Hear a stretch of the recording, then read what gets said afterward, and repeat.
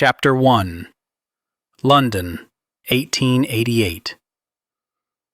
Michael Tremaine, the fourth Marquess of Falconridge, had always maintained, both publicly and privately, that Jane Austen had the wrong of it.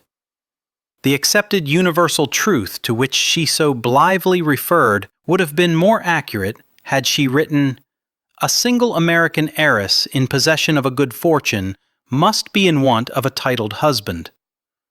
Studying his reflection in the cheval glass, Michael was none too pleased with what greeted him, but only because he tended to delve below the surface.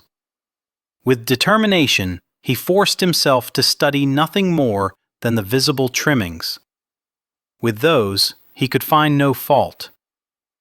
Head purchased his formal clothing silver waistcoat, white starched shirt, silver cravat, black silk trousers, and black patent leather shoes expressly for this important occasion.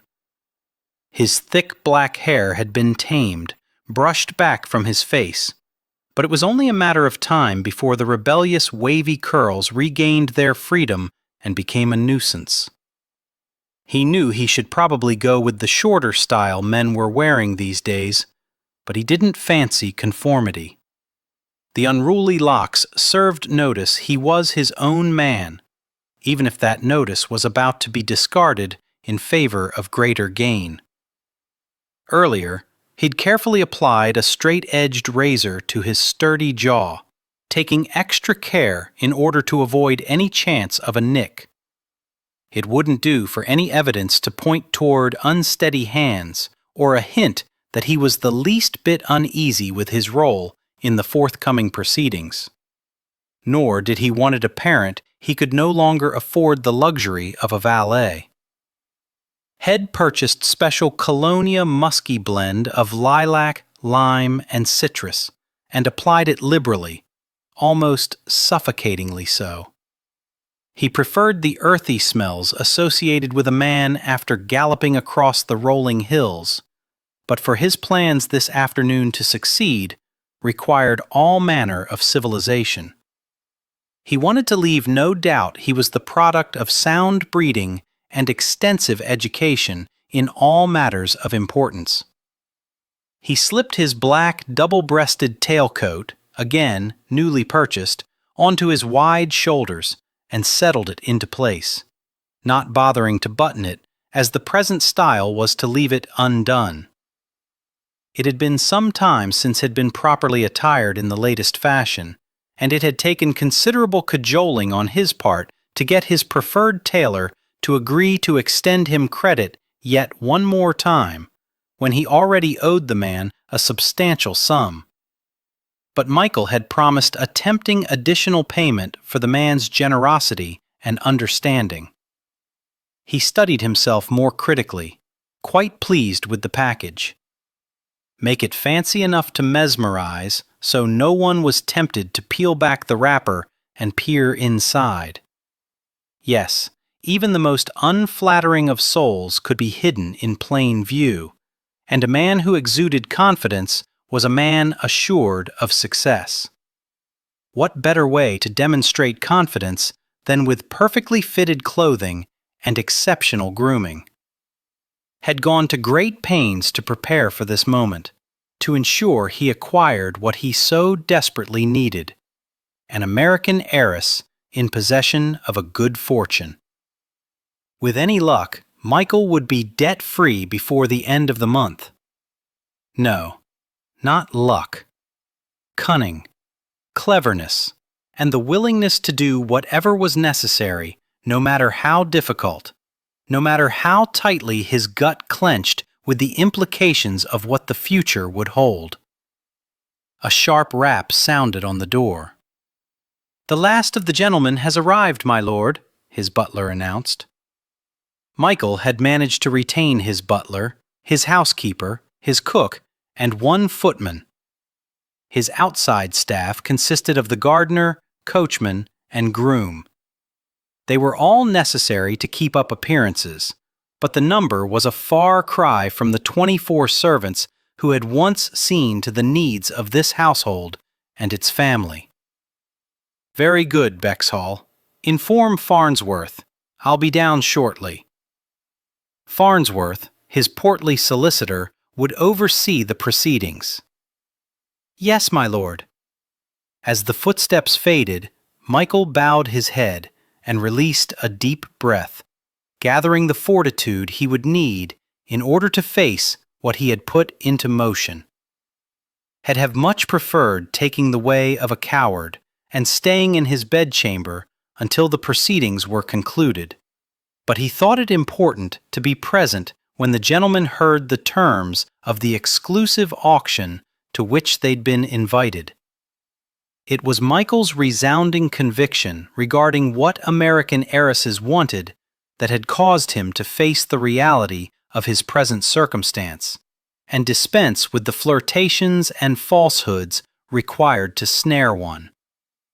Had accepted the truth of the matter and stopped dancing around it. He was selling.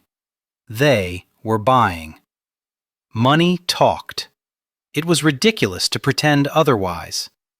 Besides, courtship required a great deal of effort and was fraught with the possibility of failure. Even if he met success with his wooing, he would eventually have to meet with the heiress' father, obtain his permission to marry his daughter, and then spend days, possibly weeks, hammering out the tedious details of the settlement, its final outcome questionable from the outset. He had no assurances when he began his courtship endeavor. Again, a long and tedious undertaking, that his efforts would be well worth his while. Quite simply put, he found the entire practice of winning a lady over to be a great deal of bother, with no guaranteed satisfactory outcome. It was a gamble. Any venture involving the fairer sex was always a gamble. Case in point, his trusted friend, the Duke of Hawkhurst, had expended a great deal of effort into winning the affections of the wealthy American heiress, Jenny Rose, only to find himself married to her chaperone, after creating a scandal that had nearly ruined them both. And the Earl of Ravensleigh had been reduced to betraying his longtime friend and his sister in order to protect his interests in Jenny Rose, his betrayal adding fuel to the scandal. Michael had no idea where the man was now, nor did he care. At present, he was much more concerned with his own plight. Lifting his head, he met his gaze, as green and hard as emeralds, in the mirror and squared his shoulders. "You've no other choice, old man. Let's get to it, shall we?"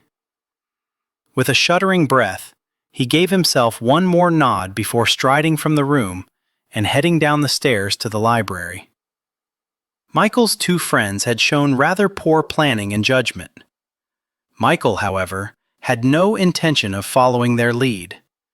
Not when success could easily be predetermined with a bit of forethought, preparation, and the careful arranging of key players. Hence the exclusive auction to be held within his library that afternoon. Americans were known for wanting to outdo each other. He hoped to provide them with ample opportunity to do just that. Place an item before them and let them fight over it. If all went as expected, Michael would be the victor, with enough funds to do whatever he damned well pleased. The footman opened the door to the library just as Michael arrived. He strode into the room, a man refusing to reveal what the next few moments would truly cost him. 5 gentlemen rose as one from the chairs, circling the massive mahogany desk. His solicitor stepped away from the tea service set off to the side. "My lord," Farnsworth said, with a slight nod, "I was about to pour tea for our guests. Allow me the honor of introducing them first." The only thing Michael truly noted about the gentlemen was that each wore success as though it had been tailor-made, each stitch hand-sewn with the wearer in mind. Resentment welled within him, but he knew it didn't rise to the surface, wasn't visible in his face or his eyes. He'd had years to perfect the art of not revealing his thoughts or feelings. He was a selfish bastard where they were concerned. he shared them with no one. "My lord, allow me the honor of introducing Mr. Jeffers of New York. His interests lie in railroads," Farnsworth said. Michael paid little attention to the rest of his solicitors' glowing praise for the man standing before him, because Michael had already researched and read the reports provided by both Farnsworth and a private investigator Michael had hired, with the promise of an enticing payment once all business was concluded. He knew exactly who he'd invited to this affair, their worth, and their daughters. "I had the honor of dancing with your daughter, Leonora, earlier in the season. Lovely lady. Face like a horse, but in a darkened bedchamber, all women look the same." Jeffers had two other daughters, Melanie, who had recently married, and Emily, who would be joining the ranks of eligible heiress next season, if rumors were to be believed. "Thank you, my lord. She takes after her mother," Jeffers said, which said a good deal about Jeffers' taste in women. They ran along the same lines as Michael's wealth over beauty, because he knew the man's wife had brought the money into the family, which helped to give Jeffers the initial funds to invest in railroads. If love had entered into Jeffers' decision at all, Michael would gladly eat his recently purchased jacket. "My lord, Mr. Blair of Boston. His passion is hotels and horses. And his daughter, Elizabeth, from all accounts. With only one daughter, he had but one chance to move into aristocratic circles.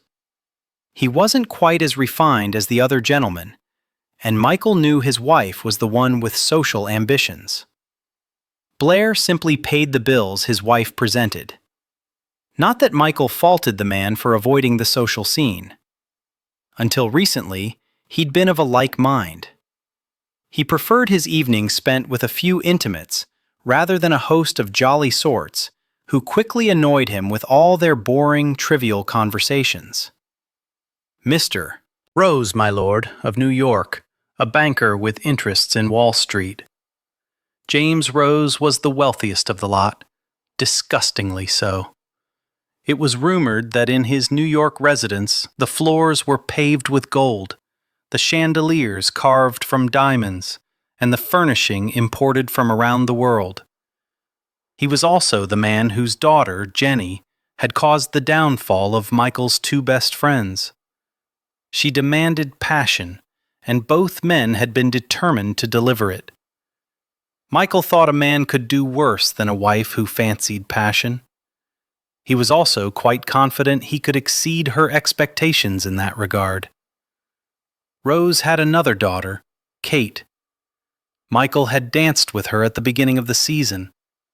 Her hazel eyes had sparkled that evening. On another occasion, he'd had the opportunity to play a game of lawn tennis with her. She'd smiled and flirted, albeit only a little. But he'd been left with the impression she'd make some gentleman a fine wife, as long as that gentleman could shower her with the one thing she demanded: love. Michael's one experience with the emotion had taught him that it brought excruciating agony. Why any woman would desire it was beyond his reasoning, and he certainly wasn't a man capable of delivering it. Mr. Keene, Wall Street. Michael was barely listening as he moved farther down the line of expectant fathers. He knew Keene had invested heavily and invested well. The man did nothing by half measures, even procreation.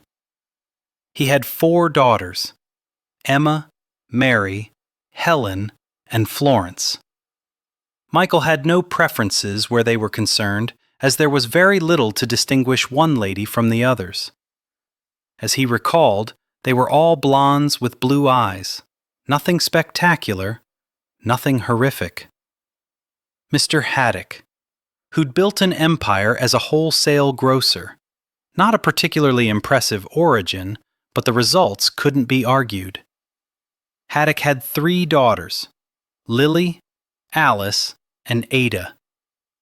Although Michael had yet to meet them, anyone would do nicely. They met his one requirement. They'd chosen their father well. "Gentlemen," Michael said, "I'm pleased you were able to join us this afternoon. I know your time is valuable, and I won't take any more of it than necessary. Although, Mr. Farnsworth, I do believe the occasion calls for brandy rather than tea. See to it before we begin." As unpatriotic as it might seem, Michael didn't understand the English fascination with tea. Unlike his opinion of Austen, however, he'd never publicly revealed his distaste of the flavored brewed concoction. There were some opinions, after all, for which an Englishman might not be forgiven for possessing. Michael glanced over his shoulder. "Nothing for me, Mr. Farnsworth." He wasn't certain his knotted stomach could handle anything at the moment. With one more nod toward his guests, he walked to the window that looked out over the well-manicured garden. His title had bought him extended credit that had allowed him to keep his London residence from displaying his decline into poverty. But he knew he'd reached the end of all men's generosity. With a sigh, he clasped his hands tightly behind his back. His part of the performance was over for the moment. He heard the chair behind the desk scrape across the wooden parquet flooring as Farnsworth took his seat. Michael was aware of the sounds of other creaking chairs as the fathers sat. The moment he'd been meticulously preparing for was beginning. He was about to auction off that which he valued most. He listened with vague disinterest as Farnsworth carefully explained the value of the item. Michael had no reason to pay attention to the details because he was intimately familiar with it and knew precisely its worth. Facing away from the gentlemen sitting in thick leather chairs before the desk allowed Michael not to reveal that he knew Farnsworth was embellishing the truth surrounding the item's value. It also allowed him not to disclose what he thought of the embellishments. It would not do to give away too much too soon. In some respects, the item being auctioned was worth very little, and yet, at the same time, it was worth everything. The odd thing was that Michael was the only one who knew what was truly being auctioned. Even Farnsworth, with his flowery, pro-scene comparable lineage, highly coveted, incredible legacy, had absolutely no clue.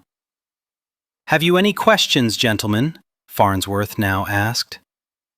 Naturally, there were none, as the man had done an exceptional job at not only describing what was being auctioned, but explaining how this unusual auction would be handled. Behind closed doors, with as much dignity as possible, in complete secrecy. But for Michael, the dignity was an illusion, a pretense, something that after this meeting he would never again possess in truth, but would only possess by appearances. Yes, he could appear dignified on the outside, even if he had not a shred of dignity within him. "Very good," Farnsworth said. "To simplify matters, the Marquis has approved all amounts to be bid as American dollars, since that is the currency with which you gentlemen, as Americans, are most familiar." Hearing the gavel banging on the wooden block resting on the desk, Farnsworth did have a penchant for theatrics. Michael took a deep breath, closed his eyes, felt his fingers biting unmercifully into his hands, and waited. He wanted to cancel the auction, wanted to explain that its arrangement had been a farce. He didn't want to part with... "The bidding may begin, gentlemen," Farnsworth prompted, daring to reveal a bit of his irritation that amounts hadn't been immediately forthcoming. A moment of hushed quiet ensued, as though all breaths were held. 1,000, 2, 5, 10. "Gentlemen, please," Farnsworth said, interrupting the bidding. "The Marquis will settle for no less than 100,000 for so highly a prized commodity." As the silence resumed and stretched, Michael considered facing them, daring them not to hold their purse strings quite so tightly. But in the end, he stayed as he was, fearing they would see in his eyes the desperation that had brought him to this moment of auctioning off the only thing of value that remained to him. If they knew the truth, he'd lose his advantage. 100,000, a voice finally uttered. 200. 5. Damnation, a voice he recognized as belonging to James Rose growled, for the first time since the bidding began. We could be here all day at this rate. 1 million. Michael felt as though he'd taken a blow to the chest. Good God! He'd hoped for half that. 2 million, someone else ground out. Michael's knees actually weakened. 3. 1 million, Rose stated emphatically. I'm afraid, Mr. Rose, we've surpassed that amount, Farnsworth said, and Michael could hear the almost giddiness in his solicitor's voice, since they had agreed 5% of the final accepted amount would find its way into his pockets. 1 million, Rose repeated, per annum as long as my daughter remains his wife. And as she has only just reached her 20th year, I believe the Marquis is looking at a rather substantial amount in the long term. Into the silence following that generous and unprecedented offer, Farnsworth finally spoke after clearing his throat twice, although his voice still warbled with excitement. 1 million per annum is the current bid. Does anyone wish to better it? And if she dies in 6 months, 1 million is all he gets, while I'm willing to pay 3 million up front, now. Damn it, Jeffers, Rose began. He does have a valid point, Farnsworth interrupted. A bird in hand and all that. All right then. 5 million up front with 1 million per annum to begin in 5 years. It was all Michael could do to remain standing. Farnsworth cleared his throat. Do I hear a better offer? Michael heard quiet murmuring, an oath, a groan, and finally, silence. Very good, Farnsworth said. Mr. Rose, you have purchased your daughter a very nicely titled English lord. And with that, Farnsworth pounded the gavel one last time, and to Michael, it rang like a death knell. Congratulations, sir, Farnsworth boomed. Gentlemen, it has been a pleasure to conduct business with you. I shall escort the rest of you out of the library, as I'm certain Mr. Rose would like a few moments alone with the Marquis. Listening as the small gathering took their leave, Farnsworth at the helm, Michael stayed as he was, schooling his features not to reveal any of the emotions he was presently experiencing. Relief, loss, mortification that his desperation had led him to this resolution.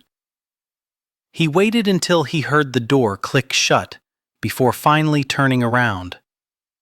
Rose had moved from the chair to the edge of the desk, sitting on its corner, his eagle-eyed glare focused on Michael.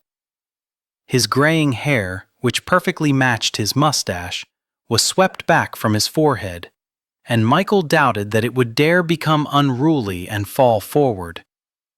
It was strange to find himself facing a man who actually had the misfortune of appearing kind, but it was well known he had the ruthlessness of a lion.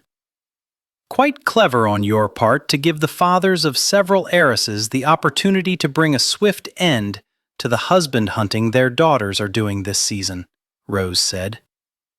I merely faced reality, Mr. Rose. We can dress the whole affair up with fancy balls and dinners, but we, gentlemen, all understand we are engaged in a business venture. I merely recognized what is being sold and was quite confident exceptional fathers were wise enough to acknowledge the truth of what they were buying. You Americans are purchasing titles. We Brits are selling them. Money means nothing to me, Falconridge. easy enough for a man to claim when he had an abundance at his disposal. "My family means everything," Rose continued. "I promised my wife our daughters would marry nobility." He shook his head like one of the bison Michael had seen at the zoological gardens. "Don't know why she got the bee in her bonnet that's what she wanted. But there you are. It's the reason I paid an unreasonable amount to secure you as a husband for my Kate. Nothing is more important to me than seeing to my wife's happiness." Michael's stomach, if at all possible, tightened more than it had before the auction began. He was surprised he didn't double over. "If I may be so bold, sir, I believe Jenny and I would be better suited." Passion he could deliver. Love he could not. Rose seemed to consider that possibility, then shook his head again in a sorrowful gesture. "My wife has her heart set on Jenny, as the older, marrying a duke. There's one who's shown some interest. It's Kate for you or nothing." Michael bowed his head in acquiescence.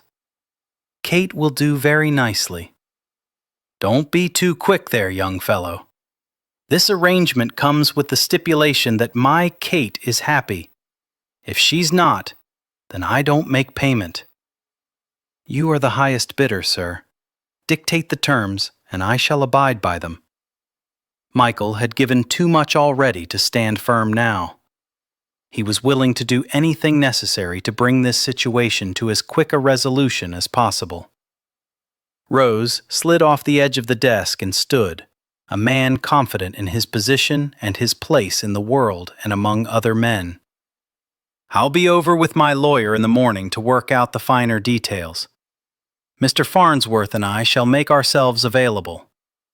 He watched Rose stride from the room. Then he turned back to the garden, bowed his head, closed his eyes, and fought the need to call Rose back, to cancel the bargain struck. But instead, he stayed as he was, his hands balled into fists, his chest tightening with the acceptance of what all of this was going to cost him. He'd not auctioned away his title. He'd auctioned away his pride for a woman who had never loved him, and another woman who never would. Chapter 2. Standing in front of the mirror while her maid fluttered around her like a nervous butterfly, Kate Rose had little doubt that her mother, if she set her mind to it, could convince the Queen of England that the devil himself would make a suitable addition to the royal family. After all, her mother had succeeded in convincing all of London that the Marquess of Falconridge was so besotted with her younger daughter that nothing would do except for their marriage to take place as hastily as possible. And her mother, who had never doubted both her daughters would marry an aristocrat in very short order after arriving on English shores, was fully prepared to arrange a most spectacular wedding in less than 2 weeks. No reading of banns, but with the securing of a special license. Expense was no object, and, as Kate was well aware, a bottomless well of gold can ensure the acquisition of anything. Kate's wedding gown, a Worth masterpiece, had been designed by the master himself in the spring when he'd worked so diligently to complete Kate's $20,000 yearly wardrobe. Lavish invitations for the fashionable afternoon wedding, with a dinner to immediately follow at the home of the bride's parents, had been sent. A church and archbishop had been secured. American Beauty roses filled the sanctuary. Small white baskets of dark red petals awaited the guests so they could shower the bride and groom when they took their final leave. The entire affair had come together so quickly and so smoothly because Kate's mother had known, just known, that her daughter would catch some lord's fancy, and here the Marquess had been appropriately swept off his feet. All so romantic and incredibly thrilling. Kate and her soon-to-be husband were the talk of London, their romance having blossomed right beneath everyone's nose, with no one noticing. Oh, what a secretive fellow the Marquess of Falconridge was. So secretive, in fact, Kate hadn't encountered him since quite early in the season. The last time their paths had crossed was during an afternoon tea with sporting activities that her sister Jenny had arranged. Kate had soundly beaten Falconridge at a game of lawn tennis. She'd not seen hide nor hair of him since. Not very sporting of him, really. Perhaps he thought she was too busy preparing for her extravagant wedding to give him any time. Or perhaps, as she suspected, he was much more interested in the settlement agreement than the bride. Clever fellow had no doubt realized what other lords had yet to learn. He need only approach the mother in order to acquire the daughter. The Rose girls had understood at an early age that when it came to their marriages, their mother would have her social ambitions realized. It might seem a strange thing to some that Kate had not even been asked her opinion on the matter of the selection of her husband, but the reality was that her overbearing mother was determined to have her way, and she was not the only American to insist her daughter settle for nothing less than a titled husband. And what mother wanted, mother acquired. What choice did Kate have, really, except to honor her mother's wishes? She had no proven skills, and without her mother's benevolence, no funds. Rebelliousness would result in her being cut off without a penny to her name. Quite honestly, life on the street held no appeal. She was spoiled. She knew it. Now she was paying the price for that spoiling. As her maid set the veil in place with a circlet of tiny white roses, Kate couldn't help but be impressed by her mother's grand production. Kate had been informed of every detail, including the fact the Marquess wanted to marry her. The man couldn't even be bothered to ask her, not in person, not even in writing, almost as though he considered her inconsequential to the entire arrangement. Her parents arranged the damned marriage. They spoke with the blasted Marquess. He spoke with them, and now, here she was, staring at her reflection in the mirror, her complexion almost as white as her bridal gown. "You don't have to do this, Kate," her sister said quietly from behind her. Jenny, who still fiercely held on to her independent streak, would think that. Kate almost pitied her, because she knew a day would come when her unconventional nature would be squashed beneath her mother's aspirations. As for Kate, the squashing had happened quite painfully 3 years earlier. "It doesn't matter, Jenny." "But you wanted love." "Love is forever lost to me." "Dear Lord, Kate, don't be so melodramatic." "You don't know that." "Yes, I do. Wesley got married." Kate had never before voiced those words aloud, and the unexpected pain at hearing them, of giving them credence, bringing them into the world of reality, nearly brought her to her knees. Tears stung her eyes, and she wound her arms around her waist to try to hold herself together. She didn't see Jenny move, but suddenly she was standing before her, hugging her tightly, dismissing her maid with a few quietly spoken words. "Oh, Kate," Jenny said softly, once they were alone. "Is this the reason you've been so melancholy of late?" "Melancholy? Is that what you call it when all the joy has been stripped from your life?" "Oh, Jenny, I've been nothing short of devastated. His marrying was the final betrayal, the last nail pounded into the coffin of my happiness." "Oh, Kate, it's not as bad as all that." "It's 1,000 times worse. Why didn't you say something?" Shaking her head, her chest tightening with grief, she allowed Jenny to lead her to a nearby chair where she promptly collapsed. Jenny knelt in front of her, took her hands, and looked up at her with tears of sympathy swimming in her green eyes. "Oh, darling sister, I'm so frightfully sorry. From the moment Mother tore Wesley from my life, I thought if I showed absolutely no interest in anyone, if she saw how miserable I was, she'd relent. She'd consent to my being with him." The tears warming her cheeks cooled as they rolled to her chin. "Jenny, he didn't wait. I've been tormented, wondering if Mother was right. What if he didn't love me? What if he never loved me?" "Of course he loved you, silly girl," Jenny said sternly. "You mustn't think otherwise. But you can hardly blame him for moving on with his life when absolutely no hope was given to him. Mother would never approve you marrying the third son of a viscount." Kate laughed bitterly. She'd never even approve me marrying a viscount. Her mother was impressed only with dukes and marquesses, much closer to royalty than any of the others, as far as she was concerned. When did his marriage happen?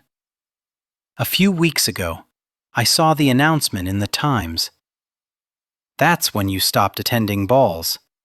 Kate nodded. How could I be jovial, flirtatious, when all I wanted was to curl into a ball and weep every minute of every hour? "I wish you'd confided in me." "What could you have done? Nothing would change the fact he is permanently denied to me." She squeezed her sister's hand.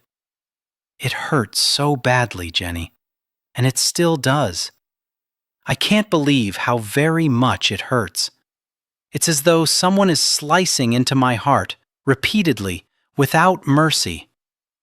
I loved him with every fiber of my being. I still do, and it only makes everything worse.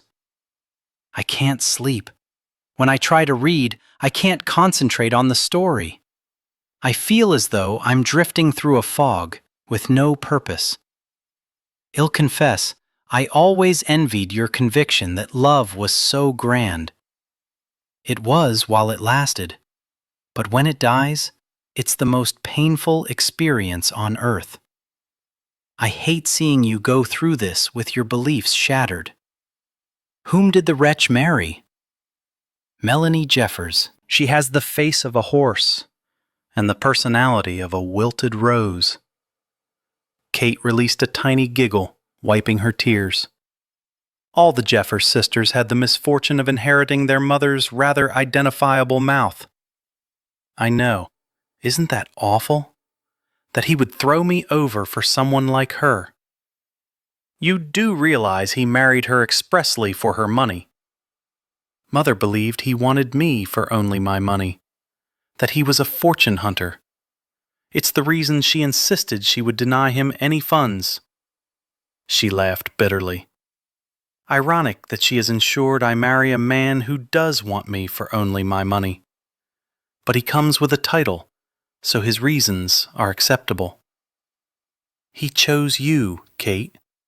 There's something to be said for that. He could have asked for the hand of any American heiress, and he asked for yours. Has he even spent a total of 20 minutes in my company?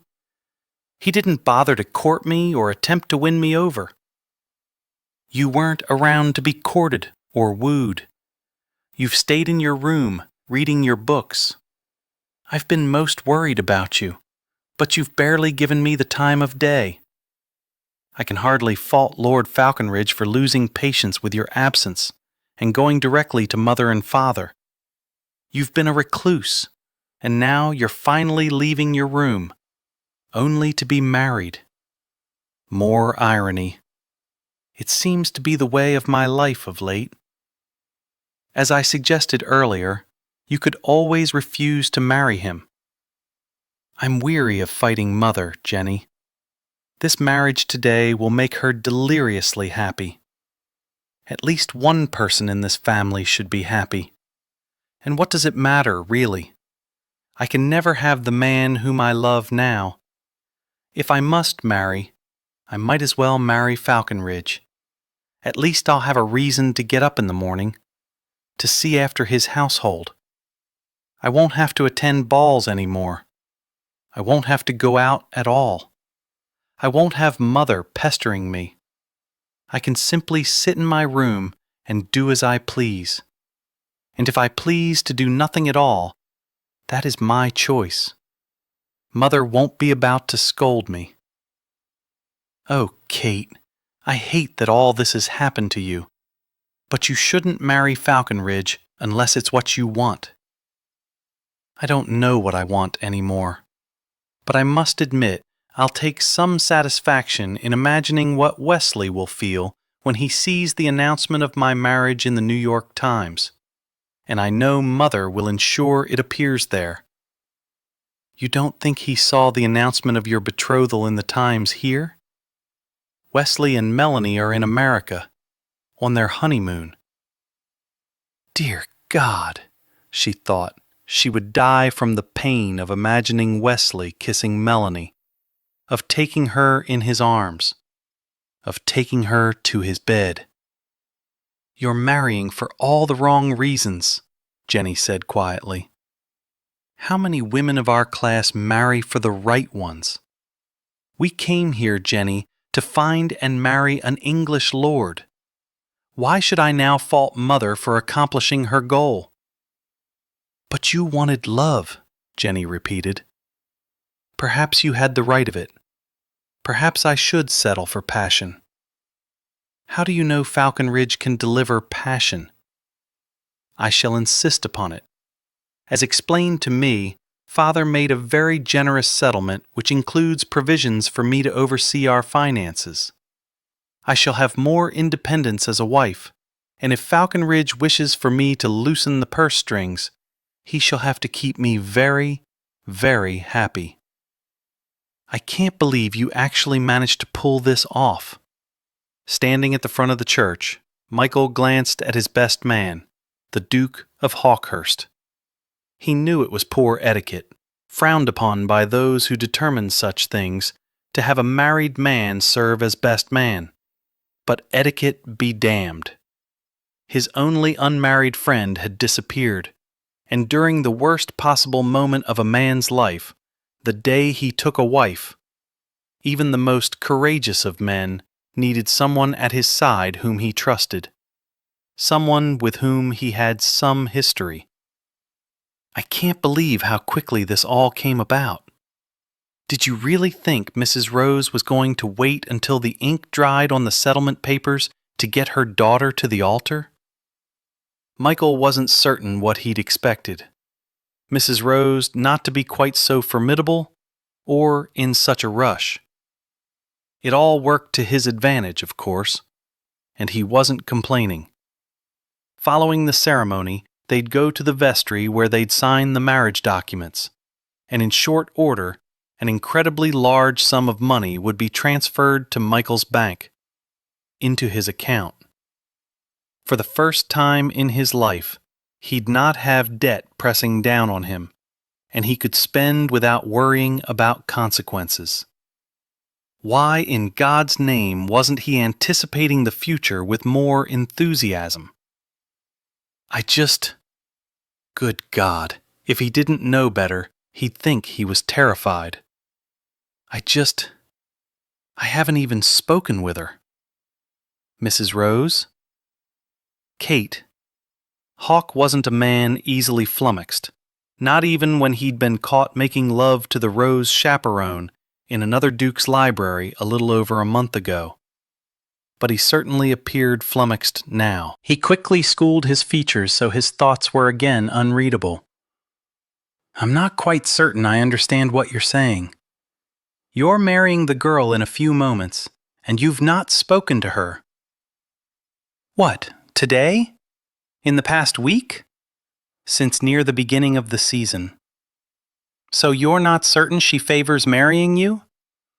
I assume would not be here if she didn't. Good God, man! You don't know her mother if you believe that. The stories Louisa has told me. I admire her immensely for being willing to help the family secure a duke for Jenny. You'd admire her in any case. You love her. Yes, he said quietly. I do." Michael watched as Hawkhurst's gaze shifted to the third pew where his wife sat, her gaze never wavering from her husband. All these years, Michael had paid little attention to the Earl of Ravensleigh's sister, had assumed Hawk had done the same. What an amazing turn of events.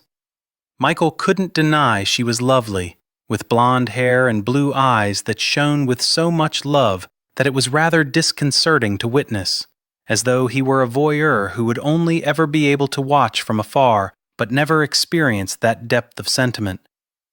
He found himself wondering if his wife would ever look at him with half that much affection. He cursed himself for even entertaining such ludicrous thoughts.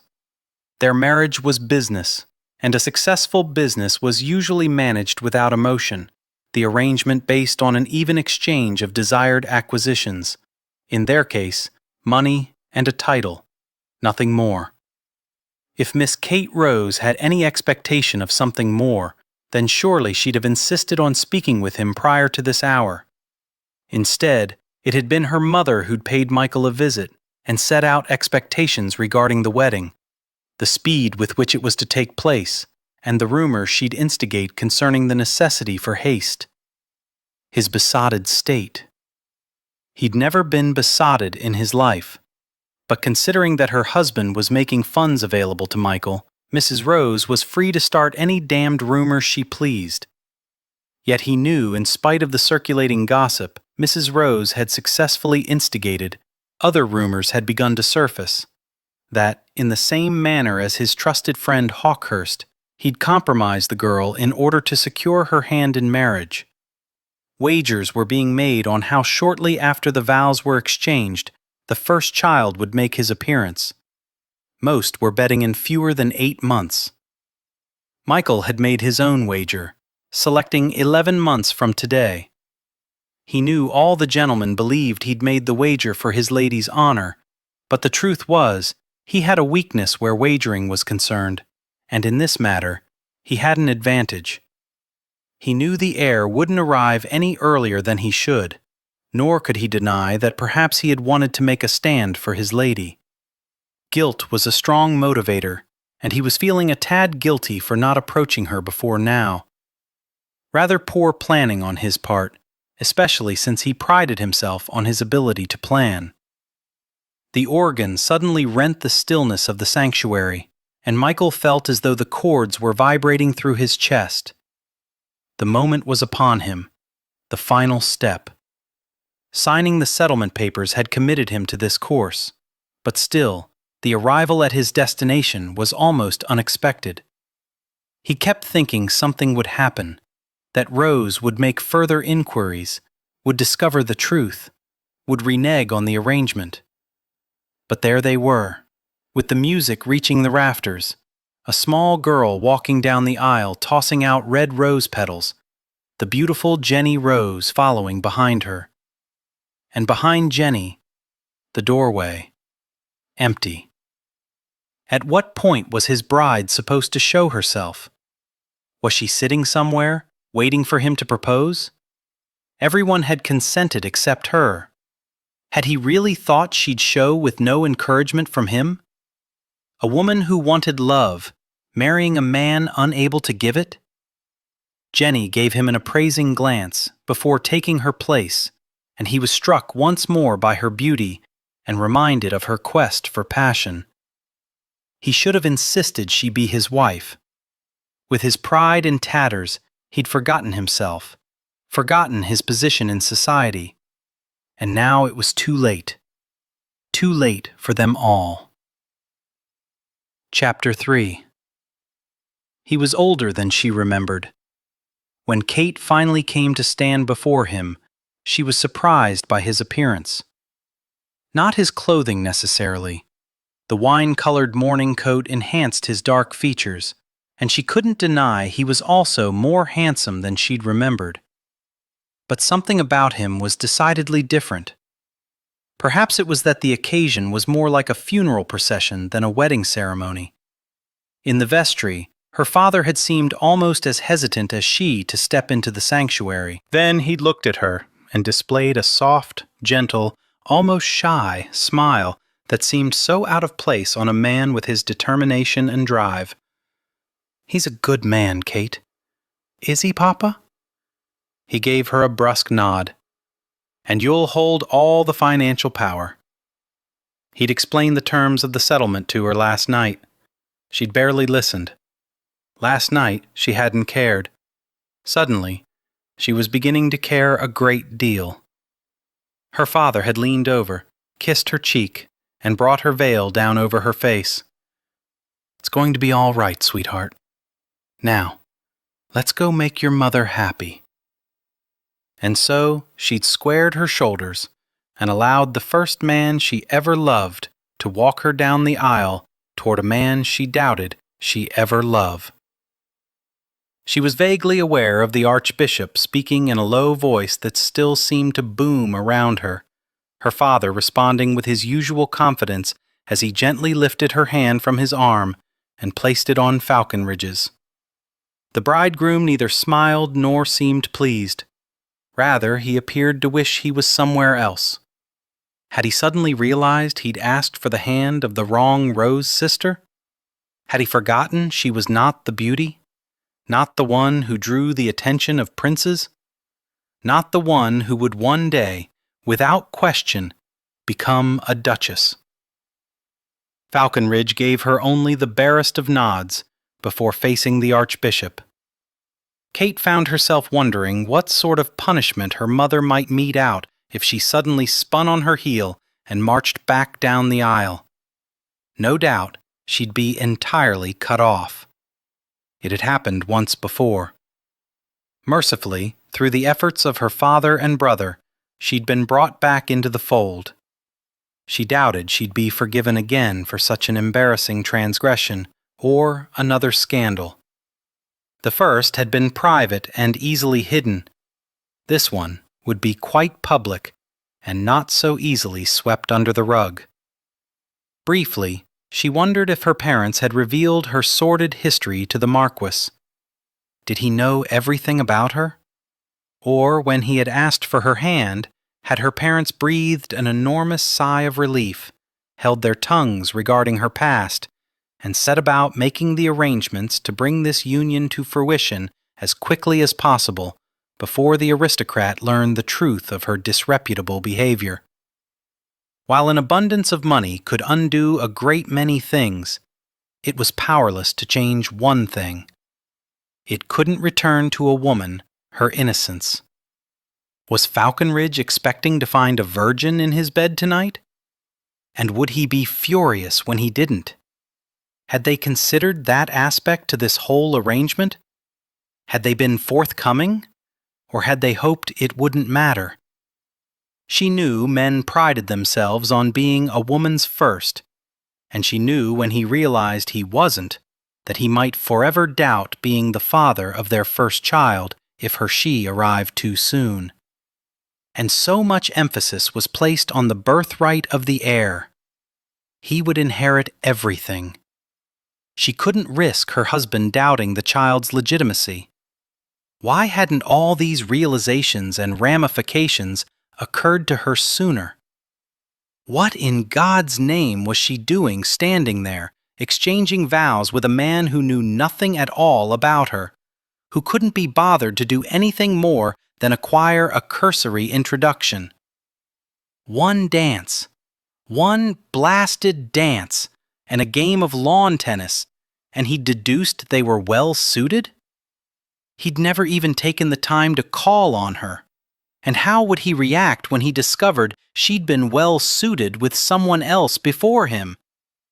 Would he respond with heated anger or cold fury?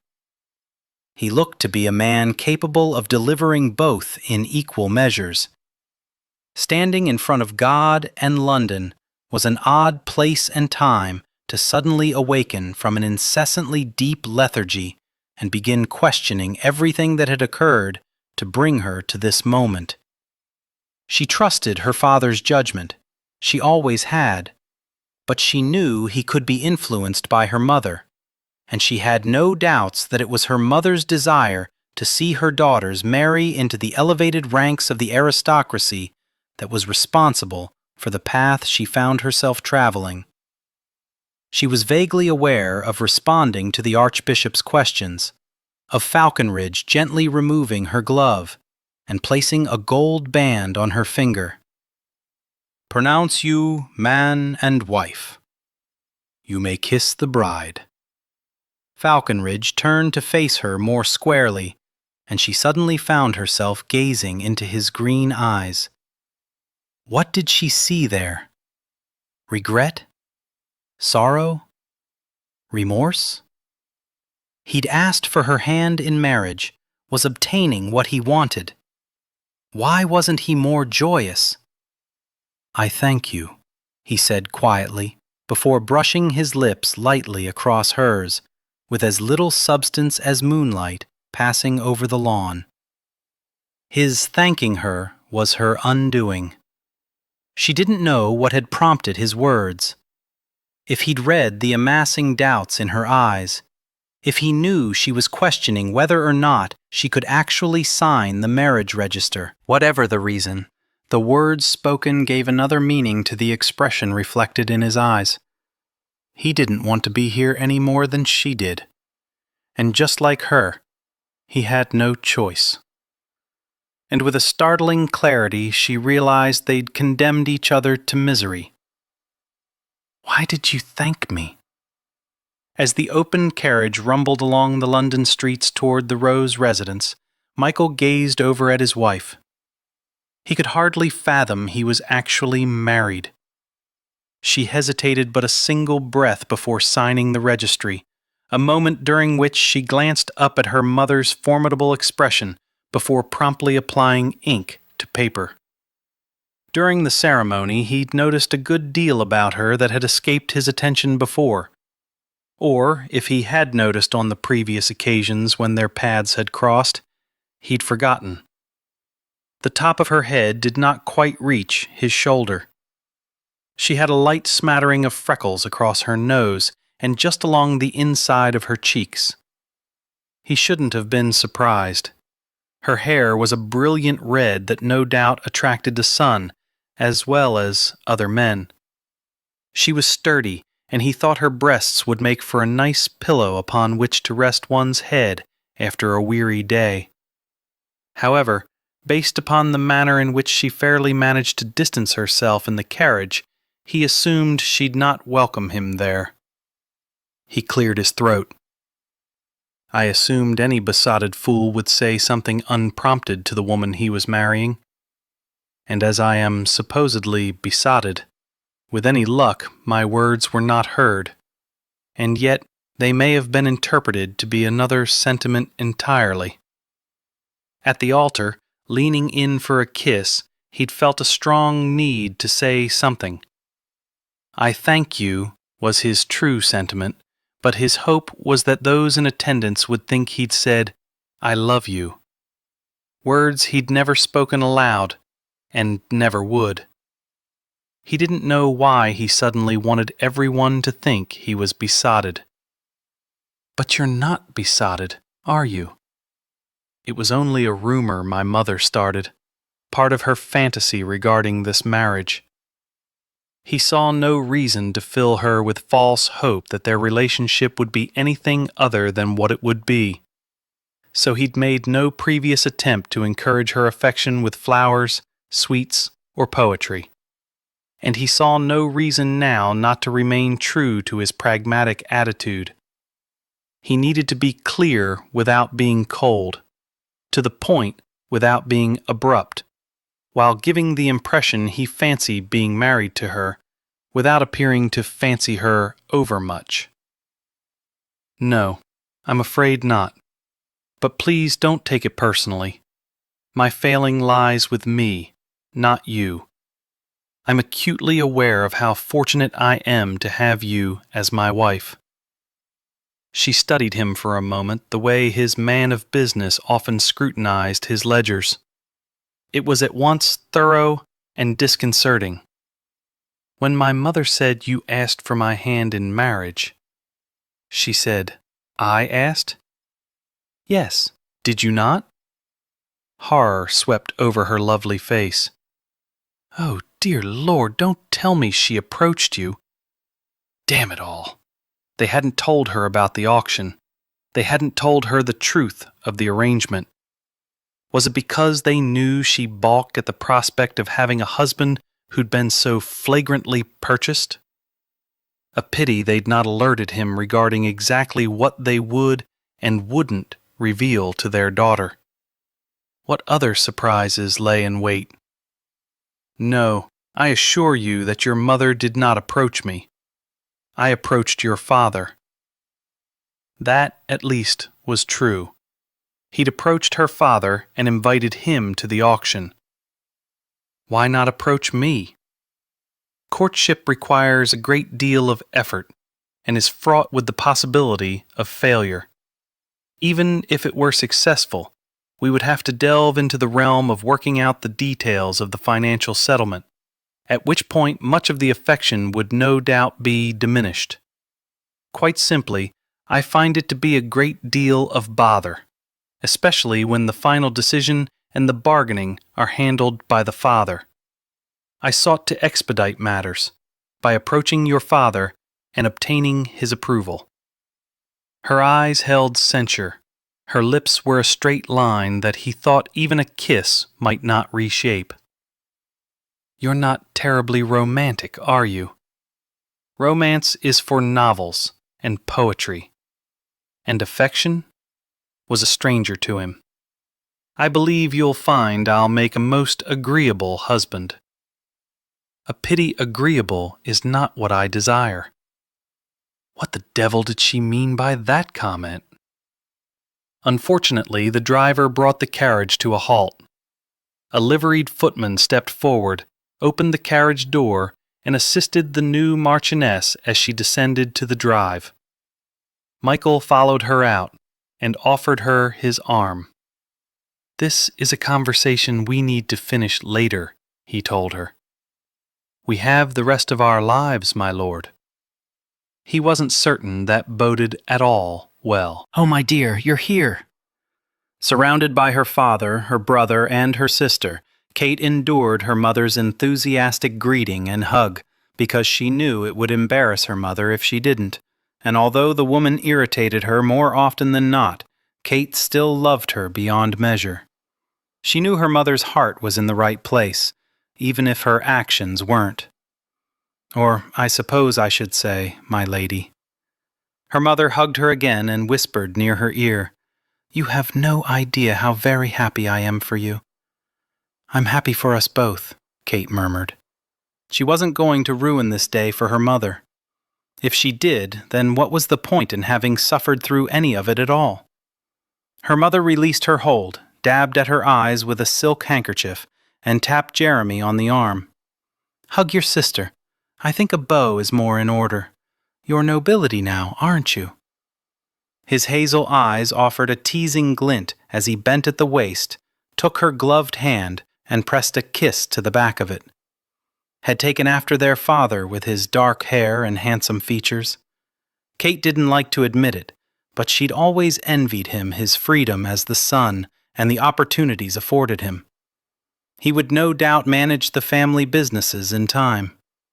As though deciphering her thoughts, he winked at her and said, "It's damn close, Kate, damn close to ruling an empire." "You're ruining the moment," Jenny said, shoving playfully on his shoulder, before taking Kate into her arms. "I think you're the loveliest bride this season. Only until the honor falls to you," Kate said. "Not this season." Jenny turned to Falconridge. "My lord, welcome to the family." Falconridge bowed slightly. "It is my honor and privilege." "An honor all the way around," her mother said, before facing the crowd in the parlor. "Everyone! Lord and Lady Falconridge have arrived." Enthusiastic clapping resounded throughout the room. Kate was suddenly very much aware of her husband standing beside her. Her husband. Why was it that the phrase was suddenly so shocking? "Smile, sweetheart," her father said in a low voice. "Remember my words in the vestry." In the vestry, right before they'd entered the sanctuary, When she'd begun to shake, he told her that he loved her, and then dared to promise her she'd be happy. Her father had never in his life gone back on his word, although she thought he might be overstepping his bounds with this latest vow. How could he promise what he wasn't the one delivering? Kate forced herself to smile. I think I'm simply feeling quite overwhelmed. Jeremy, fetch your sister some tea, her mother said. It wouldn't do to have her swoon in front of our guests. A rather deplorable habit the English women have of swooning. Certainly, Mother. Kate wasn't sure if her brother was answering her mother's summons or agreeing with the assessment of swooning English women. She watched as Jeremy rushed off, cutting a fine figure as he made his way through the crowd, obviously catching the attention of several ladies. Maybe it's Jeremy who'll be getting married next, Jenny whispered near Kate's ear. And give up his wanderlust ways? I doubt it. My lord, I was surprised your mother wasn't in attendance, Kate's mother suddenly said, effectively jerking Kate's attention away from her brother and speculation regarding his love life. She wasn't, was she? Did I overlook her? No, madam, she's not in London. Why ever not? Mama, Jenny scolded, the English don't appreciate such personal questions. Besides, it's not at all unusual for aristocratic parents not to attend their children's weddings. But her son has married into one of the wealthiest families in America. Surely she could be bothered to make an appearance. She's ill, madam, Falconridge said, and Kate thought she actually heard his teeth grinding. I'm so sorry, her mother said. Is it the cancer? I'd rather not discuss it, madam. Kate saw true sympathy wash across her mother's face. I'm dreadfully sorry. Truly I am. It's such a horrid disease, she said, as though his answer confirmed her worst fears. If there is ever anything... Thank you, madam. I'll convey your concerns. But this afternoon is all about the bride's happiness. So, shall we move on to accomplishing that goal? Of course, my lord. How very noble and considerate of you to place my daughter above all else when you have your own worries. Kate cast a glance at Jenny, who simply mouthed, Be happy. If only it were that simple. Jeremy reappeared with a footman carrying a tray of champagne-filled flutes and winked at Kate. I thought we might as well get into the spirit of celebrating. He passed around the glasses, then held his aloft. To the health of my dear sister and her new husband. To the health of the Marquess and Marchioness of Falconridge. As far as Kate could tell, everyone in the room lifted their glasses and repeated the toast. Her husband clinked his glass against hers, held her gaze, and toasted. To a long life. She drank the champagne, not a sip, but a gulp. A long gulp. She handed the emptied glass to her brother. Fetch me another. The reality of what she had done was suddenly hitting her, and hitting her hard. She felt as though she were awakening from a long sleep. You have guests to greet, Kate, her mother said. I'm the bride, mother. I think we'll dispense with that particular practice. People should simply enjoy themselves. We know they wish us well, otherwise they wouldn't be here. I see no reason to be so formal. Kate. My wife has spoken, the Marquis said. It shall be as she wishes. Kate looked at him. He lifted her gloved hand and pressed a kiss to her knuckles, holding her gaze as though her eyes were the most mesmerizing in the room, when she knew they were far from it. His, a deep emerald green, were far more intriguing, while hers appeared as though unable to decide if they wanted to be brown, green, or blue, so they'd ended up being no distinct color. Rather, they were a boring dullness. She was quite quickly struck with the notion that this incredibly handsome man could have any woman in the world, and had chosen her. Why? What did he know of her?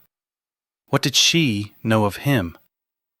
Something we tend to overlook when considering marriage is that not only do we marry the daughter, but we marry the family, Hawkhurst said drolly. Michael fought not to visibly shudder at that poignant prophecy that came much too late to be helpful. He noticed that the set was well represented by the guest list. It was the English fascination with Americans. Whether they despised, tolerated, or adored them, his fellow countrymen were always intrigued by them. "Taking them to the country estate with you?" Hawkhurst asked. "Good God, no! I'm not certain I've ever known a more forceful woman than Mrs. Rose. She's hardly circumspect in her behavior. At least you didn't have the misfortune of throwing over her daughter for the chaperone. Truly, if you hadn't honored me by asking me to stand with you, I doubt would have been invited." "She'd have invited you. Having a number of dukes in attendance is a feather in her cap, and she seems determined to collect all the feathers she can. What of your wife? They say a man can see the future of his wife by studying her mother." Michael couldn't repress the shudder that rocked him with that statement. "I'm certain Kate won't be as bad as all that. Besides, look to your own wife. Her mother was an acknowledged spendthrift. But Louisa seems to be far more conservative in her spending habits. Indeed, she's frugal, wise, and not above working if need be to make ends meet.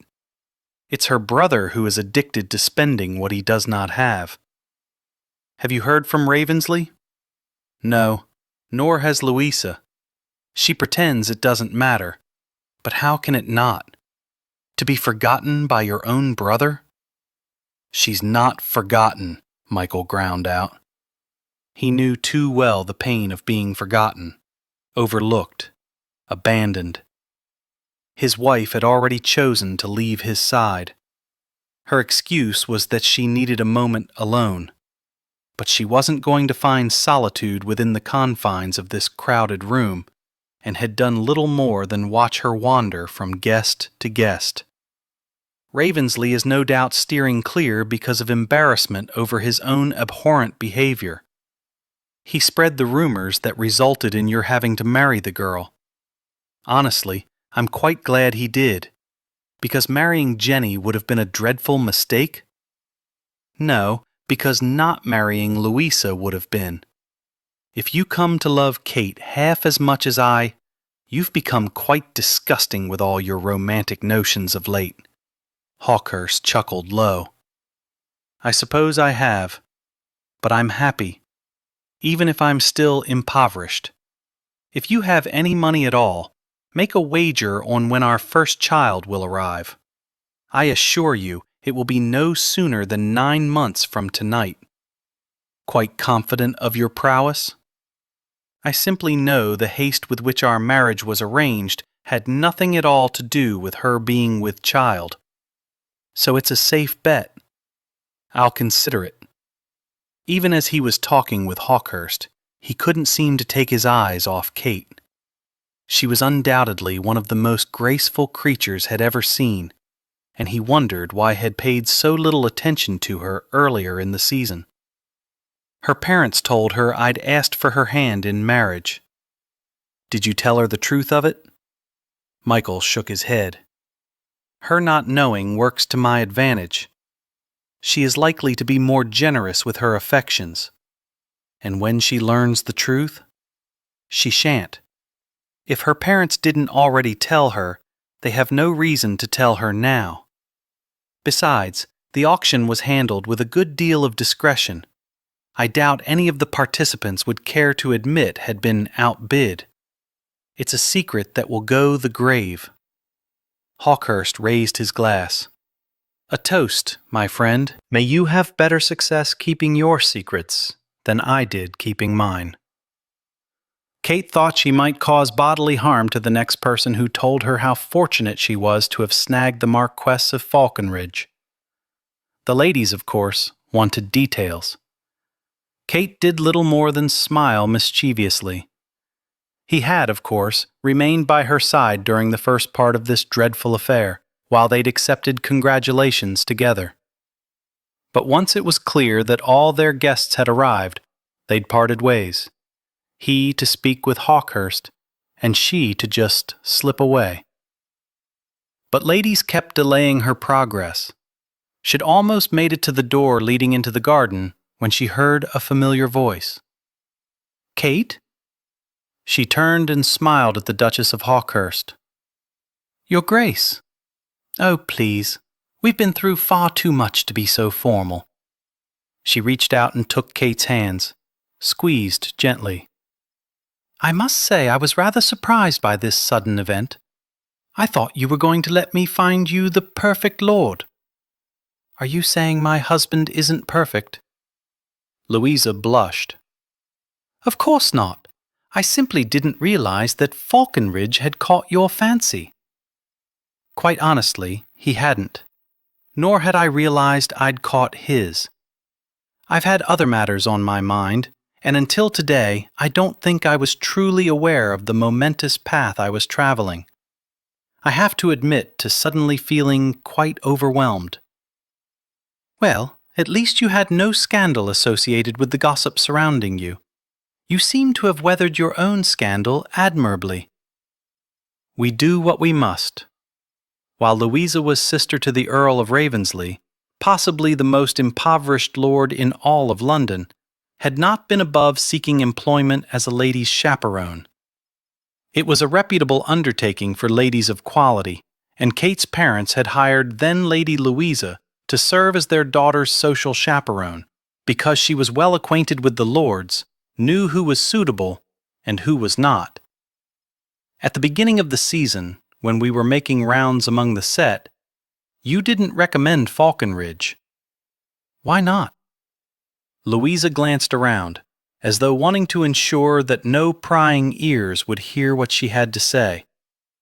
When she seemed content with their seclusion, she said, "As you know, he and my brother are very good friends, and my brother and his friends tended to stay out until all hours, engaging in debauchery.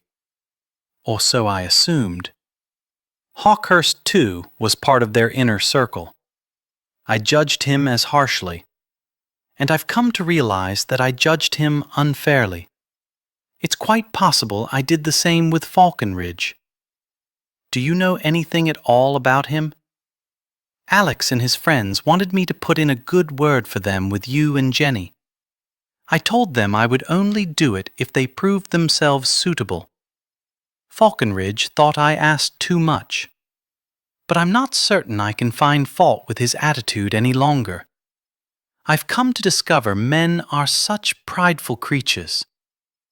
And we're not? Of course we are, but we're more capable of bending. Men tend to break. Do you believe the rumors that he's besotted with me? The Duchess glanced down. Louisa? She lifted her gaze, and Kate could see the answer in her eyes. Let me ask you this, then. Do you think there is any chance he could become besotted with me? If anyone at all has the power to steal his heart, it is you. Kate couldn't help herself. She smiled. That was very diplomatic. If I may be so bold, Kate, I worried about you while I was your chaperone. You don't enjoy the parties or the attentions nearly as much as Jenny. Perhaps marriage to Falconridge will give you whatever it is you're looking for. Kate glanced across the room to where her husband stood watching her. He lifted his glass, a silent salute. I also think you could very well be what he's looking for, Louisa said. I doubt it, Kate said, before turning back to Louisa. And unfortunately for him, he may have to learn that fact the hard way. Chapter 4. Michael had recently decided there were 3 times in his life when he needed to take extra care in preparing himself. When he was to be auctioned, when he was to be wed, and when he was to bed his wife for the first time. As he stood in his bedchamber, He couldn't help but think a little extra care might be needed for the last situation. From the moment they'd left the Rose household, following a rather unimaginative and tedious dinner with far too many celebratory toasts, a tenseness as brittle as ice had surrounded them. Neither had spoken a word as the carriage had conveyed them to his London residence. He couldn't help but believe she was as preoccupied with thoughts of the coming night as he. Every event throughout the day had been only a prelude to the upcoming consummation. All her things, including her lady's maid, had been delivered by the time they'd arrived at the residence, had taken Kate on an incredibly dull tour of the place, naming rooms as though she didn't have the good sense to properly identify them herself, introducing her to the small staff, certain her first order of business would be to increase its numbers, had taken inordinate interest in the library, making her first comment to him since their arrival. "I'd like to fill all these shelves with books." "If it pleases you," had responded. They'd remained in the library for a bit of reading before bed. Well, Head read. Head merely stared at the page in his book, wondering how best to approach her. He knew exactly how to approach a mistress, but a wife? How did one lure a wife into his bed? His mistress had required nothing more than a tilting of his head toward whichever piece of furniture he desired to take her on. His mistress had been an expert at bringing him unparalleled pleasure. But his wife, by God, he was saddled with the burden of introducing her to the ways of the flesh, and the embarrassing truth was, he hadn't a clue where to begin. Not that he wasn't well acquainted with passion, but he was accustomed to women who needed no instruction. How delicate were a virgin's sensibilities? What were his wife's expectations? Did she even have expectations? Was she aware of what passed between a man and a woman? Had her mother spoken to her? Most likely not. Certainly Michael had never received any instruction. Had gone at it with the instincts of a young stallion.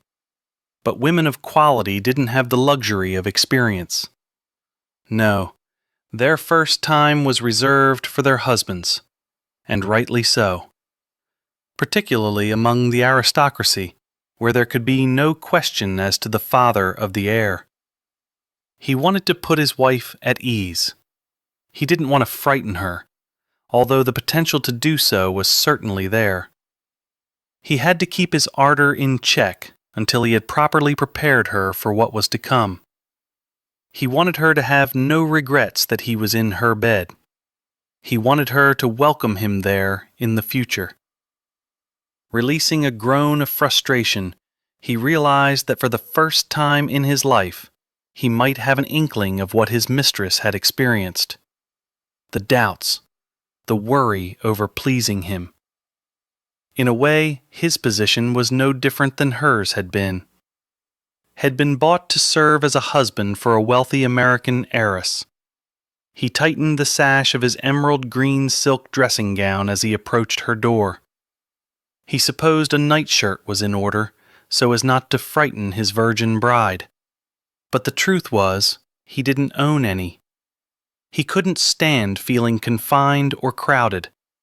It was the reason had never actually slept with his mistress, or she'd never slept with him. She knew to leave his bed once passions cooled. How fitting that with his wife, he would be the one approaching her, and the one leaving when all was done. He shook off the resentment that threatened to overcome him. Going into this venture with both eyes wide open, he had no cause to regret where he now stood. Life would be better all the way around, and he'd thank her for it. Repeatedly. While not her specifically, marriage to her and the funds it would provide would lift him from the depths of despair and poverty into which had plunged. It was time to pay the devil his due. Or her due, as the case may be. Not that he considered Kate Rose Tremaine a devil. but he certainly felt as though had made a bargain with that very creature in the form of her father. He rapped his knuckles once on the door separating their bedchambers, before opening it. The gaslights were lit. She was lounging on a chaise longue near the window, a book in her lap, a box of chocolates beside her. She was dressed for the night in a white gossamer nightgown, a shawl draped over her legs.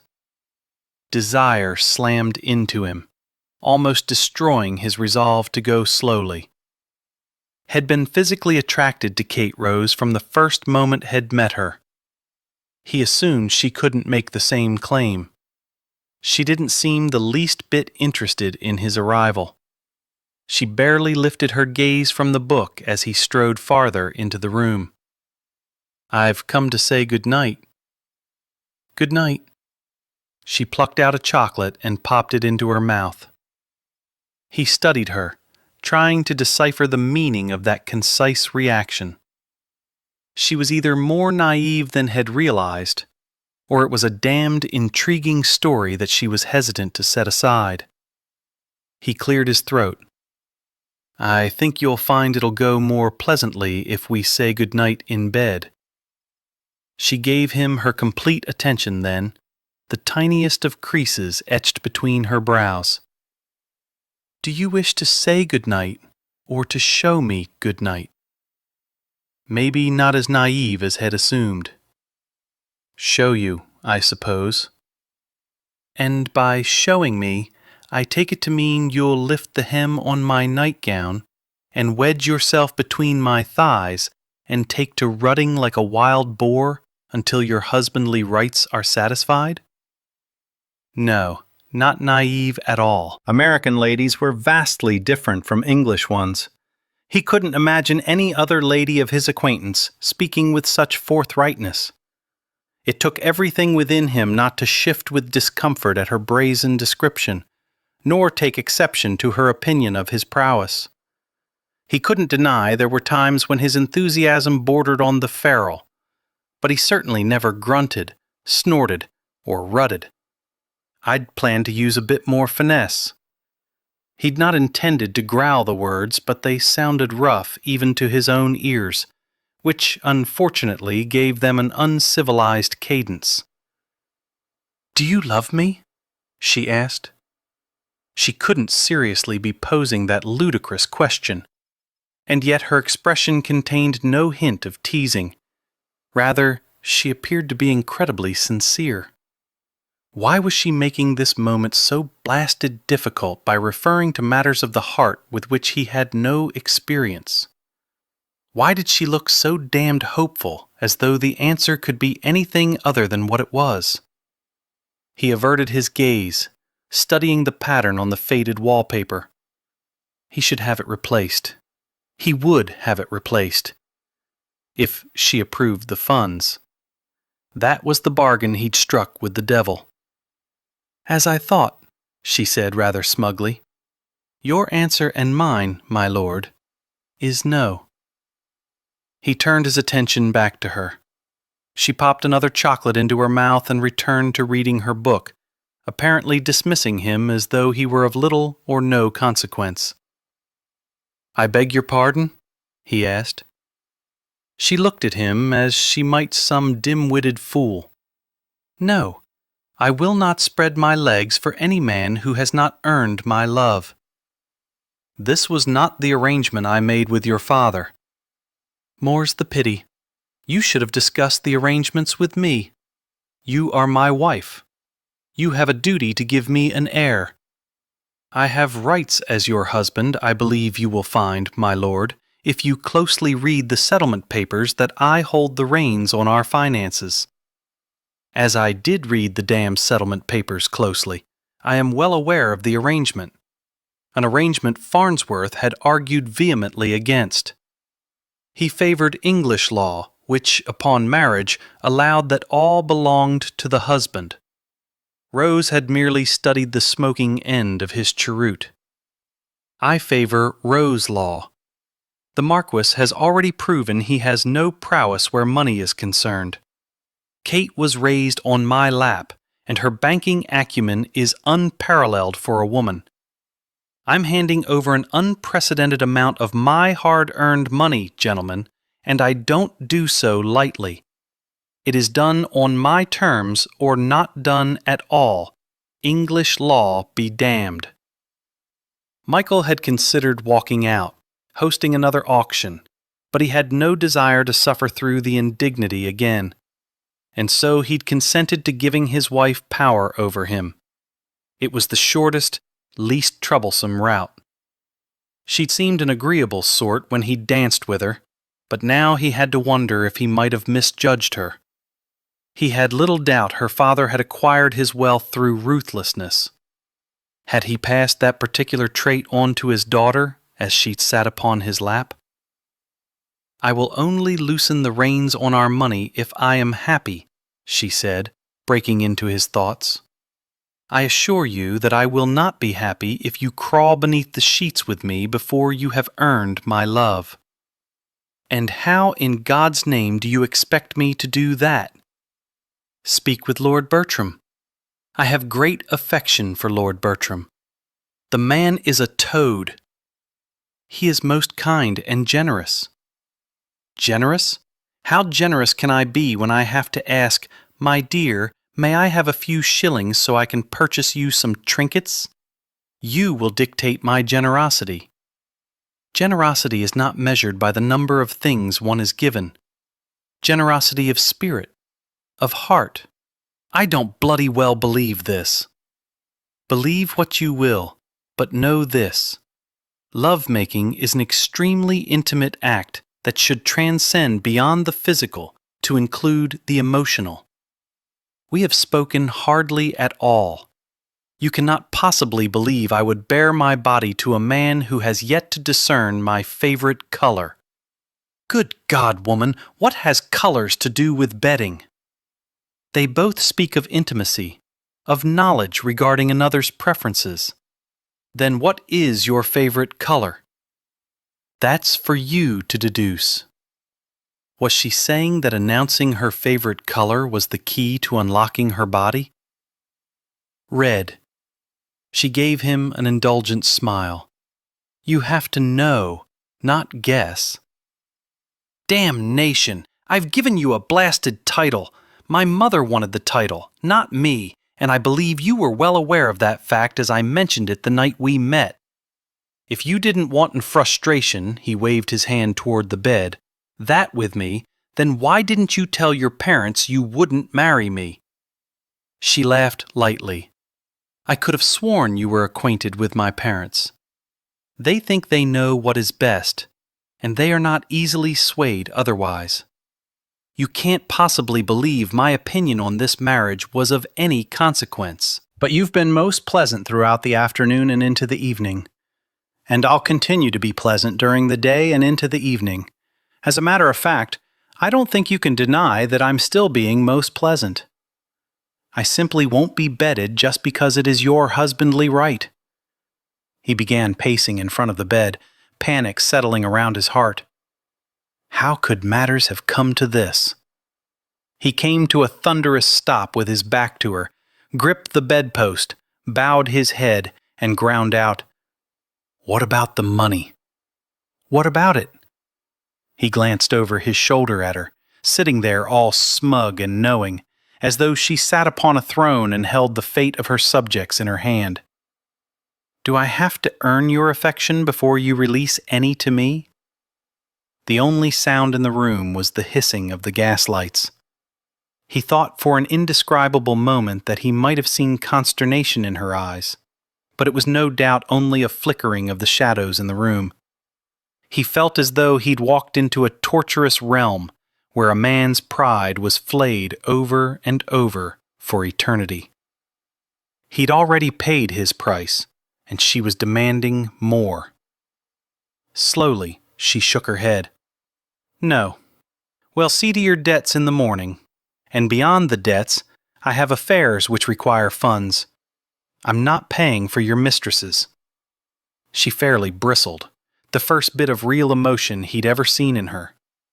As angry as he was at her, he was also pleased to see she could elicit fire as well as ice.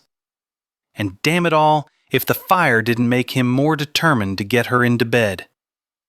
I'm not referring to those types of affairs. I was referring to personal matters. We can discuss them in the morning. He spun around and glared at her. I could spend £1,000 for 1,000 days and still have money to burn. It is that attitude, my lord, which resulted in your having to marry for money. We will not spend frivolously simply because we have an abundance of coins at our disposal. He slapped his palm against the bedpost, relishing the stinging pain that served to anchor his fury so he didn't strike out at her. This is not what I bargained for. Quite honestly, my lord, I don't give a damn.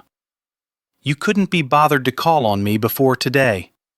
You've never even addressed me by name.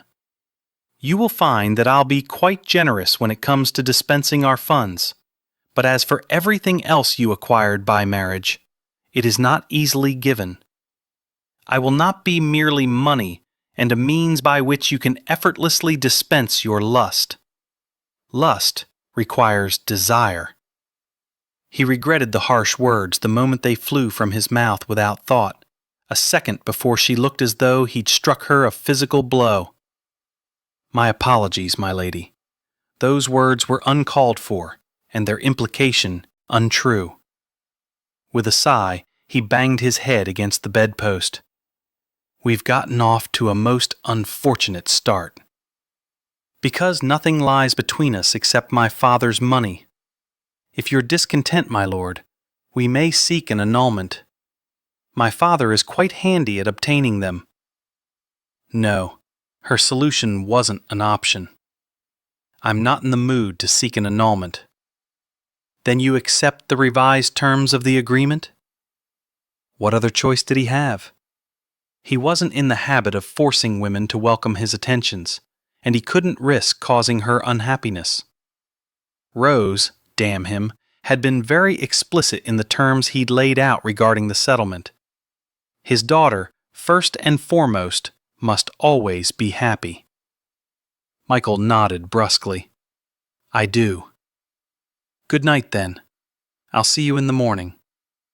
She popped another chocolate into her mouth, and he almost hoped she'd choke on it. Kate almost choked on the chocolate. Her throat was knotted so tightly with tension she couldn't swallow. As soon as he'd stormed from the room and slammed the door in his wake, she spit out the confection and took several deep, calming breaths until she began to relax. She'd almost ruined everything by laughing out loud at the incredulity expressed in his voice regarding her opinion of Lord Bertram. He did very much resemble a toad, with protruding eyes and lips that looked as though they'd been stung by a swarm of bees. But for all his unattractive appearances, he was indeed kind.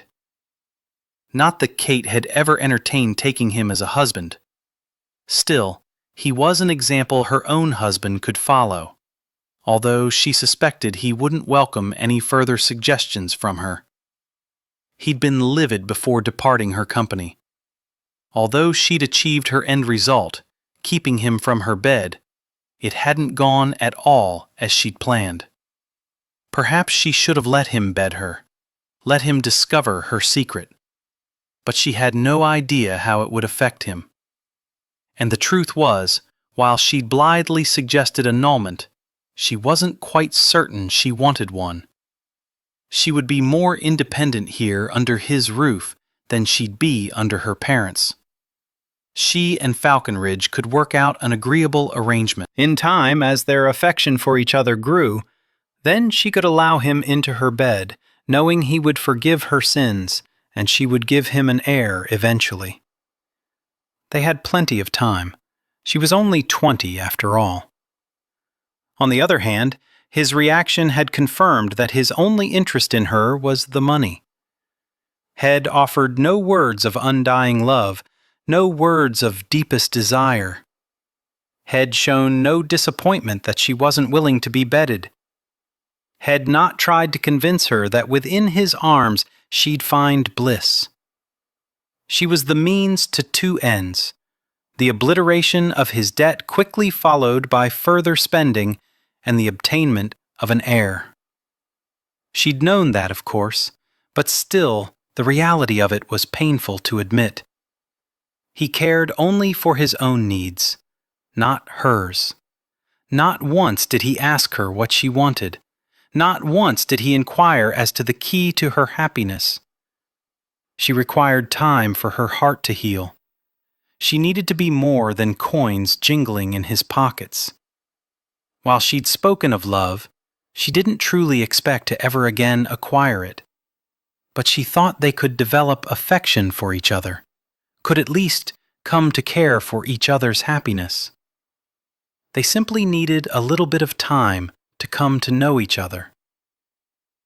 The slamming of another door rang out. The door to his bedchamber?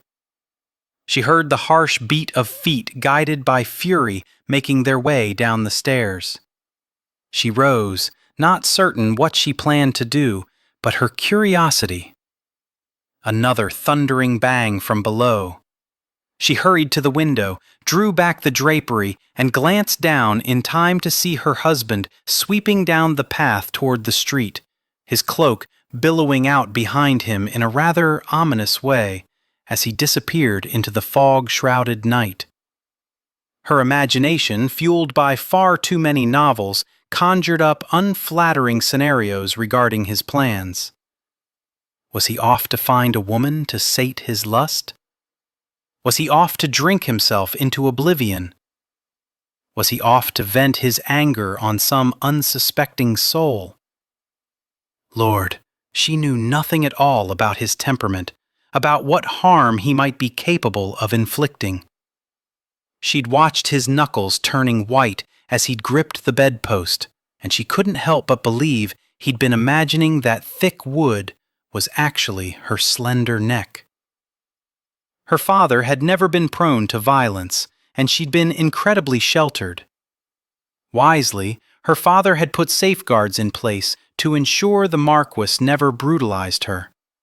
But a man could exact his revenge in any number of ways that didn't involve physical violence. Leaving her alone and lonely was one of them. But then, she'd been lonely ever since her mother had torn Wesley from her life. And now, he was married, forever lost to her. And so, she'd married expediently, partly for some sort of twisted revenge. What a misguided sense of retribution that decision was turning out to be. The Marquis had so few books on his shelves. Was the man even literate? They'd sat in the library for an hour reading, and not once did he turn a page. She could think of little worse than living with a man who did not value books. All right, something was far worse. Living with a man who held no affection for her whatsoever. Wesley had been the first and only man who had truly wanted her. It was Jenny the men fawned over, Jenny the men wanted. Kate had always protected her heart by burying her nose in her books and pretending it didn't matter that she wasn't the Rose daughter unattached men favored. And then Wesley had come into her life, and she'd known the splendor of love. Had written her poems, brought her flowers. Almost from the start, he'd coerced her affection to life by never shying away from sharing his own feelings. They'd arranged secret trysts. He'd whispered sweet words of longing in her ear. He'd won her heart over in such a short time. But her mother had declared him a fortune hunter and his love false. But she was wrong. With all her heart, Kate knew her mother was wrong. Now she was free of her mother, but shackled to Falconridge. A man who truly did want her only for her money. But Falconridge came with a title, while Wesley had not. Amazing how the direction of her life was influenced by an accident of birth. Not once had Falconridge spoken sweet words. Not once had he even bothered to lead her to believe she and not money had been his reason for asking for her hand. Kate longed for a man who cared about the yearnings of her heart. She is insisting I earn her love. Standing within Hawkhurst's library, Michael downed the whiskey from the glass like a civilized man, when all he truly wanted was to drain every drop from the bottle. He looked at his rumpled host and didn't want to contemplate that he might have taken his friend from something other than sleep. I must confess from the outset. When you told me you had devised a plan to acquire an heiress with little or no effort, that I had doubts you would meet with success, Hawkhurst said. So you're saying her insistence is a just punishment? I'm saying I'm not surprised the arrangement isn't turning out to be as effortless as you anticipated. Michael dropped into a nearby chair and sat facing his friend. How do I do it? How do I make her look at me the way your Duchess looks at you? Hawkhurst seemed surprised. How does Louisa look at me? As though you are her entire world. He averted his eyes from the Duke's self-satisfied smile, ignoring the way his friend's gaze had shot to the doors that would lead to the stairs that would lead him back to his wife. Michael could well imagine the Duchess was going to find herself aroused from slumber if she wasn't already awake, awaiting her husband's return. Michael, on the other hand, had never held a woman's heart, not even his mother's. Certainly no woman had ever anticipated his arrival, his return to her side. He wasn't particularly proud of the fact he found himself envying Hawkhurst. Honestly, Falconridge, I believe you underestimate your ability to earn her affection. After all, I like you well enough. With disgust, Michael shifted his gaze back to Hawkhurst. So I should take her drinking, gambling, and whoring? Hawkhurst grinned. It's not merely the things we do together. We have a bond, a history. I trust you. What's my favorite color? Hawkhurst blinked several times. Pardon? She says I should know her favorite color. If I cared for her at all, I would know it. I've known you for 30 years and haven't a clue regarding your favorite color. Devil take her! I've never heard of anything so ludicrous in all my life. I may very well have married a madwoman. And wasn't that jolly well marvelous to contemplate, that he might find himself dealing with another lunatic? Women do have a tendency to look at the world slightly differently than we do, Hawkhurst confirmed. So what am I to do? What you should have done from the beginning. Court her. I'd hoped to avoid that tedious process. At least you go into it knowing you've gained the prize. As much as I hate to admit it, I've never had much success with gaining a woman's favor. I bought my mistress all sorts of baubles, and yet she left. What do women want? Perhaps we should bring Louisa into the conversation. No, God, no. It's humbling enough discussing it with you. But she served as Kate's chaperone for a while, lived with her, observed her. Surely she know the girl's favorite color. Kate Rose Tremaine's favorite color? Louisa Selwyn, the new Duchess of Hawkhurst, stared at their guest, while trying to decipher the purpose of his question. Her husband had returned to their bedchamber to announce Falconridge was in need of some assistance, and she needed to dress post-haste, although she hadn't. She'd taken her sweet time, tormenting him with the reminder of what he'd abandoned, as she slipped back into her nightgown and wrapper. She'd taken some satisfaction in the low curses he'd thrown at his friend, the way he'd gripped the door handle to prevent himself from crossing the room to her, which surely would have resulted in their delay in returning to their guest, and the ardent kiss he'd delivered, filled with the promise of passion to be shared once they dispatched with their midnight caller. Now her husband stood leaning against the mantel, seemingly amused by Falconridge's discomfiture, while Louisa sat across from his friend. "Her favorite color?" she repeated. "Yes." Falconridge leaned forward expectantly, as though she held the solution to ending the world's troubles. "I'm sorry, my lord, but I haven't a clue." He flung himself back in the chair with such force that it scraped across the floor. "You were my last hope," he grumbled. "May I inquire as to why it's such an important thing to know?"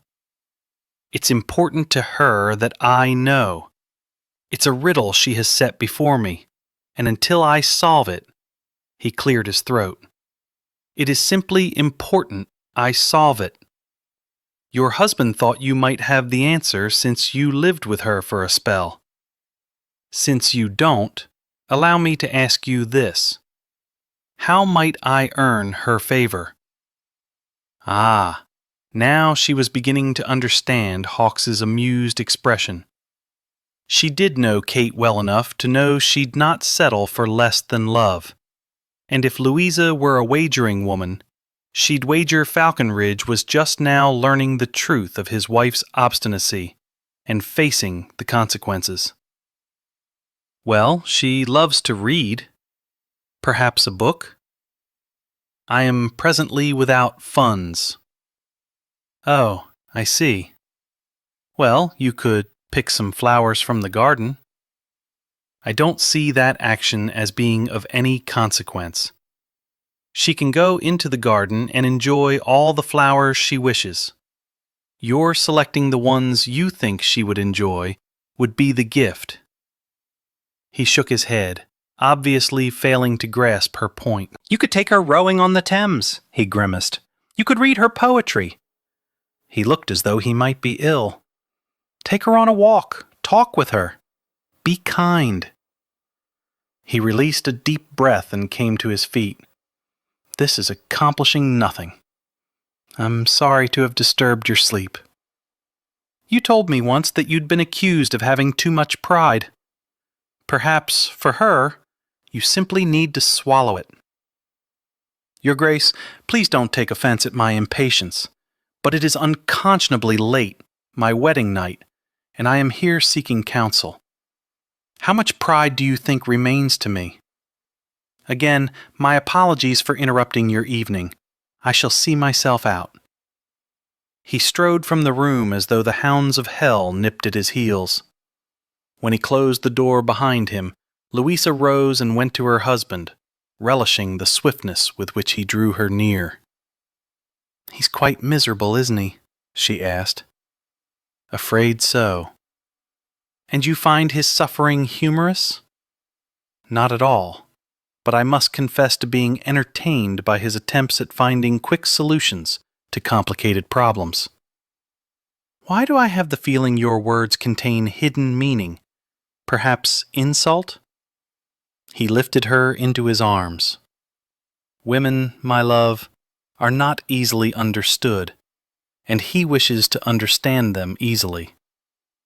We are not that difficult to comprehend." He began carrying her toward their bedchamber. "Louisa, my darling, you have no clue how hard it is for a man to understand a woman's mind." Chapter 5. Lavender.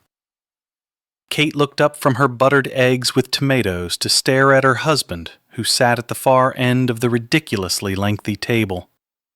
8 chairs lined either side of it, as though he frequently hosted breakfast parties. Had already been eating when she waltzed into the breakfast room in her lavender day dress. He had, of course, come to his feet and waited while she took her time selecting the items for her plate. Had not spoken a word until the butler had pulled out her chair and she'd taken her place. "You're guessing again," she said tersely. "Did I guess correctly?" "No." He gave her a disgruntled look, rattled his newspaper, and returned to reading whatever article had snagged his attention.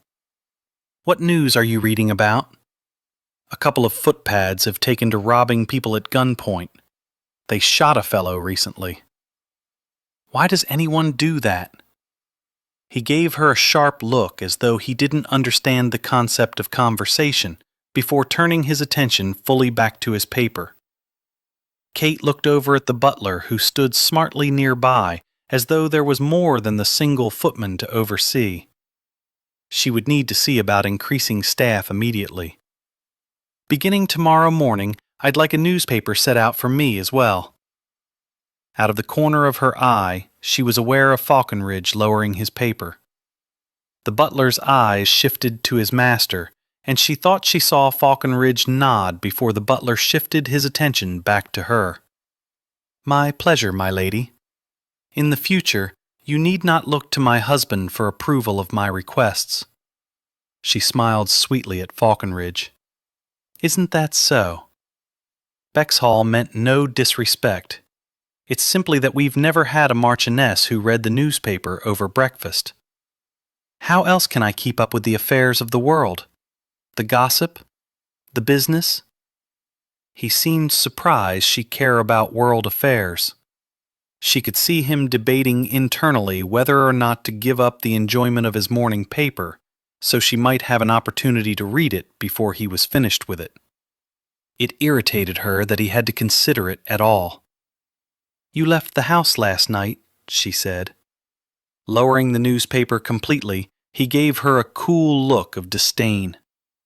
"I don't believe the settlement agreement included the necessity for me to keep you apprised of all my comings and goings. I would think, considering the fact we will be meeting with your man of business this morning to discuss moneys owed, that you would do all within your power to avoid earning my displeasure." Even from this distance, she could see his jaw tightening, his eyes hardening even further. She thought he could cut diamonds with that stare, but strangely, she wasn't intimidated. Her father had, with a mere signature, given her power she'd never before possessed. She wouldn't have said anything at all about her husband's late-night adventure if she hadn't worried herself silly that he'd sought another's bed. She would have a faithful husband, by God, if nothing else. He nodded toward the butler, then the footman. "You're both dismissed to see to your other duties." Both men bowed and left without saying a word. "I thought it was acceptable to speak in front of servants," Kate said. "I'm not accustomed to doing so when the matters are of a personal nature.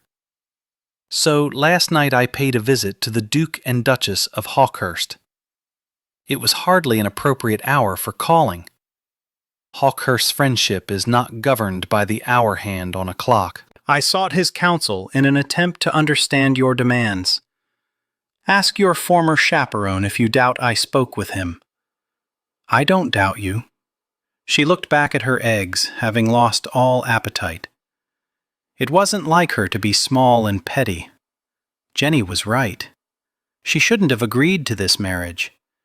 It was bringing out the worst in her. She shifted her gaze to the single red rose resting beside her plate. It had been there when she arrived. "Is the rose from you?" "The Duchess suggested I give you a flower as a way to earn your affection, which I suppose makes the gesture meaningless." "Not entirely, no." She couldn't fault him with trying, and she respected that he was a man who wouldn't take credit that belonged to another. Yet, based upon his reputation, his exceptional good looks, and the prestige of his title, she was somewhat surprised that he didn't have the art of wooing women down to an art. Why did he find her demands so baffling that he'd need to seek counsel? She glanced up, surprised by the tautness of his features. Did he ever laugh or smile? Strangely, she had no memory of him ever doing either in her presence. Surely she'd not married a glum and broody sort. If I may be so bold, I'm not certain it's a wise course to seek advice from a man who sought to gain my sister's hand in marriage by ruining her reputation. Rather you think I should follow Lord Bertram's preference for boring conversation. He enjoys discussing the arts, literature, painting. Conversation about the arts is equal to discourse on love-making. No words can do either justice. I find both must be experienced to be fully appreciated.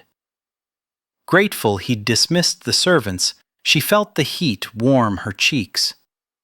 She should have known he'd work what he'd been denied last night into the conversation, although she couldn't admit to being too scandalized. As a matter of fact, she was rather intrigued by his comment. Perhaps our experiencing the arts together will lead to us experiencing other things in time. In time, he fairly growled. I don't mean to be difficult, but I always longed for something more in a marriage than convenience. You're quite right that I should have voiced my objections to my parents, but as much as you desired money, I desired freedom. For as long as I can remember, every aspect of my life has been my mother's dictate. What I was to wear, where I was to go, how I was to behave. And almost always, I was the good daughter, because not being the good daughter brought even harsher and more painful punishments. I cannot give myself to a stranger. I simply can't. It would be torturous to be intimate with someone for whom I have no affection. She lifted the rose and sniffed the delicate fragrance. I think you'll find I'm not too terribly difficult to please, but I do want to be pleased. Surely when you approached my father and asked for my hand in marriage, your request was spurred by more than simply receiving money. You must have seen the potential for a pleasing relationship between us. I expected you to be more biddable. She lifted her gaze to him and smiled.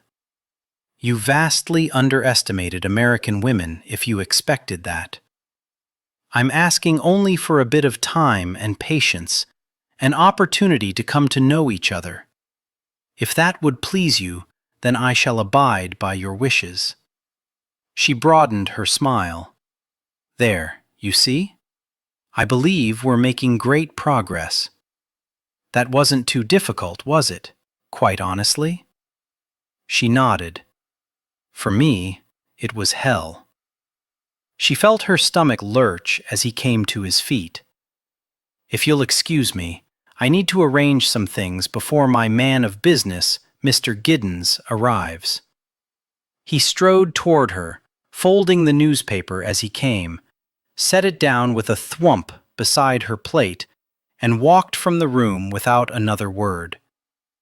She didn't know whether to take the rose and the newspaper as a beginning, or their conversation as an ending to what might have evolved into an agreeable arrangement. Michael could scarcely signify that he'd interpreted his wife's comments during breakfast correctly. She wanted a sensitive buffoon who routinely engaged in conversations about art, emotions, and sentiments? She wanted them to sit around and talk? He'd made a ghastly mistake, and if he weren't standing at the window, listening intently as Kate discussed matters with Mr. Giddens, he might have taken her up on her suggestion from the night before that they get an annulment. But dear Lord, before the day was over, all his London debts would be cleared. He couldn't very well turn his back on that achievement. She was correct in her assessment. She wasn't being terribly difficult. He just never met a woman who seemed quite so determined to have her way.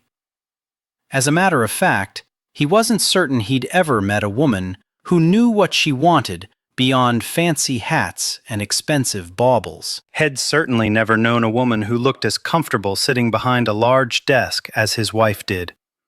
Sitting at a delicate writing desk while penning letters, certainly.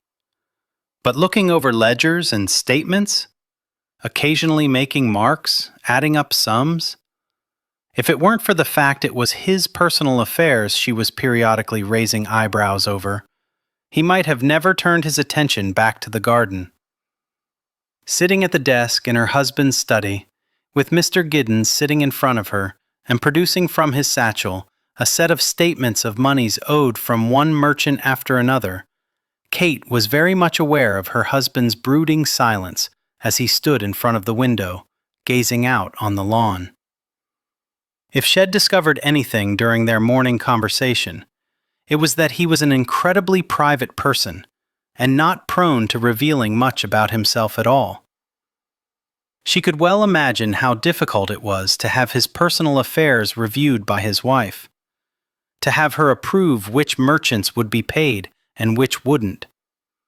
Not that she had any intention of not paying any of his debts. It was unfair to withhold payment from anyone who had possessed the idiocy to continue to extend credit to a man who had, in many cases, not paid a cent in over 5 years. She knew merchants tended to make exceptions for the aristocracy, but still, how did they pay their own bills?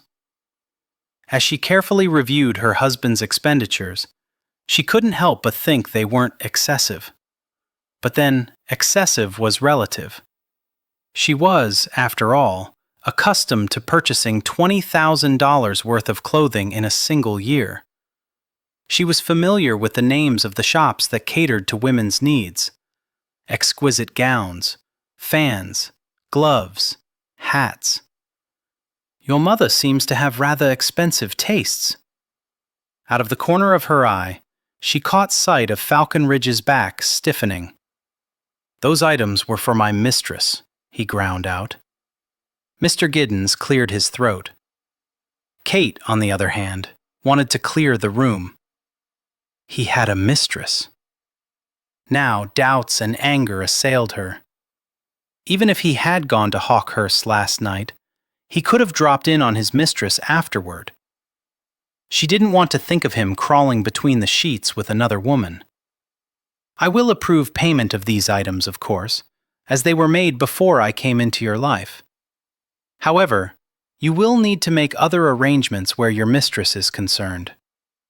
He looked over his shoulder and glared at her. "You have no worries there. She left me weeks ago." "I'm sorry." He seemed as surprised by her words as she was. They'd popped out before she had a chance to stop them. Guilt at her considerable relief no doubt spurring her on to show some compassion for his loss. She straightened her shoulders. "I know how difficult it is to be cast aside. It wasn't personal. It was business. I could no longer afford the trinkets she required in order to service me." She flinched. Did he view all betting as being cold, meticulous business? Is that the reason he was able to come so brazenly to her bedchamber, even though they barely knew each other? To be serviced? She released whatever bit of guilt that had been nagging at her because she had sent him away. After Wesley's tender lovemaking, she had no desire, nor would she tolerate, being treated as though she were an object to be used for his carnal desires. Not when she had a few of her own. "Are you being deliberately crude?" she asked tartly. "You expressed your sorrow at her leaving as though you thought she meant something to me, as though you thought I might have suffered some emotional pain at her moving on. I assure you, madam, I saw her leaving as little more than an inconvenience." She almost asked, why then did you say she left you rather than just saying she left? But she held her tongue because Mr. Giddens cleared his throat again, and she sensed her husband would deny any suffering simply because it was a matter of pride. Dear Lord, but he was almost too proud, too stoic, too distant. What was he trying to protect? She was taken aback by the thought. Why had she deduced that he was trying to protect anything at all? More importantly, Why was she suddenly so intrigued by him? Granted, he was handsome beyond measure, but he was so damned mysterious, seemingly constantly on guard for fear he might reveal something he didn't wish her to know. With effort, she turned her attention back to the boring debts rather than scrutinizing her fascinating husband further. She could study him all she wanted, but she doubted that would be enough to reveal anything of any significance where he was concerned. Before the meeting, she changed into a rather plain blue dress that buttoned all the way to her chin because she thought it gave her a no-nonsense appearance, and she wanted Mr. Giddens to take her and her status in this household seriously. Shed also wanted to see if her husband would blurt out blue upon first seeing her. He hadn't. He'd barely turned from the window when Shed entered the room. She didn't know why it tickled her that he was trying to guess her favorite color, especially since she knew it wasn't the key to getting into her bed. Shed merely used it as an example to demonstrate how little they knew of each other. He seemed to have taken it as a challenge. Discover her favorite color, leap into her bed. No, Shed learned the hard way not to be that easy. All in all, it took her 3 hours to review all the information Giddens provided. It would have been simpler to have him give her a grand total and approve all payments in one magnificent gesture. But in truth, she was curious regarding what sorts of purchases had led to her husband's great debt. To her surprise, she discovered an inordinate amount of costly trinkets which she assumed had given to his mistress, and she wondered if he'd been attempting to purchase her affections. She wasn't really certain how the mistress business worked. Maybe she'd pay a visit to Jeremy and ask him to explain it. She didn't think her brother had ever had a mistress, but it seemed like the sort of information men knew instinctively, so perhaps he could enlighten her. She authorized a draft from the bank and handed it to Mr. Giddens. She also authorized an additional payment for him as an acknowledgement for his excellent record-keeping, and because she didn't want him absconding with the funds himself. If he continued to be honest, he would continue to be paid honestly. "Thank you, my lady. It has been a pleasure to meet with you and see to my lord's business. I should like for us to meet monthly in the future." "I hardly see a need." "It is the British way to extend credit to the aristocracy until the end of the year." "Yes, well, I'm American, and I prefer to settle all debts monthly. Less chance of them getting out of hand that way." "As you wish." He bowed to her and to Falconridge. "Good day, my lady, my lord." When the man had quit the room, she sighed, sat back, and looked at her husband. He didn't look happy, but then she was beginning to think he never did. "Did you enjoy that?" he asked. "Not particularly." "You've been in debt for some time." "Unfortunately, that wasn't all of it. The servants need to be paid." "I'll take care of it." He nodded brusquely. "Tomorrow, I would like to leave for my country estate, so we can set matters to rights there." "All right." He tilted his head slightly. "You acquiesce that easily?" "I've never been overly fond of London. I look forward to visiting your ancestral home. I would like to visit with my family this afternoon to let them know of our plans. If you've no objections, I won't accompany you. I have some personal matters to attend to before we leave." "Of course."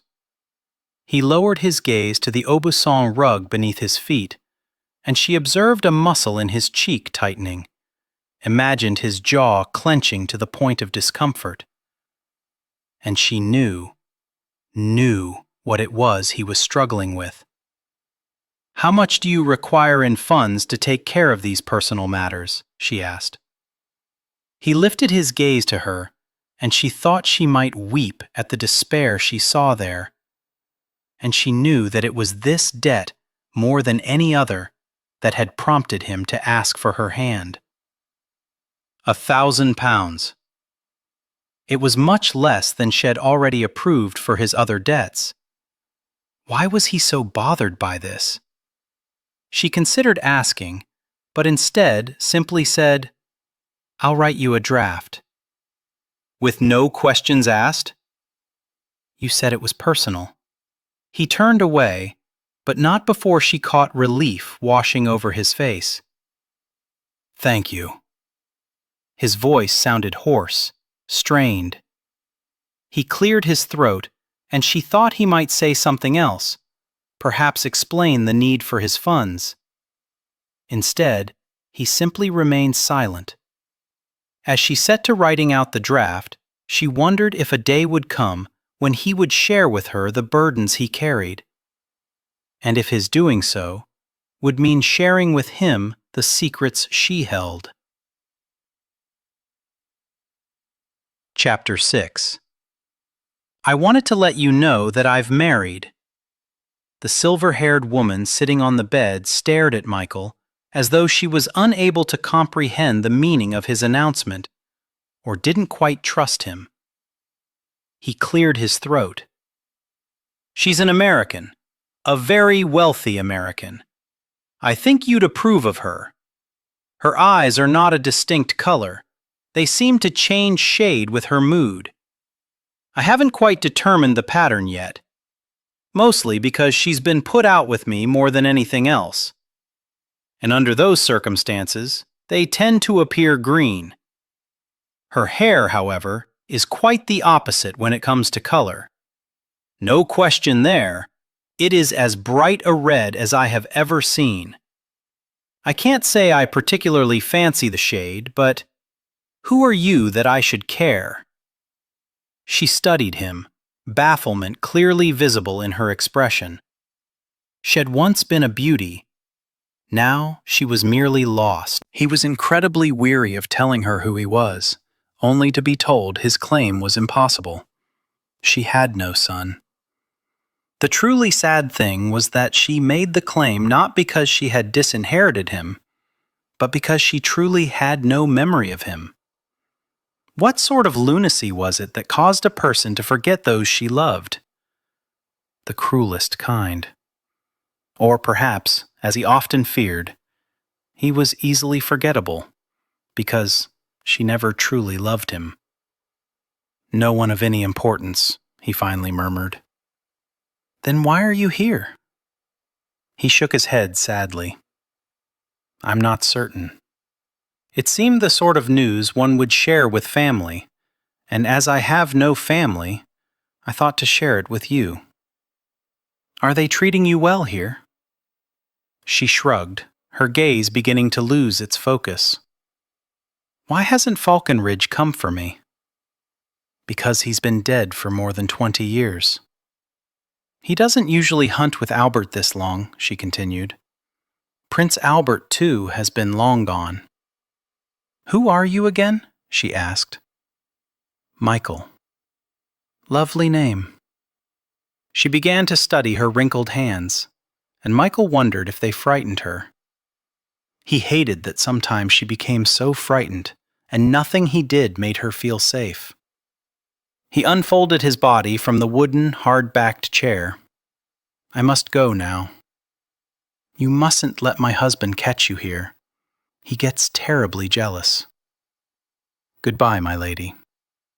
He never knew what was more difficult, the arriving or the departing.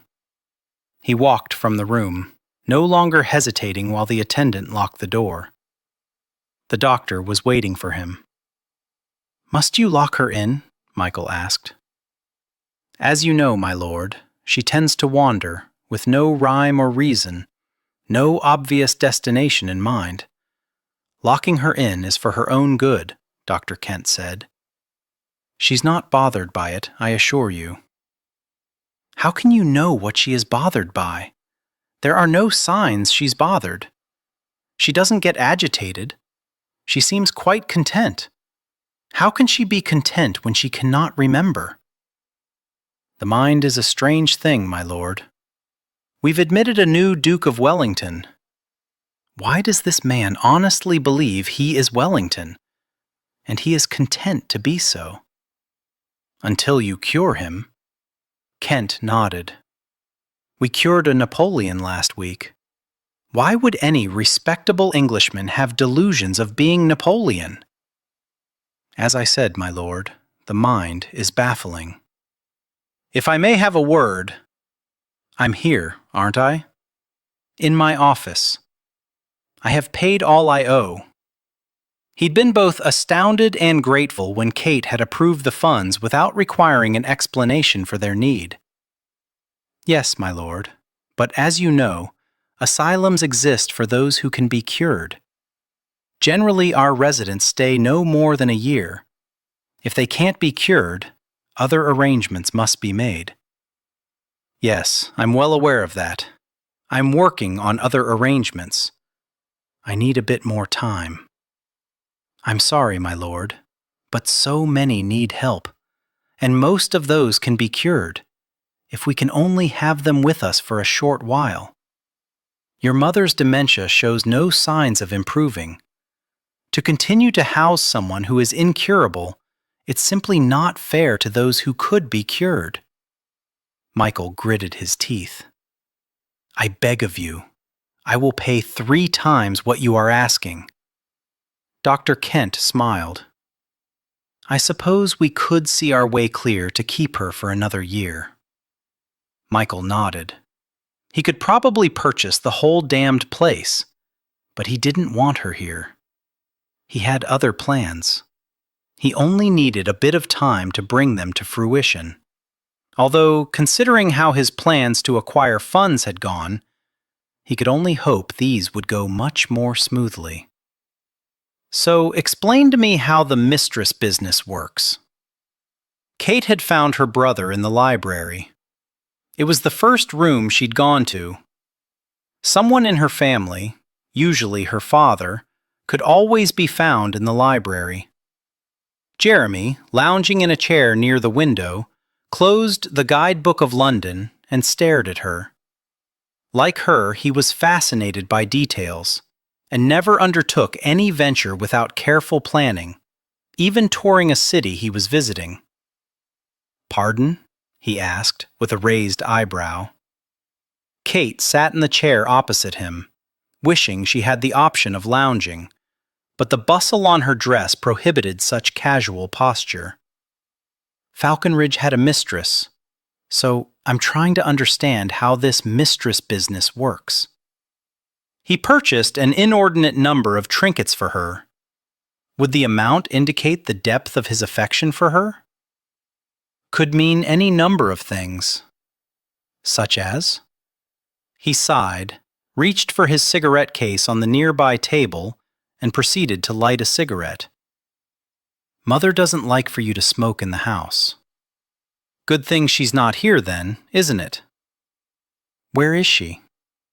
He shrugged. She wanted to go out for a ride in the carriage, so Father took her. Did you really want her here to ask how your marriage was going? I suppose not. And don't think for a moment that you've distracted me from seeking an answer to my question. He inhaled on his cigarette and blew the smoke out in a way that created little rings. I suppose he could have held affection for her. He says he didn't. He said it was just a business arrangement. He discussed his mistress with you? I spent more than 3 hours going over his expenditures this morning and seeing to his debts. I questioned the purchasing of all the trinkets. If it was just business, then they were probably no more than payment.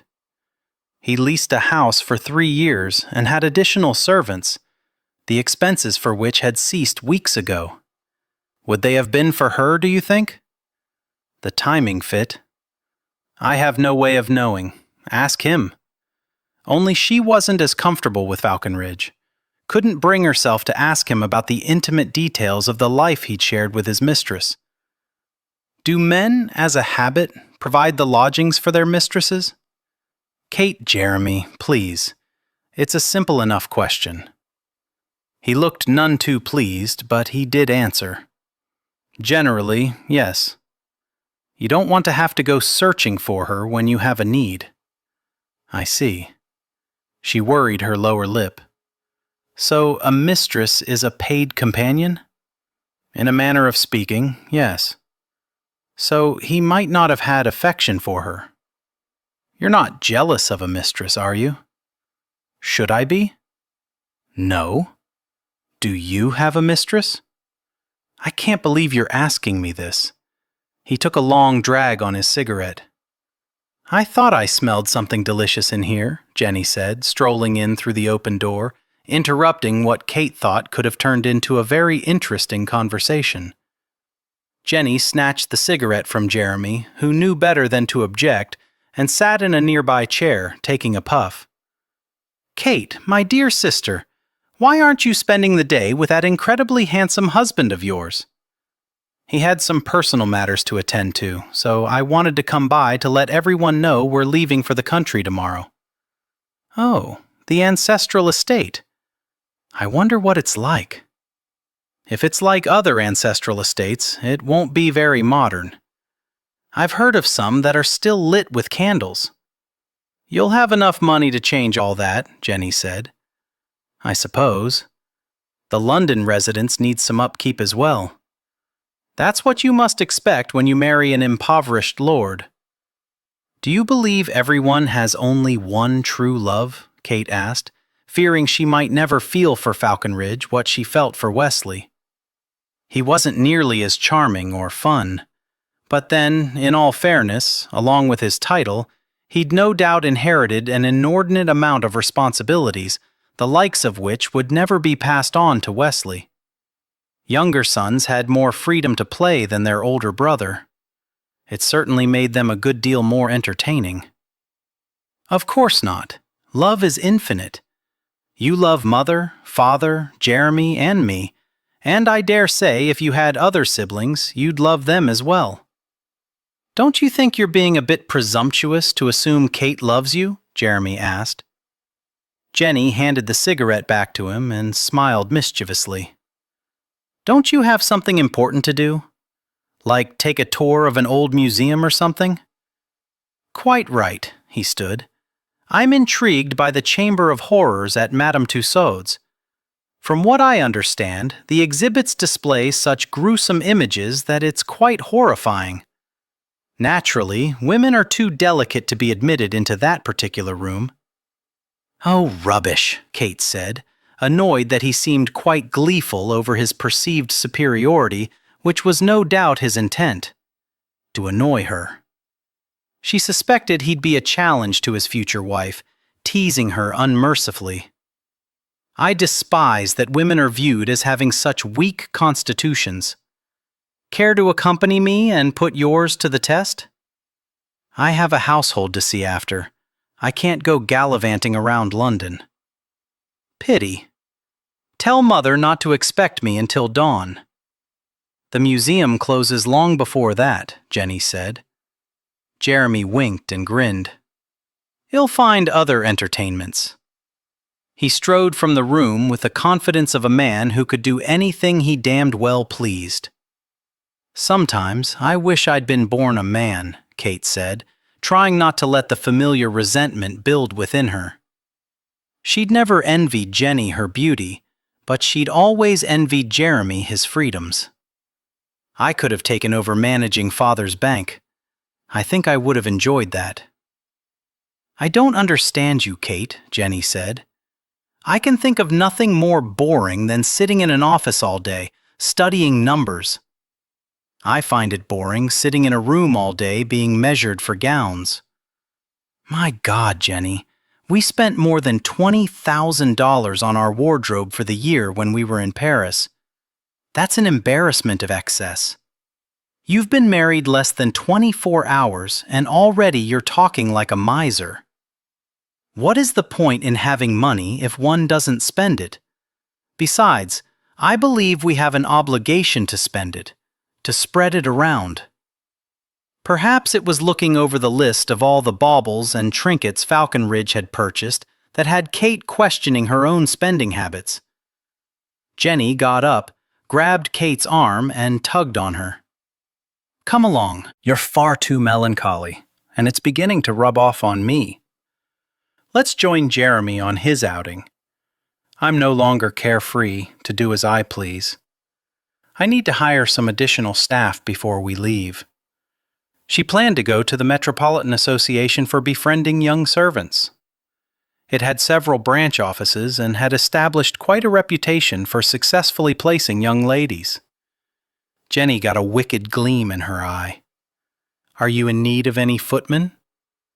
Rolling her eyes, Kate smiled at Jenny's mischievousness. I plan to hire several, in fact. Presently, we have only one.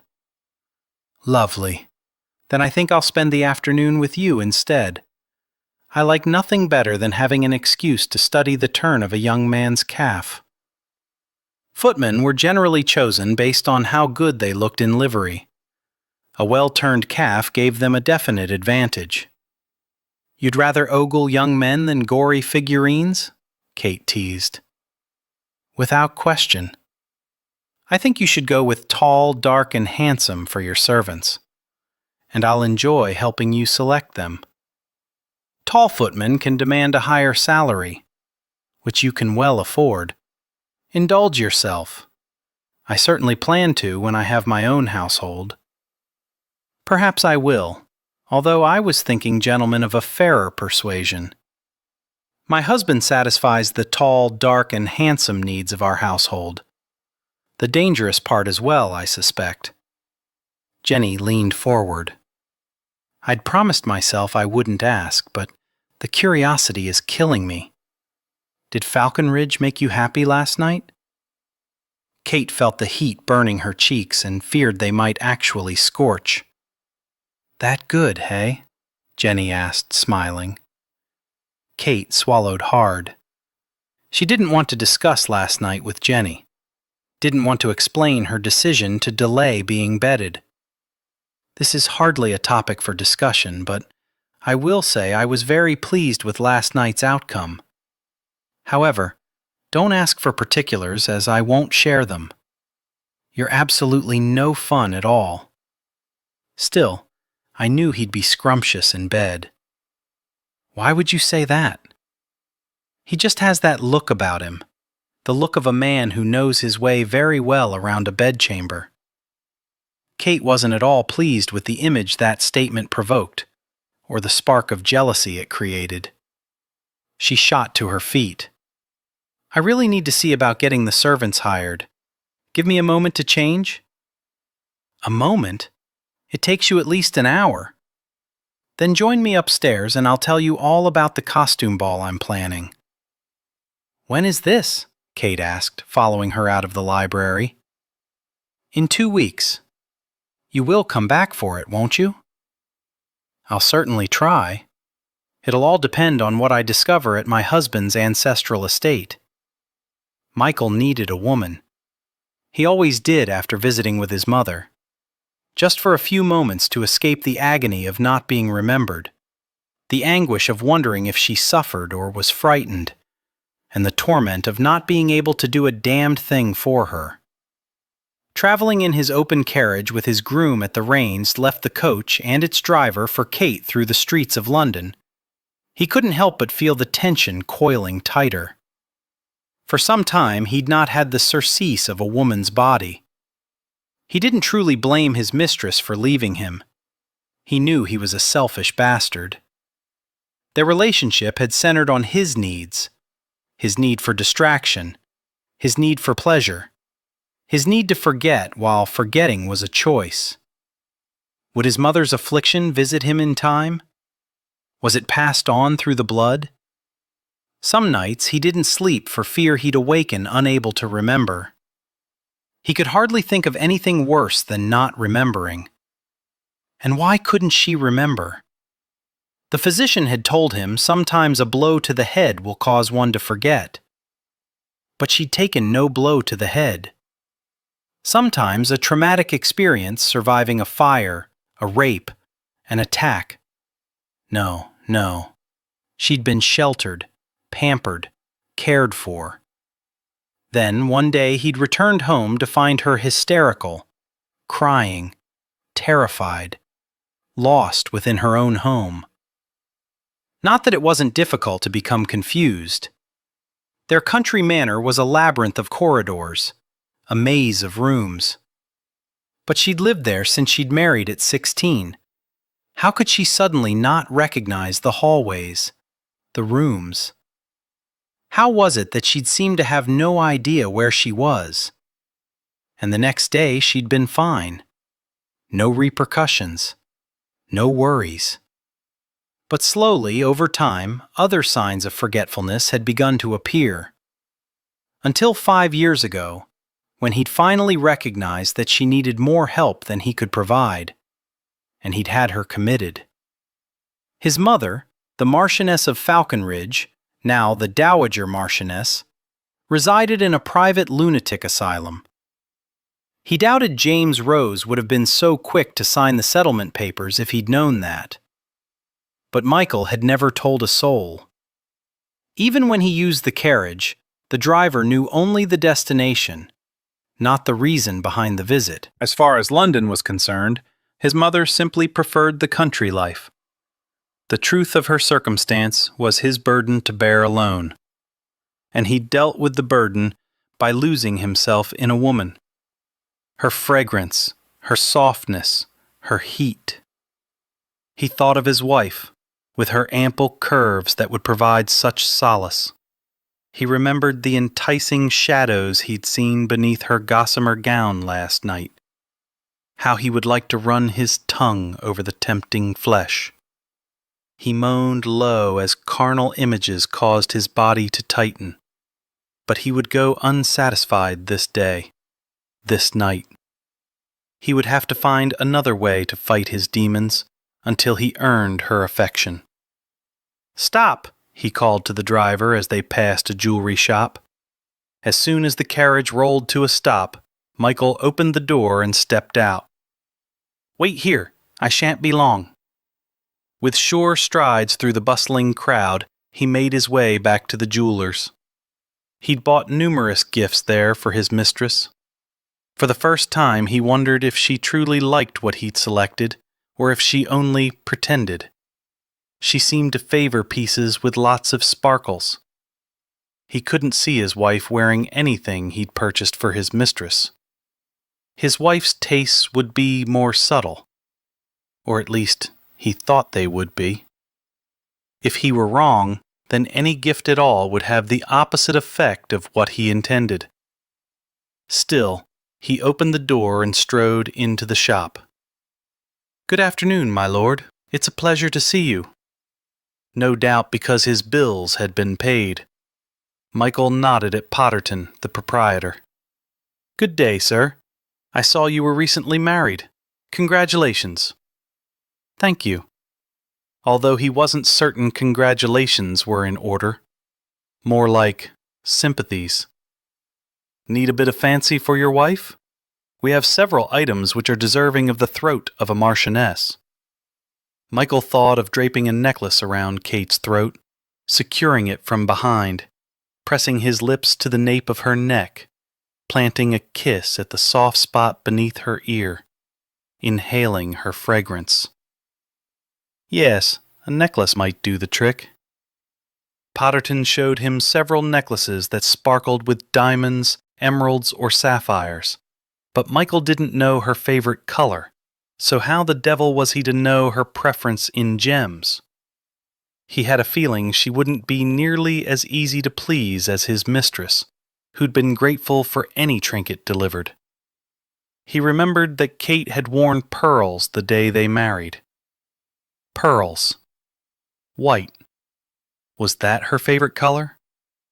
Diamonds were the closest thing to white that he saw, or silver. Perhaps more pearls. Or a cameo. "Do you see something you think she'd like, my lord?" "Actually, I'm not here to make a purchase." He removed the glove from his right hand, removed the ring he wore on his little finger, and set it on the counter. "How much will you give me for the ring? It was my father's." If Potterton was surprised by the request, he masked it well.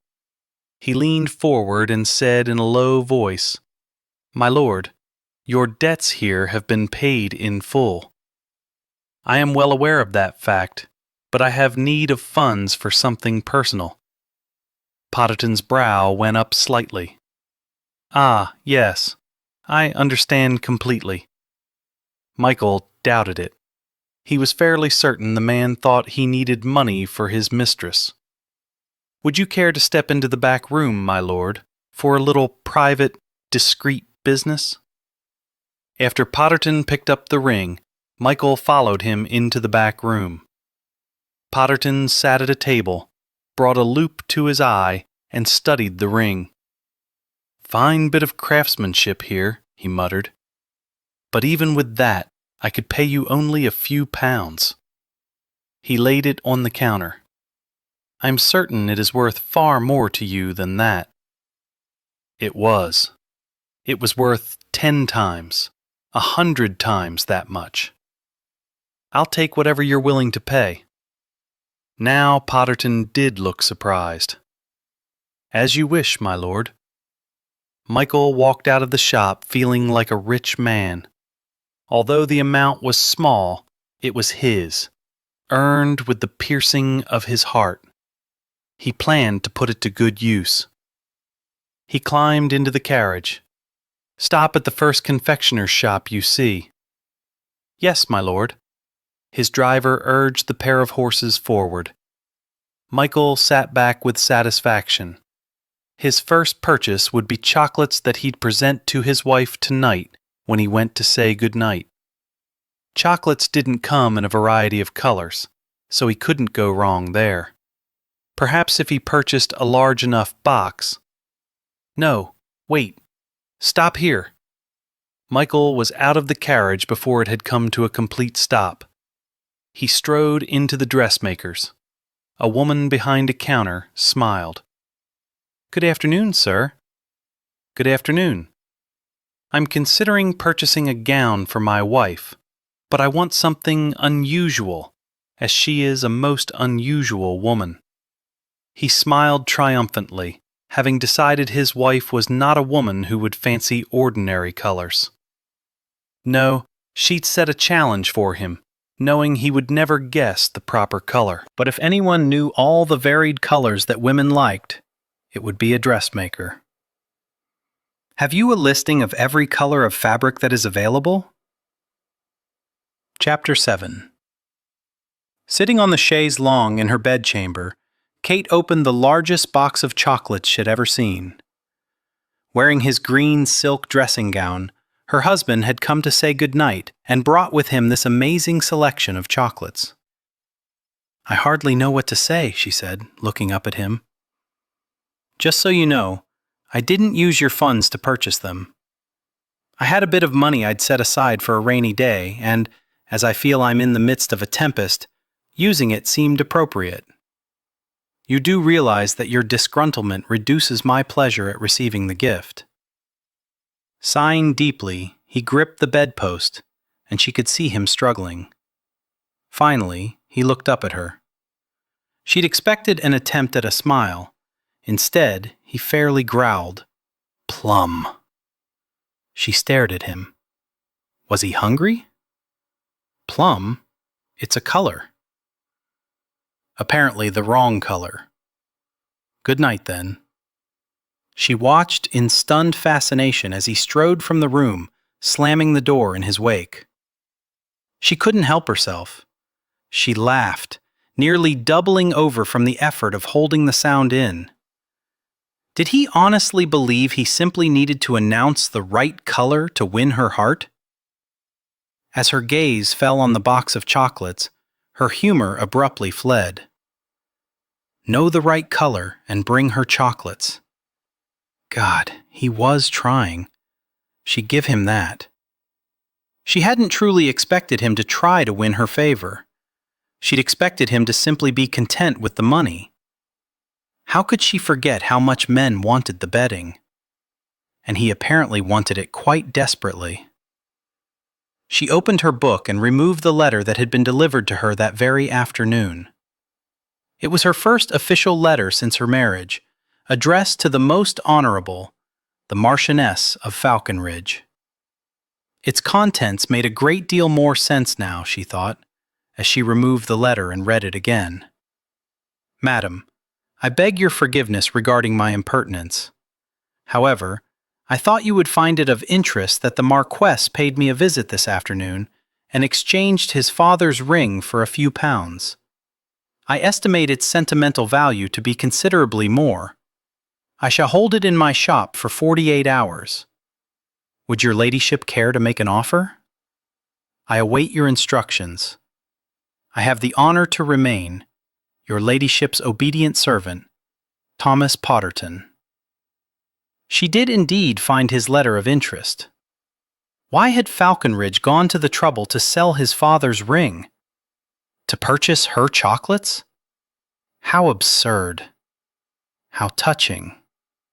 He'd not sold it to pay his debts, but he'd sold it for her. Or at least she assumed he had. Perhaps he hadn't. Perhaps he'd used the money for something else, although had he not just told her he'd used his own funds? She rose from the chaise, crossed over to the writing desk, pulled out the chair, and sat. She removed a sheet of stationery, bearing a monogram with her new initials, a gift from Jenny so she'd never have an excuse not to write, and dipped her pen into the inkwell before applying it to the paper. My dear sister, as you know, my husband and I leave for his ancestral home tomorrow.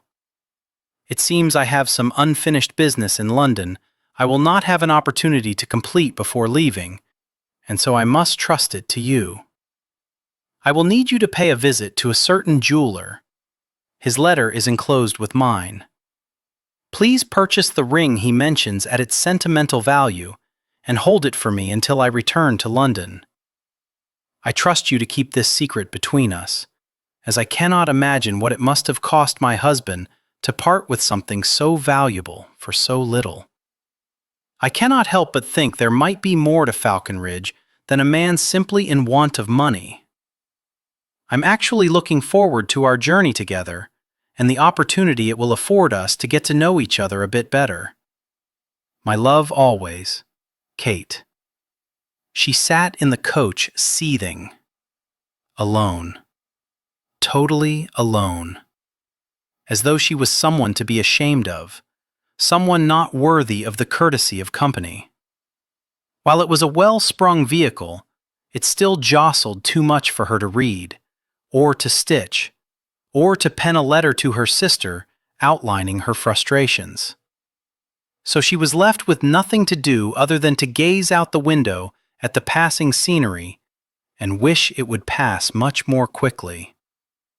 Her husband, with whom she'd hoped to become better acquainted, was leading the way, riding a gorgeous black thoroughbred. Kate wouldn't feel quite so neglected if it wasn't for the raging downpour outside the carriage. She'd seen the ominous black clouds billowing earlier and rolling nearer, and she'd welcomed their approach, thinking they would at least force him inside. Instead, he'd thrown a cloak around his shoulders, replaced his top hat with something broader of brim and sturdier, and continued on. Did he resent her so much he didn't want to be within close proximity of her? But he'd brought her chocolates. Had that gesture been merely a ruse to get into her bed? Did he think she'd be so grateful for the sweets she'd willingly slip beneath the sheets and invite him to join her? Did he not understand that as long as they remained distant, she would refuse him? She knew he required more than money. He required an heir. Perhaps after she'd rebuffed him again last night, he'd decided he was in no hurry to acquire one. Meanwhile, she was absolutely miserable. She didn't suffer loneliness well, and without the means to read, she was well and truly lonely. With a book, she could at least visit with people, even if it was vicariously, even if they didn't exist beyond someone's imagination. Here, she could do little more than twiddle her thumbs, and where was the entertainment in that? It was her mother's answer to her squirming when she was younger. Occupy your mind, twiddle your thumbs. It hadn't worked then, and it wasn't working now. It was such a long, insufferable journey. She could at least have told her lady's maid to travel with her, but she was in the coach following, along with a valet she'd hired to see to her husband's needs and 2 footmen who would be available to carry things to and from the coaches as needed. She'd learned from her mother that one could never have too many servants, and while married gentlemen generally didn't have a valet, Kate certainly wasn't going to take responsibility for dressing her husband or seeing that his clothes were readied. She wondered if the hiring of additional servants had angered him, or if he was simply not riding with her as a way to show his displeasure because she hadn't been more welcoming last night. If Falconridge thought he was going to ignore her completely, he had another think coming. She should have brought Jenny, but she had balls she wanted to attend, dukes she wanted to ensnare. Yes, Kate had little doubt before the season was over, Jenny would have a duke. Perhaps Kate should have waited to marry until Jenny was snatched up. Then she could have found her own lord who would at least relish traveling with her. Only her heart had been so broken she couldn't envision trying to snag anyone's attention. She hadn't wanted anyone's attention. Now she did, and he was out in the cold rain riding a damned horse. She couldn't have been more grateful as evening drew near and they made a proper stop at a tavern. They'd stopped twice throughout the day to rest or change the horses, she knew not which. The rain had continued to pour, and because her husband was drenched, he'd merely passed a bundle of food through the window to her. The bread and cheese had tasted like sawdust. Even the wine hadn't helped either go down any more smoothly. The door to the coach opened. Her husband stood there with water dripping from the brim of his hat, his face damp with raindrops. How could he not be shivering? Before she made a move to alight, he said, "It would no doubt be best if I settled my account here before asking for rooms for the night." "Oh, of course. How much?" she asked, reaching for her small bag. It was one of her favorites, made of seal leather and edged in silver. He told her the amount, and she stared at him. "You make a good many trips." "I do." As usual, he was succinct and not very forthcoming. She handed him the money. "I have more in my trunk if we need it. Let's hope we're not set upon by highwaymen. Most don't take off with trunks. They do, however, take a gander inside for valuables." "Could we discuss this later? I'm chilled." "Of course. My apologies. Nesbit is waiting with the umbrella." Falconridge held out his gloved hand, and she slipped hers into his. She stepped down, and the newly hired valet quickly moved the umbrella into position, shielding her from the rain while everyone else suffered through its onslaught. Once inside, she stood before the roaring fire in the front room while Falconridge talked with the proprietor. She caught a glimpse of the dining room, and it looked to be quite crowded. It was some minutes before Falconridge returned to her side. "We're in luck. They have 2 bedchambers and a private dining room we may avail ourselves of. I, for one, would like to get dry before dinner. Is it agreeable with you for us to be served in half an hour?" "If you'd shown more common sense, you wouldn't need drying." He blinked. "Pardon?" She hated that she sounded like a petulant child. More, she hated that she looked so forward to traveling with him, and he disappointed her by preferring the company of his horse. She waved her hand dismissively. "Never mind. I want to freshen up as well." He led her to the stairs and proceeded to follow her up them to the next floor. He opened a door. "Your room. I shall be just next door, after I've spoken with the servants. They'll be up shortly with our luggage." He left her there, so he could see to the other arrangements. She walked into the room, glanced at the 4-poster bed, grateful that 2 rooms had been available. She wondered if he'd come see her tonight, wondered what color he might guess, wondered what she would do if he ever guessed the correct one. He was damned miserable. Hadn't been able to shed his clothes fast enough. He sat in front of the fire, a blanket draped over him, waiting for the warmth to seep into his bones. But as miserable as he'd been riding his horse in the rain, it was far better than sitting within the suffocating confines of the coach. "You need to get something warm into you, my lord," Nesbit said. Michael grimaced as the sight of the cup of tea, but he was desperate enough to suffer through the swallowing of the brew. Whiskey would have served just as well. "Shall I fetch you some, then?" "No," I told my wife, "half an hour. I didn't think it would take so long to get warm." "You were out in it for some time, my lord." He was unaccustomed to having a valet.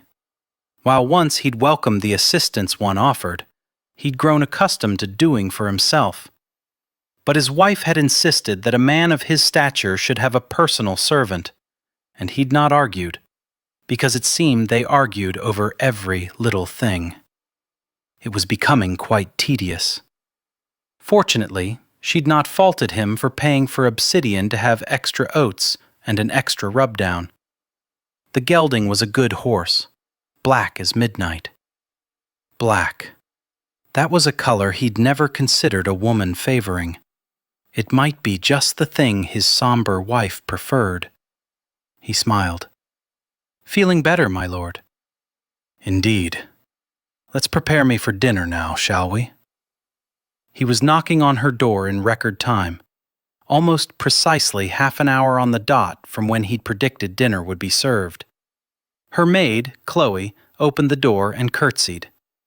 "My lord, my lady prefers to have dinner in her room. Is she not feeling well?" "I don't know, my lord." "I'll have a word with her then." He edged past the maid, who seemed particularly jumpy. Perhaps she didn't fancy storms. He found his wife sitting in a chair on the far side of the room, reading. "Are you unwell?" he asked, when she failed to even acknowledge his arrival. "No, I simply prefer to eat in here. They've prepared the private dining room for our pleasure." "Surely you don't expect me to dine alone?" She did look up at him then, and he was surprised by the hurt he saw mirrored in her eyes. "Why not? You expected me to travel alone." He slammed his eyes closed. He'd not considered she'd take offense at his not traveling with her. A wife was a good deal more trouble than a mistress. He opened his eyes. "My apologies, madam. I don't usually travel in a coach. I prefer going by horse." "Even in the rain?" "Even in the rain." "You might have caught your death." "Yes, I think perhaps I did." He watched as, miraculously, her hurt turned to concern. "Are you not feeling well, then?" "I feel fine, but I would feel better if you would join me for dinner." She shook her head. "I don't think you'd enjoy my company much. I don't suffer loneliness well, and I'm in a most disagreeable mood." "It seems you would be more lonely in here than down there." "Why do you care? We've never even had a true conversation." "Even without conversation, I appreciate your company." Dear God, she looked so bereft staring out the window. Bereft like those who lived in the same residence as his mother. Was that how it began? With a sadness so profound that the mind sought escape into fantasy. "I'm sorry, my lord. Silent company isn't enough for me." He wanted to kneel before her, take her hand and comfort her. Instead, he said simply, "As you wish. I shall have a tray sent up, and I shall see you in the morning." He walked toward the door, stopped beside the bed, and glanced over his shoulder, not certain why he took pleasure in the fact she was watching him. "Obsidian?" He caught the barest hint of a smile before she turned away and shook her head. When he left the room, he took a sense of satisfaction with him. Chapter 8. His wife ate breakfast in her room as well. Stubborn chit. Michael had barely slept, worrying about her. He'd never planned to hurt her. It was only that she asked for more than he knew how to give. Tugging on his gloves, he walked out of the tavern in time to see his wife being assisted into the coach. At least she'd not delay their departure. The rain had ceased, the skies were gray, and dampness still clung to the air and ground. Michael walked to where his groom stood, holding obsidian, ready and waiting. Michael never traveled without his groom or his trusted steed. Obsidian nickered as he neared. Michael felt a pang of regret, knowing he was going to disappoint the gelding, but he supposed that was better than disappointing his wife. He patted the thoroughbred's sleek neck while offering him an apple, which he hastily chomped. "Unsaddle him, Andrew, and tether him to a coach. I'll be riding with the Marchioness today." His groomsman had trouble schooling his features so as not to look surprised. Michael knew the man was well aware that his lordship never rode in a coach, and he had little doubt he was going to receive a few stares from those familiar with his habits. "As you wish, my lord." It wasn't really what he wished, but what his wife wished. He patted his horse again. "See you later, old boy. Tomorrow I'll take you on a ride across the hills." He strode to the first coach. The footman, a recent hire who obviously had expected him to follow the precedent he'd set the day before, was slow to open the door for him. Michael removed his hat, climbed inside, and sat across from his obviously startled wife. He took a small measure of satisfaction in her startlement. "Here I am, madam. What is your pleasure?" His wife stared at him as though she hardly knew what to make of him. Not that he blamed her. He hardly recognized his own behavior. He was accustomed to doing as he pleased, in seeking his own pleasure above all else. It was disconcerting to find himself bending so easily to her whims. "I want you to be here because you want to be here," she stated, with chastisement reflected in her voice. Women are cunning, and that is a convoluted line of reasoning. You wanted me to be here. I want to please you, and, therefore, I am here. But if you had your druthers, I would be on my horse. I am perfectly fine with you choosing your horse over me. Devil take it, I'm not choosing the beast over you. I'm choosing my horse over the coach." He sighed, failing miserably at not showing his frustration. He was on the verge of getting blistering mad at her. "I don't want to argue, madam. You wanted me in the blasted coach, so now I'm in the blasted coach. Enjoy it." "Your temper makes that quite impossible." Before he could cut a scathing retort, the coach lurched forward. He closed his eyes and clenched his jaw momentarily. He could stop the coach in a heartbeat, step out and be in the open. The coach would only seem to close in on him if he looked at the walls, floor, and ceiling. If he focused on something else so those objects were not in his vision. He opened his eyes and narrowed his gaze on his wife, until she was all he saw, all that filled his vision. Her red hair pinned up beneath her hat, a gray hat trimmed with red velvet. It matched her gray traveling dress, which was also trimmed in red. She wore gray kid gloves and gray slippers. His gaze followed the line of her pearl buttons, and he imagined loosening them and revealing the treasures they presently hid. He wondered how long he'd have to endure not knowing the exact shape, texture, and hue of what lay beneath the cloth.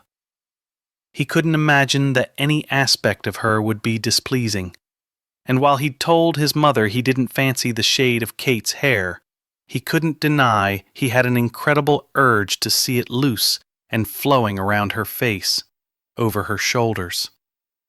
He wanted to bury his face in the lustrous strands, fill his nostrils with the sweet scent. Hair he could easily escape. The confines of the coach. He leaned out the window, yelled up, "Stop the coach!" "What's wrong?" Kate asked, obviously worried, but he had no time to reassure her. He'd already broken into a sweat and his chest was tightening painfully. He was out the door before the coach had been brought to a full stop. He landed in mud, slipped, and caught his balance. Taking in great draughts of air, he walked farther away from the conveyance. He wiped the beads of sweat from his brow. It was easy enough to stop the damn thing, easy enough to get out. It wasn't a trap. It wasn't inescapable. He had but to... He heard a feminine screech. He spun around to discover his wife sprawled on the ground, Nesbit, Andrew, and a footman rushing toward her. Somehow, in spite of the odds, Michael reached her first and crouched beside her. "Good Lord, woman, what are you about?" he asked as he took her hand, cupped her elbow, and helped her sit up. "The way you leapt from the coach, I wanted to make sure you were all right," she said. He hadn't been this close to her since they'd exchanged bows. She smelled of raspberries. He'd never known a woman to smell of raspberries. He wondered if she nibbled on them for breakfast. Her lips were slightly parted, her brow furrowed, her cheeks flaming a shade that almost matched her hair. He wanted to remove his gloves and touch that brightly colored cheek. He wanted to search through her hair and remove the pins that kept it anchored. She was sitting in the mud. Her being more disheveled only seemed appropriate, and yet as his thoughts wandered into dangerous territory, he couldn't imagine her welcoming the touches he longed to give.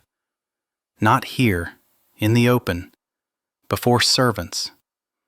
"Why wouldn't I be all right?" he snapped, as much in frustration because she was denying him what he was beginning to so desperately want, as irritation with her for behaving so unpredictably.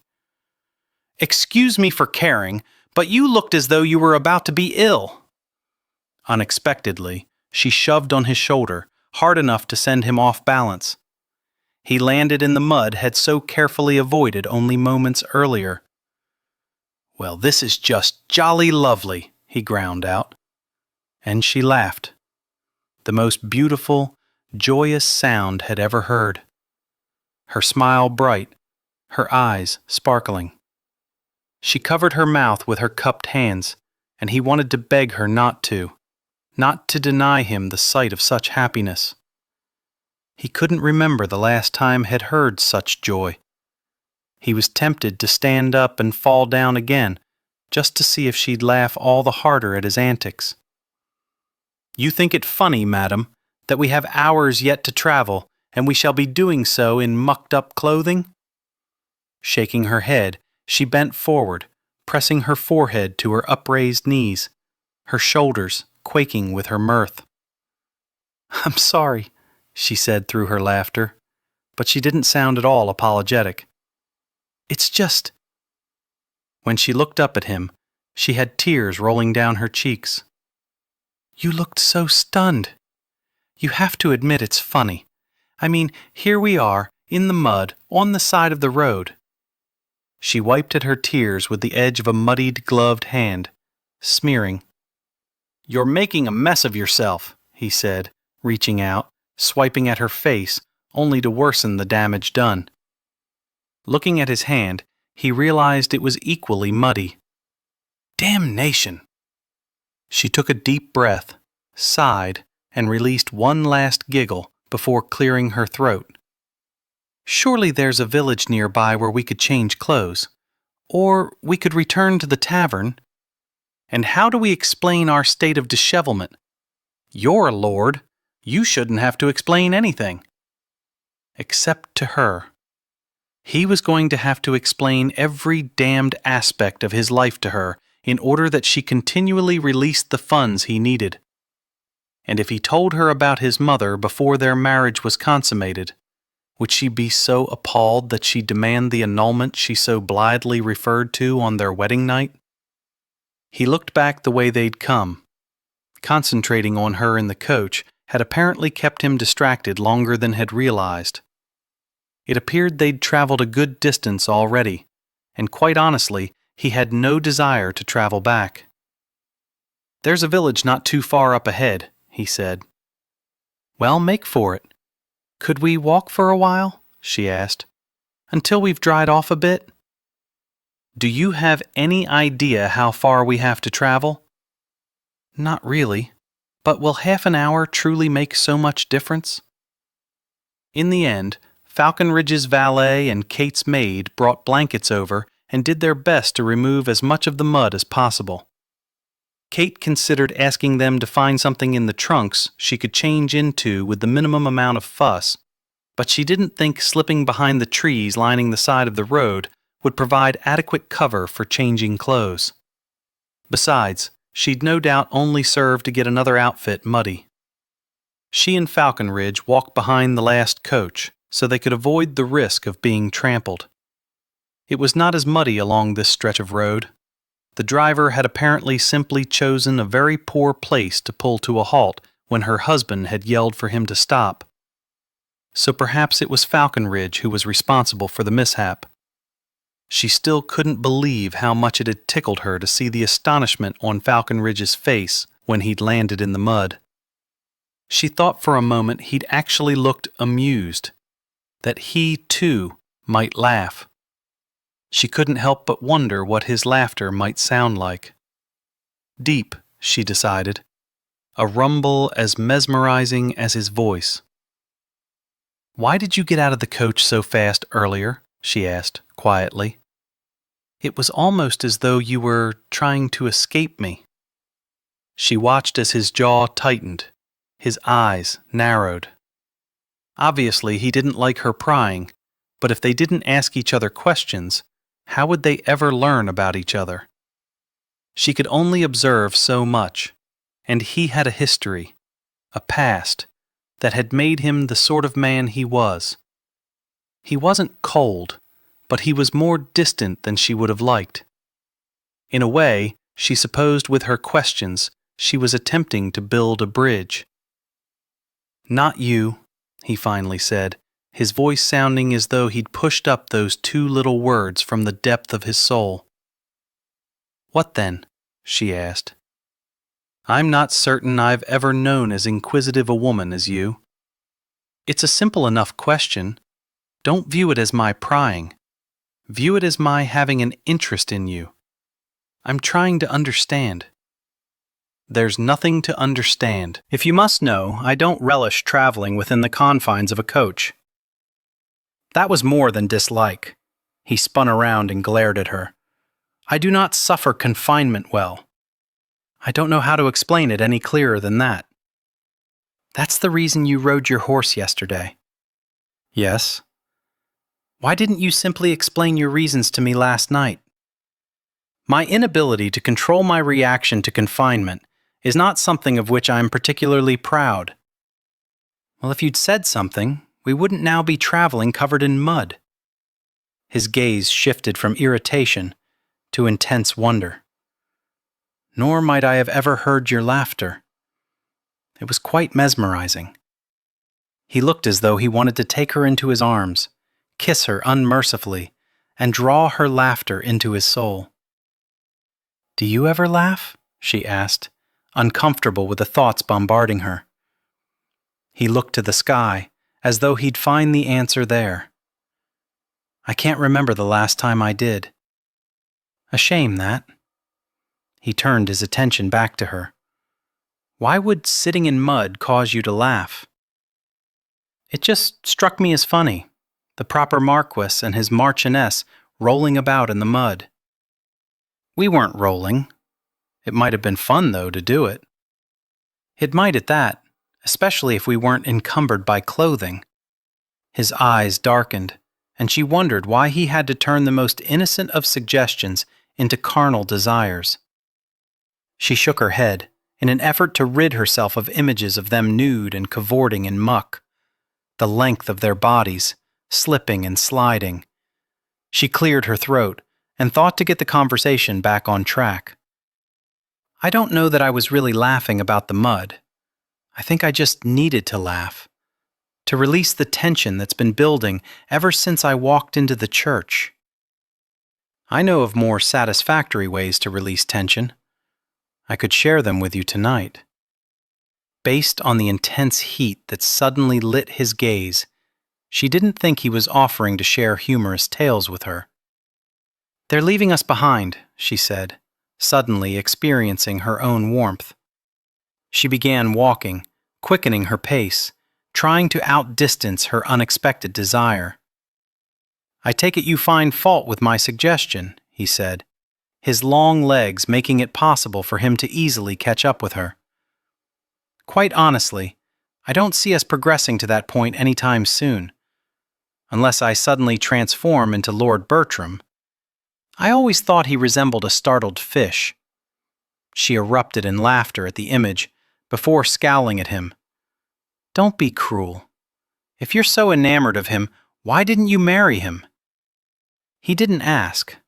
Plus, he was a viscount, and her mother had forbid her daughters to settle for any rank lower than marquess. "Did you want to marry him?" "I hadn't really considered him as a suitor." "You didn't attend many balls." She peered at him. "You noticed?" "Of course. I was besotted, after all." "Now you're teasing me, and cruelly at that." She expected him to apologize. Instead, he said quietly, "I did notice." As though upon further reflection, he not only realized he had, but was surprised by the discovery. He glanced over at her, as though trying to decipher a rather complex mathematical problem. "You're not the social butterfly your sister is." "I'm not nearly as pretty or popular."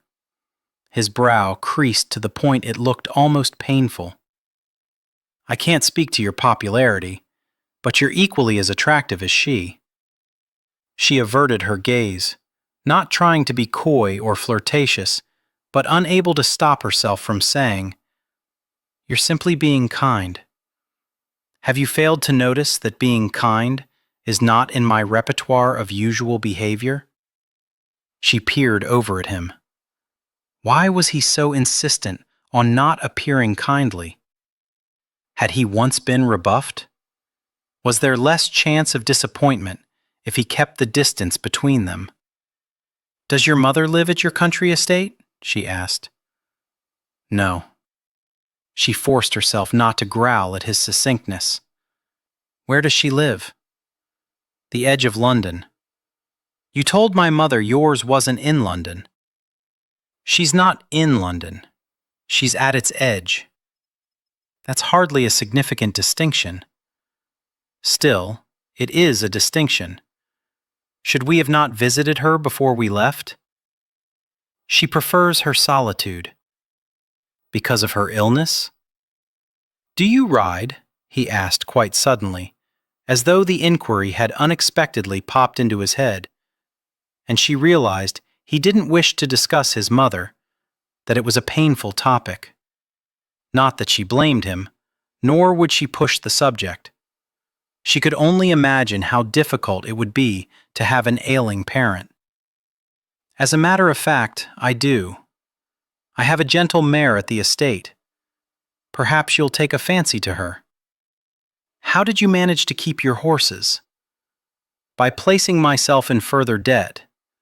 I sold off all except those I couldn't bear to part with." "You'd not struck me as a man who would be sentimental toward animals." "Sentiment did not play into my decision. I kept the best of the lot. They provided the means by which to transport myself from one place to another, and yet she knew he'd paid for extra care to be given to his horse last night, and she'd seen him patting and talking to it earlier. Why did he insist on portraying himself as so uncaring? "Tell me about your estate," she said. "You'll see it soon enough. If you won't discuss yourself, your estate, or the arts, what should we discuss? The dreary weather? I'd rather discuss you." She should have known better than to feel a measure of pleasure and satisfaction at his choice of topics, because in the next instant he gave her a devastatingly handsome and seductive smile and asked, "What's your favorite color?" She couldn't help herself. She burst out laughing. Perhaps she should simply tell him and be done with it. Apparently, he wasn't going to take interest in anything else until his curiosity was satisfied in that regard. And she couldn't deny that it did please her that he was so thoroughly interested. But in the end, she decided not to make things easy for him, because she was rather enjoying the pursuit, and she was beginning to suspect he was much more skilled at it than he let on. Chapter 9. Welcome to Rayborn. It was nearly dark when they finally arrived. Kate was grateful they'd had the opportunity to change clothes at the first tavern they spotted in the first village they encountered. She'd graciously allowed that Falconridge was more than welcome to ride his horse, but he'd chosen instead to journey in the coach with her. Whether he'd made his decision as a means to please her or himself no longer mattered. She'd used the time to acquaint him with her family and her youth. She knew she had a gift for telling a story, no doubt a natural extension of her spending a good deal of time reading. He'd actually seemed interested in her tales of Jenny and Jeremy's mischief, or perhaps by concentrating on her words, he discovered he no longer felt a need to leap out of the coach. What a complicated man her husband was turning out to be. "What is it with the British inclination to give their residences names?" she asked now, standing on the cobbled drive, wishing they'd arrived while adequate light remained, instead of when the shadows gave an ominous gloom to the place. Torches had been lit along the drive and at the top of the steps, obviously held in place there with sconces, like some sort of medieval dwelling. "We have too many residences. How else are we to keep them straight?" She glanced at her husband. "I mean, do you even know who Rayborn was?" "The builder." He arched a brow. "And I believe the lover of the first Marchioness, if legend is to be believed."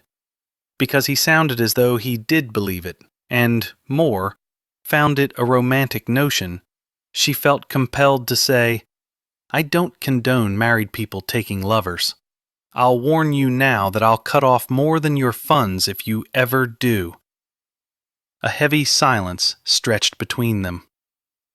"Are you threatening me with bodily injury?" He fairly purred, almost in a challenge. "I'm simply stating my position on the practice of taking lovers." She hated that even the thought of him with another woman caused such unexplained jealousy. She sighed. "Let's not ruin what had turned into a rather pleasant afternoon by belaboring the point. Besides, I'm very anxious to see your home. I'm not sure this monstrosity qualifies as a home. That word creates the image of something far quainter. It's difficult to tell in the dimming light, but the gardens have been let go. And here I was hoping they'd been designed on purpose to resemble a jungle." He chuckled. "Are you attempting to make the best of an unfortunate situation? Surely not everything has been let go." "Unfortunately, for the most part, yes. I had no need to keep up appearances here, as no one visits me at this residence. The staff is too small to adequately see to it, and most of the residence has been closed off, as it's never used. There seemed little point in suffering through the expense of keeping it maintained. I suppose we'll change all that now." "If it pleases you." He extended his elbow. "Allow me the honor of introducing you to your new home." He escorted her up the stone steps. No footman stood at attention to open the door. As a matter of fact, The servants they had brought lingered by the coaches as though they'd been given orders to wait until the Marquis ensured all was in order. As he opened the door, Kate caught sight of flickering shadows beyond the huge archway. He led her inside, where candles on exquisite chandeliers provided dim lighting for the entryway. She knew it had been 10 years since electric lights had begun being used in various buildings throughout London. She'd also heard of a lord who'd installed a private electric generating plant at his own country estate. It had been quite costly, and while she doubted her husband had ever been in a position to indulge in modern conveniences, she couldn't deny that she was disappointed at the prospect of living by candlelight. "Am I to assume you have neither electric nor gas lighting here?" she asked. "Unfortunately, your assumption is correct." "Am I also correct in deducing that each sentence you utter from this moment on is going to begin with 'unfortunately'?" He grinned at her. Not his usual seductive grin, but a smile with which she was more comfortable. "Unfortunately." He held her gaze, and she realized that he belonged here, in what at first glance she could only describe as a palace. Huge, cavernous, and yet she could tell that it exhibited exquisite craftsmanship. The walls visible to her housed enormous paintings, some she recognized as being created by the hand of masters. Porcelain, gold, and silver figurines and statuettes lent their beauty to welcoming guests. Obviously, at one time, this family possessed wealth that rivaled that of her own. How difficult it must have been to have fallen from such great heights. She heard light footsteps coming from a hallway, and a man who looked as though he may have served the first Marquis appeared. "My lord, Lady Falconridge, allow me to introduce Gresham. He's been the estate's butler for some years," her husband said. "Since the turn of the century by the looks of him," Kate thought. Gresham bowed. "My lady, 'tis an honor to be at your service." "Thank you, Gresham. I'm quite pleased to be here." "If it pleases you, I'll assemble the staff for introductions and then see that dinner is made ready." Kate nodded. "It would please me very much." It didn't take long to be introduced to the half-dozen staff members. Afterward, Falconridge suggested taking Kate on a tour of the main rooms, while the newer servants were bringing in their luggage and preparing their bedchambers. Falconridge escorted her into the great hall, an enormous room with paneled walls and elaborate molding along and over the ceiling. "This room has changed little since 1580, Falconridge said. "The craftsmanship is exquisite." Kate couldn't help but be impressed, walking through the room, admiring the intricate detail. Someone had put a great deal of love into the workmanship. She looked over her shoulder at Falconridge. "Is this Rayborn's work?" "Indeed. His care with the construction was his gift to the first Marchioness," she mused. "His influence is difficult to overlook. He must have known the Marchioness very well to have been so confident that he could please her with his creation." "I suspect he knew her favorite color."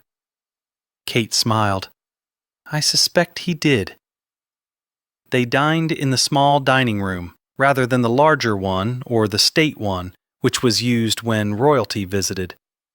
The smaller room was much more intimate, with a table that sat only 6, and while Kate sat at one end and her husband at the other, they weren't nearly as far apart here as they'd been in London. Kate sliced into her baked chicken. "I assume these are portraits of your family?" Falconridge lifted his goblet and took a sip of wine. "Above the fireplace is the first Marchioness, painted shortly after she was married." Kate studied the fair-haired woman. She wasn't very old.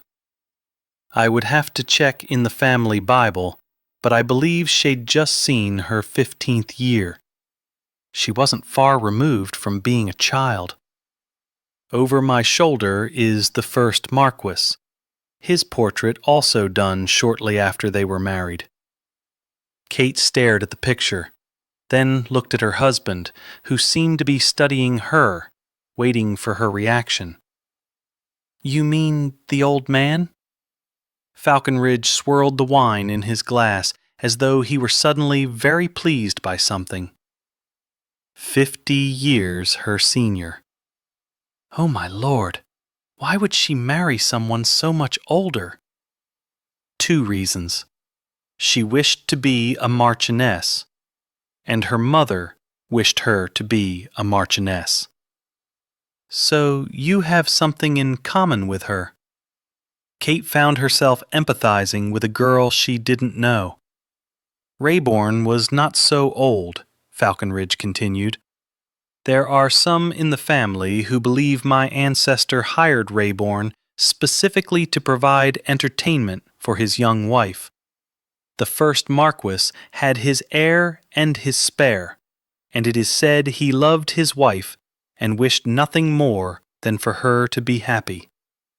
In that regard, he and I are much alike. You don't love me. No, but I wish nothing more than for you to be happy. Following dinner, I shall share with you a room that will please you beyond measure.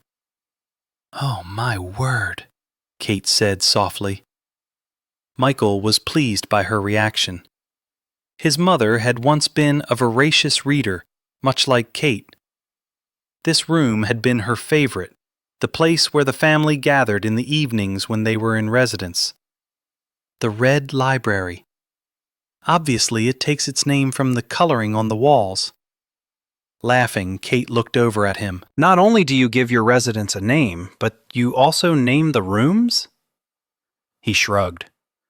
When there are so many, how else can you determine where to meet? You could just say, meet me in the library. We have 3 libraries here. She faced him completely. 3? Why didn't you show them to me earlier? The other 2 are farther back, closed up, and need a good bit of dusting, I suspect. You'll no doubt want to make them habitable as soon as possible. How many books? The total within all 3 libraries comes close to 2,000. This is absolutely wonderful. She glanced around. But we must get proper lighting in this house. Unfortunately, plumbing as well. Water is still carried upstairs. It's almost archaic, isn't it? He gave her a self-deprecating smile. Unfortunately. I don't really feel it's unfortunate. Don't you? No. He lifted her shoulders as though suddenly uncomfortable with what she was about to say. She touched a figurine on a table, ran her finger along the back of a chair. There's so much that needs to be done that it gives me a purpose. Until I married you, the only purpose in my life was to be a good daughter. I mean, I noticed wall coverings and draperies that need to be replaced, and I know I have the means to replace them, to make a difference. Is that how you want to be remembered? For wall coverings and drapery selections? I want to be remembered for making a difference. Making improvements to your residences is a start. Her voice had become clipped. Damn it! He'd somehow managed to hurt her feelings. And what of you? What do you want to be remembered for? She asked tartly.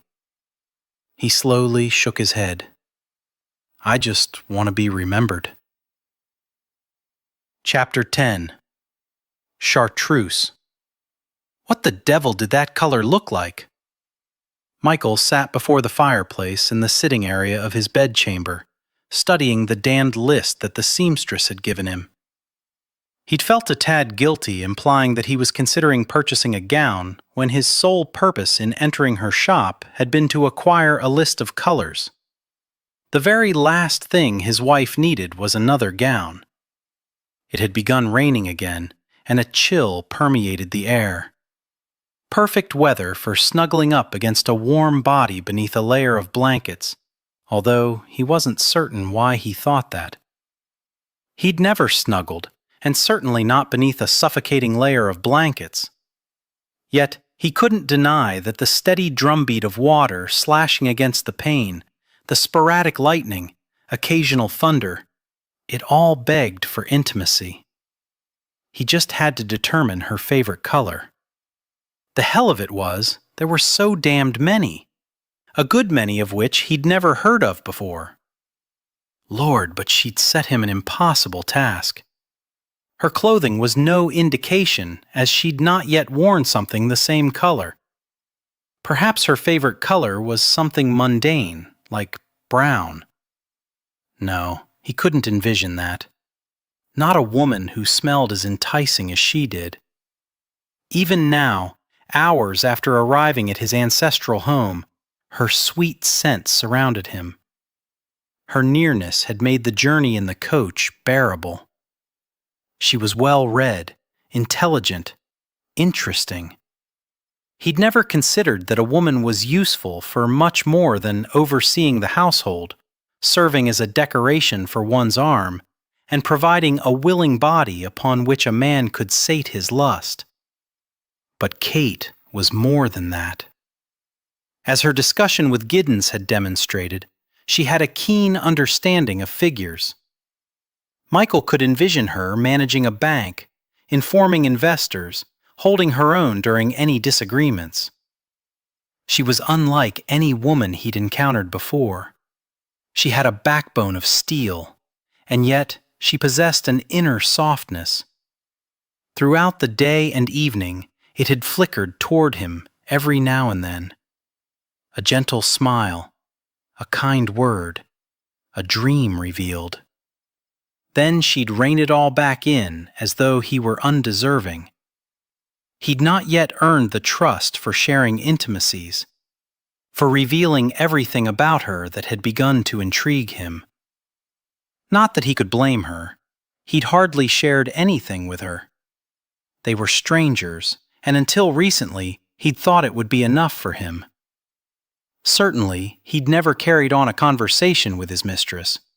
Her sole purpose had been to provide him with pleasure.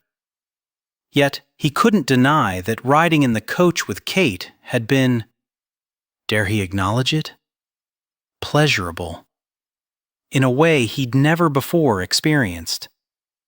She was a mystery, and he found himself wanting to unlock the puzzle of Kate. He flicked the corner of the paper. Perhaps he should simply write each color on a scrap of paper, put them all in his hat, and draw them out one at a time. He'd no doubt have as much of a chance discerning her favorite color by doing that as he was by studying the list. Whatever color chartreuse was, it sounded Kate-ish. Not simple, not easily deciphered. A mystery. Yes, that was the color he'd spring on her tonight. If nothing else, he'd be giving notice he'd deduced that the plain colors, red, blue, green, yellow, would hold no fascination for her. Perhaps that would be enough to win her over. He could always hope. Then he could put this courtship business aside and concentrate on persuading her that their plans for the future should include a good deal more than wall coverings and draperies.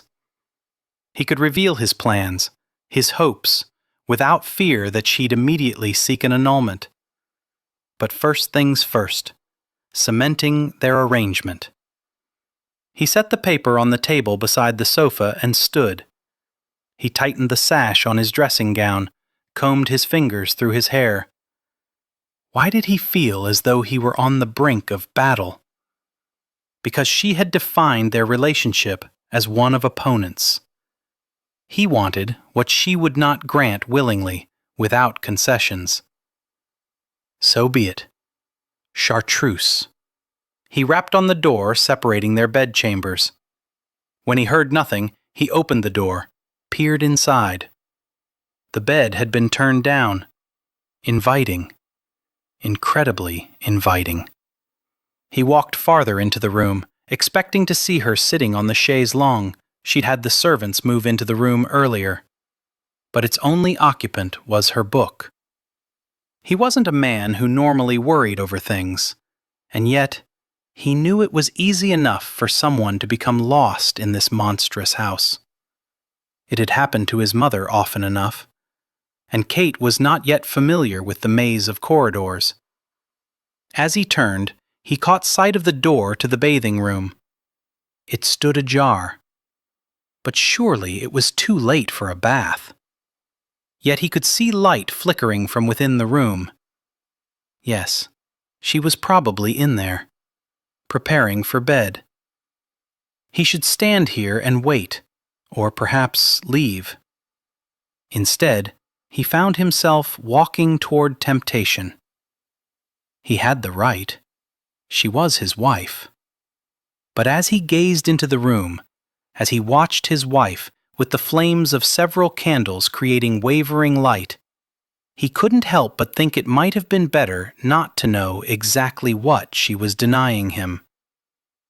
She'd piled her hair on top of her head, not in some sort of stylish coiffure, but in a manner that more closely resembled the untidiness of a bird's nest. And yet, it was so incredibly enticing. Damp, springy tendrils fell along her neck, around her face. Not that he was looking directly at her face. Her back was to him as she stood in the copper hip tub. And what a lovely back it was. Her backside was well rounded, and it was all he could do not to groan as she bent over and soaked a cloth in the water circling her calves. Straightening, she dropped her head back, lifted her arms, and created a waterfall that rained down over her sleek body. His gaze shifted to the mirror, and he watched as the droplets rolled along her curves, slid into her valleys, only to tumble back down into the water.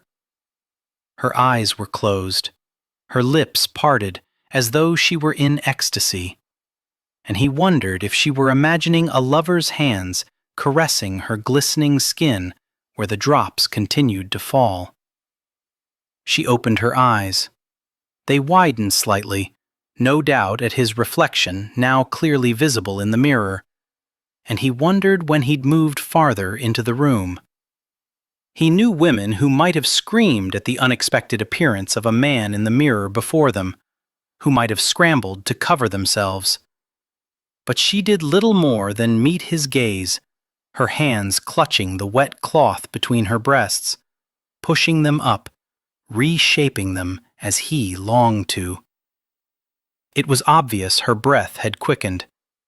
She was magnificent standing there, defying him, challenging him, proud in her stance, unafraid. Everything within him tightened to the point of pain. Everything within him yearned to reach out, to touch her, to take her within his arms. He didn't know if he'd ever wanted any woman as much as he wanted her at that precise moment.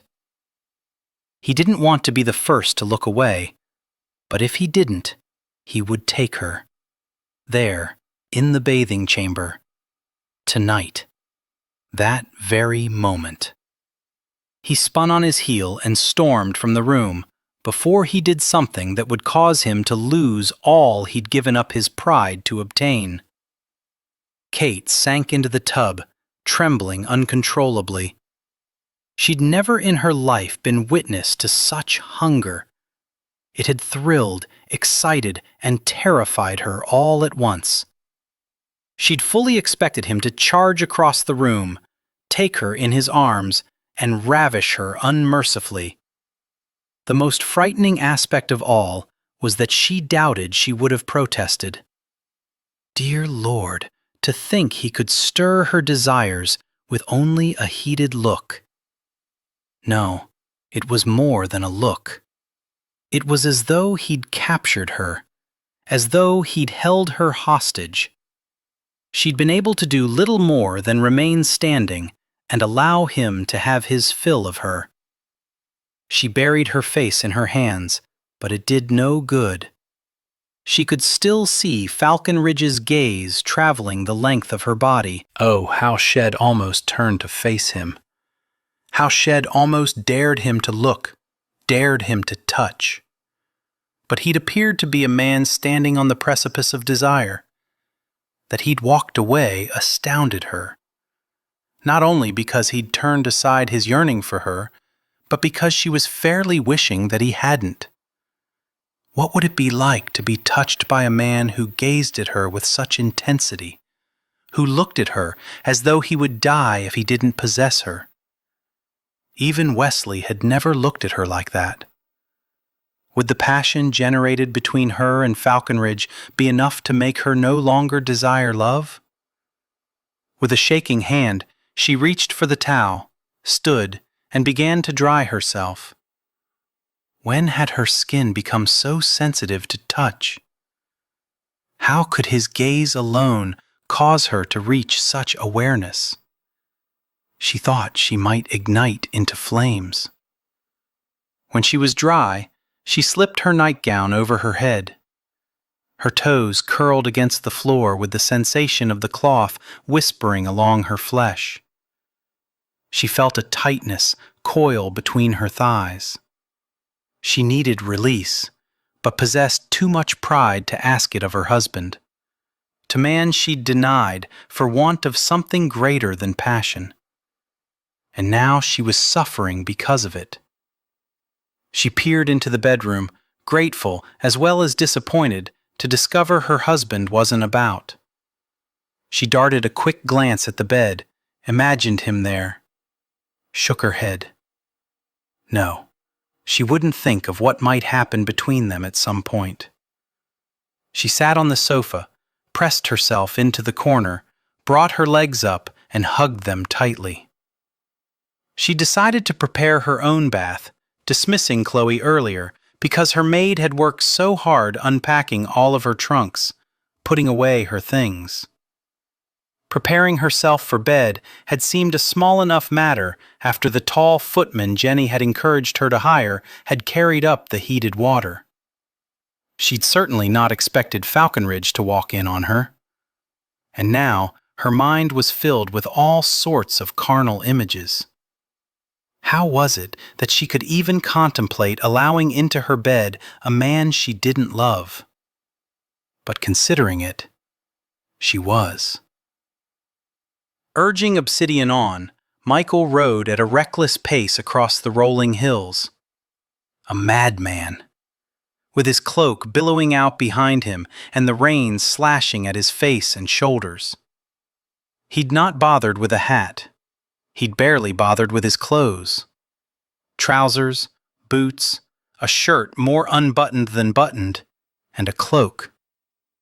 He'd needed to distance himself from his luscious wife. He wanted to bury himself deeply within her. He wanted to become lost to passion, his troubles set upon a distant shore. He wanted to be free of the burdens that plagued him. Damnation, but he should have insisted on Jenny. He should have stood his ground instead of settling for a woman who could do little more than satisfy his financial needs. Bringing Obsidian to a halt at the crest of a hill, Michael dismounted, and with the wind buffeting him, he stared out at his land, his legacy, barely visible in the moonlight. She wanted love, damn her. And yet she'd stood there, enticing him with her curves, with her dips and hollows. Growling, he dropped his head back and welcomed the rain pounding at him. Felt the drops gliding over his flesh. Imagined them gliding over hers. She tormented him with what he could not possess.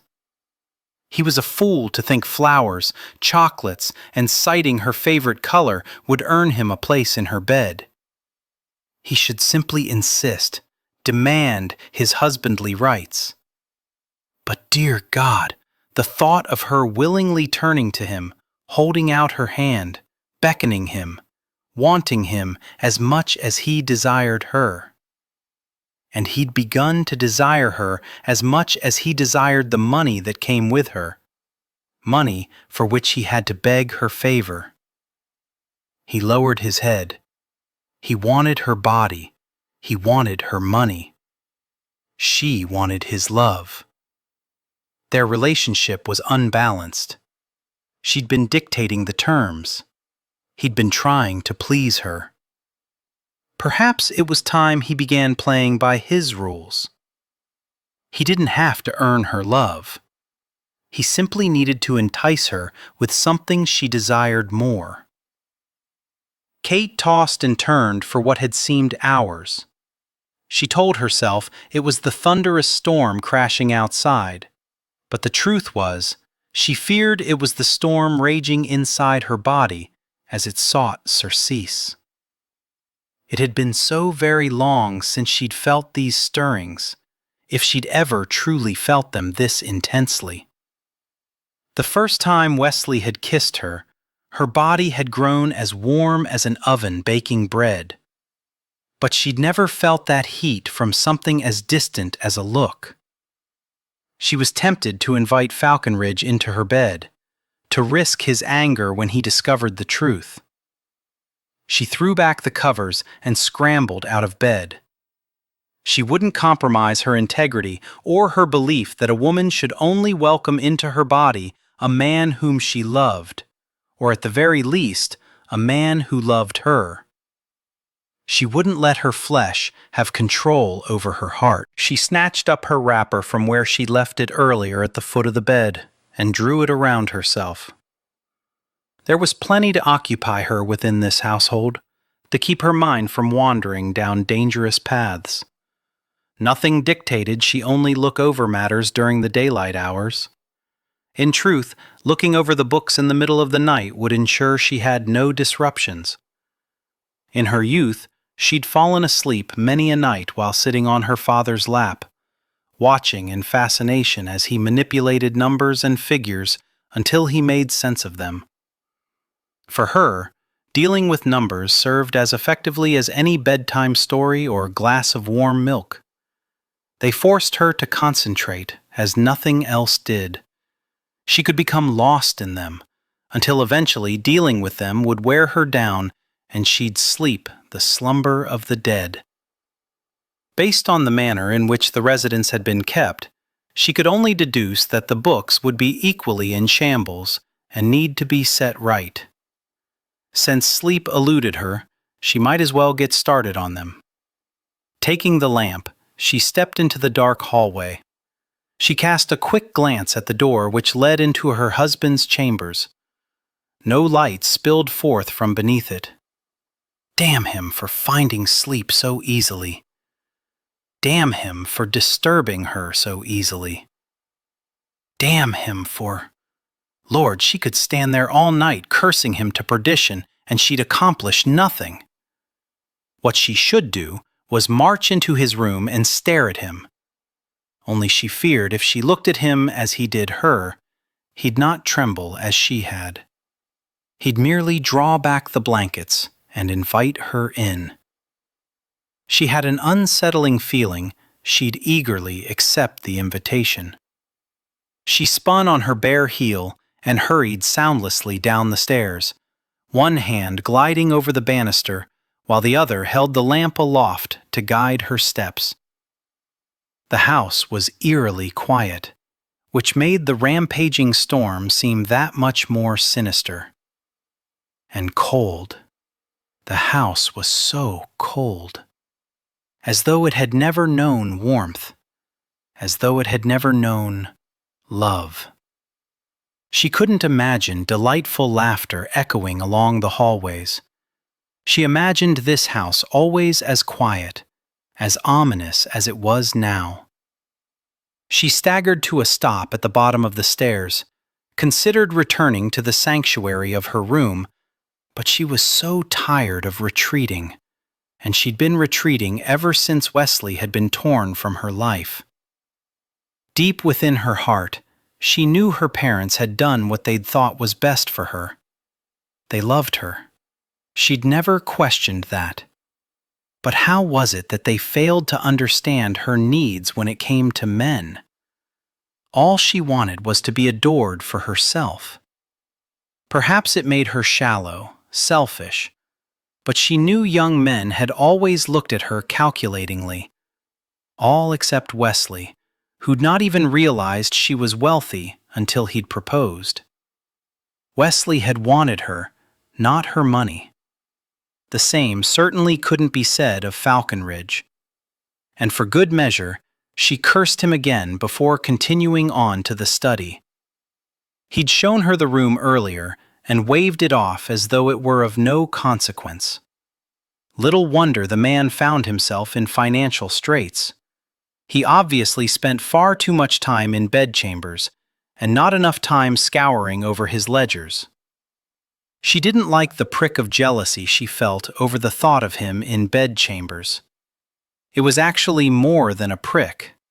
It was more like a stab accompanied by anger. Dear Lord, if these emotions swelled within her, what might her husband feel with the knowledge that his wife had entertained a man?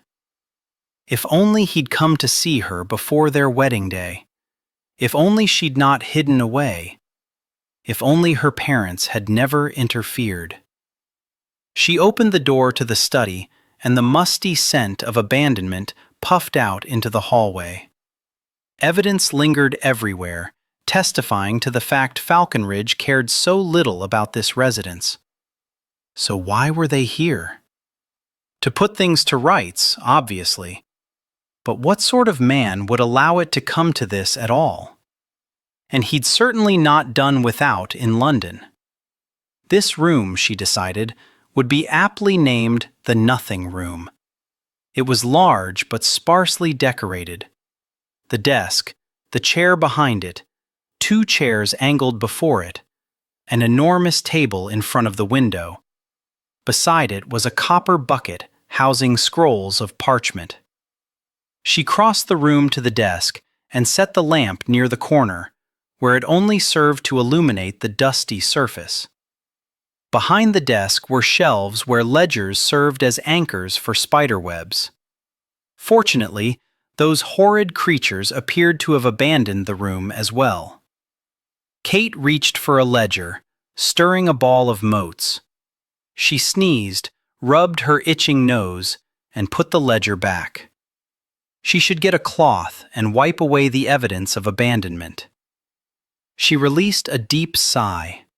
She needed an army of servants to get everything squared away. One step at a time. She'd get a rag, wipe down the desk, then the ledgers, and then she'd set to work. She'd not be discouraged. Instead, she would embrace the challenge. Surely it would keep her from thinking of her husband. She lifted the lamp and turned toward the door. The light struck the nearby table and its gleaming surface. Gleaming? Was there actually a portion of this room that didn't appear neglected? She walked over to the table. It seemed ordinary enough, except for the can that had once contained beans and now housed an assortment of pencils and various rulers. What was this table used for? Did Falconridge write here? No, more likely, he drew. Was her husband an artist? She was surprised by the flicker of excitement at the prospect. That talent might explain his moodiness. Weren't creative sorts generally more melancholy than most? Was he desperate for her money so he could establish an art gallery? What fun that would be! She loved the arts. She shifted her attention to the rolled parchments sitting in the copper bucket. She reached for one and immediately drew back her hand. These were possibly his drawings, and he'd not elected to share them with her. She should wait for an invitation. Tomorrow she might innocently mention how much she'd enjoyed touring the National Art Gallery, and from there he might offer to show her his drawings. Or not. Most likely not. To hell with waiting for an invitation. Patience had never been her strong suit. She lifted out a scroll, pulled the string forming the bow that held it secure and slowly unrolled it across the table. It wasn't art, not really, but it was a drawing, an outline, of a building, a cottage, extremely detailed with numbers carefully written that seemed to indicate measurements. She could hardly fathom the amount of time and patience it had taken to draw something this exact, this precise. It was almost as though he had plans to build. "What the devil do you think you're doing?" Kate spun around. Her husband stood there, as dark as the tempest rampaging beyond the walls. His wet hair curled, no semblance of civility to it at all, which seemed appropriate since he hardly appeared civilized. Her heart pounded so hard she was surprised she could still hear the distant thunder. Her mouth had grown dry, her throat felt as though she might strangle.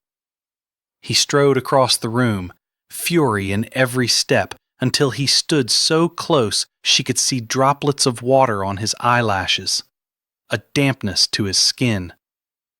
He didn't carry the scent of a man who'd been bathing. Rather, he smelled like wet leather and horse. "Answer me, woman! What are you doing?" Answer him? The arrogant man. Kate Rose no longer answered to anyone. She had paid a high price for that freedom. She had no plans to take it for granted now. "Were you out in the rain?" she asked. "Not that it is any of your concern, but yes, I went riding." "What is it with you and riding in the rain?" It was either ride Obsidian in the rain or ride you in the bathing room. The crack of her palm against his cheek echoed through the room. "How dare you? How dare you be so crude when speaking of me, your wife? I dare say you shall spend a good deal of your life riding your horse, as I doubt a time will ever come when I shall harbor enough affection for you to allow you to ride me." His eyes darkened, his breathing grew more harsh, his jaw tightened. "How is it that I want you at every turn? How is it that a woman with so much fire would choose love over passion?" "I'm not choosing love over passion. I'm choosing love before passion." Raking his hands through his hair, he dropped his head back. "I swear before God, you shall be the death of me." Of all the words he could have said at that moment, those were the very last she'd expected.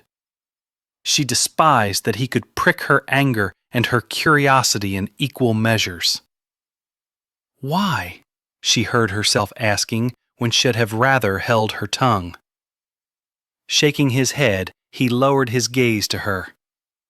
"You wouldn't understand." As though he'd lost whatever fight had been in him, he reached past her and began rolling up the parchment she'd spread over the table.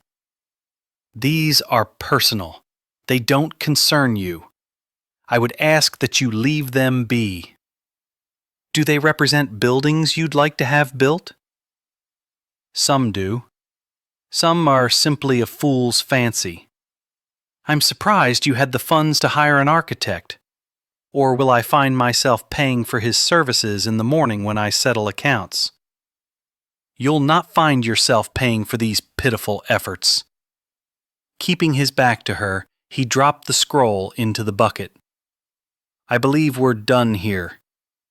"I don't think they're pitiful. From what I saw, they were very well done. I wouldn't mind looking at all of them." He swung his head around, studying her as though he doubted her sincerity. "Perhaps another time, madam. In case you've not noticed, it is well into the middle of the night. Any sensible person would be abed." She angled her chin, surprised by the sting caused by his refusal to share them. "Now, I'm not known for being sensible. Case in point, I married you." With that, she spun on her heel and marched from the room. She couldn't say why the sound of his low chuckle following in her wake pleased her. She only knew that it did. That in some way, it signaled a small victory. Chapter 11. Michael was not particularly skilled at reading women's moods, but he had no doubt that his wife was still royally miffed at him. Not that he blamed her. It was not his habit to be deliberately crude with the fairer sex, and yet his frustrations had gotten the better of him last night. Had been wet, cold, and the fact that she'd been in his private sanctuary, looking at his unschooled efforts, had not set well with him. And so he'd lashed out, unforgivably so. Even then, she'd stood her ground, tossing his words back at him as though she were accustomed to spouting crudities, when he doubted she had a clear understanding of exactly what he'd had in mind when he spoke of riding her. Unfortunately, that morning, she'd not joined him for breakfast. Rather, she'd had a tray delivered to her bedchamber. He'd actually missed her company, suffered through a moment of loneliness before reminding himself that being alone was a natural state for him, and something with which he was well familiar. She'd sent her maid down to inform him she would be looking over the accounts this morning. He'd sent a footman up to announce the arrival of Michael's steward, Mr. Swithin. He wondered how long they'd play this game of cat and mouse, each effectively ignoring the other. He'd been standing beside the desk talking with Swithin when his wife had waltzed into the room wearing a pale pink dress with cherry-colored silk stripes running its length. Velvety loops of ribbon decorated the sleeves and the sides of the underskirt, visible where the upper skirt was gathered up. Strangely, in spite of the various decorations, the entire attire had a very no-nonsense quality to it. Perhaps it was because below her chin, the only skin visible was that of her hands. Yet still, he found her enticing. She'd given Michael a very succinct greeting before settling behind the desk and getting down to business with Swithin. As much as Michael loathed his wife prying into the details of his estate, he couldn't deny he was fascinated watching her. His steward sat in a large leather chair across from her, answering her insightful questions about the management of the house, the grounds, the stables, monies spent, and the dwindling income from farming. Kate looked at Michael and said, "Surely you saw the need to replace what you were no longer gaining." "We did. Unfortunately, we made some unwise investments. The problem with investing is that one must always be able to withstand the loss if the risk doesn't pay off. So I learned." She turned her attention back to Swithin while Michael focused on her. Last night, he'd almost told her about his sketches, about the buildings he did want to bring to reality.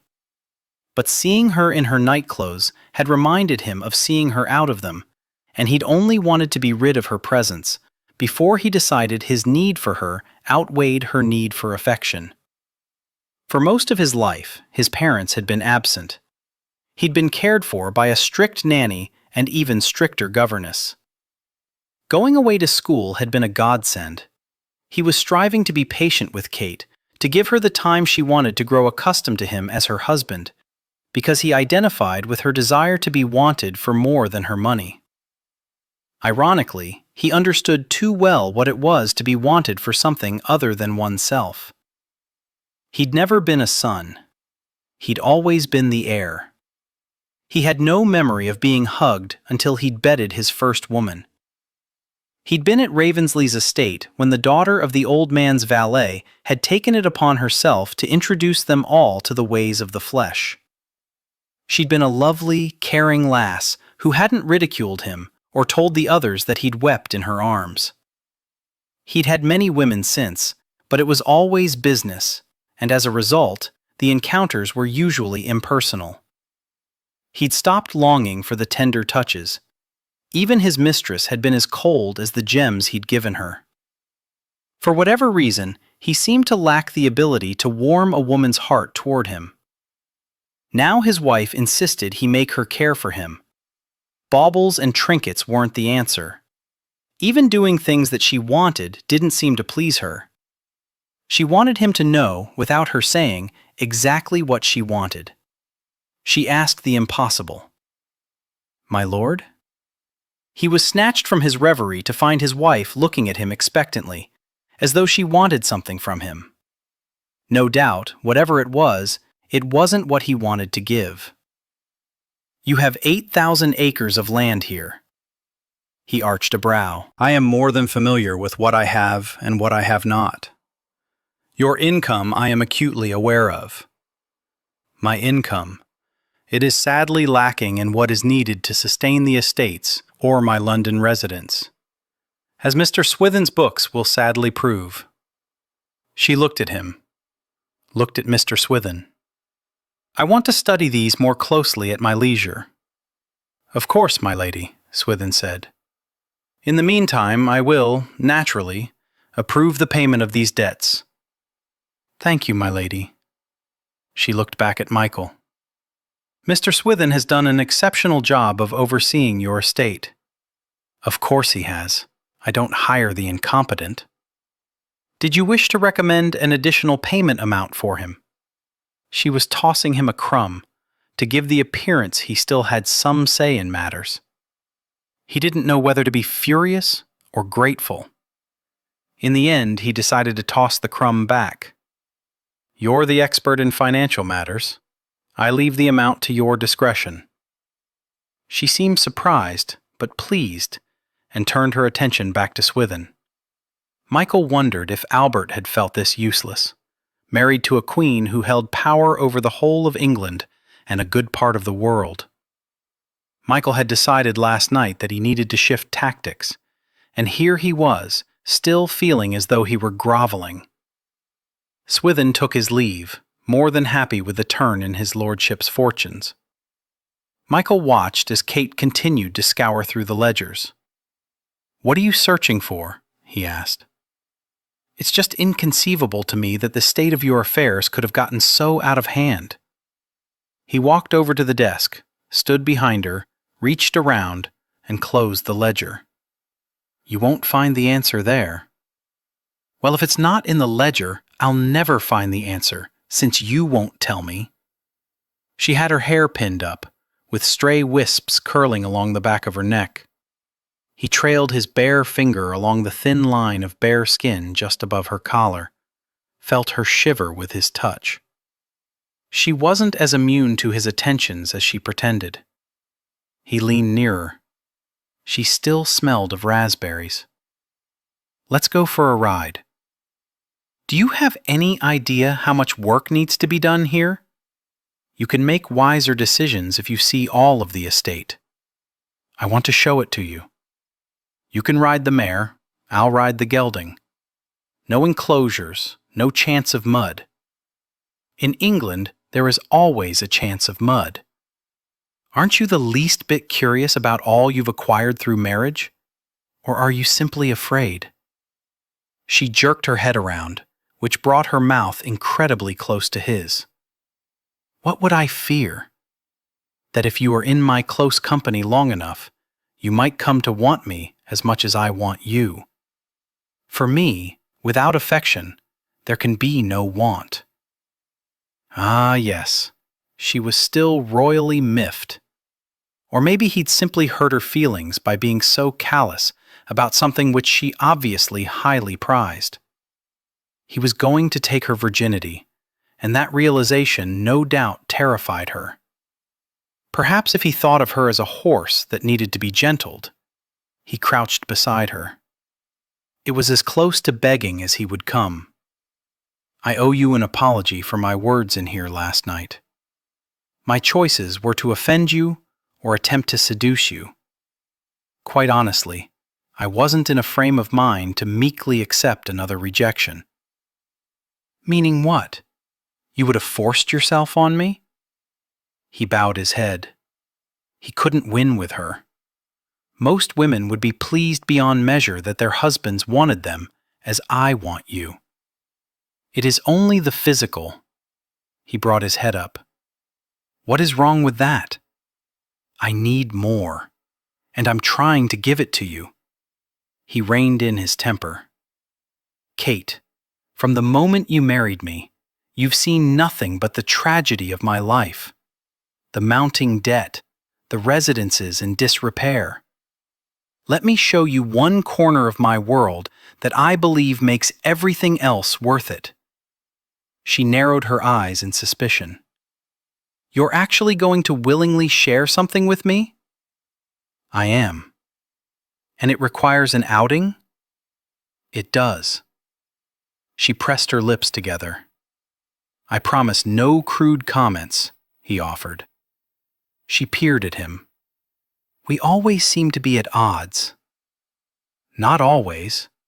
Yesterday, for example, we had several very pleasant moments. Sighing, she nodded. I'll accompany you on an outing. Do try to sound a bit more enthusiastic, unless it's your intent to ruin my good humor. This is you in a good humor? It very much resembles you in a bad humor. Your eyes are changing shade. They were a sort of green, but now they're going to blue. Don't be ridiculous. My eyes don't change color, except with my clothing. They sometimes reflect the color of the cloth. Perhaps. But he thought he might be managing to improve her disposition. He wished he'd developed a skill for effectively teasing a lady. But if need be, to make her laugh, he supposed he could always seek out mud. I assume you have a riding habit, he said. She laughed lightly, her breath skimming over his cheek. More than one. Then I shall see that the horses are readied, while you see to yourself. His body tightened as the tip of her tongue touched her upper lip. He thought her breathing might be growing as labored as his. He watched her throat work as she swallowed. I need room so I can stand, she said, her low voice carrying a sensual rasp. His lower body reacted with a fierceness that made it nearly impossible to stand back up, but he somehow managed to do so, moving behind the chair and pulling it out so his reaction to her wasn't visible. She rose gracefully from the chair and took 2 steps before turning back to him. Thank you for the apology, and more, for trusting my discretion regarding the additional amount.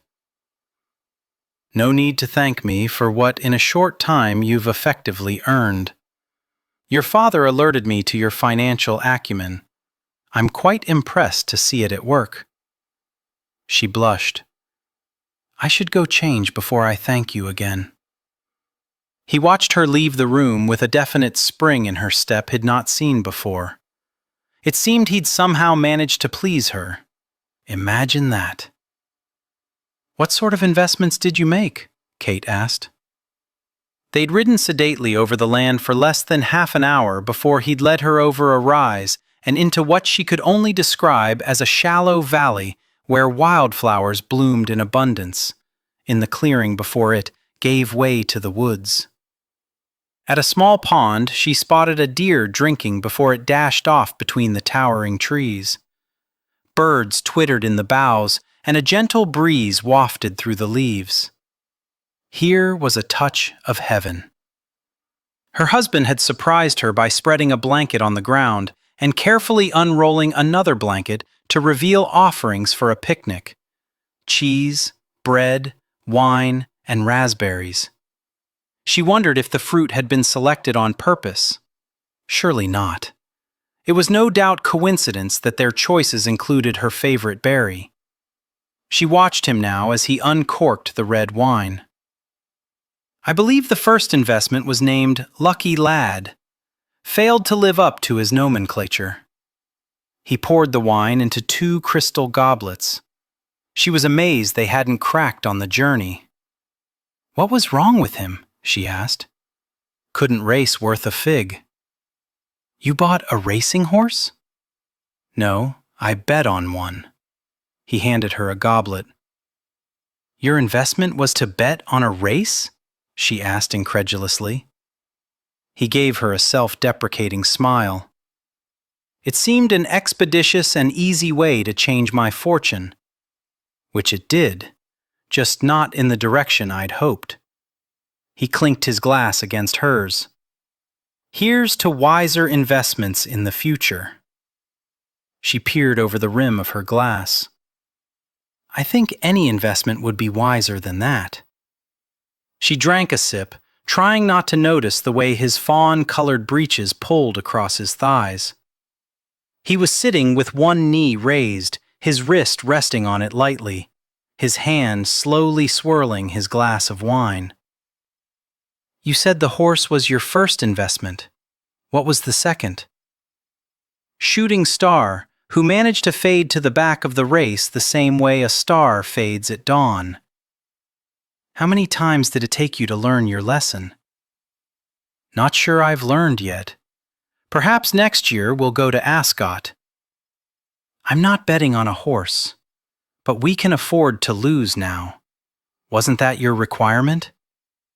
She shook her head, trying to appear uninterested, but she was intrigued by the thought of going to the races with him. If we go, I shall select the horse. Have you a knack for it? We won't know until I try. You've never bet on a horse? I've never gambled at all. It's a way to make an abundance of money quickly. It's also a way to lose it. I don't trust schemes that promise quick riches. There is always some hidden trap. I can't argue with that, he mumbled, before taking a sip of his wine. Gazing at him was certainly no hardship. The breeze had begun to toy with his hair, just as it toyed with the trees. She had an urge to run her fingers through his dark strands, but touching him would no doubt give him leave to touch her, and after last night, she suspected he'd like to do more than play with her hair. Best to keep the conversation off personal matters. Surely, with as much land as you have, you could sell some of it, she said. He swung his head around to study her. It's all entailed. I'm forbidden to sell it. I can lease it for farming, but there is no money in agriculture these days. Not for us. We can import it from you Americans cheaper than we can grow it. Since the title and its responsibilities fell to me, I've lost almost all my tenants. And who can blame them for going to the cities where more opportunity and a better life awaits them? But surely there is something you can do with this land that would bring in more income. You could build a factory. He grimaced. Even if I could, which I cannot because of restrictions placed on the deed, I wouldn't entertain such a notion. It's part of the reason that I invited you to take a ride with me. I want you to see what you gain through marriage to me. This land's purpose is the same as a woman, to be beautiful and appreciated. Look around you, Kate. There is poetry in the land. Had never given her beautiful words or recited poetry to her, but surely a man who saw such beauty in the land held poetry in his soul. Is this where you rode to last night? Eventually, once I got the fire out of my blood. Reaching out, he trailed his bare finger along her bare hand. They'd taken off their gloves to eat, and yet the cheese and bread remained untouched. Do you often give yourself a bath? She could see from the intensity of his gaze that he was remembering exactly what had seen last night. She had deliberately chosen clothes to wear today that left very little skin exposed. She felt her cheeks warm and hoped her blush wasn't visible. Chloe worked so hard to get everything unpacked that I didn't wish to bother her with a bath. I had footmen bring up hot water, but I'm fully capable of washing myself. She cleared her throat. I think the first thing we should do is modernize your plumbing. He grinned at her. Nothing wrong with my plumbing, I assure you. She grew even warmer. The plumbing in your house, you dolt. He chuckled low, and she almost felt the vibrations travel through his hand into hers. She thought about moving hers from beneath his finger, but it felt so lovely, the slow, sensual circles that he was drawing on her skin. You have so much fire within you that it's little wonder your hair is so incredibly red, he said. I've always hated the shade of my hair. I rather like it. It's not common. Now it was her turn to laugh. No, it's not. She wanted to turn the discussion away from her and back to him. You'd not struck me as a man who'd appreciate the beauty of the countryside. I appreciate beauty in all its forms. His gaze traveled slowly over her face, lingered on her lips, most especially when it's associated with a woman. She felt a wet drop splash against her nose, jerked her head back, and was hit with a droplet of rain in her eye. Oh no, it's going to rain. She'd not even noticed the clouds moving in. Come on. After helping her to her feet, he grabbed her hand, but instead of leading her toward the horses, he urged her toward a tree. Where are we going? She asked. It's probably only a quick afternoon shower.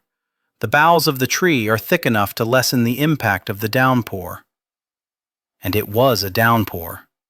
Had barely gotten her back against the tree when the rain hit. He stood so close, his arms raised and pressed against the trunk of the tree, hemming her in. She dared not move. Instead, she studied the perfection of his burgundy silk cravat, a color that matched her riding habit, wondering that he would dress almost formal for such an informal outing. Almost as though he felt a need to impress her. He was so near she could feel the warmth radiating from his body. He bowed his head slightly and said in a low voice near her ear, "Chartreuse?" She furrowed her brow. What's chartreuse? The wrong color. His lips skimmed against the outer shell of her ear. Burgundy?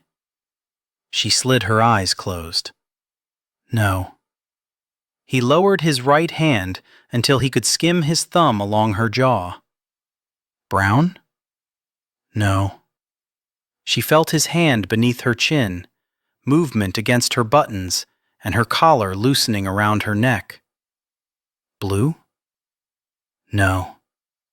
She felt his lips pressed against the sensitive skin below her ear, and her breathing became small pants. Yellow? He rasped, and it sounded as though he was having as much difficulty drawing a breath as she. No. She felt a need to weep, a need she didn't understand. Desire swirled through her, hot and fierce. Running his tongue along her skin, he nestled his lips up against her throat. Purple? Somehow, his mouth reached her collarbone. Pink? His sturdy leg pressed between her thighs. White? His hand cradled her breast, his thumb stroked across her hardened nipple. No. The sensations were building. No.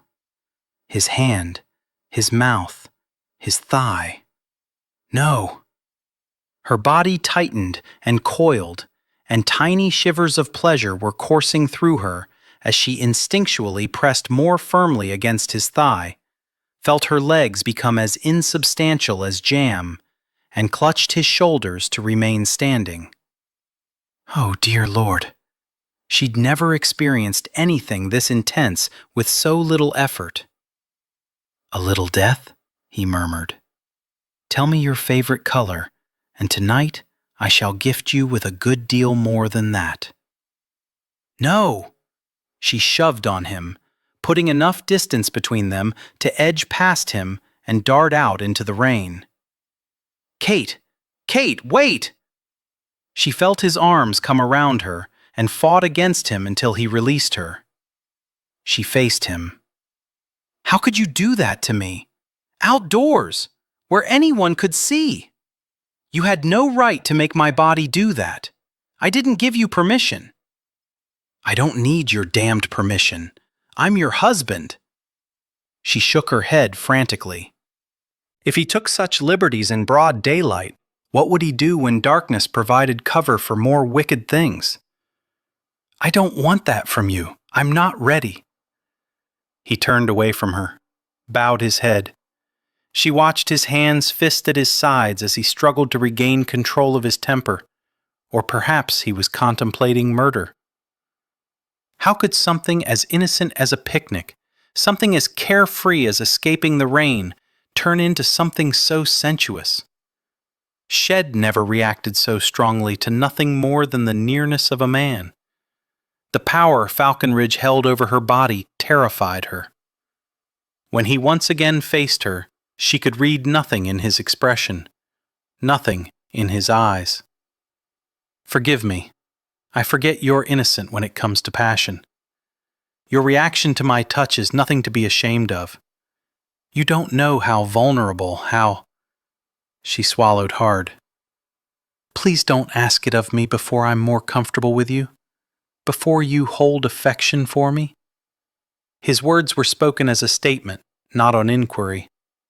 She nodded slightly. As you wish. His words were spoken succinctly, flatly, with no emotion whatsoever.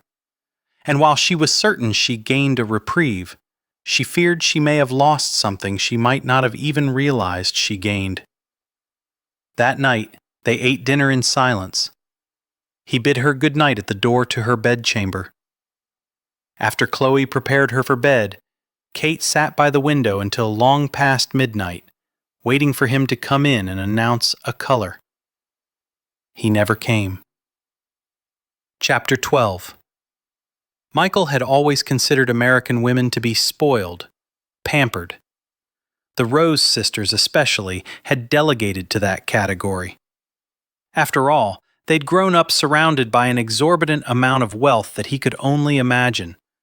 And while a portion of it was now at his disposal, he'd never forget the ease with which James Rose had spit out the amount he was willing to pay for Michael's title, as though it was nothing more than pocket change. But Kate Rose Tremaine threw herself into the task of setting Rayborn right, as though she made a wager with the devil himself, and her failure would result in the forfeiture of her soul. In the evenings, in the library, rather than reading, she sat at the desk and scribbled her plans for the next day on one piece of paper after another. She was so absorbed in her efforts that he doubted she'd have heard him if he'd yelled a color in her direction. Not that he'd tossed any her way since their encounter at the pond. The first morning, they went to the nearby village where she hired a half-dozen women whose job was to beat the dust out of the draperies and rugs that the London servants brought outside. He'd never seen so much dusting, scrubbing, and polishing in his entire life. Kate's first priority had been the essential rooms, their bedchambers, dining rooms, parlors, kitchen. Rooms were aired out. Men from the village were hired to wash windows. He'd caught her more than once with a smudge of something or other across her cheek or her chin, once on the tip of her nose. A mark that he yearned to replace with a kiss. He didn't want to press her for what she was not yet ready to give, but not having her was torment, especially at night when he envisioned her lying in bed, or worse, preparing for bed, with water caressing her flesh as he longed to. So he rode over the hills at midnight, or came to his study where he could pour his efforts into something else that brought him pleasure, since his wife was intent on not providing him with any. That harsh assessment wasn't entirely true. He took pleasure in her company, as spare as it was.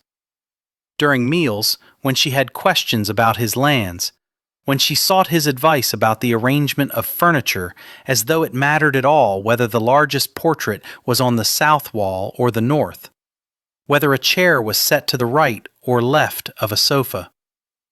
Would this small table not be better placed here? Do what you pleases you, he'd finally said, only to have her give him a wounded look that had forced him to apologize for God only knew what transgression, and he'd spent the next 4 hours of his life pushing furniture around. They needed more footmen. They needed more servants. They needed to return to London. Kate waited for Michael every night. Some nights she heard his footsteps as he paced in his bedchamber. Other nights she watched him gallop his horse over the moon-drenched rolling hills. Sometimes she considered inviting him into her bed, suffering the consequences once he learned the truth.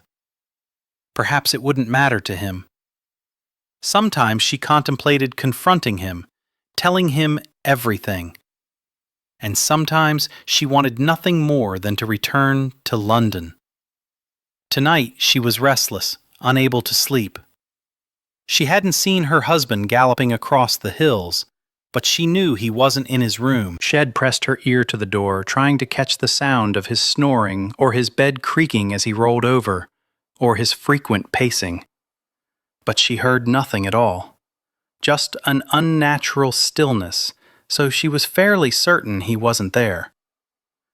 As she walked through the manor on her way to the study to look over more ledgers in an attempt to force herself to sleep, she ran through her mind everything she needed to accomplish when they returned to London. She needed to hire additional servants. She needed to make a list of repairs and enhancements she wanted done. They needed supplies that couldn't necessarily be provided by the tradesmen in the village. So many things to consider, so many decisions to be made. She walked into the study, only to discover her husband there, bent over the large table, drawing lines on a piece of paper, so absorbed in his endeavors he obviously didn't hear her approach. But she recognized the drawing beneath his hands. It was the small cottage shed seen before. "You're the architect," she said quietly, awed. He spun around. She wasn't surprised to see that he wasn't pleased by her discovery, but then his glare had also ceased to intimidate her. "It is rude to sneak up on a person," he said. "I hardly sneaked." She eased closer to the table. "Why didn't you admit these efforts were yours?" "They're personal, a distraction from troubles." She looked up at him. "Like my reading?" He gave a brusque nod. "Have you ever had any of these built?" "No, but this one," he pointed toward the table, "this one is special. I would like to hire a builder and have it built near the pond where I took you the other day." "Why? Must I justify every expense?" "No, of course not." Clearly agitated, he began rolling up the paper. "I should like to hire a builder when we return to London. I'll want to look over his costs, of course." His jaw clenched. "Of course. Not because I don't trust your judgment, but I need the figures so I can determine a proper budget for handling all our expenses." He gave her a look of incredulity. "Are you unfamiliar with exactly how much your father gave us? Are you unfamiliar with how much work needs to be done? We could never spend all that we've been given." "You would be surprised, my lord. And I don't want to just spend it. I want to find a way to increase it." Studying her, he hitched a hip onto the corner of the table. "A gentleman does not work. I've always considered my father a gentleman, and he works." "Then allow me to rephrase. Nobility does not work. I'm not referring to toiling in the fields. I'm talking about putting your mind to work, taking your strong suits and putting them to work." She shook her head, frustrated by her inability to explain. "You understand responsibility and duty. Of course. Not everyone does. There are institutions, banks, hospitals, prisons that need someone to guide them." He shook his head. "My father raised me to believe that when you have an abundance of money, you have an obligation to put it to good works. Charity." "Not necessarily. Let's say you purchase a building. You have, in essence, given income to the owner of that building. If you then hire people to work in the building, then you're giving them an income, a means to support themselves." "What are their jobs?" "Well, I don't know. It depends what interests you." "You interest me." He slid off the table, and Kate was certain that he was going to approach her, touch her, kiss her.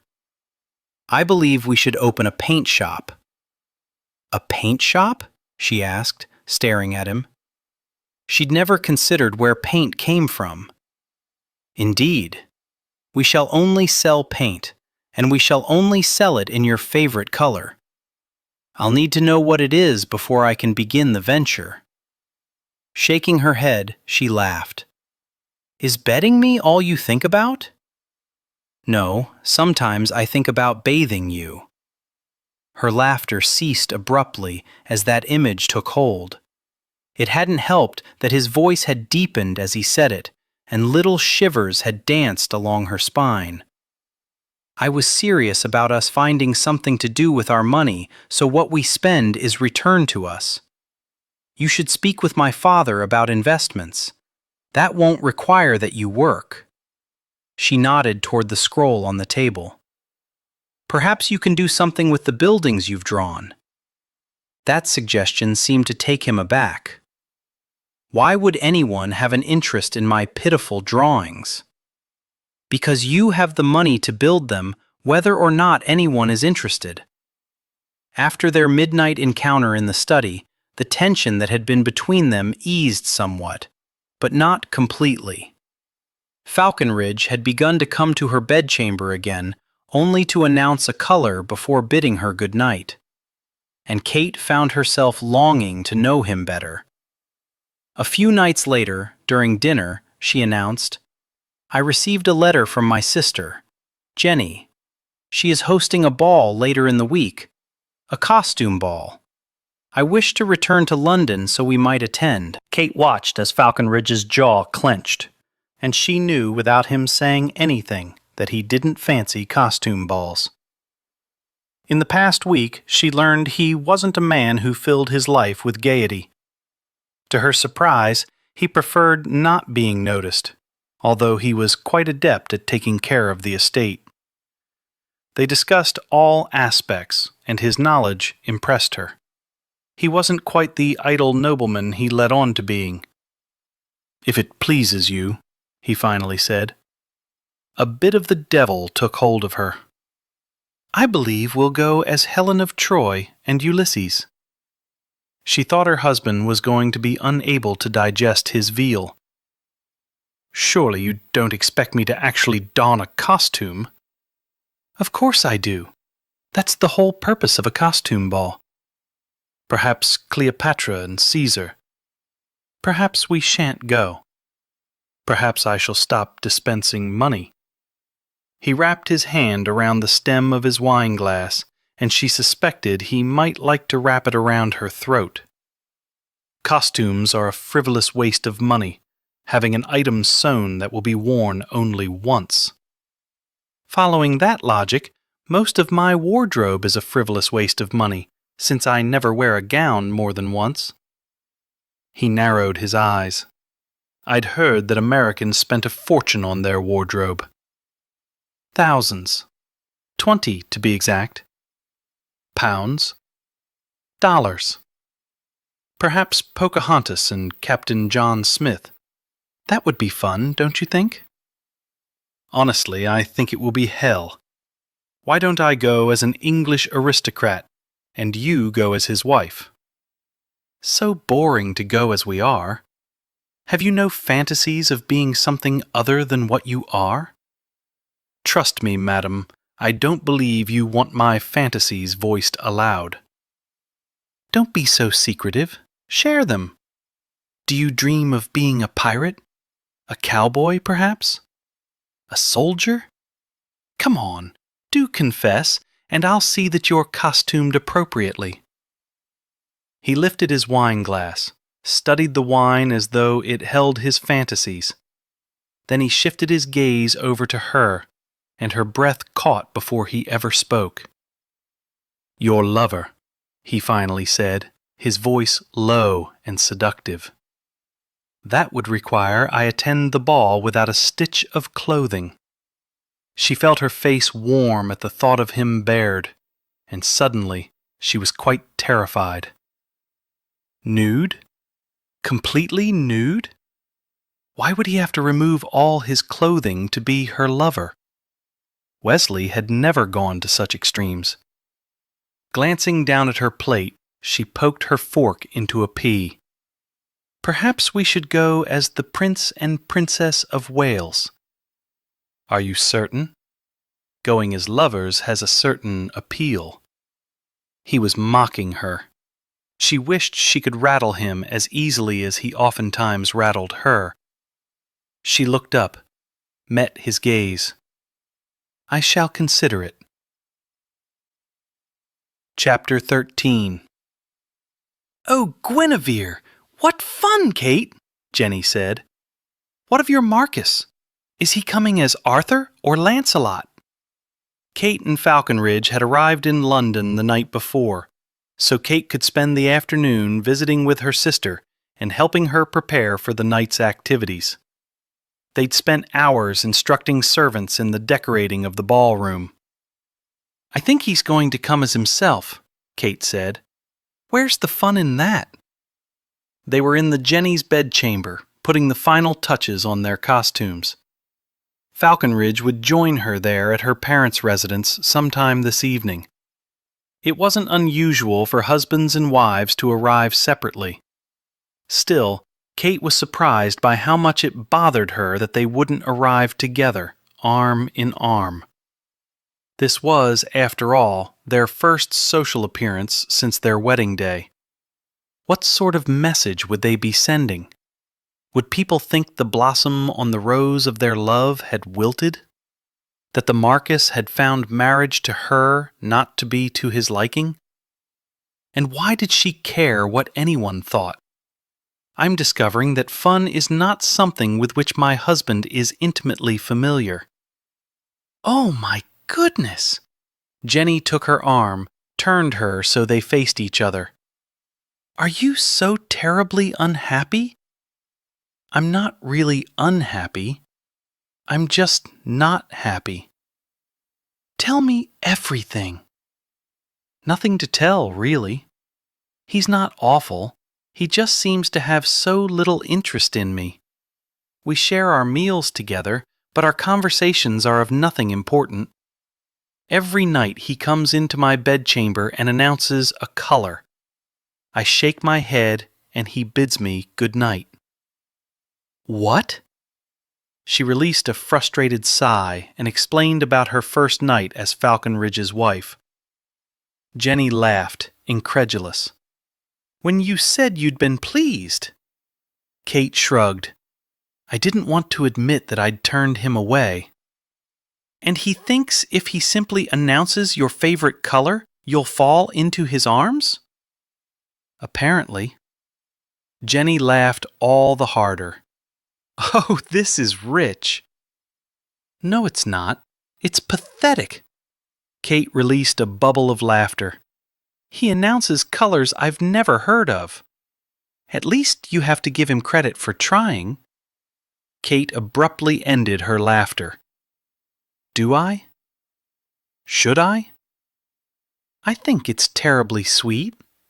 Sweet was not a word she'd ever associated with Falconridge. He's looking for a quick path to my bed. Considering how handsome he is, I think I'd drop rose petals along the way to ensure he doesn't get lost. Passion isn't enough for me, Jenny. I've known love. I desperately want it again. You can't force it, Kate. Besides, if you let him in your bed, perhaps affection will develop more quickly. I can't imagine physical intimacy when the heart is but an observer. You read far too many romance stories. They're not real, Kate. Well, they should be. A woman deserves a man's undying devotion. I believe we've had this argument before. And I always win. You do not. Kate smiled. She always felt so much better after spending time with Jenny. Were you able to get to the jeweler's for me? Oh, yes. Jenny popped up and went to her jewelry box. It doesn't have the family crest or anything on it. She handed the ring to Kate. It was a heavy ring that looked as though the gold had been braided into it. In some places it was worn, and Kate wondered how many of his ancestors had rubbed their fingers over it. Won't he be surprised when you give it back to him? I'm not sure I will. Why ever not? I'm not certain he'd want me to know that he sold it. He has a great deal of pride, Perhaps too much. I'll have to wait until our relationship is such that he won't be offended that I not only know what he did, but that I took it upon myself to reclaim it. Marriage sounds like a complicated thing. You'll discover it all soon enough. How are things with your Duke? He's coming as Sir Walter Raleigh. Shall I let him sweep me off my feet? Do you ever hear from Ravensley? I don't want to talk about him. That's hardly an answer. He won't be here tonight, so it doesn't matter. Jeremy is coming as a Wall Street banker. He's almost as boring as your husband. I suppose it would be more interesting if my costume were that of a banker. You could be a banker for real, considering the terms Father agreed to. Oh, Jenny, where would I find the time? You have no idea the amount of work involved in overseeing the estate of an aristocrat. Do you know we have special rooms and china to be used only when royalty visits? Can you imagine the Queen sitting at my dining table? I dare say Mother would have it written up in the New York Times. She'd be the talk of the city. It would please her, wouldn't it? Beyond measure. I'm surprised Mother and Father went to the seaside again. They were there only a few weeks ago. I'm not sure she's well, Kate. Kate felt her heart lurch. What do you mean? She watched, stunned, as tears welled in Jenny's eyes. Father has been pressing me to accept the Duke's offer of marriage. It's not like him to be so anxious to be rid of us.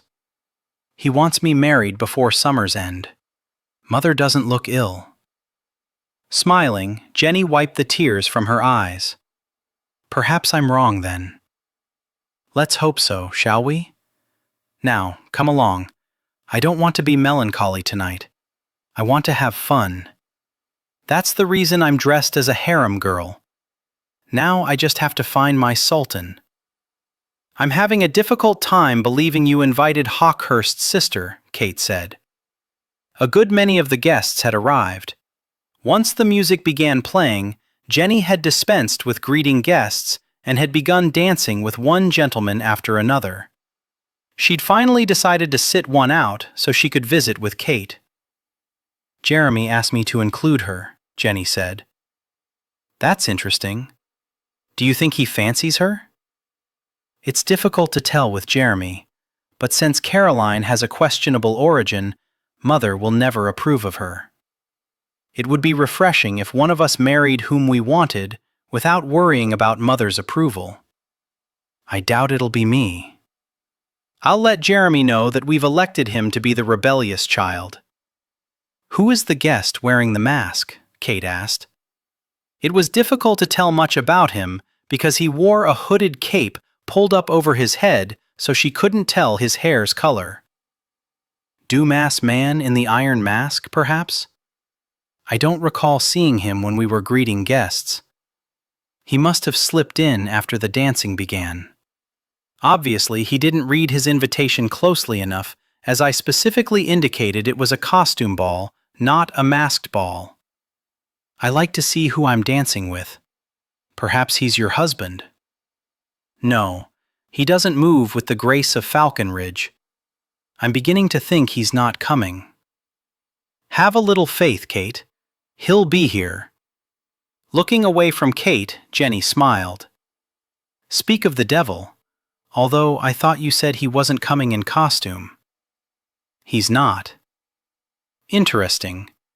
So chainmail is his usual attire? Around the house and around town? To bed as well? Oh, that's right. You don't know yet. Kate jerked around to confront her sister and ask what in the world she was babbling about. But the words froze on the tip of her tongue at the sight of the tall, broad-shouldered man descending the stairs into the ballroom with all the pride and noble bearing of a king. Kate didn't know all the proper terms for a warrior's clothing. The chainmail was visible on his arms, its hood gathered around his neck. A white tunic with a red cross covered his upper body. He wore tight breeches and gleaming black boots. Kate didn't think his outfit was an authentic rendering of a knight's costume, but it was close enough to please her. You know, Kate, I could be completely wrong, but it certainly looks like a costume to me, Jenny prodded. Will you be quiet? He's really quite remarkable, isn't he? I can't believe you aren't welcoming him into your bed. Will you please hold your tongue? Kate's voice was raspy and she sounded breathless. Seeing Falconridge dressed like a warrior was almost as unnerving as having him watch her bathe. Not to mention he'd gone to an inordinate amount of trouble. Her husband, who abhorred costume balls. He came to a stop before them and bowed slightly toward Jenny. Miss Rose, we're related now. You may call me Jenny. He nodded as though he were having as difficult a time speaking as Kate was. He shifted his attention to her. Must you stare as though you've never seen me before? I thought you weren't going to wear a costume. I thought you wished for me to. Well, I did, but you seem to detest the very idea. What I detest is not of consequence. So you don't wish to be in costume? Of course I don't wish to be in costume. Must we continue along this path of conversation that will only serve to prick your anger? Of course, we're free to change topics, but pray tell, who exactly are you? Jenny asked. Falconridge seemed even more disgruntled. Arthur or Lancelot, whichever my lady wishes. Jenny seemed far too pleased. Kate was baffled. She never told him which costume she finally decided to wear. How did you know? Your maid. I thought to wear armor, but to dance in it would be impossible. I dare say it will be difficult enough as is. I suggest you find out, my lord, Jenny said. A waltz is about to begin. Are you in need of a partner? Kate felt an unexpected spark of jealousy. Was Jenny flirting with her husband? Falconridge looked at Kate, a quick flicker of doubt in his eyes. Is your dance card already filled? Suddenly she found herself very pleased that he'd gone to such trouble for her. He was trying, bless him. He was trying.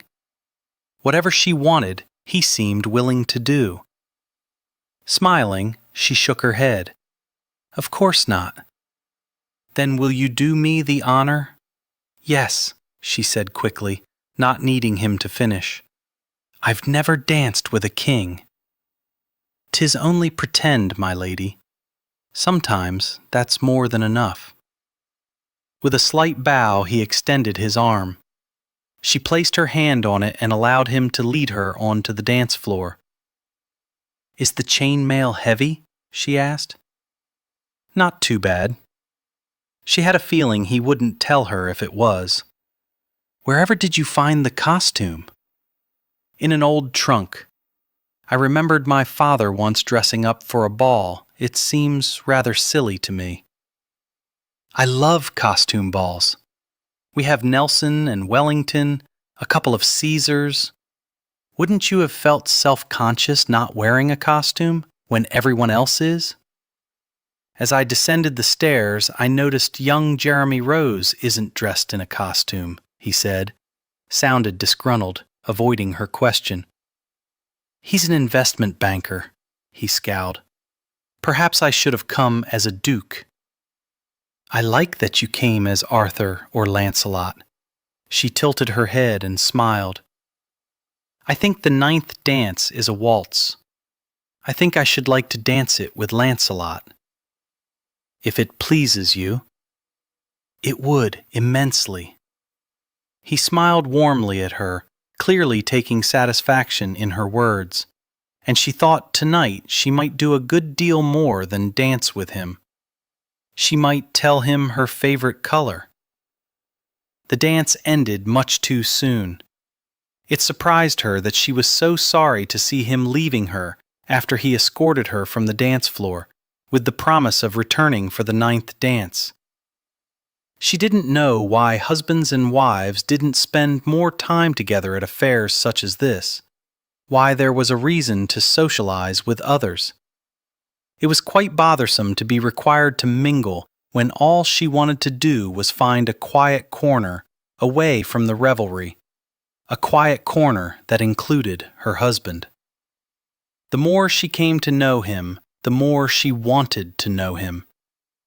Next, she danced with her brother. "I can't believe you're so unimaginative," she chastised. Jeremy smiled, the smile of a man who is not easily intimidated. "We're a little old to be playing dress-up. We're never too old to have fun. A lady's fun could be a man's torment." She scowled. "Lord, but you're as bad as Falconridge." "How is marriage, dear sister?" She shrugged.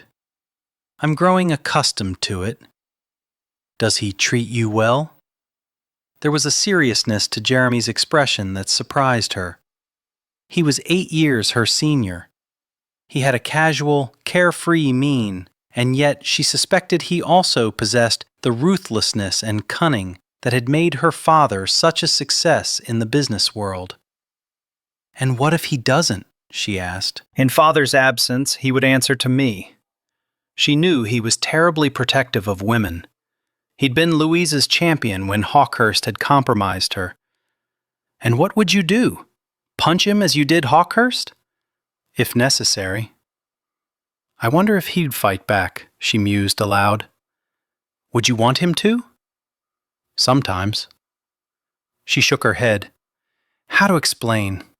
Sometimes I wish he'd just tell me to go to the devil. I can be difficult, and he only grits his teeth. Everything is done for my pleasure." "I thought that's what women wanted." "Quite honestly, I'm not sure what I want anymore," she sighed. "So Jenny tells me you insisted she invite Caroline. Poor girl isn't invited to many parties. Most see her as a curiosity." "And what do you see her as?" "Intriguing. Mother would never approve of your association with her." "I'm not going to marry her, Kate."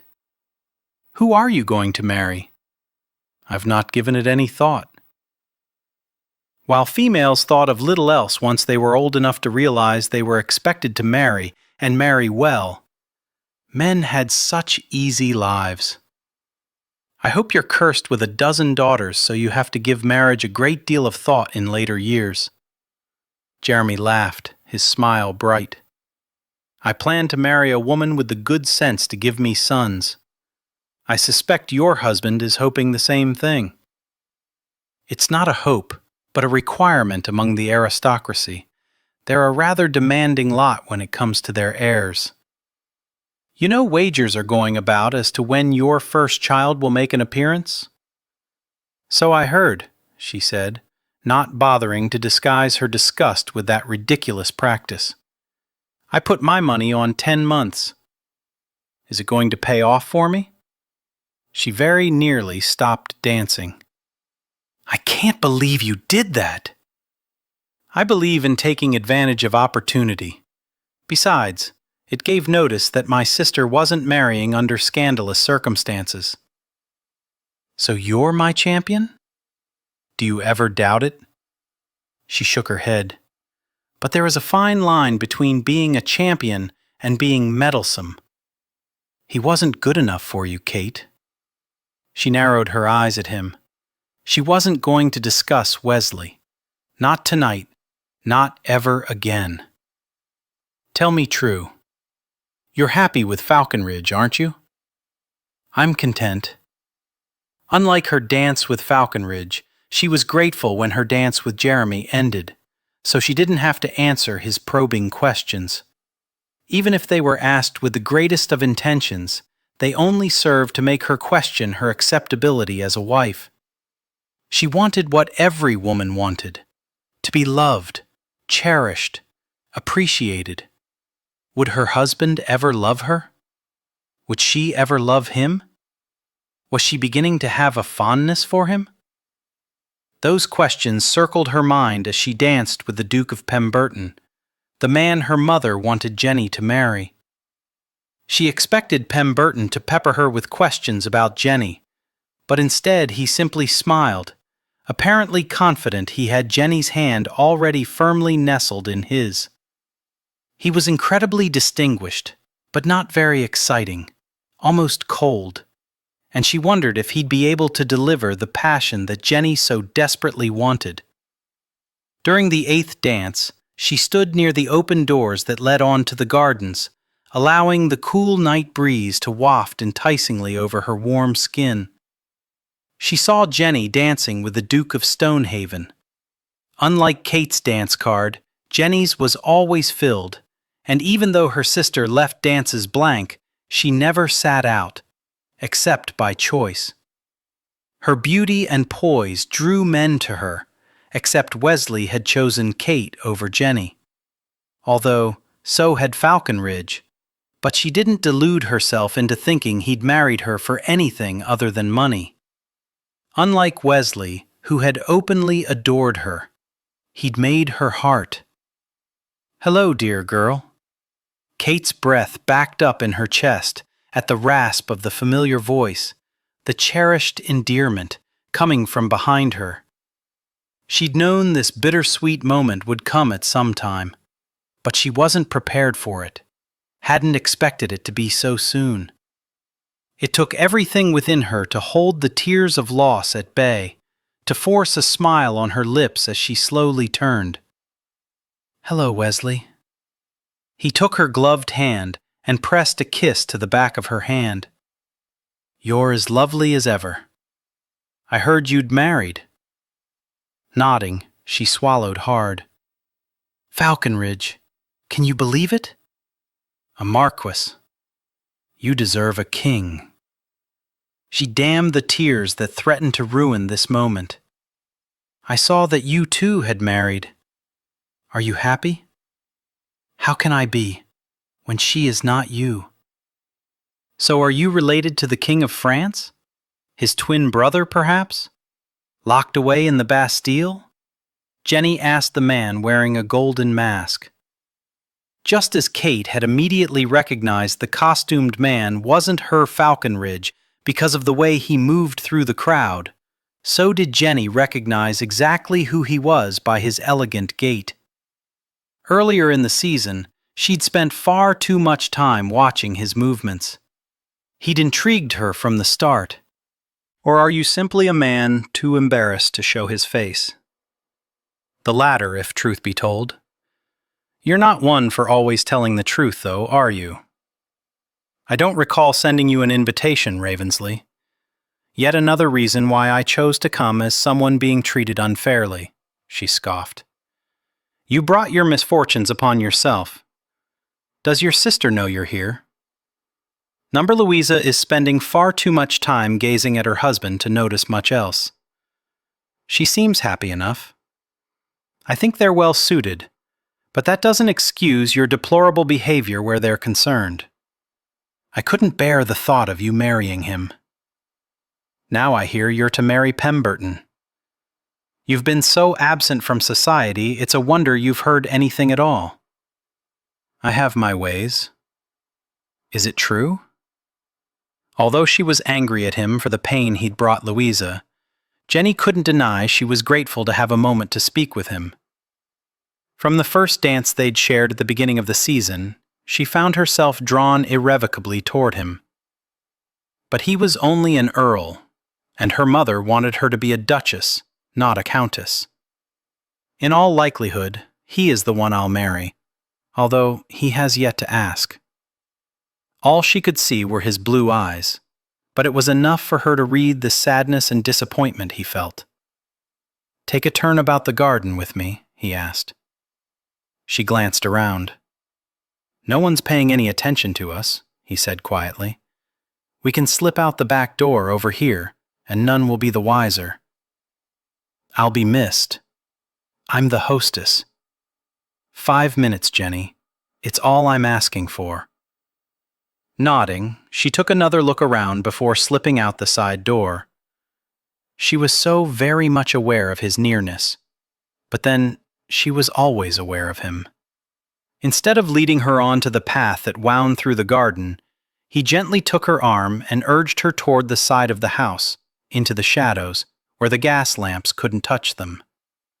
She'd not been aware of him removing his mask, but quite suddenly she found herself wrapped in his arms, his mouth taunting and teasing hers with the memories of all the secretive liaisons they'd managed to arrange throughout the season. He tasted heavenly, just as she remembered, and the warmth sluiced through her.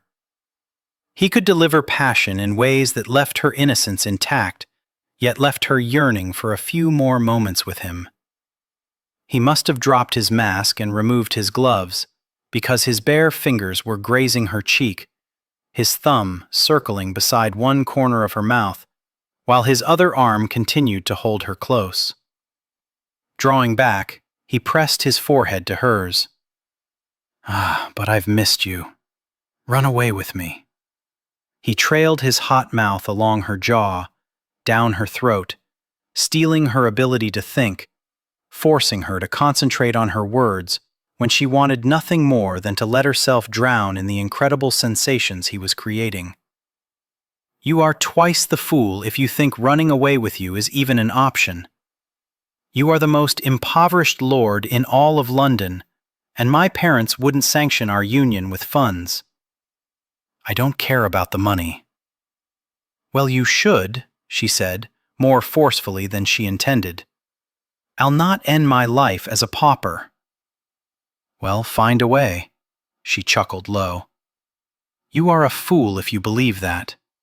You've not managed to turn your circumstances around, and I haven't Kate's head for numbers. Once the passion cooled, we'd be miserable. It'll never cool. You have no idea how desperately I want you." And he had no idea how desperately she wanted him. It was tempting, so tempting to go somewhere completely private, where intimacies could be shared with no danger of discovery. "We shouldn't be here. We shouldn't be doing this." She pushed on his shoulders, easing him away from her. "I must return to the ball." "I want you, Jenny, and I'll do anything at all to have you." His voice contained more determination than desperation. It excited, thrilled, and terrified her all at once. "So you've proven. Betraying my sister and Hawkhurst was nothing compared to the lengths I'll go to in order to have you. Your actions hurt me as much as it hurt them. Yes, your kiss can make me forget a good many things, but it eventually ends, and when it does, the memories return. I'm sorry, Alex, but I'll never marry you." The pain of those words spoken aloud caught her off guard. She nearly stumbled as she hurried away from him, leaving him in the shadows, along with her dreams. "I can't believe you wore a costume." Michael gave a hard glare to Hawkhurst before turning his attention back to the dance floor. It didn't help matters that his friend was dressed in formal evening attire. "At least we didn't have to wear masks to this thing," Michael said. "Didn't have to wear a costume either." "It is a costume ball. By its very nature, it requires a costume. You've never before followed the dictates of a gilded invitation. I've never before been married. You'll do anything she asks of you." Michael ground his teeth together. "Sadly, that's the truth of my circumstances. I'm beginning to think Louise's brother did you a favor by ensuring that all of London knew you'd compromised his sister. If Jenny is half as stubborn at Kate not making much progress at earning her affections." I'd not thought so. He considered the way Kate had watched him as they danced. "But I may have made great strides this evening. If he'd known chainmail would have done the trick, he'd have donned it on his wedding night." "I can't believe your patience with her." "I have to admit."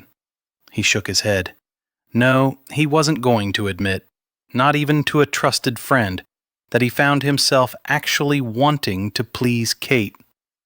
For all his grumbling and disappointment that she had requirements that must be met, he always felt a certain sense of accomplishment whenever he caused her to smile, and when he made her laugh, he thought there was no sweeter sound in all the world than her laughter.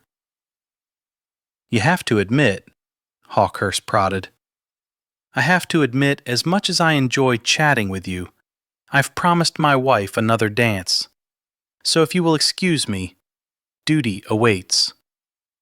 "I think Louisa would warn you that as long as you view dancing with your wife a duty, she'll not come to love you.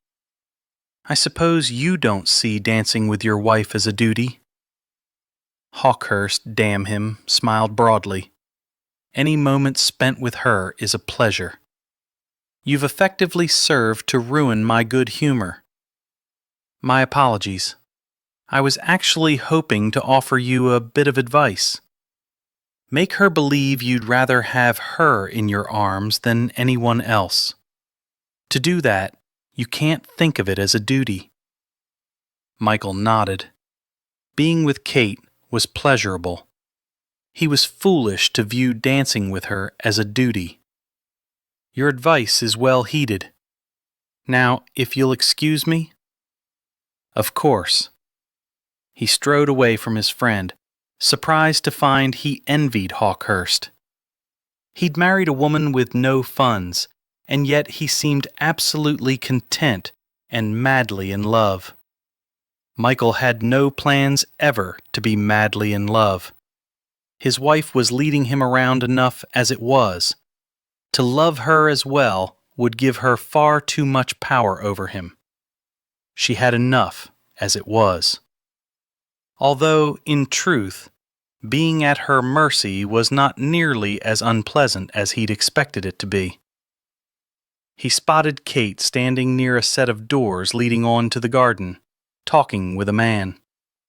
But that wasn't what gave him pause. It was the open, unmasked expression on her face. Adoration, yearning, desire. A possessiveness he didn't understand.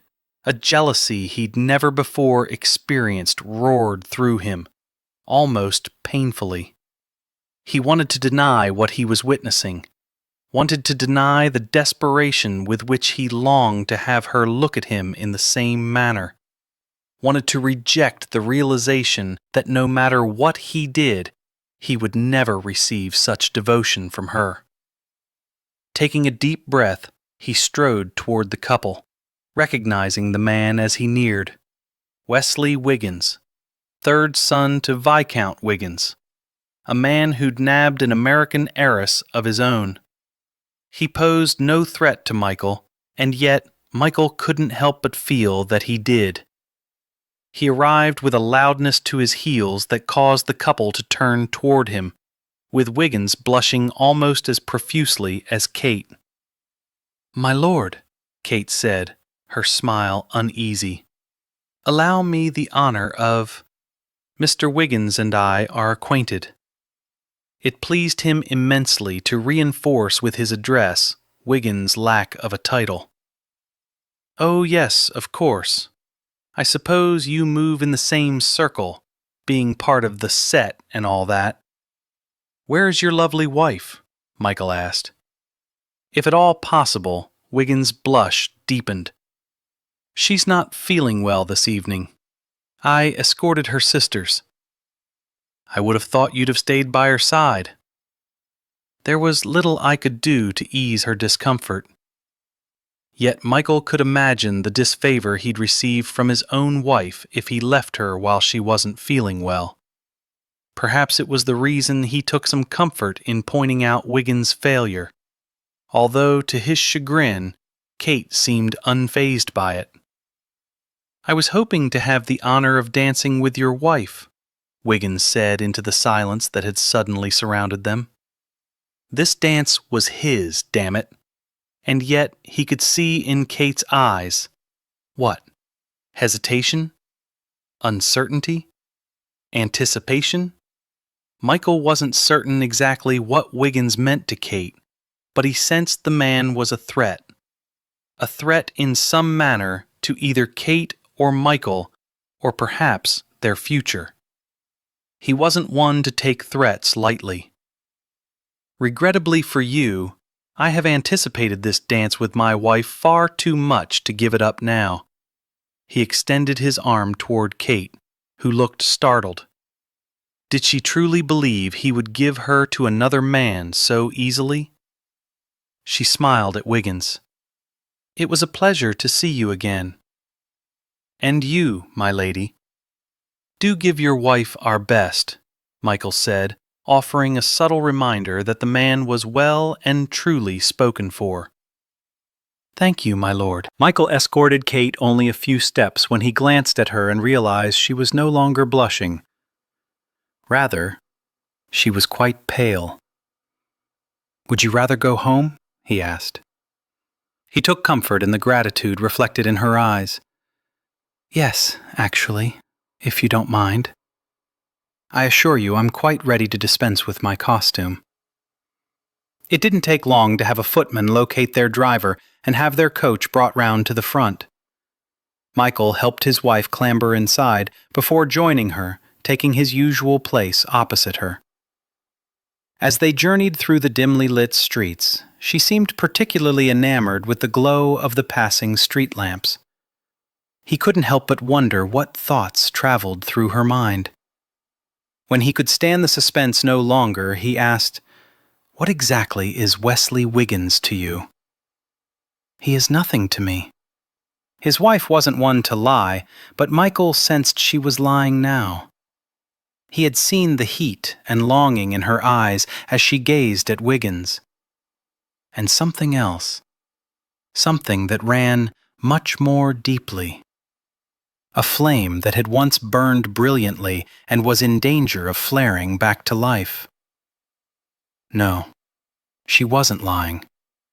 He'd done a rather poor job of phrasing the question, "What was he to you?" She turned her attention away from the street and met his gaze in the shadowy confines of the coach. "My husband." Chapter 14. Kate had expected her present husband to rant, rave, and interrogate her. Instead, following her announcement, he'd withdrawn into complete cold and calculating silence. Not a single word spoken for the remainder of the journey to their residence. Not a syllable uttered as he'd assisted her from the coach upon their arrival. She'd found his total retreat terrifying, as though he were contracting everything into a tight ball that sooner or later would have no choice except to explode. She dearly hoped she wouldn't be in his proximity when that happened. Now she was in her bedchamber, standing before the window, gazing out on the night, barely noticing the darkness, numbed by her encounters with both Wesley and Falconridge. Chloe had helped her change out of her costume into a rather unflattering cotton nightgown. Kate couldn't believe how much she'd anticipated the ball, and how devastated she'd been by Wesley's presence. Everything about him was so familiar, so endearing. Seeing him had effectively ruined her good humor and any plans she'd had regarding inviting Falconridge into her bed. Surely Jenny hadn't known he'd attend the ball. Otherwise, she'd have warned Kate. Had she even known he'd returned to London? Wesley wasn't important enough to garner much notice. He'd never inherit the title, not as the third son. Gossip mongers paid him scant attention. Selfishly, Kate took a bit of pleasure in the fact he'd appeared a little gaunt, not incredibly joy-filled. Was marriage to Melanie Jeffers not all he'd hoped it would be? And why had he married the little twit anyway? Because her parents hadn't threatened to cut her off? She soundly cursed him for marrying another. She heard the door that led to her husband's bedchamber click open. Her heart hammered against her ribs. She wasn't in the mood for his silly color-guessing game. She turned to tell him so, and the words died on her tongue. From the harsh and determined look on his face, he wasn't here for any silly games. He'd changed out of his chainmail into his silk dressing gown, but it was the fury in his eyes that sent the cold chill racing down her spine. His jaw was clenched so tightly she doubted he'd be able to speak, and as long as his hands remained fisted at his side, she wouldn't find them wrapped around her neck. She wanted to turn away, but better to face the devil, and at that precise moment she realized she'd greatly underestimated her husband's patience. Clearly, he'd reached the end of it. "How is it that you were married to Wesley Wiggins?" he ground out. She swallowed hard. Where to begin? Did she even want to begin? And truly, was it any of his concern? As though aware of all the random thoughts flittering through her mind, he pounded his fist against the bedpost. She flinched at the thwump, surprised it didn't rend the post in two. "Answer me, damn you!" She angled her chin. "I don't owe—" "You don't want to play that game with me tonight, madam. I bargained my title for your hand in marriage, and now I'm discovering I've acquired a scandalous divorced." "I'm not divorced," she assured him quickly, latching on to the least damaging of her transgressions. She couldn't argue with the scandalous portion of his assessment. What she'd done had given her mother a case of the vapors. "But you were married." She nodded. "At 17. My father had the marriage annulled. When you have an abundance of money, you can accomplish anything, and, as you are well aware, we are obscenely wealthy." She laughed bitterly. "It didn't help matters that I was underage. Did Wiggins exercise his husbandly rights?" She couldn't hold his heated gaze. She looked down at his feet, his large, bare feet. They were almost as frightening as his bald hands. His ankles were visible, his hair-covered calves. Did he wear anything at all beneath that dressing gown? "Shall I interpret your silence as a yes?" he asked, with less venom, as though the words astonished him when he spoke them. Nodding, she lifted her gaze back to his. "Then you're not innocent, as I presumed, nor in need of a gentle introduction into the ways of men." Did he truly expect her to respond in some manner to that assessment? And what did her lack of innocence have to do with anything? The fact that she did know the ways of men was the very reason she held him at bay. If you know the pleasures that can be shared between a man and woman, then why deny me? He studied her intently, for only a heartbeat, but it seemed enough for him to slip past her defenses and peer into the realm of her heart. "Because you love him still?" She dared not risk angering him further by answering. But apparently, he required no acknowledgement. He simply released a long, deep sigh. "I saw the way you looked at him tonight, and I cannot compete with that. And so, I'll not even bother to try. But neither will I be denied any longer. Close your eyes and pretend it is he who holds you. Scream out his name in ecstasy. I care not. But I will no longer be denied." She felt the tears burning. "If you do this, I will never love you." A deep and profound sadness touched his eyes. "You'll never love me anyway." He stepped nearer, and with gentleness shed not expected from him, he cupped her cheek and gathered the tears rolling along her cheek with his thumb.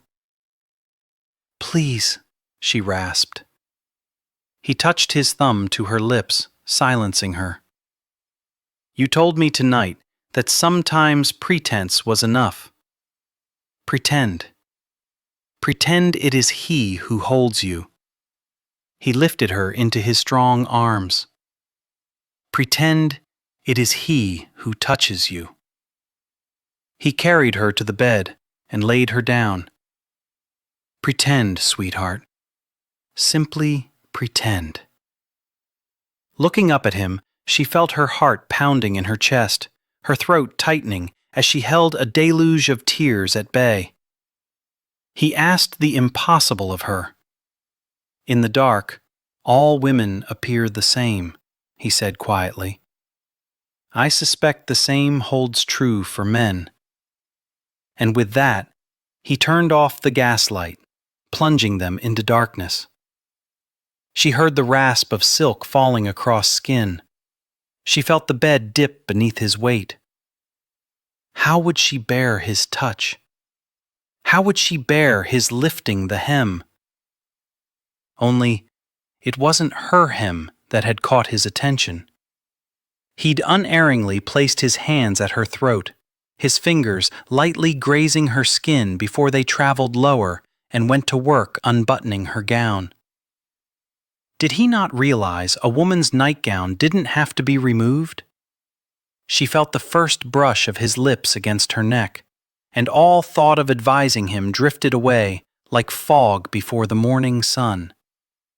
His tongue, hot, moist, trailed along her collarbone, dipping into the hollow at the base of her throat, distracting her from the task his fingers were busily seeking to accomplish. His deep groan echoed low between them just before his mouth left her, and she became aware of him parting the opening of her gown, exposing her skin to the air and the darkness. Feeling vulnerable, she couldn't stop the quiver that passed through her. She squeezed her eyes closed, even though the night shielded her from his gaze. She wanted to beg him one more time for mercy, wanted to turn away from him, but her pride wouldn't allow her to cower. She would do as he'd ordered. She'd pretend he was Wesley. Only, Wesley had never folded her gown off her shoulders. He'd never slid the material down her arms, down her sides.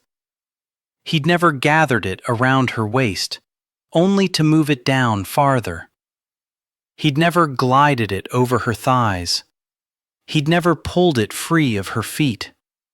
He'd never then cupped her ankles with palms so warm that she thought they'd melt chocolate. He'd never taken his hands on a leisurely journey along her flesh, as though he were an explorer who discovered a hidden treasure and was measuring its worth. And where his hands led, his mouth followed. She gasped at the intimacy of his touch. She fought to imagine a man with blue eyes gazing at her, but she saw only green. She tried to imagine her fingers were tangled in blonde hair, but she could only envision hair as black as a storm at midnight. He kissed the inside of her thighs. He kissed just below her navel, then dipped his tongue inside. How could he aim so true, without any hint of a stumble, with no evidence of clumsiness? It was as though he was already well acquainted with the path. She felt the brush of his chest over her stomach, and then his mouth upon her breast. She very nearly came off the bed, as her fingers dug into his shoulders, to push him away, to draw him near. She had been married for 3 months, but never had she been touched such as this. Never had she known such incredible torment. Her flesh burned. She writhed for want of something that she knew not how to acquire. She barely recognized the whimpers as coming from her. She was indeed wed to the devil, for only one familiar with sin could be this cruel, so skilled at torture. He carried her to the brink of something she didn't understand, then left her hovering, searching, lost. He returned with a growl and a fierceness that had her clinging to him as he buried his face into the curve of her neck. his mouth hot and wet against her skin, one arm strong and sure, holding her close while it supported him, his other hand caressing her breast as though he'd never known anything as exquisite. She'd never felt the full length of her naked body pressed against another's. Her feet caressed his calves, the coarse hair there kissing her soles. Beneath her hands, she could feel the play of corded muscles across his back. How had she managed to miss the fact she'd married a man of such strength, such determination, such unbridled passion? It was as though each touch of his hands caressed her everywhere, each brush of his lips over her skin, each sweep of his tongue stroked every inch all at once. His deep-throated groans shimmered along her nerve endings. She floated into ecstasy while writhing in hell. Even in the darkness, she was aware of his shifting, of his rising above her. She was more than ready for him when he entered her with one long, sure stroke. The fullness of him surprised her. She'd never felt this tight, never been so aware. He slid a hand beneath her hip, lifted her, and impossibly delved more deeply. Nothing that had ever come before had prepared her for this moment as he rocked against her. She wanted to scream for him to stop, terrified of where he might be leading her. She wanted to yell for him to continue, terrified that he might halt before her journey was complete. What she'd experienced before, during her first marriage, had been pleasant, always pleasant. This was something else entirely. Had given her a hint of his power in the forest, by the pond, but it paled in comparison with what he was delivering to her now. It was pleasure beyond comprehension, sensations almost beyond enduring. He was rough and gentle, harsh and tender. He was all those things. She didn't think it possible, but her body tightened more firmly around his, and then she was screaming as he carried her over into a realm where she flew among the stars. She was vaguely aware of his final thrust, the shudders rippling almost violently through him, the trembling in his arms as he held himself above her. Her own arms, limp, fell away from him. She was aware of his harsh breathing, heard him swallow hard. He pressed a kiss to the curve of her neck, even as he eased his body from hers. Her sensitive skin felt the brush of his as he moved off her. She heard his feet hit the floor, felt the covers being drawn over her with unexpected tenderness. She was cognizant of movement. The door clicked, and she caught sight of the silhouette of his nude body, outlined by the light pouring from his bedchamber, just before he closed the door in his wake. Leaving her alone and more lonely than she'd imagined it possible to be, she rolled over to her side and allowed the tears to fall. What had passed between them should have been shared by two people deeply in love. It shouldn't have left her bereft. And yet it had. Still clutching his dressing gown in his right hand, Michael crossed his bedchamber and dropped onto the sofa set before the fireplace. Leaning forward, he buried his face in his hands that still carried his wife's sweet scent. The fragrance filled his nostrils, causing his body to harden painfully. He thought he'd prepared himself for what he'd demanded of her. Pretend he was another. He hadn't expected the anguish brought on by knowing she'd envisioned someone else making love to her. He brought his head up, his chin still cupped in his palms. When had he ever made love to a woman? He bedded women, pure, simple, and selfishly. Oh, he cared for their pleasure, always sought to please them as much as they pleased him. But what he'd experienced tonight? He'd touched every inch of her with his hands and his mouth. He'd memorized every dip and curve. If he awoke blind in the morning, he could carve a perfect likeness of her. He released a brittle chuckle. No, he couldn't do that, as he had no skills at carving. But still, he could see her so plainly. Now he knew the exquisite silkiness of everything he'd seen that night in the bathing room. He wanted to return to her now, hold her close, stroke her again, hear her cries. He squeezed his eyes shut. Pretend they were for him. He'd told her to pretend, not realizing he'd be desperate to do the same. Not realizing the anguish he'd feel because he wasn't the one she wanted in her bed. Dropping his head back, he plowed his hands through his hair. At least she'd touched him. And she'd been so tight, so incredibly tight, he'd almost spilled his seed as she'd enveloped him in a cocoon of wet heat. Already his body yearned to experience that sweet torment once again. But he'd hesitated at the door, considered returning to her immediately. He'd heard her sobs. No, she'd not welcome him back tonight.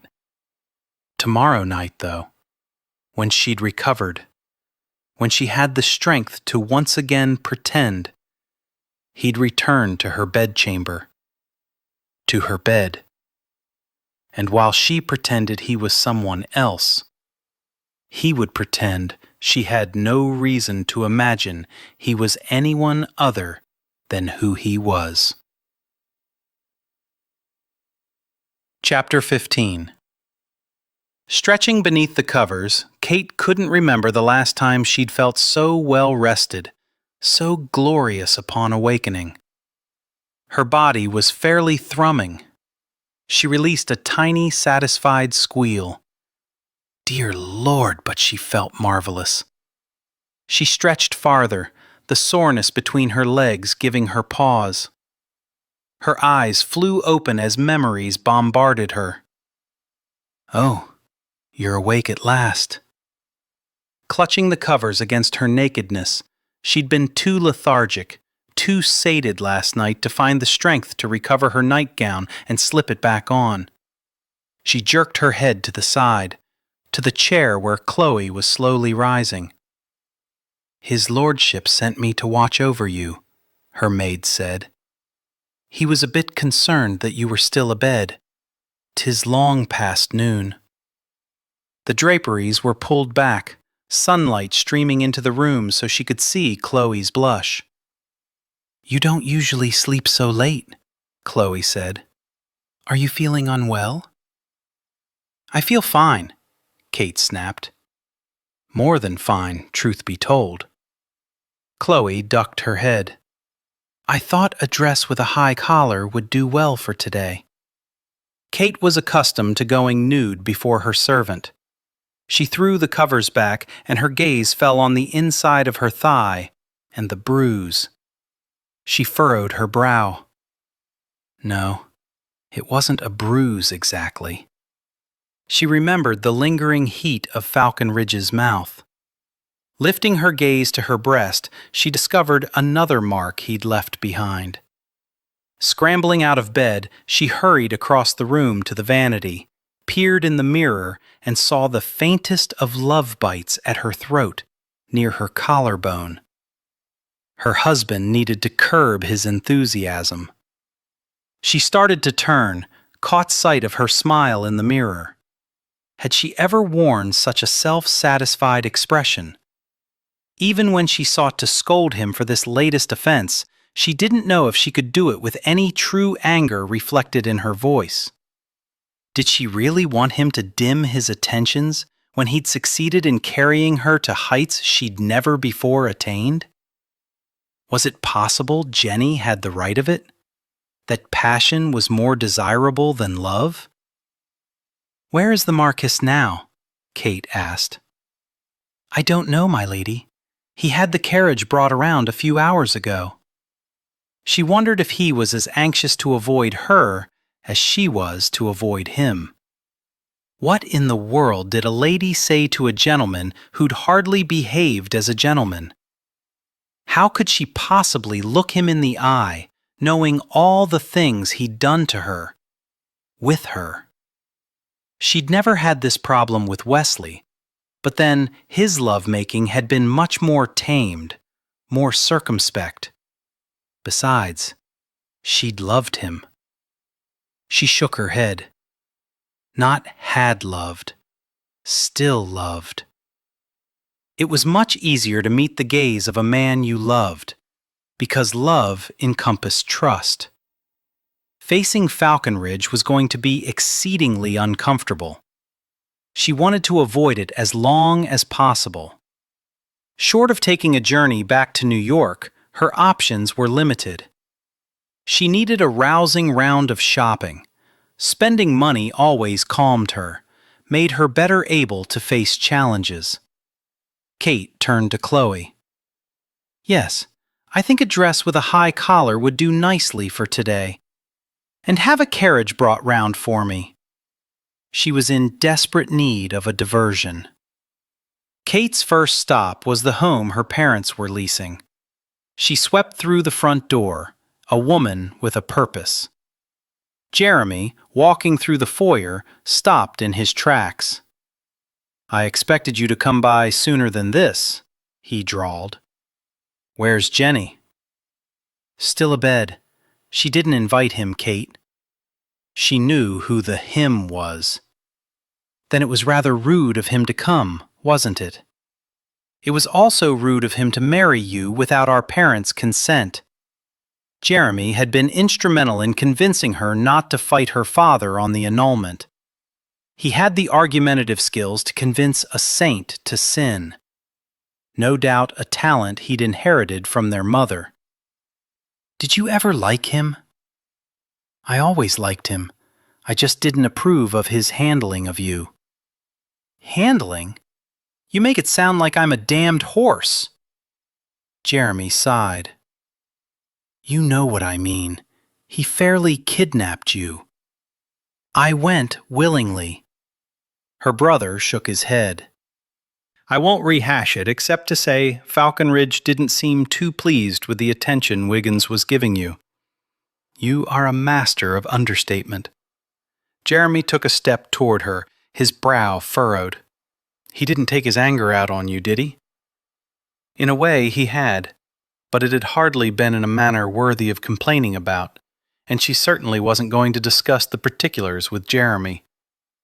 Suffice it to say, my husband left no doubt regarding his displeasure over my association with Wesley. Now, if you'll excuse me, I want to visit with Jenny. For what it's worth, I believe Falconridge is the better man." She released a loud scoff. "And upon what do you base that assessment? He didn't do his wooing in secret as though he were ashamed of his behavior. He didn't woo me at all, you dolt." With that, she spun on her heel and darted up the stairs. She didn't want to think of all the ways Wesley had wooed her, with chocolates and poetry and stolen kisses. She'd never had so much attention. It had been incredibly thrilling.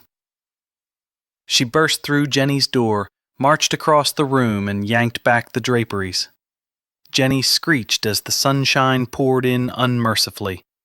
They so seldom had bright days like this that Kate took delight in tormenting Jenny so. Jenny squinted up at her.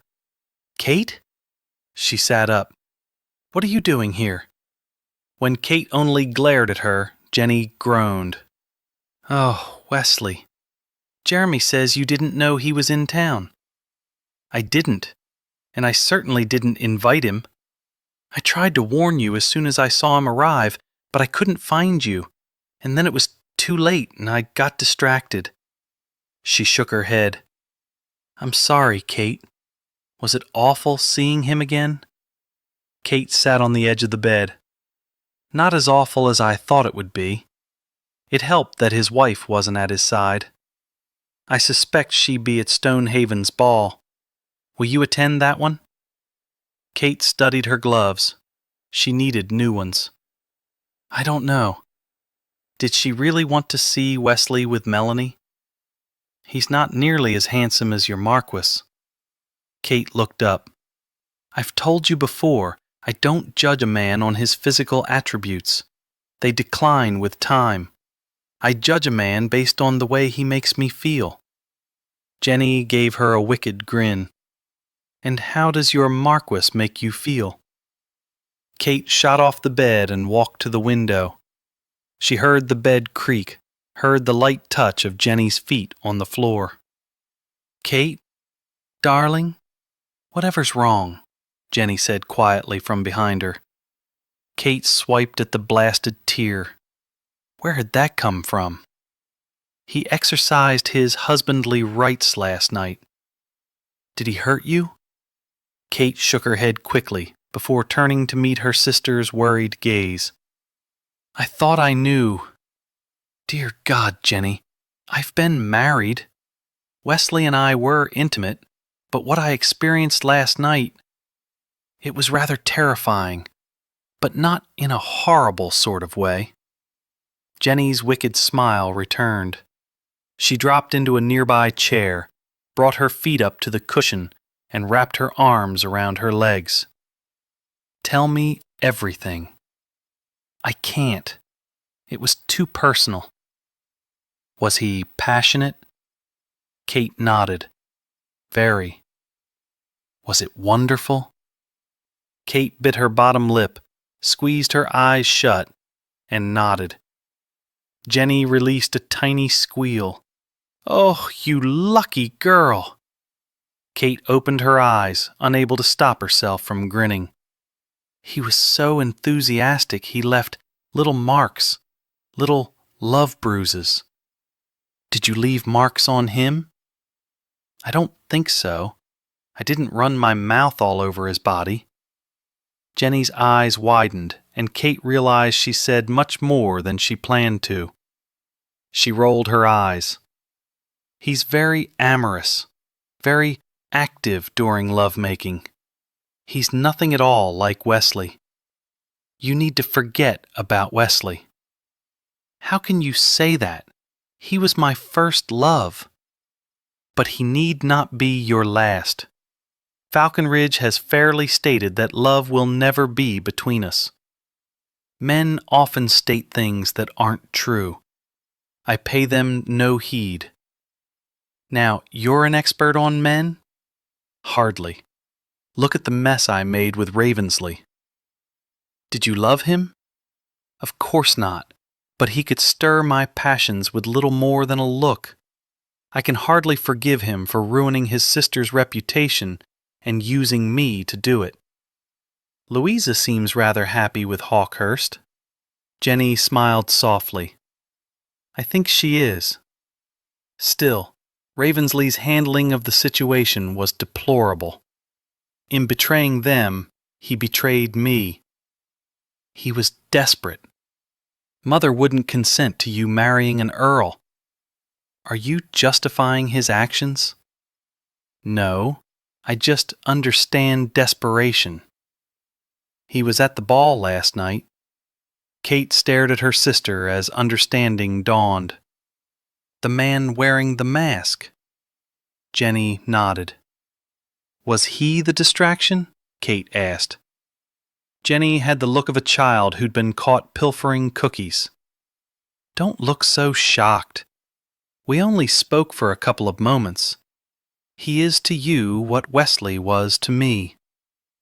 "Don't be ridiculous. You loved Wesley. Ravensley is nothing more than a bit of passion." Kate wished she could be as sure. "You're not going to do anything silly where Wesley's concerned, are you?" Jenny asked, as though searching for a way to turn the conversation from her own questionable behavior. "Of course not. What are you going to do?" "Actually, I'm going shopping. Care to join me?" "I'd love to, but I'm to accompany Pemberton to the park." "Are you going to marry him?" "Probably. It seems to me a woman should sound a bit more excited about the prospect of marriage." "I'm excited about the prospect of having little love bruises." "You're so naughty." "Not as naughty as you." Which brought Kate back to wondering how in the world she'd face Falconridge again. Michael heard the bell above the bookshop door jangle, its vibrations putting his nerves on edge once again. He'd heard it numerous times since he'd arrived. A dozen or so people had come and gone while he'd lingered, looking through various books. He didn't know why he thought he could select one his wife would take pleasure in reading, could determine which one she had yet to read. Besides, she had sufficient money at her disposal and could no doubt purchase the entire bookshop if she wanted, while he had only a little remaining from the sale of his father's ring. He needed to use it judiciously. What in damnation was he doing here? What did he think he was going to accomplish, except to prove that he knew little about her taste in reading, which she would no doubt consider a fault worse than not knowing her favorite color? He simply wanted to do something that would make it a bit easier to face her later this evening, after all that had transpired between them last night. He fully intended to have her again. He would have taken her that morning, had gone into her bedchamber with the intention of waking her with a rousing session. But she'd looked so innocent, pure, so soundly asleep. He abhorred the fact another man had gazed on her, knew how enticingly beautiful she looked when she was all rumpled from sleep. He'd been unable to bring himself to awaken her. She'd been dead to the world. He'd brushed strands of her hair back from her face, and the only part of her that had moved was her nose. A tiny little twitch, endearing in its simplicity. So he wanted to give her something, but he didn't understand this desire to bestow a gift on her. Oh, he'd given his mistress lots of trinkets in order to keep her happy, so she'd keep him happy. With Kate, he simply wanted to give her a gift. To see a softness in her eyes. To make her happy for her own sake. He had no ulterior motive. Nothing he sought for himself. It was a rather strange position to be in, desperately wishing he knew precisely which book to purchase. He'd do better to simply purchase her chocolates. He couldn't go wrong there. He took another book from the shelf and began browsing it. Apparently this story, too, involved a female in peril, and a gentleman courageous enough to come to her rescue. Were these truly the type of stories women preferred? He was several pages in when he heard a familiar voice. "Falconridge?" Slamming the book closed, he spun around to face his wife.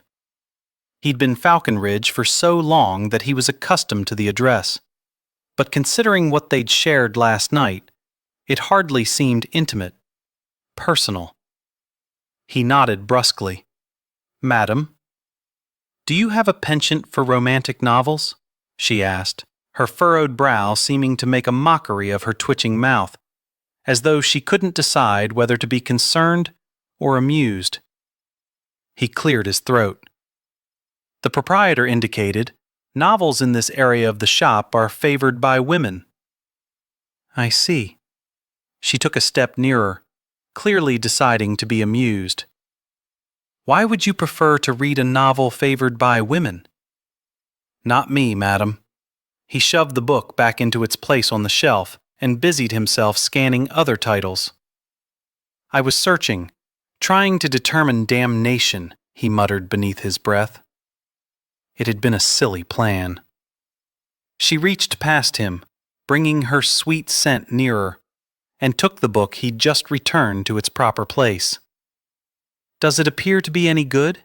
she asked. "It's about a governess and a widower. Not a very pleasant fellow, actually. Handsome, though, I suspect. The hero is always handsome." "What are you doing here?" he asked. "I recognized your carriage and driver parked on the street, and since I was in need of a book, I thought—" She laughed lightly. "I don't know what I thought." "Do you come here often?" "I've never been here before." "Why today?" "If you must know, I sought to purchase you a gift. However, I know nothing about your reading preferences, and therefore it was a futile effort. And it wouldn't really be my purchase, would it, since you'd be the one paying the charges?" He was weary of discussing his stupid attempt to be the type of husband she wanted. "How are you feeling this afternoon?" She nodded, looked away. "Quite well. What are your plans?" "I haven't any, really. Would you care to join me in the carriage? Perhaps take a ride through the park?" She held up the book, smiled. "After I make a purchase." While Kate made her purchase, Falconridge went out to inform her driver she'd have no further need of the coach. She didn't know why she was anticipating sharing a carriage ride with him. Perhaps because he'd seemed charmingly disconcerted by her presence, disgruntled by the fact she'd ruined what obviously he'd planned to be a surprise. Or perhaps it was that seeing him again wasn't nearly as embarrassing as she'd expected it to be.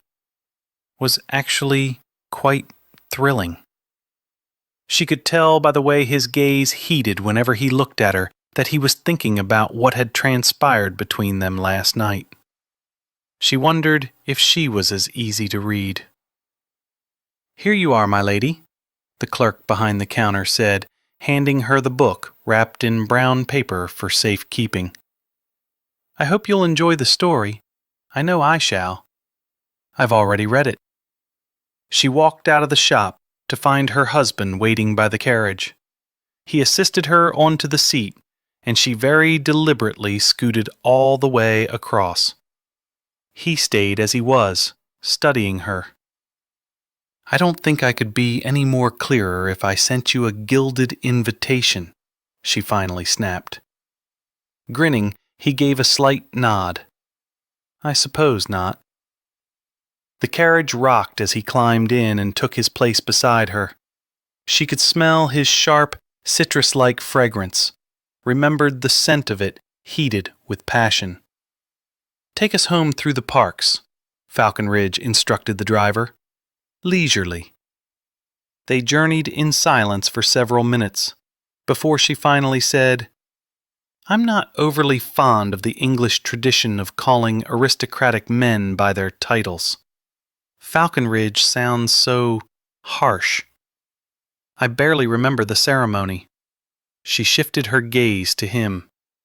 "I seem to recall your name was Michael." He nodded slowly. "I believe I shall call you Michael then." "If it pleases you." "It does." "Did I please you last night?" She gasped. A gentleman wouldn't ask such a thing. She expected him to say a lady wouldn't scream out in ecstasy. "No, he wouldn't," he said quietly. "I'd not expected you to welcome my company today. It's a pleasant surprise that you have.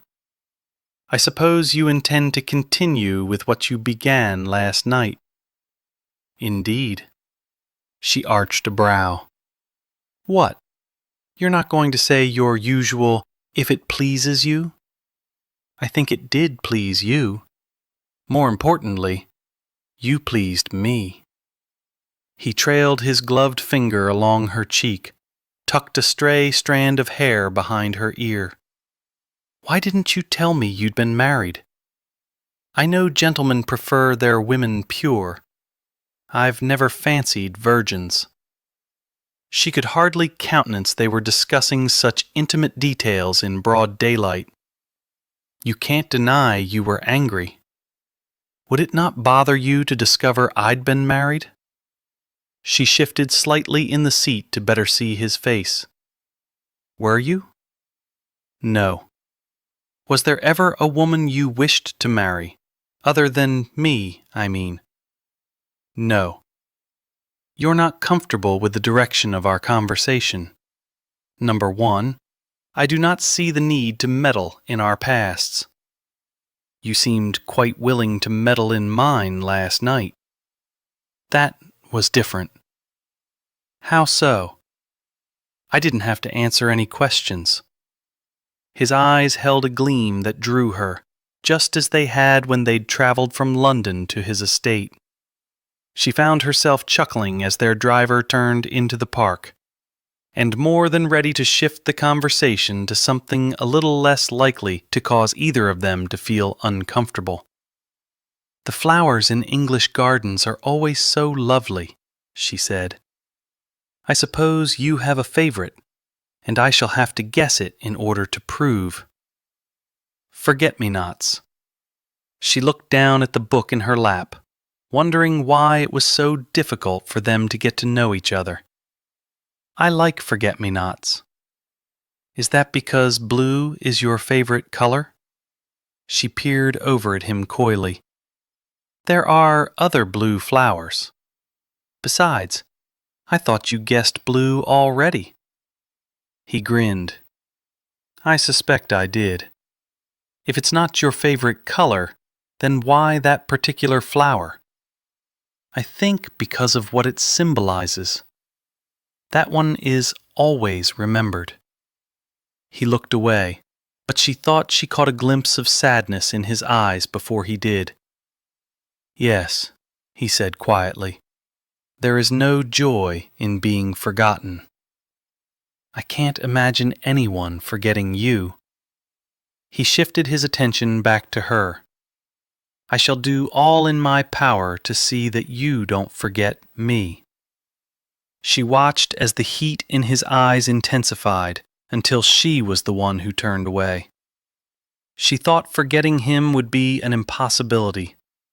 She straightened at the sight of a gentleman astride a horse. Is that Pemberton?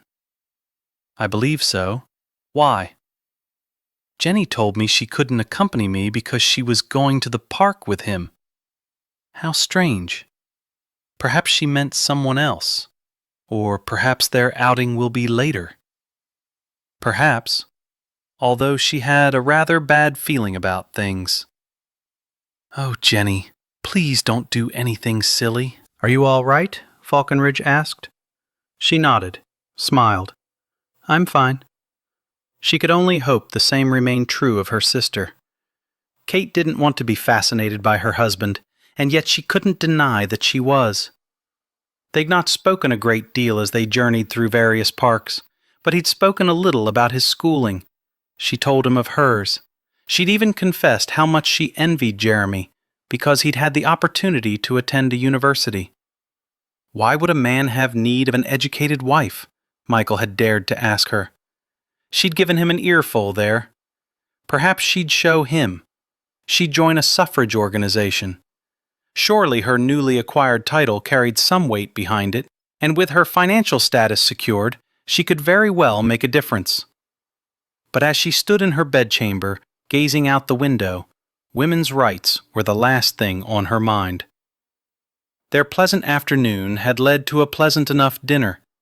An hour of quiet reading afterward, and then they'd retired to their respective bedchambers, he with the promise of coming to say good night. He'd then proceeded to ruin a perfectly lovely evening by glancing over his shoulder at her with a knowing grin and saying, I suppose a more accurate statement would be that I'll be in to show you good night. Now her stomach was all aflutter. She moved to the bed, then crossed back to the window. She didn't want him to think she was anticipating his visit. But dear Lord help her. She was. Her nipples puckered with the mere thought of him walking into her bedchamber. She strolled to the chaise, sat, got up, and walked back to the window. How was it that it took him longer to prepare for bed than it did her? Tonight, she'd not bothered to braid her hair. She'd very nearly dispensed with buttoning her gown.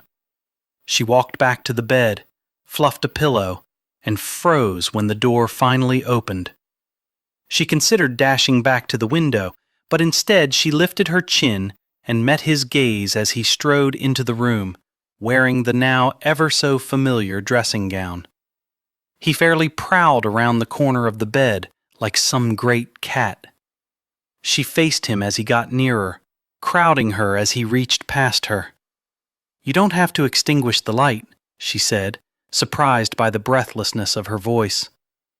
He gave her a questioning look. She angled her chin defiantly. "I can close my eyes." He seemed to ponder her strange prelude to their love-making, but she refused to acknowledge she wanted the light, wanted an opportunity to see him, even if it was through eyes that gave the appearance of being closed. She wanted to see all she'd touched last night. She made a move to climb into bed, but he gently took her arm. "Not yet." She watched as his gaze moved slowly from her eyes to her mouth and lingered there. Licking her lips, she was acutely aware of his eyes darkening, his nostrils flaring. He was going to kiss her. She was certain of it. When he lowered his head, she closed her eyes, angled her chin up so their mouths could meet. Only he kissed the underside of her jaw, provocatively, his tongue teasing as much as his lips. She felt the sensation stretch all the way down to her toes. He blazed a trail all along her throat. No hurry, no rush, as though they had all night. She didn't remember reaching out, but suddenly she felt silk beneath her fingers, and she didn't want silk. She wanted the velvety smoothness of flesh. She slipped her hands beneath the opening, felt the heat of his skin. His groans and moans were the most beautiful symphony she'd ever heard. How was she to have guessed that she could play him as easily as she could a piano? She peered through lowered lashes and watched the intensity with which he studied her as he worked loose the buttons on her gown. Appreciation lit his eyes, even as they smoldered. Against her palms, grazing over his throat, she felt him swallow. She'd never known this much power before. The way he looked at her made her feel beyond beautiful, made her feel that even if she were a pauper, still would he appreciate the gift he was skillfully unwrapping. The gown slid to the floor, pooled at her feet. He raised his eyes to her, and she quickly shut hers more tightly. What did hers reveal to him? She stepped out of her gown, moved to the bed, and again he took her arm and said in a voice hoarse with desire, "Not yet." Not yet. Did he not realize that she could barely stand? That she was in danger of becoming a pool at his feet in the same manner that her nightgown had? She thought she should feel self-conscious standing before him completely nude, but his gaze held nothing lascivious. Rather, he looked as though he were appreciating a fine work of art. Then his eyes met hers, and she realized hers were as wide open as his. Her hands had moved lower until they were at his waist, butting up against the sash that held his dressing gown in place. Holding her gaze, he slid his hand beneath hers and easily loosened the sash. With a sleek roll of his shoulders, he dispensed with the dressing gown entirely, and she saw what she had only felt last night. He was truly magnificent, firm and fit, and quite proud. Gliding her hands back up his chest, she slid her eyes closed, expected him to guide her to the bed. Instead, his mouth and hands were trailing over her as she stood before him, quivering with need, shivering with desire. He kissed and stroked, tasted and touched, his mouth moving lower, across the swells of her breast. Lower still. She heard his knees pop as he crouched before her. Opening her eyes, she looked down on his dark head, remembered it so often drenched with rain. Shed told him she couldn't give herself to someone for whom she held no affection. She couldn't say she loved him, but running her fingers through his hair, she could admit that she had come to care for him. Somehow, against the odds, in a very short time, she had grown quite fond of him, with his pitiful attempts to please her, that weren't pitiful at all. He skimmed his mouth along the hollow of her hip, and then he was kissing her more intimately than she'd ever been kissed, and frenzied passion spiraled through her. She imagined his mouth on hers, drinking just as deeply.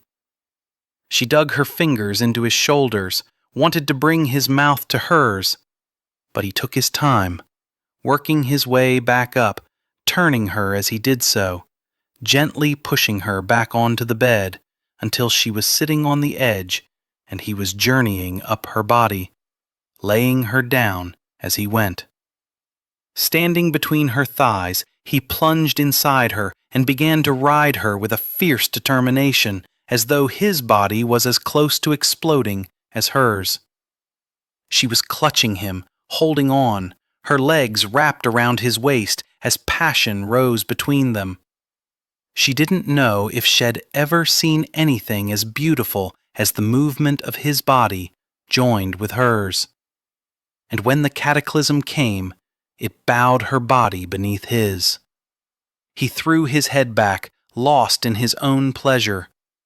She gloried in the sight of it, found it as satisfying as experiencing her own release. On strong yet trembling arms, he held himself above her. He lowered himself slightly, kissed her throat, and eased out of her. He studied her for a moment as though he wasn't quite certain what to do, as though what he'd just experienced had stunned him. He reached down, then draped her nightgown over her while clutching his dressing gown in his other hand. "Good night," he rasped, before stumbling back, straightening, and striding from her bedchamber. She brought her legs up, rolled onto her side, and pressed her nightgown against her chest as though it were the rag doll she'd slept with when she was a child. How could he give her so much, yet leave her with so little? Michael stared at the empty bed in his bedchamber. It held no appeal. He'd wanted to crawl beneath the covers completely and fully with Kate. He'd wanted to hold her close, fall asleep with the sound of her breathing filling his ears. He'd never wanted that from a woman. Ride her until the end of the journey, and then travel on alone. It had always been his way. But with her, he wanted so much more. When her eyes were open, was she seeing him or another? He thought to acquire wealth so easily, and now he thought he might willingly give it all up to have her want him just once. Chapter 16. Stonehaven's ball was perhaps the most well-attended of the season. Earlier, Kate had danced once with her husband. She was anticipating doing so again.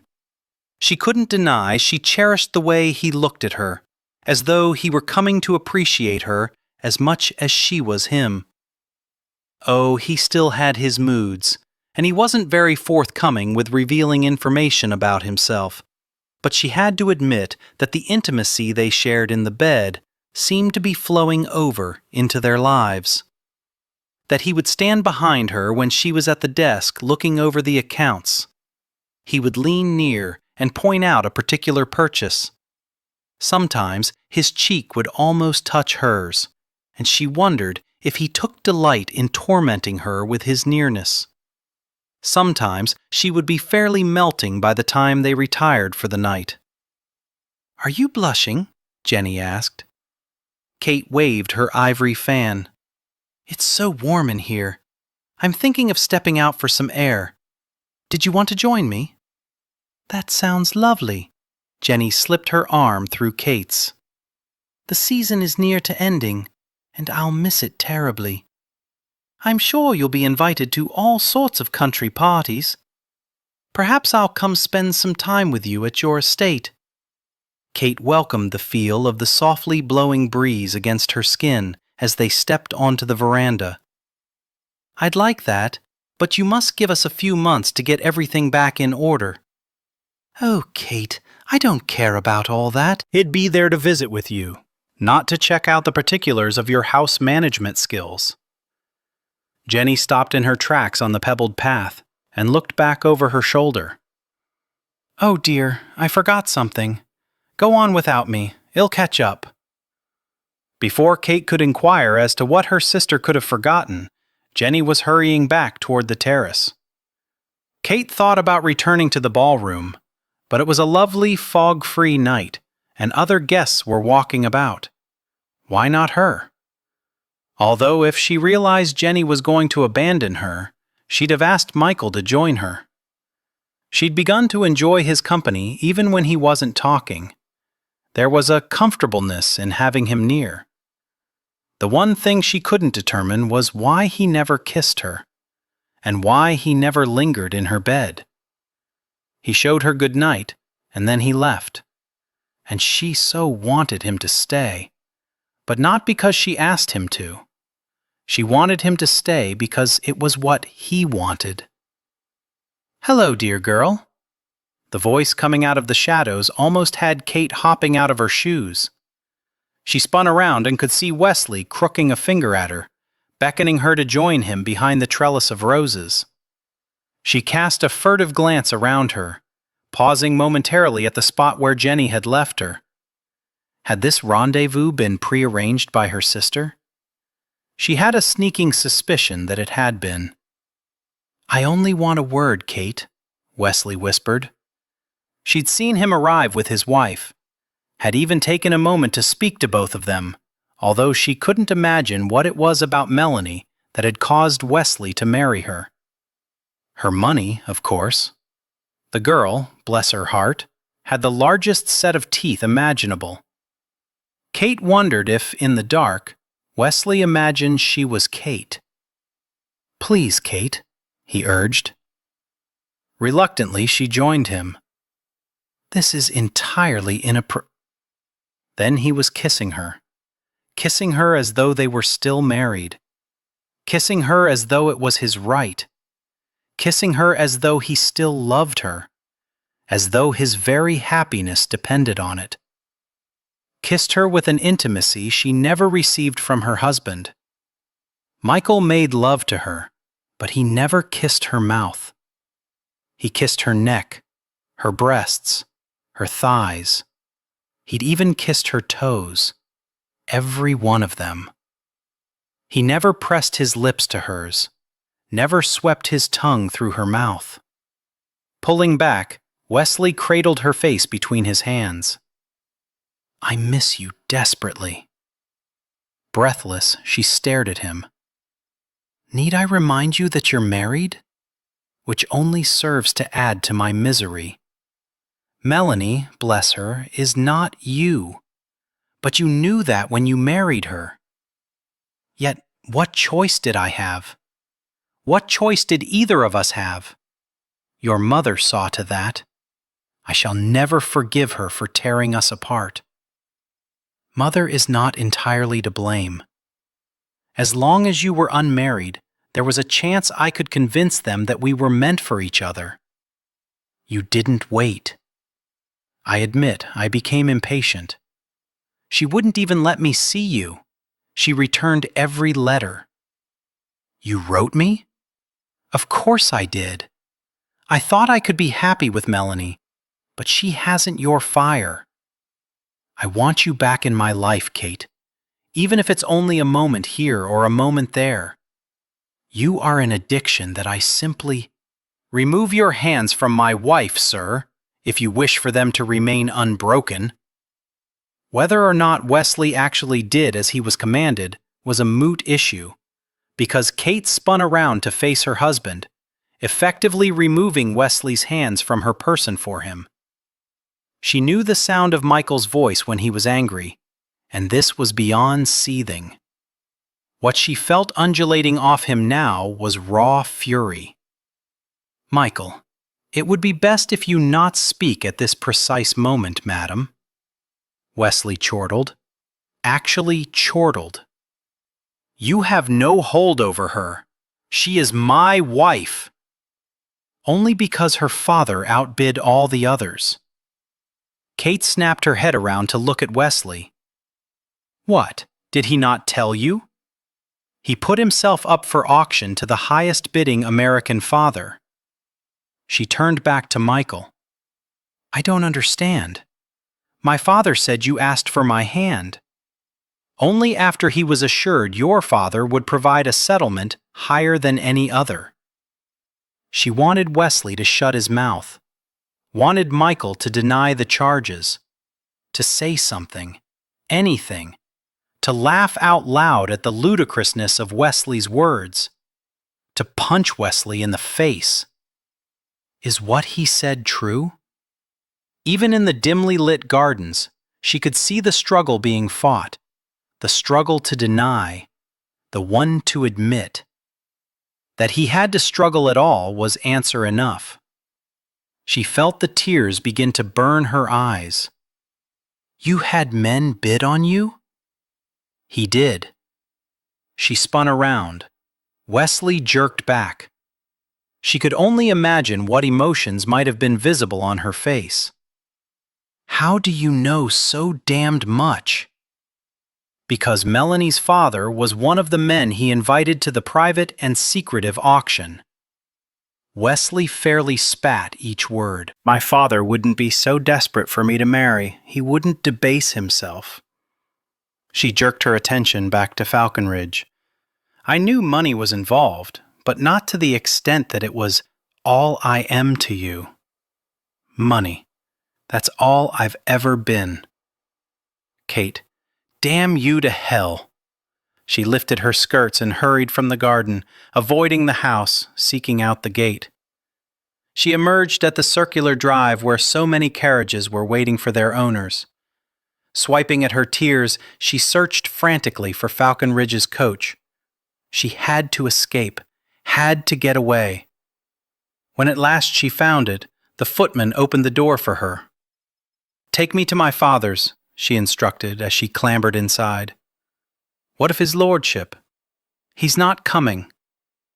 Even though her parents' house was not that far, the journey seemed to take most of her life to complete. Images tumbled through her mind. Her wedding day, Falconridge's startled expression when she mentioned his asking for her hand, laughing with him, his hands and mouth. The coach came to a stop and she flung the door open before the footman could get to it. If she hadn't feared she'd trip and break her neck, she would have hopped out. Instead, she waited impatiently for his assistance. She raced up the steps and pounded on the door. As soon as it opened, she barreled past the butler. "My lady, where's my father?" "The library?" "Yes, my lady. I'll announce you." "Oh, please, I don't need announcing." As a matter of fact, she suspected her presence and agitation would be announcement enough.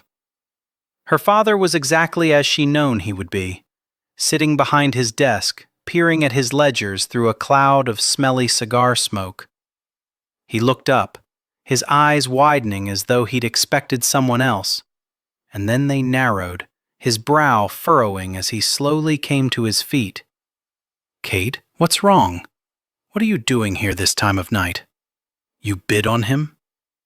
Her father's shoulders slumped forward. She'd never seen him take that sort of defeated posture, but almost immediately he straightened.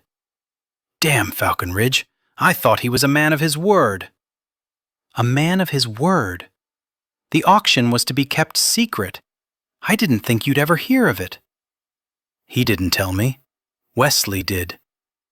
Her father's eyes narrowed further as he snatched up his cigar, took a deep puff on it, a habit he indulged when he was involved in difficult ciphering.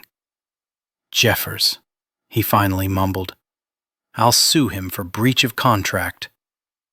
Kate stepped nearer to the desk, braced her hands on it, and leaned toward him. "I can't believe you would think a man who would auction himself off like a fancy heirloom was worthy of marrying your daughter."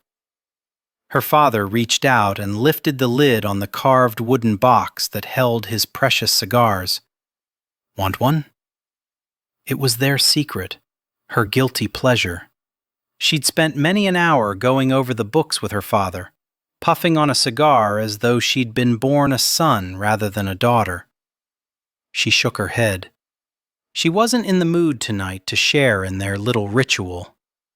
He walked over to the liquor cabinet and splashed whiskey into 2 glasses. He brought them over and held one out to her. "You'll want this. Sit down, Kate." "Papa, take the whiskey and sit down, sweetheart."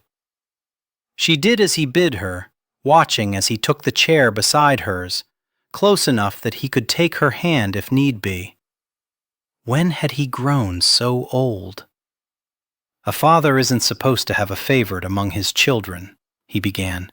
"But the Lord knows, you know, your mother knows, Jenny and Jeremy know, you've always been mine.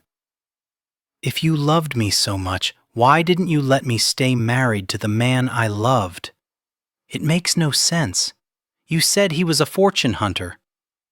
Well, what do you call a man who puts himself up for auction to the highest bidder? Honest.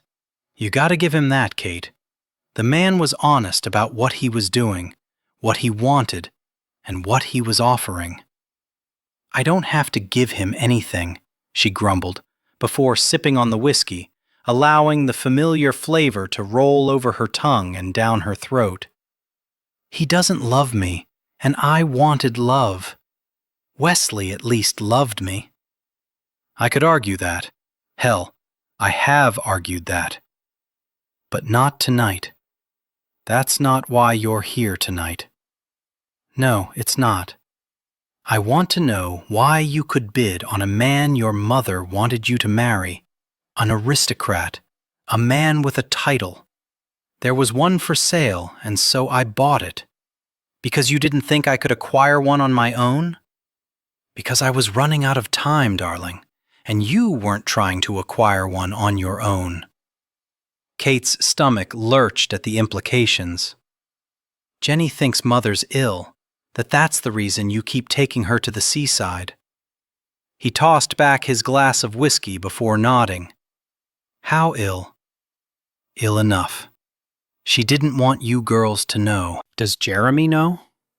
Is that the reason he's spending time in London with us instead of gallivanting around the world?" He nodded, wrapped both hands around the empty glass and leaned forward, elbows on his thighs. "I didn't love your mother when I married her, Kate. I married her because I saw in her a strong-willed woman who wouldn't settle for failure, a woman with ambitions that outshined mine. And I knew together we'd be unstoppable, that we could reach heights of success that neither of us had grown up knowing.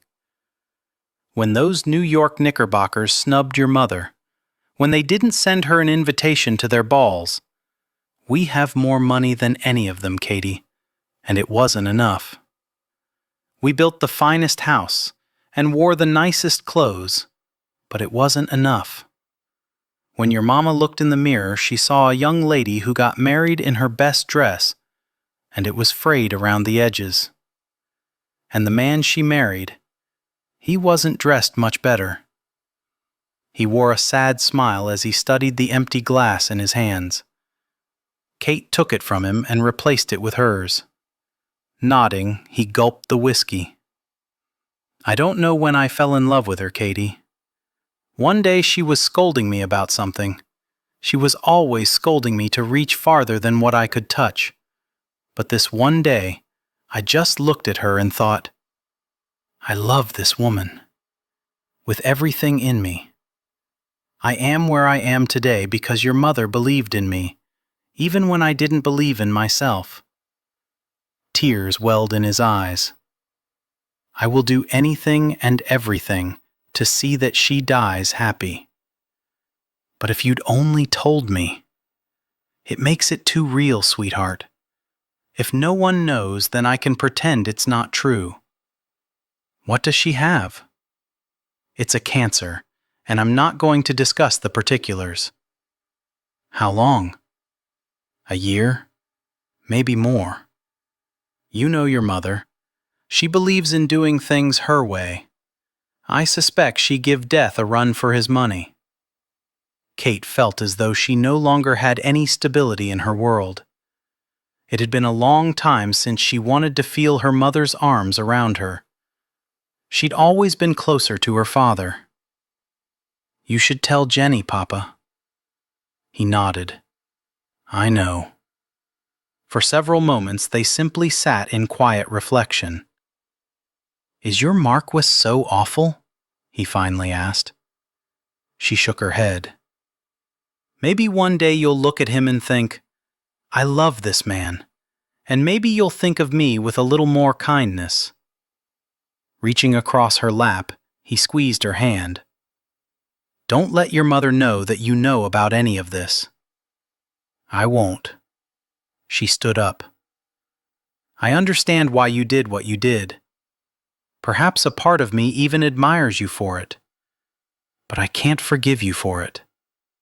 And with that, she turned and walked out of the room. Michael made it as far as the steps in the foyer.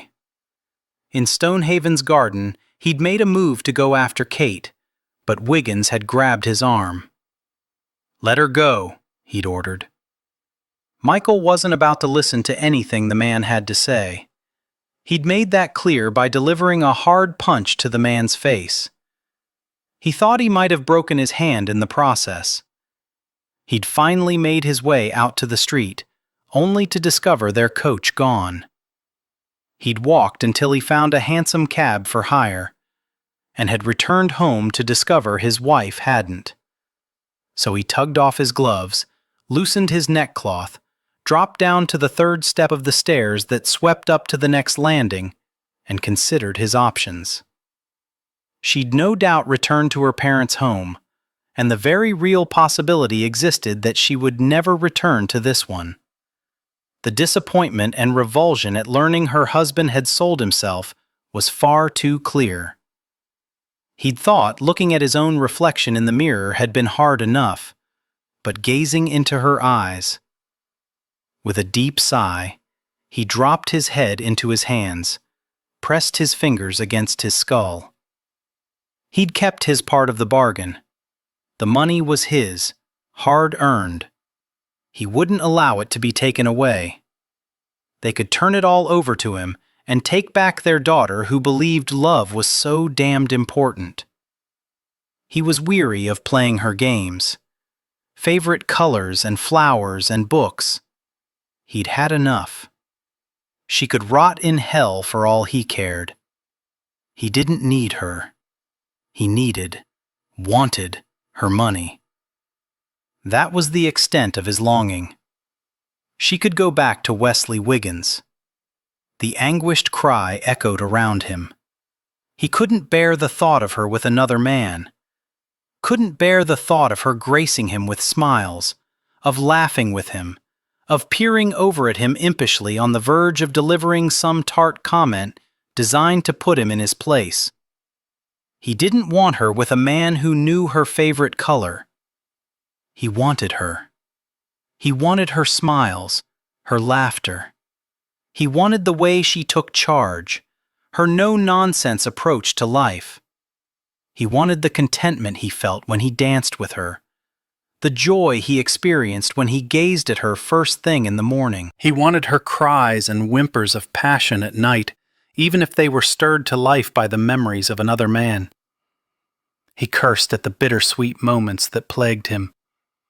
If he truly cared for her as he'd begun to suspect he did, he should be willing to give her up, to place her happiness above his. Instead, he sat on the cold, hard steps trying to determine how he could convince her that he was worthy of her affection. Chapter 17.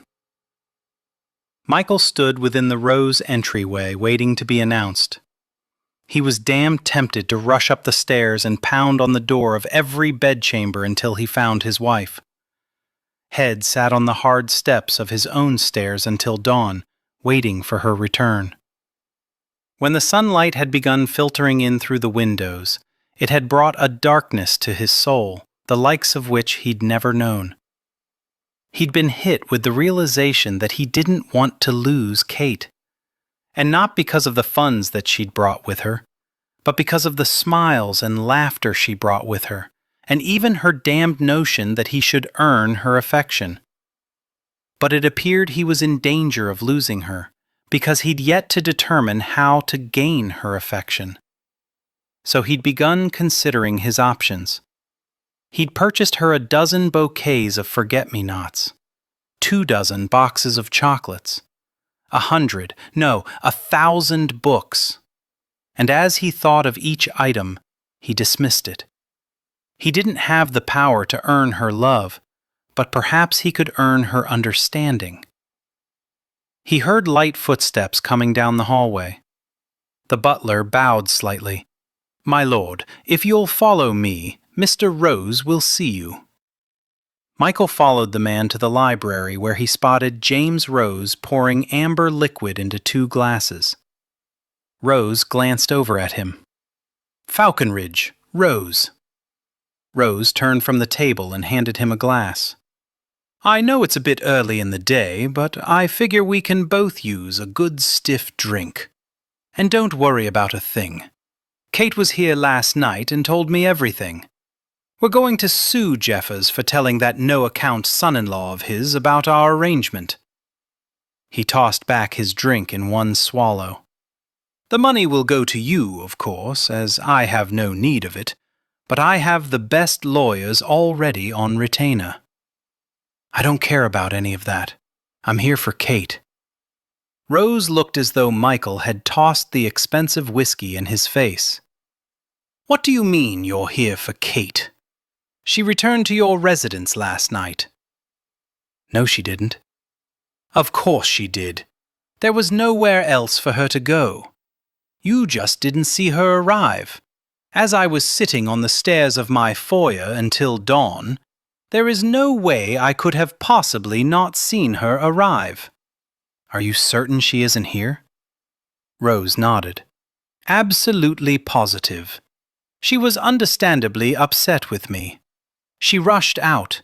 I followed, saw her get safely into the coach. I just assumed." He dropped down into a chair, hung his head. "I think she's feeling betrayed." "Not the first time. I explained to her that I wouldn't have even bothered to attend your auction if she'd been trying to find a husband, but she was content to stay in her room and read. I needed her married." Michael set his still full glass on the desk. He needed his wits about him, and he wasn't particularly interested in what had brought them to this moment. It was done, and he no longer had control over it. He'd grown accustomed to not having control. He did the best he could. "Do you know where she might have gone?" Rose lifted his head, met Michael's gaze. "No, she hasn't any friends here." He sprung to his feet. "Damnation! I gave her control over the money. She could have bought a ticket to anywhere in the world. We may never find her." "I'll find her." He turned to leave. "I should have given control to you." Michael turned back to him. "No, you shouldn't have. Kate has a keen sense of money, just as you told me. I wish I'd been in a position." He looked down at the floor. No frayed, worn rugs there. He lifted his gaze. "The yearly stipend you promised." "It won't be necessary." Rose took on the look of a man who'd placed a wager at the racetrack and just watched the horse cross the finish line well ahead of the others. "I never thought it would be." Michael wished none of it had been necessary. "I wish I had asked for her hand. She deserved that at least." Let me grab my coat, and I'll help you look for her." "That won't be necessary." For the first time since he'd gone into the garden last night, he actually smiled. He might not know her favorite color, but he did know this. As impossible as it seems, I believe I know where she is. "It's so nice of you to pay us a call, my lord, even though the hour is unconscionably early for a social visit," the Duchess of Hawkhurst said, as she poured tea into a china cup. "That seems to be an unfortunate habit you haven't not calling at the appropriate hour." Michael had arrived, only to be kept waiting while he was announced to Her Grace, who apparently had decided she didn't need to greet him until the tea had been properly steeped and was ready for pouring. "I want to see her." She peered up at him. "And who would that be, my lord?" "My wife," he ground out. Hawk, standing against the fireplace as though his presence were needed to support the wall, cleared his throat, and Michael reined in his impatience. "She is here, isn't she? Do you take sugar with your tea?" "I'm not here for tea, Your Grace. I'm here for my wife." "And why would you think she's here?" "For pity's sake, Louisa, stop torturing the man," Hawk said. "She's here, still abed, after arriving in the middle of the night." Michael didn't know if he'd ever felt such relief, not only because Kate was safe, but because he'd managed to deduce where she would go if she had nowhere else to go. "Will you let her know I'm here? I promised her that I'd provide her with a refuge as long as she needed it," the Duchess said. "A refuge? I'm not going to beat her. What are you going to do? Devil take all women." "Forgive my impertinence, Your Grace, but I don't feel I need to explain myself to you. But I will explain things to my wife. She's feeling quite vulnerable right now. I only wish to speak with her. If she doesn't want to leave with me," he could barely stand the thought of her remaining here, "then she need not, and I'll personally pack up her clothes and bring them to her. Ask her. I've been as accommodating as I could be. That will not change, but it is imperative that I speak with her." The Duchess glanced at her husband. Hawk nodded. She sighed as though she'd lost some great battle. "Very well. I'll let her know you're here, but I'll not force her to see you. She's been forced to do things she didn't want to do far too often. I'll not be party to making her life any more miserable than it already is." She rose to her feet and swept from the room with more righteous indignation than Michael had ever witnessed. Once she was out of sight, Hawk murmured, "I tried to warn you that secrets—" Yes. You're ever so wise and knowing.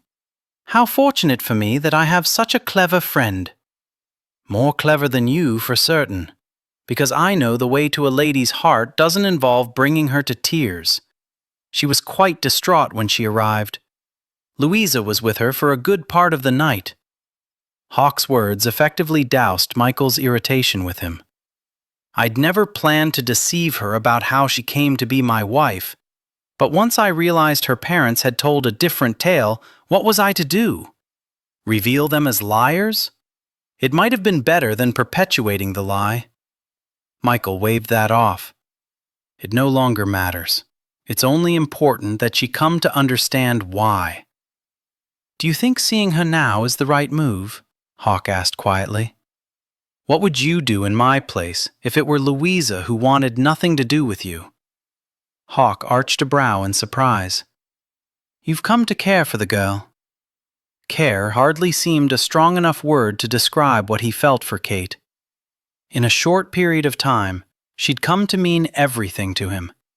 He couldn't imagine his life without her. She wanted to be desired for more than money. Yet we can't survive without the funds she brought into the marriage. How do I convince her that she is more important? Simply tell her. Michael shook his head. If I've learned anything at all about Kate these past few weeks, it's that she must be shown. And in the showing, he knew he could very well lose her forever. Kate? Kate heard the soft voice, but she wanted to stay buried beneath the covers where not even a whisper of sunlight could touch her. Oh, her head hurt, and her eyes felt gritty and swollen from all the tears shed once she'd arrived here. Kate, you need to wake up. She eased the blanket down only enough to look out from the cocoon of her haven and see the Duchess of Hawkhurst standing over her. To wake up would indicate that I'd slept, and I haven't. Louisa sat on the edge of the bed, moved the covers down farther, and tenderly brushed the loose hair back from Kate's face. Falconridge is here. He wants to see you. You sent word to him? No. He simply arrived and asked to see his wife as though he knew you were here. But neither Hawk nor I sent word. Then how did he know? She asked, baffled. I don't know, but he looks as though he's had as rough a night as you. I'll help you get dressed. Kate shook her head. I need more time to sort things out. Tell him I'll return home when I'm ready. I'm not certain he's in a mood to accept that as an answer. That's just too bad. He sold himself, Louisa, and my father purchased him, not only placing a value on him, but a value on me. I can't be part of this. I won't be part of it. He doesn't own me. I won't do as he bids. He must have been very desperate or incredibly lazy. I've heard the snide comments about what American heiresses will bid for a nobleman, but I didn't think anyone would actually take them to heart, she sighed. Tell him I'm not at home. Tell him to go to the devil. Louisa released a deep breath of obvious exasperation. I shall try, but I think you should prepare yourself for my not meeting with success. He seems quite determined to have his way. Yes, well, I can be just as stubborn, and well he knows it. Or at least she thought he did, but he knew so little about her. How had he managed to deduce that she was here? Did he go to my parents' house first? Kate heard herself murmur. I'm not sure, Louisa said. Perhaps you should go down and ask him. No, I don't want to see him. Simply tell him that it would please me if he left. He always does what would please me. A woman can't ask for much more in a husband than that. A woman can ask for love, Kate said quietly. He must hold some affection for you, or he wouldn't come looking for you. I have complete control over our purse strings, Louisa. Without me, he has no access to funds. And he needs a good deal of funds to renovate his residences. Just tell him what I said. Hell leave. Lying down, she pulled the covers back over her head. There was comfort to be found in the cozy darkness. It was several minutes before she heard the door open again. Did he leave?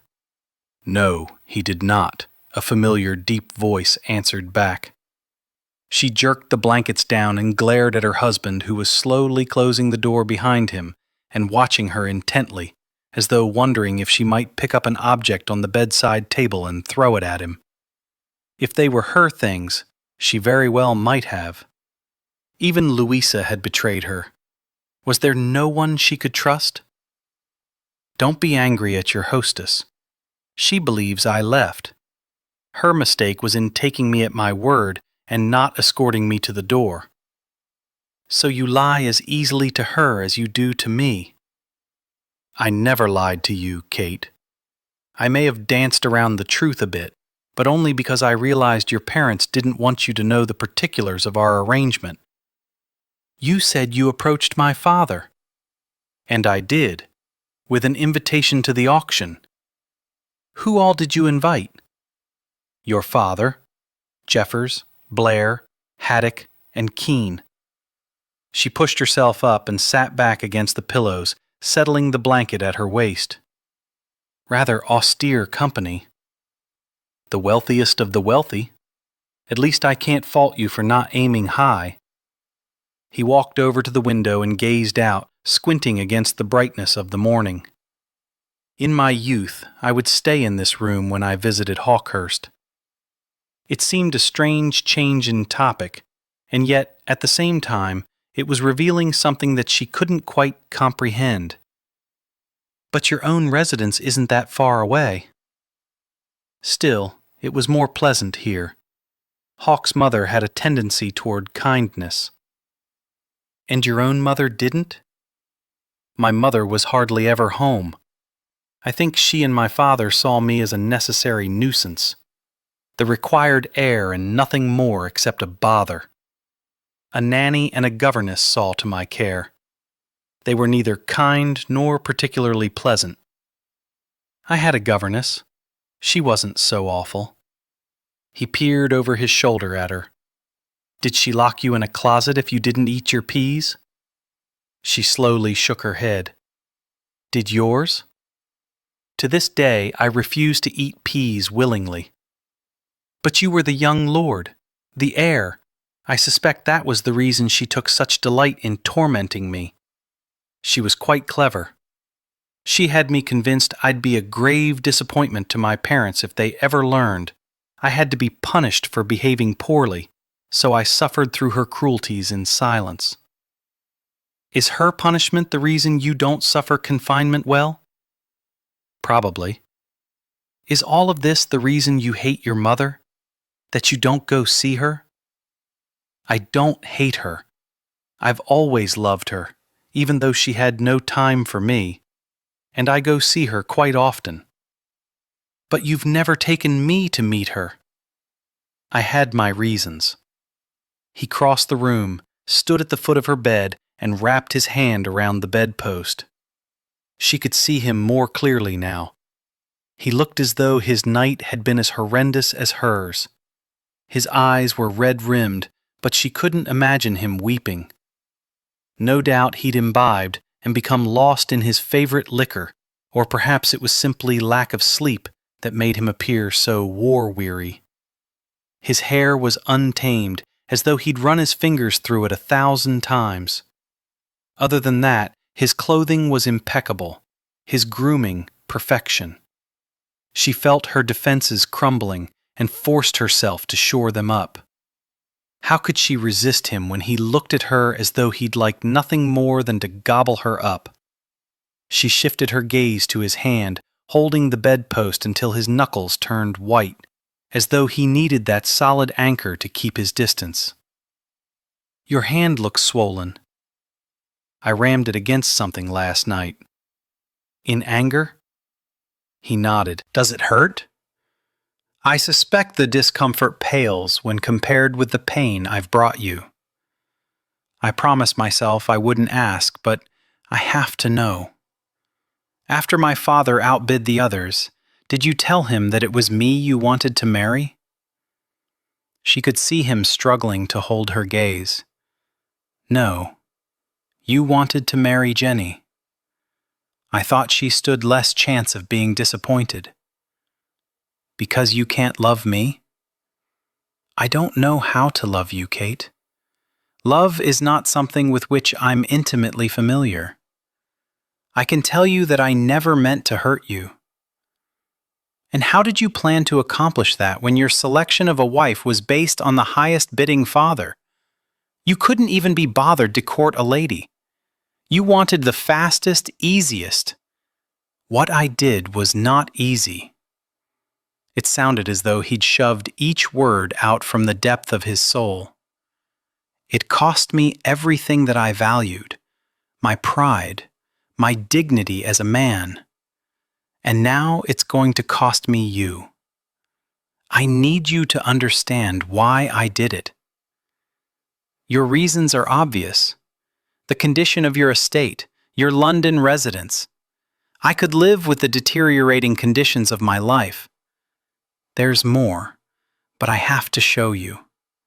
Give me an hour of your time, and if at the end of it you want to be rid of me, then we shall find a way to make it happen. Even now, as much as she hurt, she didn't want to be rid of him.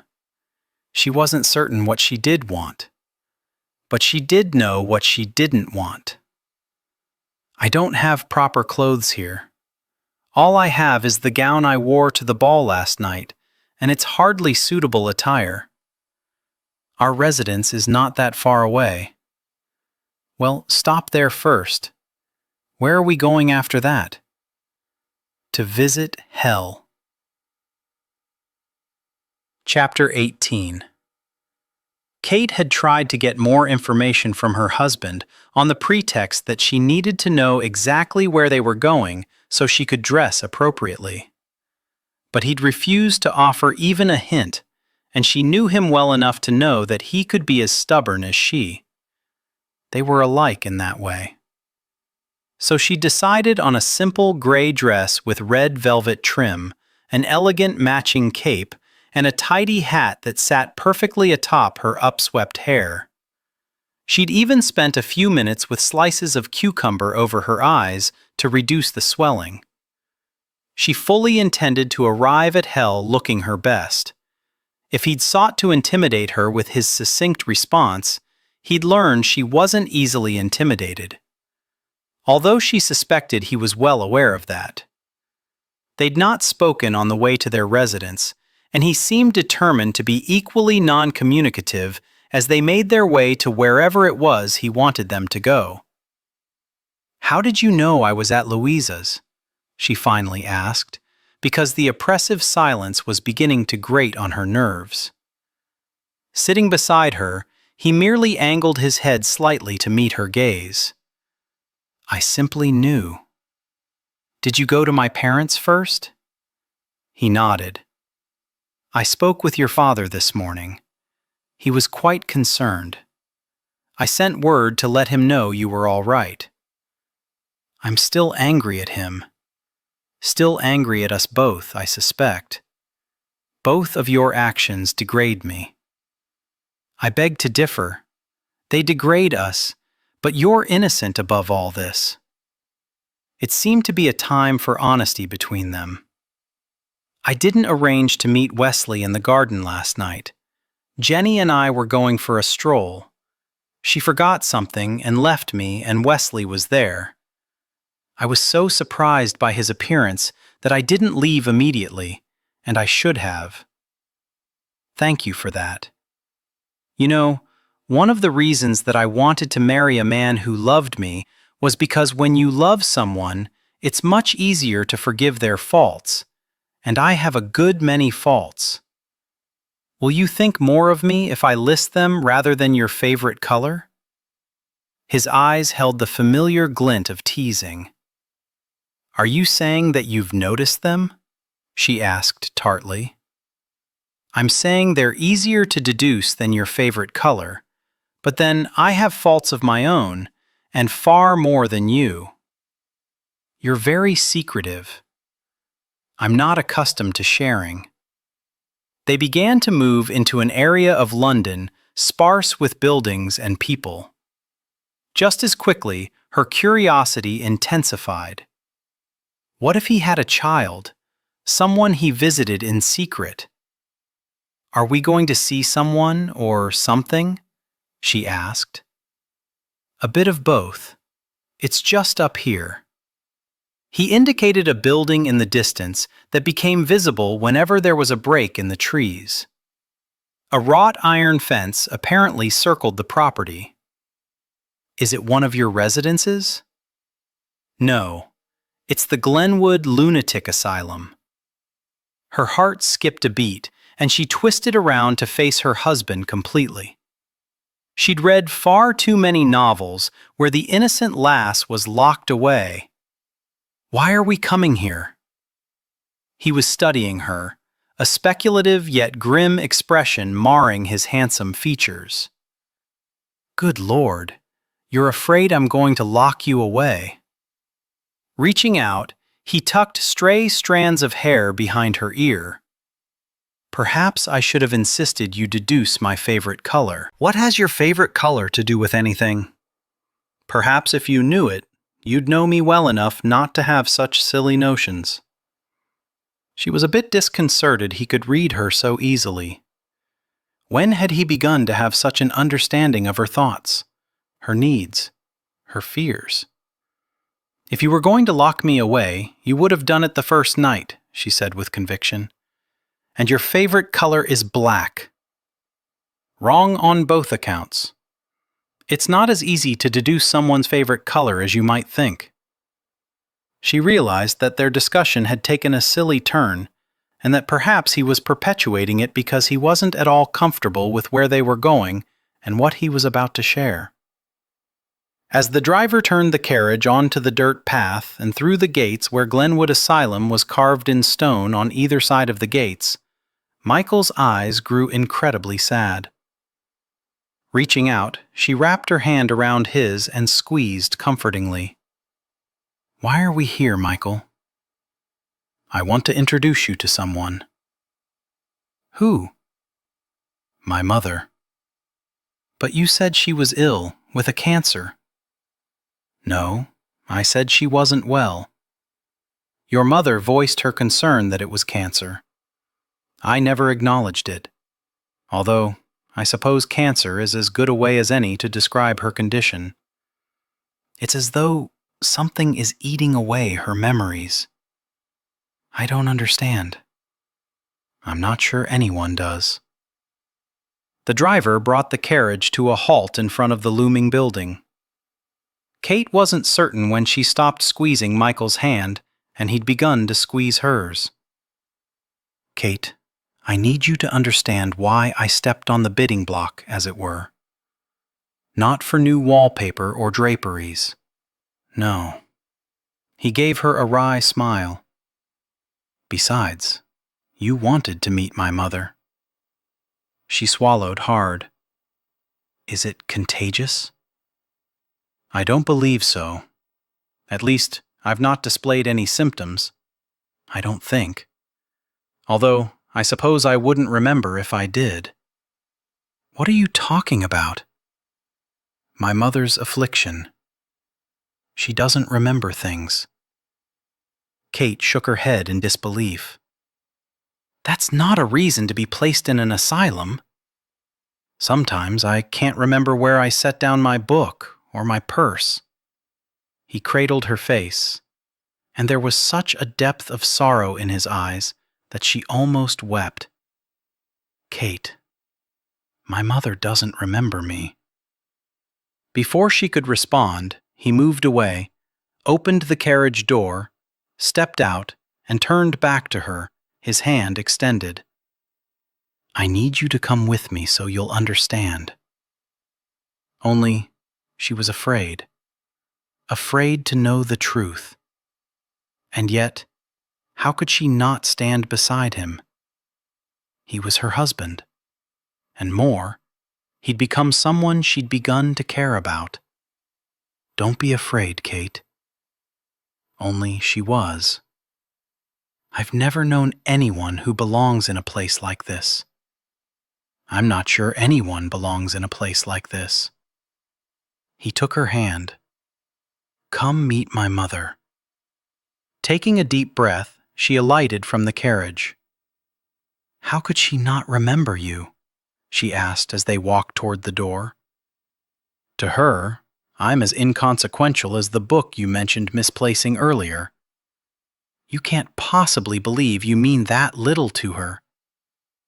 "Some days, I no longer know what to believe." Forcing herself to walk through the door he opened for her, she stepped into a cavernous entryway.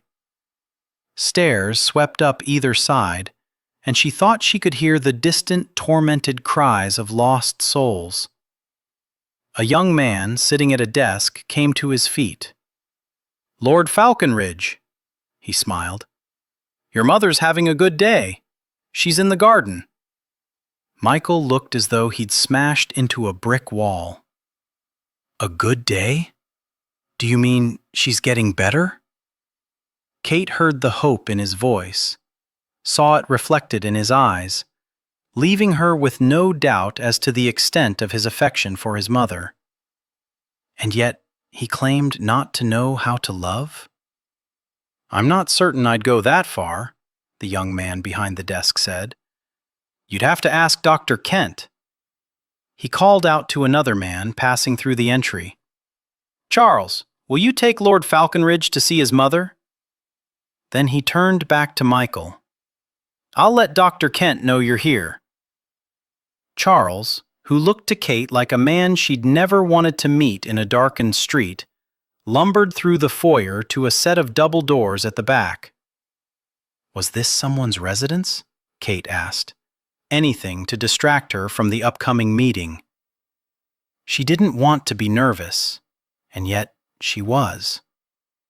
"I'd heard once that it was," Michael said, "but I don't remember who it belonged to." They stepped outside. Michael reached out and touched Charles's arm. "I see her. Thank you." "Good day, me lord." Charles went back inside, leaving Michael and Kate. "It's a lovely garden," Kate said, for want of anything better to say. "Let me speak with her first, prepare her for the introduction," Michael said quietly. "Wait here until I return for you. Let her know that I'm looking forward to meeting her. She doesn't always understand." He shook his head. "I'll let her know." Kate watched as Michael strode to a table beneath the shade of a towering tree, where a woman sat in a very simple dress, her wispy silver hair flowing over her shoulders. He bent slightly before speaking, and while Kate couldn't hear the words, she could see his mouth moving. Suddenly, the woman lunged, and Kate watched in horror as she ferociously attacked Michael. "You're a liar! I have no son! You're a liar!" Standing in the garden, Michael could still hear his mother's shrill shrieks, her accusations echoing around him. She hardly seemed aware of her surroundings until he'd spoken, and then she'd come at him with a viciousness that had astounded him. Out of the corner of his eye, he'd seen Kate rushing, to his rescue? And he'd slapped his mother, slapped the woman who'd given birth to him, to try to calm her down, and all he'd managed was to worsen the situation. It had taken 2 attendants to pull her away from him, to drag her screaming and sobbing back to her room. While Kate had stared at him, obviously horrified by what she'd witnessed. "What happened?" she finally asked. He shook his head. "I don't know. I told her I wanted to introduce her to my wife." "My lord!" Dr. Kent hurried over, his long legs eating up the distance between them. "I heard there was an incident. I'm frightfully sorry. I should have been here." "It doesn't matter. They won't hurt her. We've had to restrain her." Michael squeezed his eyes shut. He'd seen the awful jacket they used. He looked over at his wife. "Lady Falconridge, allow me to introduce Dr. Kent. He runs the facility." He bowed toward Kate. "My lady, 'tis an honor to have you here." "An honor? For God's sake, it's—" Michael began. Kate placed her hand on his arm. "It's all right, Michael." She looked at Dr. Kent. "Do you know what ails the Dowager Marchioness?" "A severe form of dementia, the likes of which I've never seen. She doesn't respond to our treatments. As I'm sure his lordship has told you, she's incurable. Our policy is to only house those we can cure." "Thank you, doctor," Michael said. "Well, take our leave now." "What about your mother?" "I shall let you know when arrangements are made." As Kate placed her hand on his arm, she asked, "May we walk to the front by going around through the garden instead of through the facility?" "If you prefer." "I definitely prefer." She opened her purse and removed a linen handkerchief, pressed it to her mouth to dampen a corner, then tenderly touched it to his cheek. "She scratched you." He stepped away from her.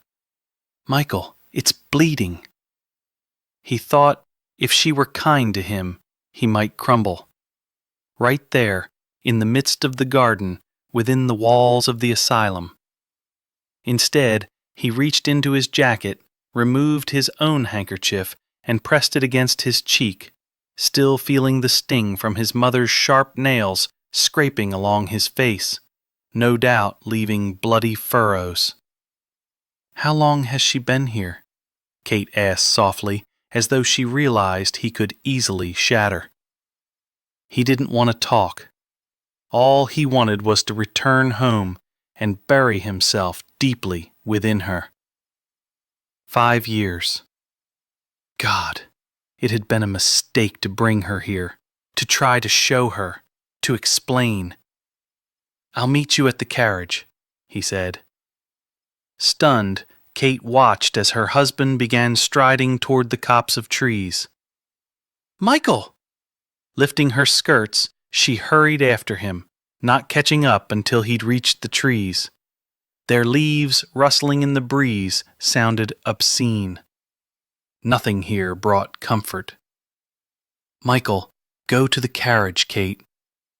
How could he demand that of her when she could see how badly he suffered, how much he hurt? It was one thing to be told that his mother didn't remember him, but to hear the words flowing from her own lips.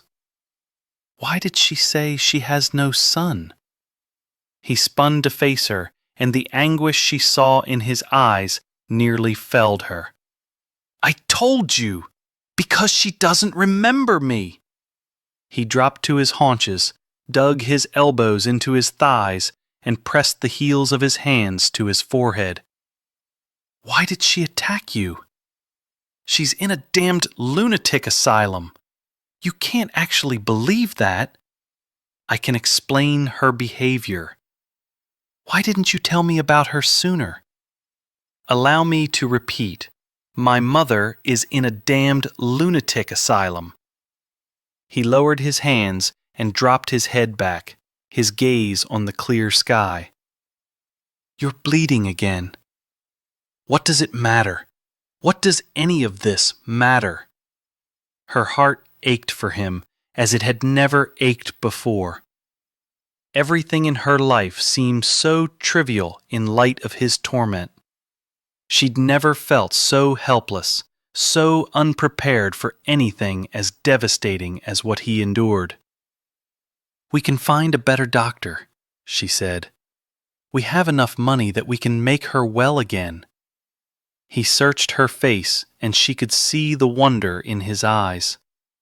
So innocent, so naive. "We can at least try." "Do you think I haven't?" Oh my God.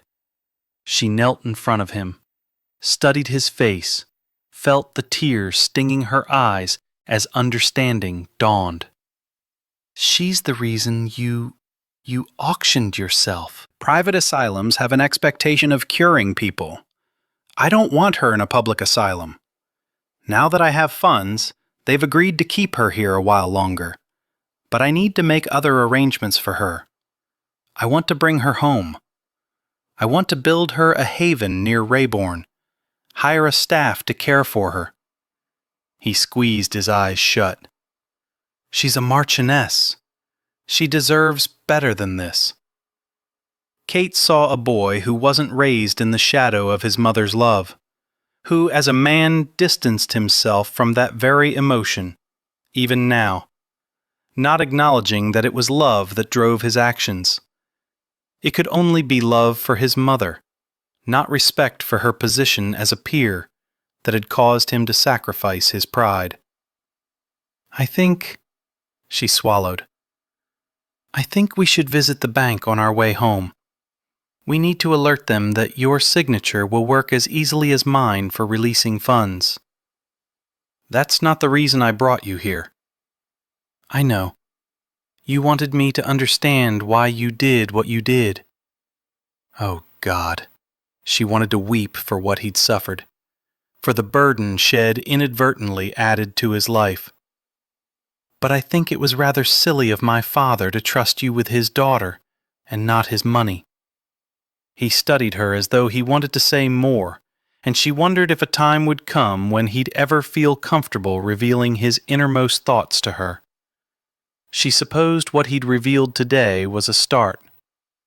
Unfolding his body, he reached down, slipped his hand beneath her elbow, and helped her rise. It seemed appropriate that they not speak as they walked to the carriage, because it was as though they were leaving a place of mourning. Chapter 19. Several hours later, Kate's generosity in giving Michael access to all their funds still overwhelmed him as he stood in his office, looking at the floor plans he'd drawn more than 6 months ago. At Glenwood, he'd been unable to find words to adequately thank her. Every thought that came into his head seemed trivial, insignificant, trite. All the things he'd dreamed of accomplishing when he'd sought out a wealthy heiress seemed within easy reach. All because he dared to share with her the truth about his mother. Kate had been understanding, sympathetic, and comforting. They journeyed home with her hand wrapped around his, as though she were silently communicating that no matter what happened, what troubles they faced, she'd always be there for him. For the first time in his life, he truly didn't feel alone. The realization terrified him. He was afraid to trust this feeling of sharing, and yet he feared more that it might slip away. He'd watched Kate during dinner. It was strange that the magnitude of what he'd done taking her as his wife was only just beginning to sink in. She'd be at his dinner table every night for the remainder of his life. She'd be in the bedchamber next to his. He'd told her father that she deserved to be asked for her hand. How did he compensate for such a glaring injustice? Staring at his drawing, he wondered how he could give her now what he should have given her before. He'd taken her hand in marriage, been given her father's funds, and all she'd asked for in return was that he earn her love by deciphering her favorite color. What a botched job he was doing of that. Following dinner, she'd gone to the library to read while he'd come to his office to look over the dreams that would now become reality because of her generosity. He'd brought the plans with him so he could discuss them with the builders. At Rayborn, Michael hadn't told Kate why building the house was important to him. Now he no longer needed to tell her anything. Strange how suddenly he desperately wanted to. How desperately he wanted to tell her everything. Share his sins, his transgressions. She didn't want her looking at him as though he were noble. He wanted her to see him for what he truly was. He needed her to hate him as much as he hated himself. It was so much easier to deal with hate than love. And God help him, he was coming to love her. Kate sat in the library, the book open in her lap, the pages unread. She didn't know why she'd thought things between her and Michael would change after his revelations this afternoon, and her willingness to remove all restrictions from his spending. What truly bothered her was that she was becoming as morose as he. Following dinner, he'd excused himself to adjourn to his study, no doubt because he preferred brooding in solitude. It hurt to see him so, and she wondered when she'd begun to care for him so much that seeing his misery was a personal attack against her own happiness. She thought about seeking him out, insisting that he spend the evening with her, but she was weary of his doing everything simply because it was what she wanted. She wanted him to want to be with her. She glanced up as the door to the library opened, and he walked in holding a scroll. It was embarrassing, the joy that shot through her at the sight of him. Did he ever experience such gladness upon seeing her? "I wanted to share something with you," he said quietly. Closing her book, she couldn't have been more pleased if he'd told her he'd planned to present her with the crown jewels. She rose elegantly, trying not to appear too giddy. He began clearing the desk, then spread the scroll out, anchoring one side with the lamp and the other side with a book. "I recognize it. The house you want to build near the pond," she said. "Yes, I'm building it for my mother. I thought you might be interested in the details." "I'm very interested." And she wished they weren't quite so formal with each other, as she moved around to stand beside him so she could have the same view as he did. "I want to move my mother out of Glenwood. I want to give her a place where she can feel safe and secure." "Why so small? We can well afford something much grander than this." "My mother gets easily lost. It was the reason I began to suspect something was wrong." When several heartbeats of silence followed, she looked up at him. He was looking at the parchment, but she didn't think he was seeing the lines and numbers. She thought he was trapped in his memories. "What happened?" she asked softly. "It was at the country manor. As you've seen, it's quite large. 137 rooms, hallways, alcoves. She got lost. Not just lost, but terrified. She was shrieking. She couldn't find her way back to her bedchamber. It was past midnight. I'm not even sure why she left her bedchamber to begin with." He leaned over the drawing, tracing a finger over the lines that he'd drawn.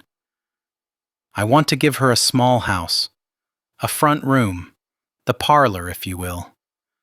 To the side will be the dining room, a large opening between the two. The back of the parlor will lead into her bedroom." He cleared his throat. "I want her bedroom to look familiar. My mother slept in your bedchamber before you did. I would like to move the furniture into her new home." He shifted his gaze to her, as though he expected her to object. "I think that's a lovely idea."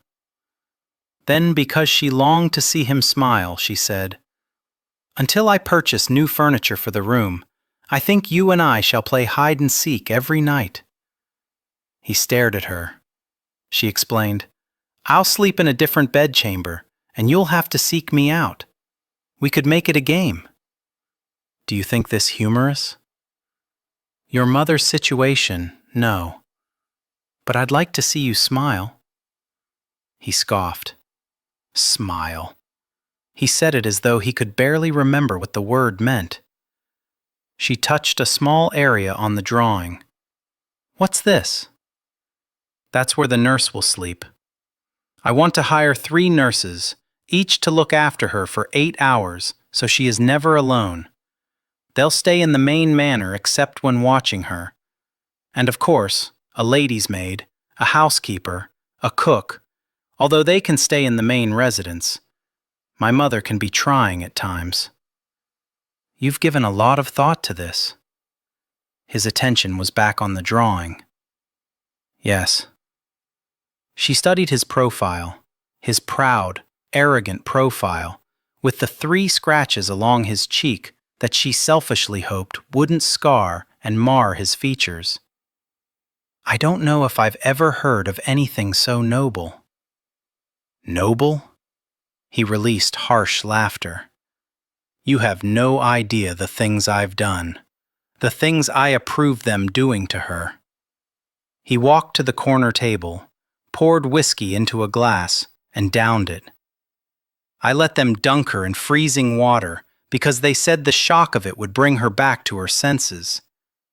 He poured and downed another glass.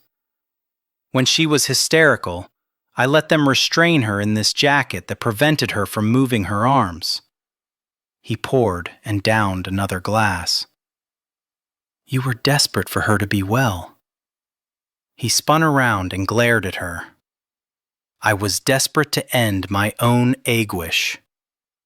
He took a step toward her.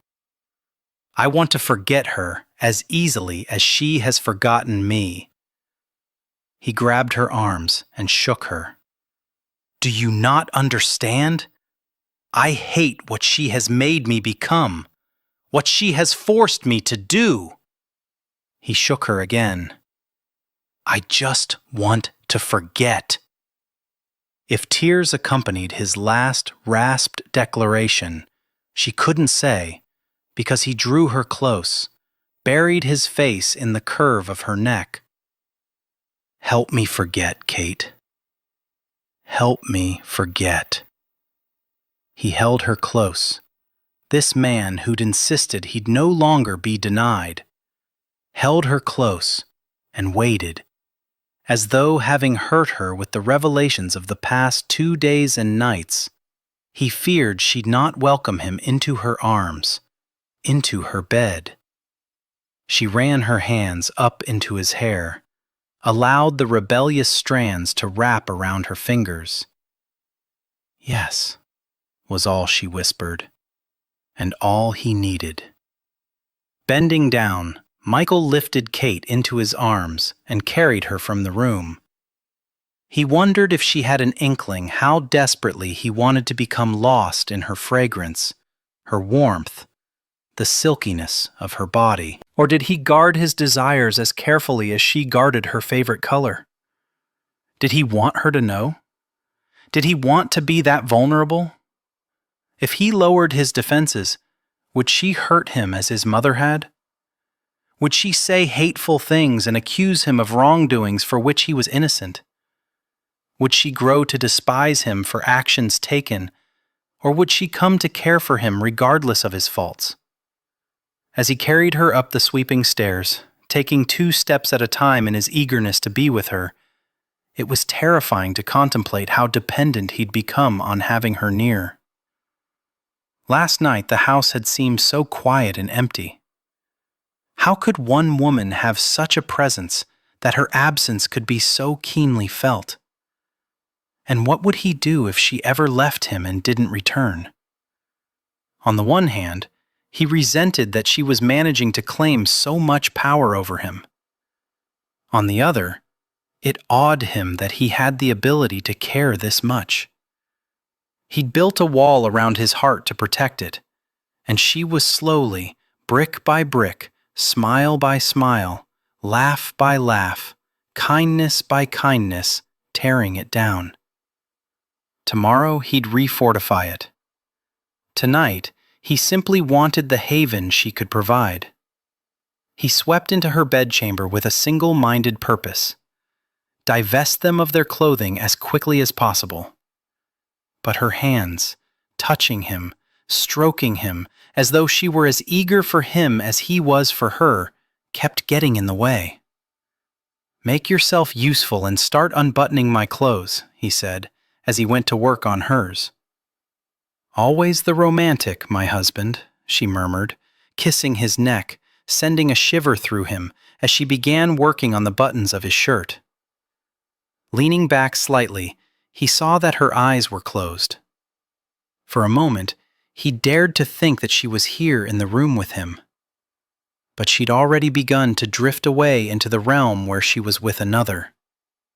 If he hadn't needed to escape his own anguish so desperately, he might have stopped. But he couldn't deny Kate her own escape. So when all their clothes had been removed, he laid her on the bed and concentrated on his need. His need to lie beside her and glide his hand over the swell of her hip. His need to nestle his face in the curve of her neck, where the haunting fragrance of her perfume still lingered. His need to lower his head and feel the hard bud of her nipple between his lips. His need to ease down farther and taste the saltiness of her desire. His need to feel her hips buck against him, to hear her whimpers and cries echoing around him, to feel her fingers becoming entangled in his hair, to experience the weight of her legs wrapping around him, holding him impossibly tightly.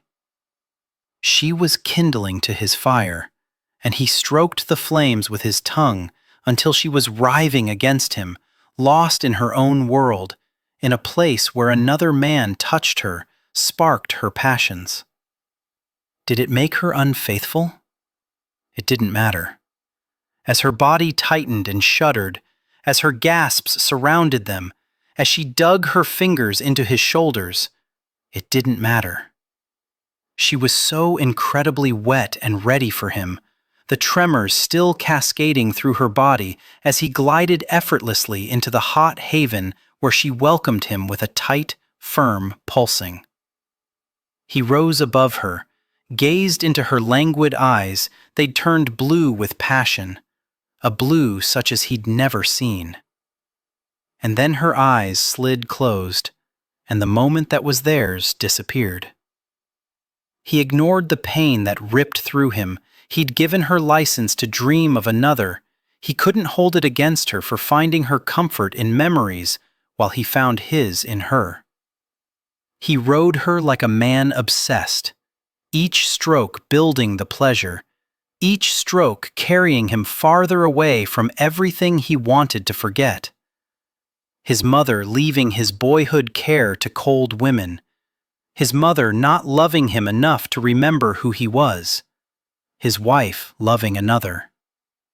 When Kate's arms came around him, holding him close, he lowered himself and buried his face in the crook of her shoulder, each powerful thrust increasing his pleasure and bringing her back to the peak if her cries were any indication. She called out to the heavens, arching against him, while his own release came swift and hard, nearly blinding him with its intensity. He held her close, struggling to catch his breath, kissing away the dew that had gathered at her temple. His mind was an empty oblivion where nothing existed except the remnants of pleasure, the silkiness of her flesh against his. He wanted to remain here all night. Instead, he pressed one last kiss to the slope of her throat before easing away from her. His knees nearly buckled beneath him as he stood, caring little about retrieving his clothes. He'd send his manservant in to fetch them in the morning. For now, he merely wanted to fall into his bed while the memories of being with Kate were still powerful enough to carry him into blissful slumber. Kate stared at the canopy, allowing the tears to well and slide unimpeded toward her pillow. After all they'd shared today, after what they'd just shared in her bed, how could he leave so easily? Help him forget, he'd asked of her with a desperation that had torn at her heart. How could he give so much to her, he'd take so much, and not stay with her for a while longer? Chapter 20. Kate spent the following morning with her mother. It was terribly difficult not giving any indication that she knew of her mother's illness. But now that she did know of it, she felt guilty for not noticing sooner her mother's sallow complexion, how her eyes no longer sparkled. She'd always thought of her mother as a locomotive, unstoppable. It was disconcerting to realize she was only human after all. But her spirit was formidable, and Kate had little doubt that her mother wouldn't draw her last breath until she'd seen each of her children married to a person of her choosing. She carried that thought with her after she returned home and wandered through the house, searching for Michael. She found him in the study, drawing lines on a large sheet of paper. "What are you doing?" He glanced up. "It was an idea I had for one of the rooms at Rayborn. I thought to convert it into a library." "You already have 3 libraries." "But this one would be warmer, cozier, would reflect the softness of a woman. It would be more welcoming than austere. I thought to call it Kate's Library." Kate's sob echoed through the entry hallway as tears filled her eyes and spilled over onto her cheeks. His thoughtfulness was simply too much. "Kate, it's nothing to weep over. It was only an idea. We don't have to do it." She shook her head frantically, the emotions of the past few days building. "My mother's dying," she rasped. "That's the reason my father attended your stupid auction. that he was so willing to outbid the other fathers. Oh, sweetheart, I'm so sorry. He came out from around the desk, lifted her into his arms, and cradled her against his chest. She wound an arm around his neck and buried her face in the nook of his shoulder. He smelled so good, as comforting as the library he was designing for her. Michael carried her up the stairs to her bedchamber, while her tears dampened his shirt and the weight of her grief tore at his heart. He laid her on the bed, knelt beside her, and brushed her hair back from her face. "I've never liked my mother," she said in a voice that spoke of sadness and profound loss. "She's always been so hard, so demanding." She released a brittle laugh. "Everything has to be done her way." She lifted her gaze to his. "But I don't want her to die." "No one thinks you do," he said quietly. "My father told me that he didn't love her when he married her, but now he'll do anything to see that she's happy, which worked to my advantage. I can't imagine my life without her. She's not in the grave yet, Kate. Perhaps she can spend some time with us at Rayborn, if that would please you. She'd spent so much of the past few years avoiding her mother that it seemed odd now to want to have her so close. But she had no regrets where her mother was concerned. Still, she felt she needed to warn him. She can be quite meddlesome. I shan't be bothered by that. Even if you were bothered, I don't think you'd tell me. Any member of your family is always welcome in our homes." Sighing, she sat up. "We also need to begin making all the arrangements so your mother can come to Rayborn." He nodded. "I'd planned to speak with the builder this afternoon. Shall we have a luncheon in the garden first?" Reaching out, she brushed his hair back off his brow. "I'd like that very much." Following lunch, Kate and Michael mapped out a strategy. He would secure the builder while she began interviewing and hiring the additional staff for the estate. Together they would interview nurses when the time came, because Michael was far more familiar with what was required in that regard, but he respected Kate's opinion on the matter. That he wanted her to help him meant more to her than she could express. She was in the library writing out the list of staff positions that she wanted to fill when the butler entered the room, silver slaver in hand. "A gentleman has come to call, my lady." Neither her father nor her brother would stand on ceremony if they'd come to visit her. She had an uncomfortable feeling regarding her caller. She looked at his name embossed on the card, both surprised and not surprised that his name didn't cause its usual thrill. They were both married now, and any sort of excitement over his arrival was inappropriate. But more than that, she was more irritated by his arrival than anything, and she didn't want to contemplate Michael's reaction should he discover she'd entertained Wesley in his London home. "I'll meet with him in the garden." She was being polite to see him, but making sure they weren't in a situation that would arouse speculation. Surely no one could fault her for the discretion.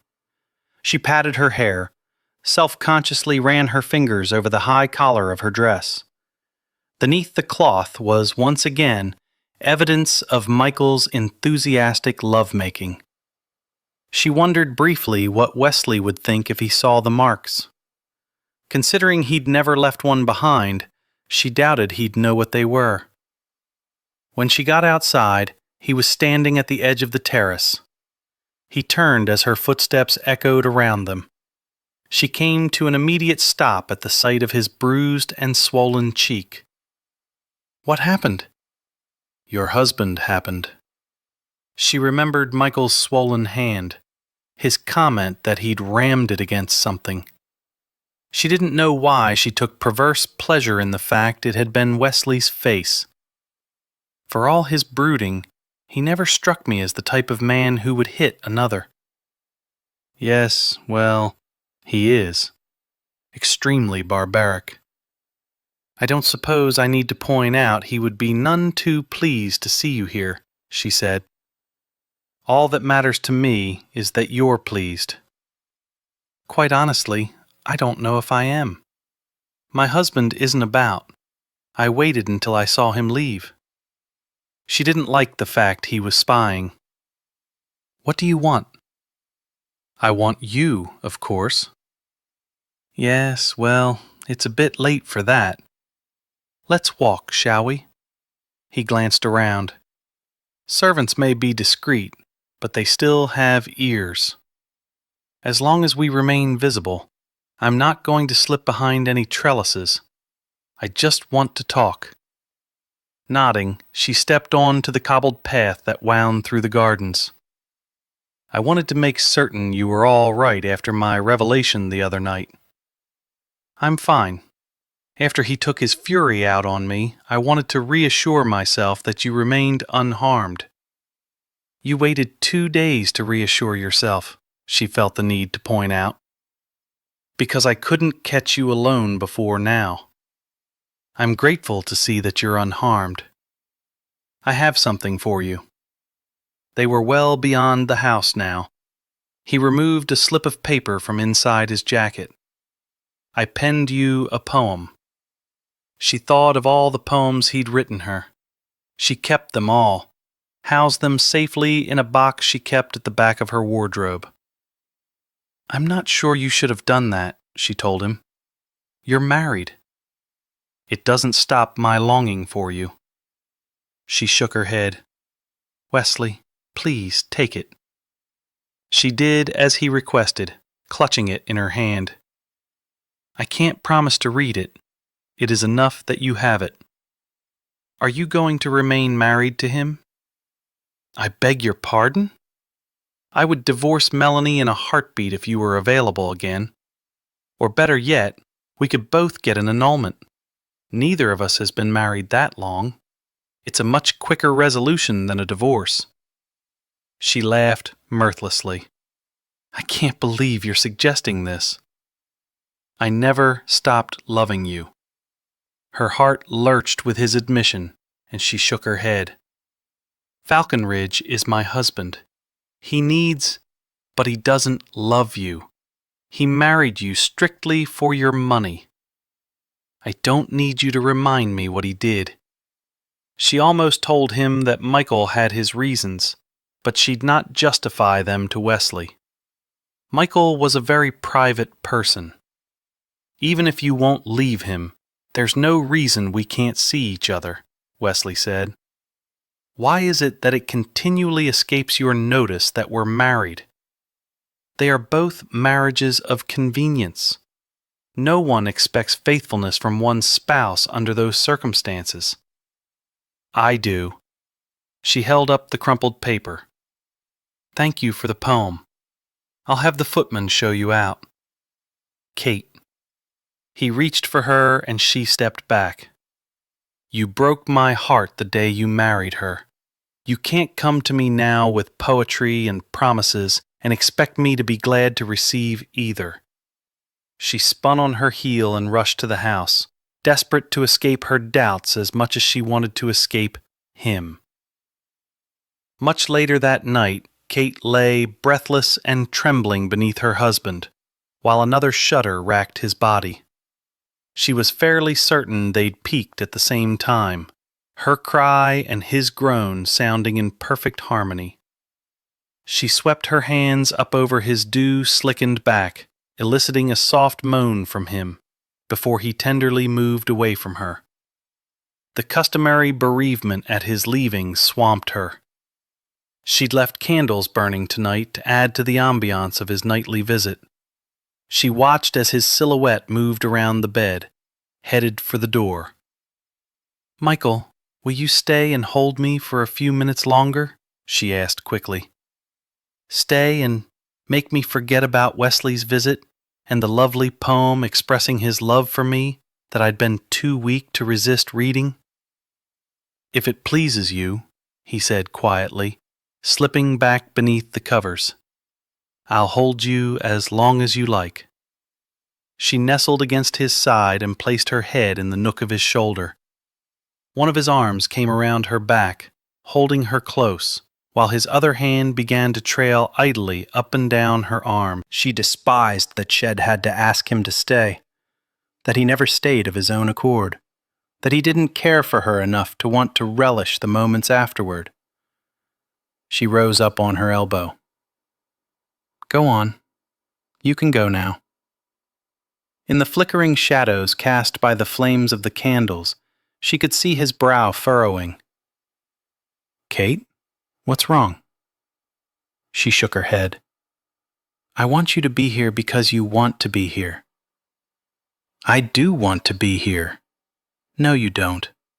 You always leave as quickly as possible. I assumed that would be your preference. Oh. She studied him, wishing tonight they'd left the lights on. What's your preference? Cradling her cheek with his palm, threading his fingers through her hair, he drew her back to his chest. To hold you for a bit longer. Snuggling more closely to him, she relished the almost inaudible moan that escaped from him and the slight rumble of his chest that caressed her cheek. There was such an earthy fragrance to him after they made love. Burying her face in the crook of his shoulder was much more pleasant than burying her face in the pillow upon which he'd lain before leaving her. With her finger she circled his nipple, took pleasure in his low groan. Why don't you ever kiss me? It was subtle, but she felt him stiffen beneath her, as though every muscle dreaded his revealing the answer. I thought it would be easier for you to pretend if I didn't, he finally said. She angled her head so she could see his profile more clearly. I don't understand. Very tenderly, he moved her hair aside, hooked it behind her ear. I know when I come to your bed, you pretend I'm someone else.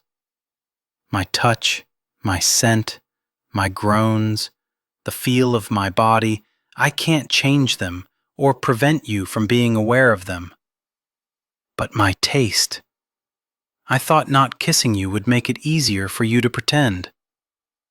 A tightness nearly crushed her chest. He'd told her that first night to pretend he was Wesley.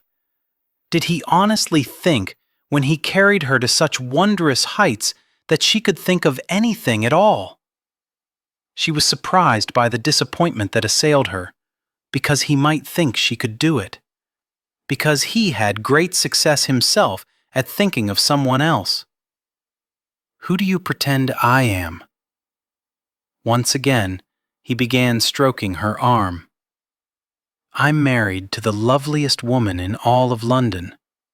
Why would I have a need to pretend I'm with anyone other than you? Tears stung her eyes.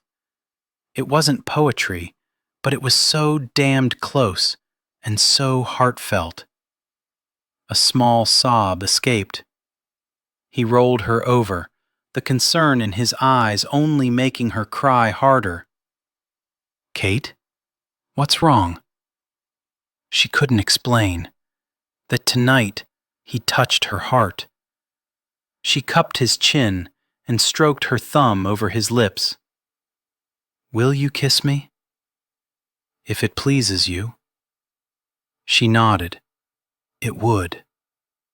She watched as his Adam's apple slid up and down as he swallowed. She didn't think he'd looked this nervous when he'd stood in front of the church exchanging vows with her. I won't bite. He released a low laugh. She pressed her fingers to his chest. You don't do that often enough. I do it more frequently since you've come into my life.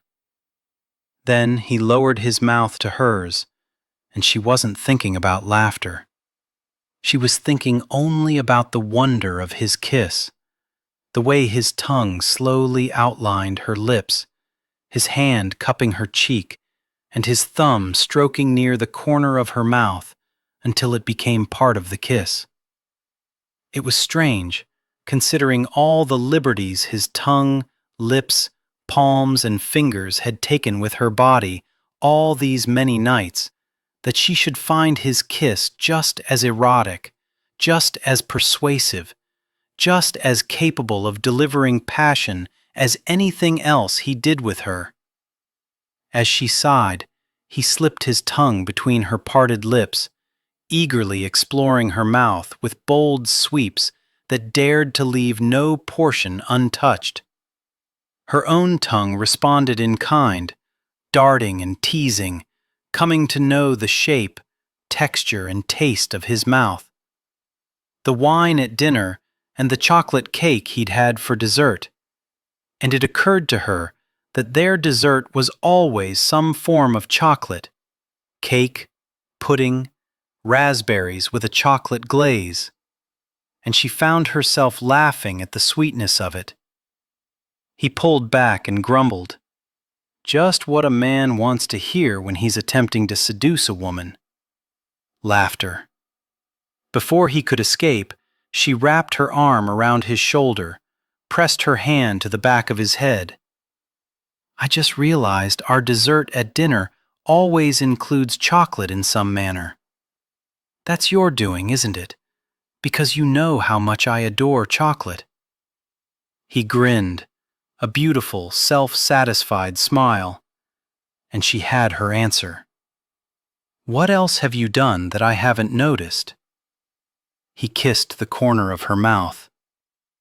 The gardener is adding forget-me-nots, but they won't be in bloom until next year. Smiling, she twisted her head until she could meet his mouth squarely, kissing him as deeply as he had her only a short time before. What else? You want all the surprises ruined? You have a surprise planned? He looked entirely too smug. A poem. You've written me a poem. Can't stand poetry. It's silly drivel. But I love poetry. He grimaced. What then? He shook his head. She ran her fingers up the sides of his chest, and he jerked. You're ticklish. She began tickling him until he grabbed her wrists and held her arms up over her head with one hand. You don't want to play that game with me, madam. What's my other surprise? Tell me, please. You might not like it. Better to tell me now, then, don't you think? He had her pinned down, his leg draped over her hip. He studied her. A puppy. He said it so quickly she almost didn't catch it. To keep you company when I'm not available. So you're not quite so lonely, since you don't suffer loneliness well. He looked completely disgruntled, as though he wished he'd kept it to himself, when all she wanted to do was hug him fiercely. But he held her hands. It's Lord Bertram's litter. She couldn't help herself. Lord Bertram gave birth to puppies? No, his cocker spaniel did. She laughed. Oh, Michael, can you never deduce when I'm joking?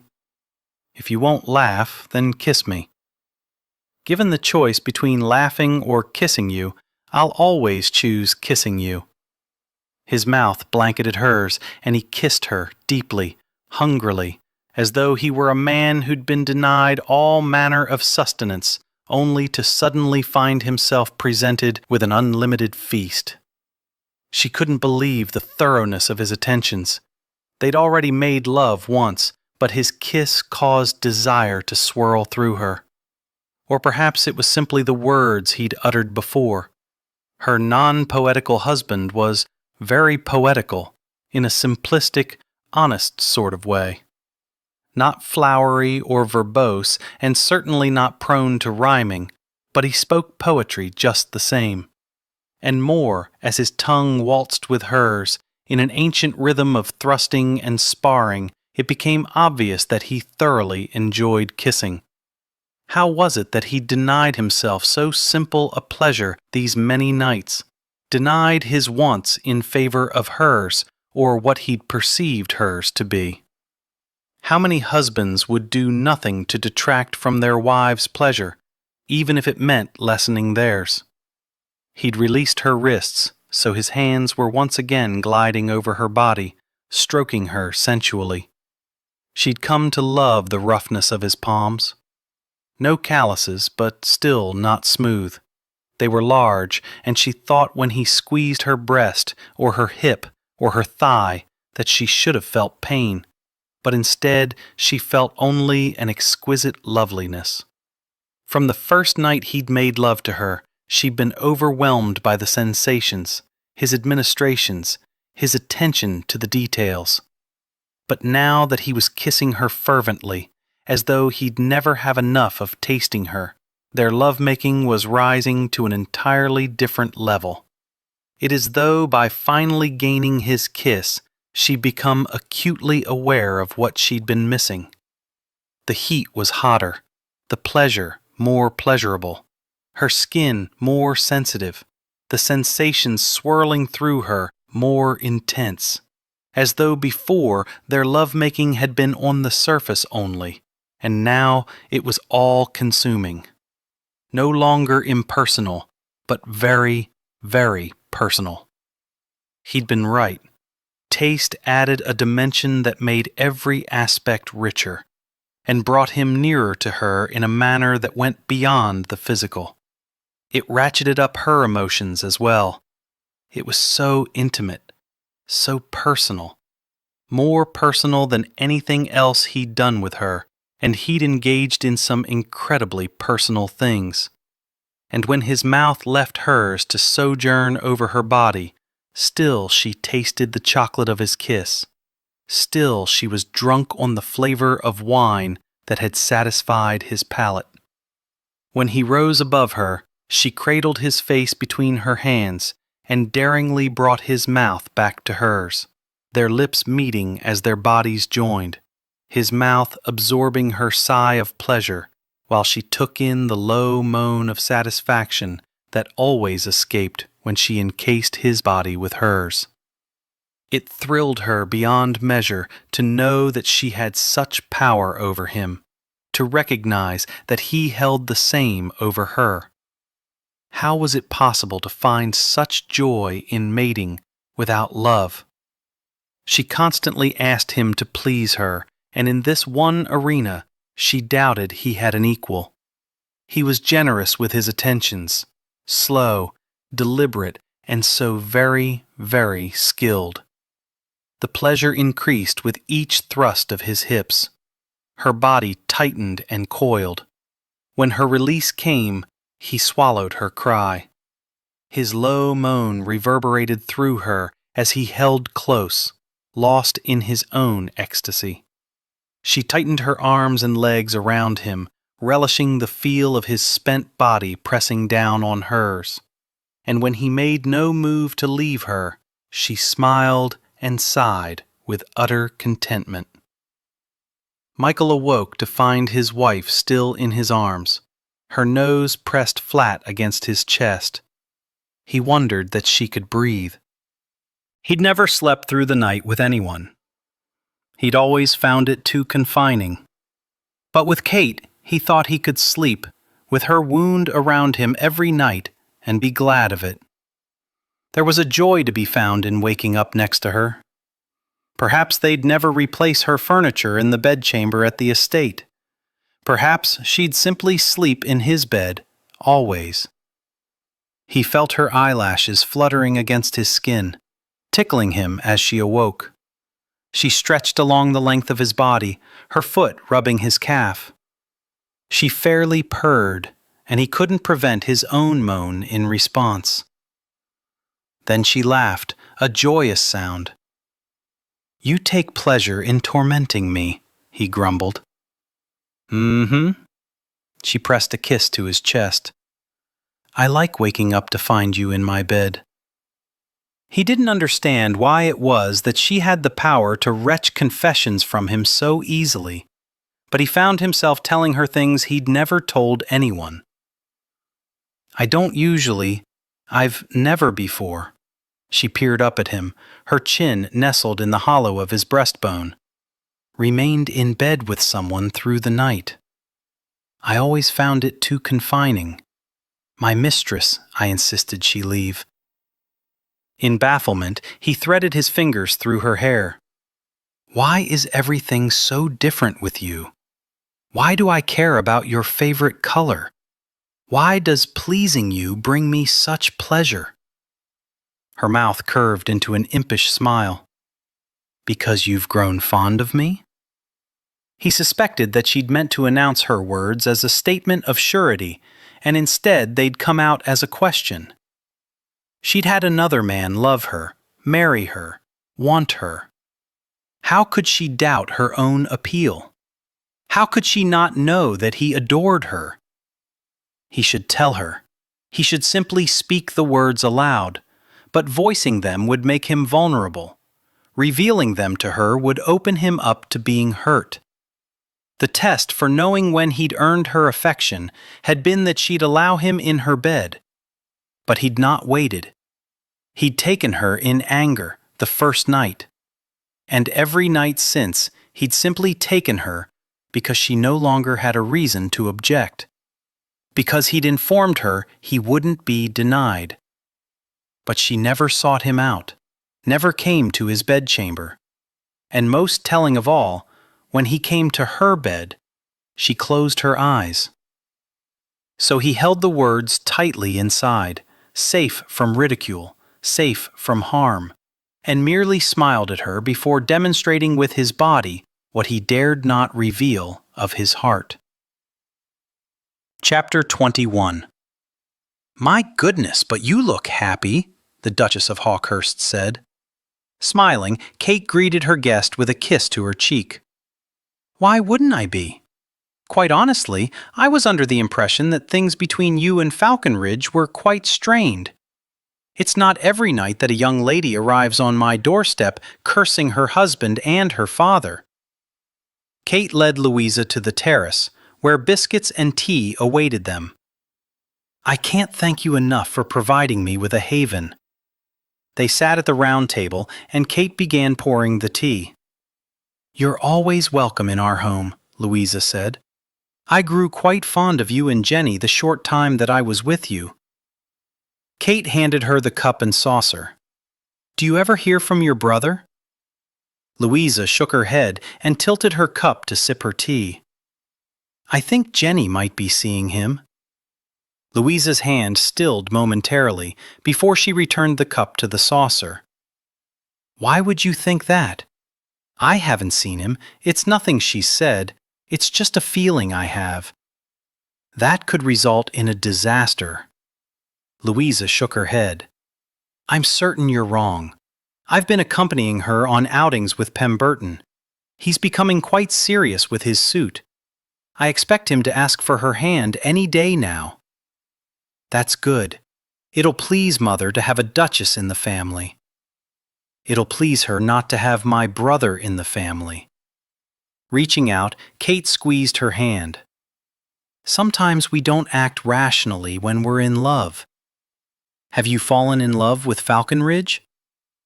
I've come to care for him, but love seems rather drastic. I've made you uncomfortable, Louisa said. My purpose in coming here today was not only to make sure that you were well, but also to invite you to attend the opera with Hawk and me this evening. I know it's short notice, but he has a box and it's hardly ever used. It would please us both immensely if you'd join us. I'm not even sure that Michael likes the opera. If he's like Hawk, he abhors it. But that's hardly the point in going. She could already envision her conversation with Michael. The Duke and Duchess of Hawkhurst have invited us to attend the opera with them this evening. Shall we go? If it pleases you. Hours later, sitting in front of her vanity, while Chloe settled an elegant diamond tiara on her upswept hair, Kate couldn't help but smile at her reflection. The conversation with Michael had gone precisely as she'd predicted. Once she dismissed Chloe, she opened a drawer and removed the sheaf of paper that Wesley had given her yesterday afternoon. She wanted to be stronger than she was. She wanted to stop dwelling on what might have been. And yet, She seemed powerless to do anything other than unfold the paper and read his words. You are the stars in my heaven. You are the green in my fields. You are the birds' sweet song in the boughs of my trees. You are the beauty, the everlasting beauty of my rose. You are, and will always remain, the love of my heart.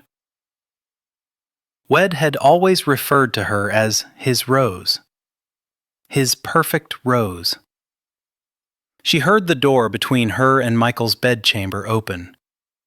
She crumpled the poem and dropped it at her feet beneath the vanity, before rising and taking one last look in the mirror.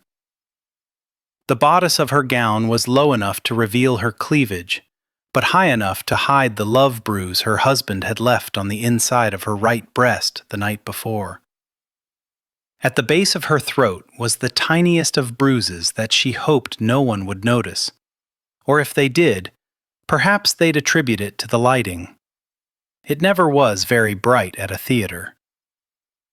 Turning to greet her husband, she found herself in his arms, his mouth locked on hers with an eagerness that promised wondrous things when they returned.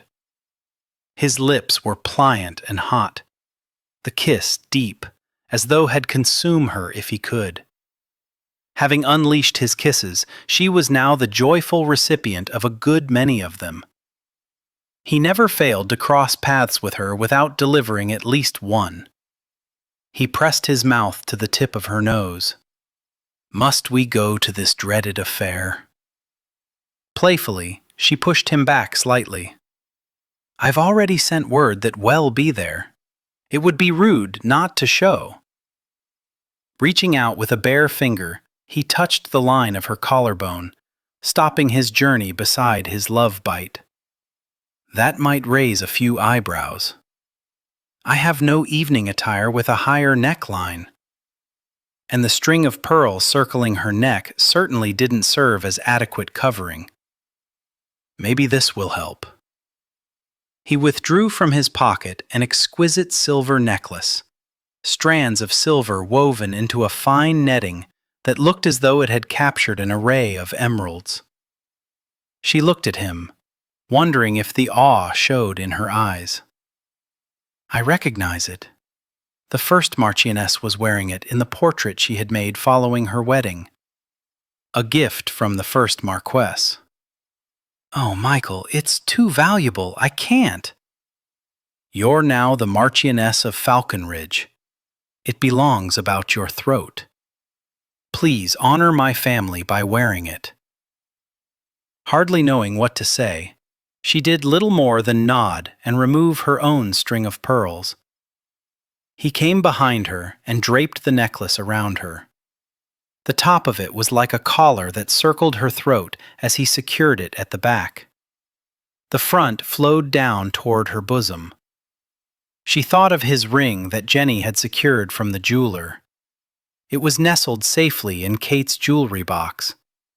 She wondered if this was the moment to return it to him, if their relationship was strong enough to sustain his learning that she knew of his sacrifice.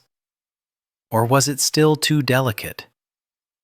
In the end, she decided not to risk anything ruining the magic of this moment, of his giving such a precious gift to her. Turning, she lifted on her toes and kissed him, welcoming the feel of his arms snaking around her as he drew her closer. It was as though asking for his kiss last night had unleashed much of what had been holding back. As though, at long last, they were both embracing the promise of something special building between them. I know what you're thinking, she said, feeling the press of his hips against her. But it must wait. He laughed, a low sound that vibrated between them and filled her with excitement and anticipation over what would be waiting for her, for them, when they returned. He began nuzzling her neck, just above the top of the necklace. This is all I want you to wear to bed tonight, he rasped. This necklace. Her knees weakened with the onslaught of images bombarding her after lying upon the bed.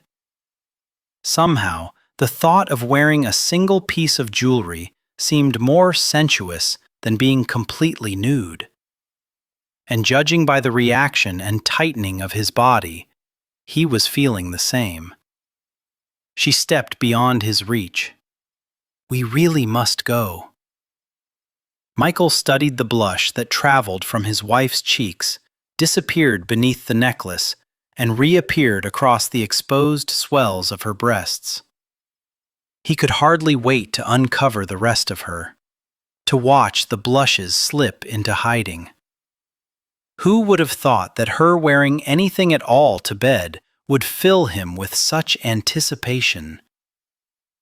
"Very well," he murmured, removing his white gloves from his pocket and tugging them on as he followed his wife out of the bedchamber.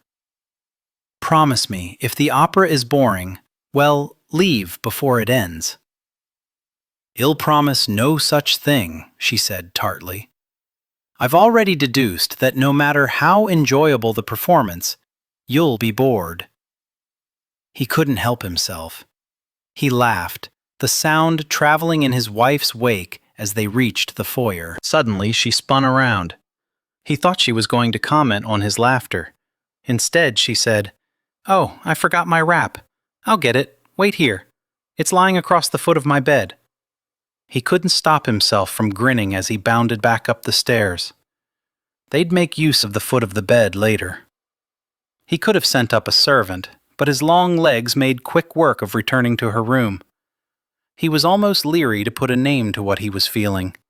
Intense satisfaction with his life, in spite of the hardships that might still await them. Something had shifted last night with that kiss. It was as though her request and the intensity of all that had followed had somehow managed to permanently knock down the last of the bricks that had encompassed the wall surrounding his heart. He felt a stirring, a hope for the future that he wasn't certain he'd ever known. It was quite possible that together they could find unlimited happiness. It was a notion that he was having a difficult time wrapping his mind around, but he wanted to embrace it. He wanted to give to her everything within him that he was capable of giving. He strode into her bedchamber, snatched the silken wrapper from the bed, and turned for the door. His gaze fell on a crumpled piece of paper beneath the vanity. He wasn't certain what drew him to it. It was obviously of no importance, and yet, bending down, he picked it up and straightened it out. An obviously unschooled attempt at poetry. Was it something old? Something Kate was dismissing from her past? More likely it was something recently received during an encounter in a night-shadowed garden, or perhaps during a secretive rendezvous. He wondered what it was about Wiggins that appealed to Kate. Perhaps it was the man's ability to put into words thoughts Michael held only in an abstract sort of way. They were too powerful, too overwhelming, too large to attempt to narrow down into a few mere words. He dropped it on the vanity, so it would be there for them to discuss later. But truly, what was the point? He'd given her permission to love the bastard, to fantasize about him. Why should he find fault with her reading his poetry? Because while her heart might never be his, her person belonged to Michael. He'd deal with it later. The money was in his hands now. He was the one who needed to be pleased. Taking a deep breath to regain control of his temper, he made his way down the stairs. Kate was standing by the door, talking with the butler. "Bexall," Michael said, summoning his butler over. There must have been something in his voice that indicated to Kate that he wished to speak privately with his servant. "Yes, my lord," Bexall said once he was near enough to speak with the proper decorum. "Did the Marchioness have a visitor today?" "Yes, my lord. The Duchess of Hawkhurst came to call." "Anyone else?" Bexall swallowed. "Anyone else," Michael repeated through clenched teeth. "Not today. Yesterday? Bexall nodded. A Mr. Wiggins. Was she home for him? They took a stroll in the garden. Michael nodded, reverting to his former skill of not revealing his emotions. He strolled over to Kate and draped the wrap around her shoulders. Is everything all right? She asked. Everything is fine. I simply noticed an area upstairs in need of dusting. Bexall will see that it's taken care of. It seemed like a rather serious conversation for a bit of dust. Now that I have the means, I'm very particular about the management of my homes. Shall we be off? She smiled brightly. I'm looking forward to the evening. Unfortunately, he no longer was. Chapter 22. Kate was well aware that at the theater performances were not limited to those on the stage. Theatrics were at play as soon as one alighted from one's coach. Everyone pretended gaiety. Everyone put on a show. Still, she wasn't quite prepared for the performance required of her when she and Michael crossed paths with Wesley and Melanie in the lobby of the theater. I love the opera. Don't you just love the opera? I love the opera, Melanie said, her horse-sized teeth displayed in a macabre kind of smile that seemed terribly forced. I'm fond of the opera, Kate said, because responding to her seemed the kind thing to do. Wesley doesn't. Do you, Lord Falconridge? Do you like the opera? Not particularly. I'm here because it pleases my wife that I be. Taken aback by his words, Kate turned her head to look at him. He'd been unusually quiet in the coach, which Shed attributed to the busy day he'd had hiring the builder and seeing to things that needed to be taken care of before they returned to the country. Still, it had been some time since he'd given the impression that he was doing something simply because it pleased her. How fortunate for her. And for me. I mean, Wesley's here because I want him to be. Isn't it wonderful to have such attentive husbands, Lady Falconridge? Although ill-confessed to finding it strange addressing you so formally. But Wesley assures me I must he's more familiar with what is proper than I. I don't like living here. Do you? Kate laughed lightly. Well, except for all the rain. I thought I felt a few drops when we were walking inside. Oh, look, there's the Duke and Duchess of Hawkhurst. We're sharing their box tonight. We should probably catch up to them. Wesley rubbed his right ear. It was a signal he perfected when he was secretly courting her. It meant he'd be waiting for her in the lobby after the performance began. She wondered how he intended to escape his wife, how he expected her to escape her husband. It was good to see you both. Come along, my darling. We should find our own seats, he said. As he and Melanie strolled away, Kate couldn't help but think that even he had been performing. Did you know he'd be here? Michael asked quietly. Of course not. She put her hand on Michael's arm. You're very fortunate her father isn't as wealthy as mine. She's actually the least talkative of her sisters. She'd expected him to laugh, at least to smile. Before she could question him about his somberness, Hawkhurst and Louisa had joined them and were escorting them to the box. The ladies sat in the front chairs, the gentlemen behind them. I'm so glad you could join us this evening, Louisa said, patting Kate's hand. It was kind of you to ask. Is everything all right? Kate nodded, not at all comfortable telling her that something was bothering Michael, although she couldn't imagine what it might be. He'd been attentive before they'd left the house. Perhaps it was simply traveling in the confines of the coach. Maybe he needed time to shake off the effects of confinement. Or perhaps the crowds here made him feel as though everything were closing in on him. Or perhaps, as she feared, it was Wesley's presence. She was beginning to wish they'd simply stayed home. Together, reading in the library, lying in bed, kissing, touching, talking. They had so much to learn about each other. The lights dimmed, the curtains parted. 15 minutes from now, Wesley would expect her to slip out and meet him outside the theater. He'd rubbed his right ear 3 times, 1 time for each 5-minute increment.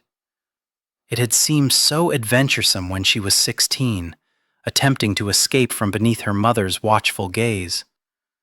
It had been fun, thrilling. But to seek to escape her husband? To escape Michael? It seemed the worst sort of betrayal. It was the worst sort of betrayal.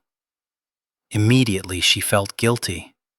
She'd not been firm enough the day before in explaining to Wesley that they couldn't engage in any sort of tryst. She knew the power of his allure, how difficult she found it to resist him. No one in her family knew that she'd gifted him with her virginity 3 weeks before she'd married him. His taking of her gift had been quick, painful, and unsatisfying to say the least. She didn't regret it. How could she? She'd loved him. But he'd been as a child, tearing into a gift on Christmas morning. A woman's initiation into lovemaking should be handled with patience, the sort Michael had shown her, even though he'd known she was experienced. He'd seemed to savor the discovery of what lay beneath her gown, but then he always seemed to savor it, as though each time would be the last. And now that she at long last knew the flavor of his kiss, honestly, how could Michael not comprehend the power he had over her? To think that she could concentrate on imagining another man in her bed. He vastly underestimated his prowess. She realized quite suddenly that she was sitting in the darkened theater, smiling so broadly that her jaw was beginning to ache. The opera had begun with her barely noticing. Honestly, what was she going to do about Wesley? If she met him, she would only encourage him to pursue this path. If she didn't meet him, she had no way of knowing if he would realize that she was rebuffing him. They couldn't have a relationship. She wouldn't be unfaithful to Michael. And even as she thought that, she couldn't help but wonder if a woman could be unfaithful with her heart and not her body. Michael thought she dreamed of being in another's arms. If that belief caused him any sort of pain, he certainly didn't show it. He never showed anything about what he felt. Even when his mother had attacked him, he'd been stoic. Only later had the anguish become too much to bear. Did she cause him anguish as well? In the past few days, something significant had changed between them. He had the money now.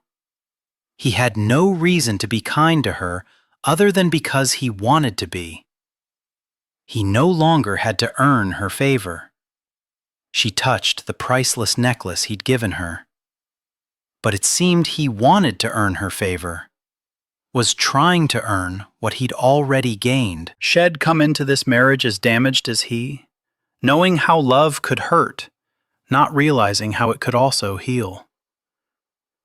When they left the theater tonight, she wanted nothing else to be between them, which meant saying a final goodbye to Wesley.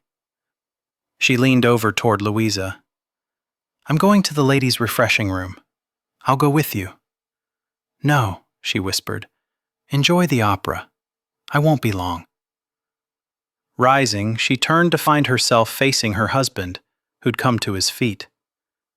She touched his arm and repeated the lie she'd told Louisa. "I'll escort you." "No need." He studied her, then nodded. She could feel his gaze on her as she exited through the curtains. With doubts flickering through his mind, Michael watched his wife leave. "Is everything all right?" Hawkhurst asked. Had come to his feet along with Michael. "I'm sure it is. I'll return in a moment." He slipped through the curtains and walked to the balcony that looked down on the majestic stairs in the grand foyer. His hands gripped the railing as he watched his wife hurry across the plush carpeted flooring without once looking back, before leaving through the door that the footman opened for her. He knew beyond a doubt who she was going to meet. He had the money now. He had no need of her. Let her go. Let her find her happiness in the arms of another man. Turning back toward the box, he nearly doubled over with the pain brought on by the thought. He needed an heir. By God, she would remain faithful until he had his heir. Then she could take any lover she wanted. He was halfway down the stairs before he realized where he was headed. The easy thing would be to let her go. Damned shame for her that she'd taught him he gained more by not following the easy path. Kate quietly slipped between the two buildings, the street lamps casting very little light back here, just enough that she could see the gladness in Wesley's face as he stepped from the shadows. I was afraid you weren't going to come, Wesley. Kate, there must be some way we can be together. Each time I see you, I realize what a mistake I made in marrying Melanie. Wesley. He pulled her farther into the shadows. I love you, Kate. I always have. I always will. I know your father paid Falconridge $5 million. If you could just find a way to get your hands on a portion of it, we could run off to America. We're married. No one in America would know that. Melanie and Falconridge would be granted divorces on the grounds of abandonment. They would be free to marry others. He squeezed her hands. But what matters most is that we'd be together. Working her hands free of his, she reached up and touched his once beloved face. Had always given so little thought to planning, to responsibility. He was a man who lived only in the present, who looked no farther than the distance cast by his own shadow, who put his needs and wants above all others. Wesley, what I feel for you. It's time to return to the theater, Kate. Kate spun around at the familiar voice, and while there was a good deal of gloom in the alleyway, she didn't need a good deal of light to know that Michael was furious. The seething anger shimmied off him in undulating waves like lightning striking across the sky. Michael, you're not leaving with him. He crossed over and took her arm. You're coming back with me. I just have to explain. The explainin' can wait till later, m'lady, a large man said, stepping out of the shadows, brandishing. Good Lord. He was holding a gun, and so was the fellow with him. Scruffy hats shadowed their faces, coats disguised their shapes. Michael moved Kate back slightly, placing his body between hers and the unsavory men. His eyes wide, Wesley stood to Michael's side, but back a bit, as though hoping he were lost in the shadows. Not that she blamed him. We mean you no harm, the first man said, obviously the leader. We only want your valuables. And I'm over, gents, lady. Too stunned to believe this was happening, Kate watched as Michael removed his watch and chain from his vest, as well as his money clip, and dropped them into the outstretched hand of the second man. The leader waved his gun. The lady's necklace. Kate's hand flew to her throat. No, it's priceless. Everything's got a price, m'lady. Give it up now. Don't want no harm comin' to your man, ear, whichever one it be. How long had they been there? How long had they been listening? How long had Michael? No, she said. Kate, Michael said, with a low rumble that would brook no arguments, turning slightly, holding out his gloved hand, but still managing to block most of her view of the men. Give it to me. Taking the glove off her right hand so her fingers would have more dexterity, she reached back and unclasped the necklace. "I'm so sorry," she whispered, setting it in Michael's hand. "It's not important. They'll want the tiara as well." It hadn't been in her family for 4 generations. Yet she gave up easily. Michael turned back to the men and handed the things over.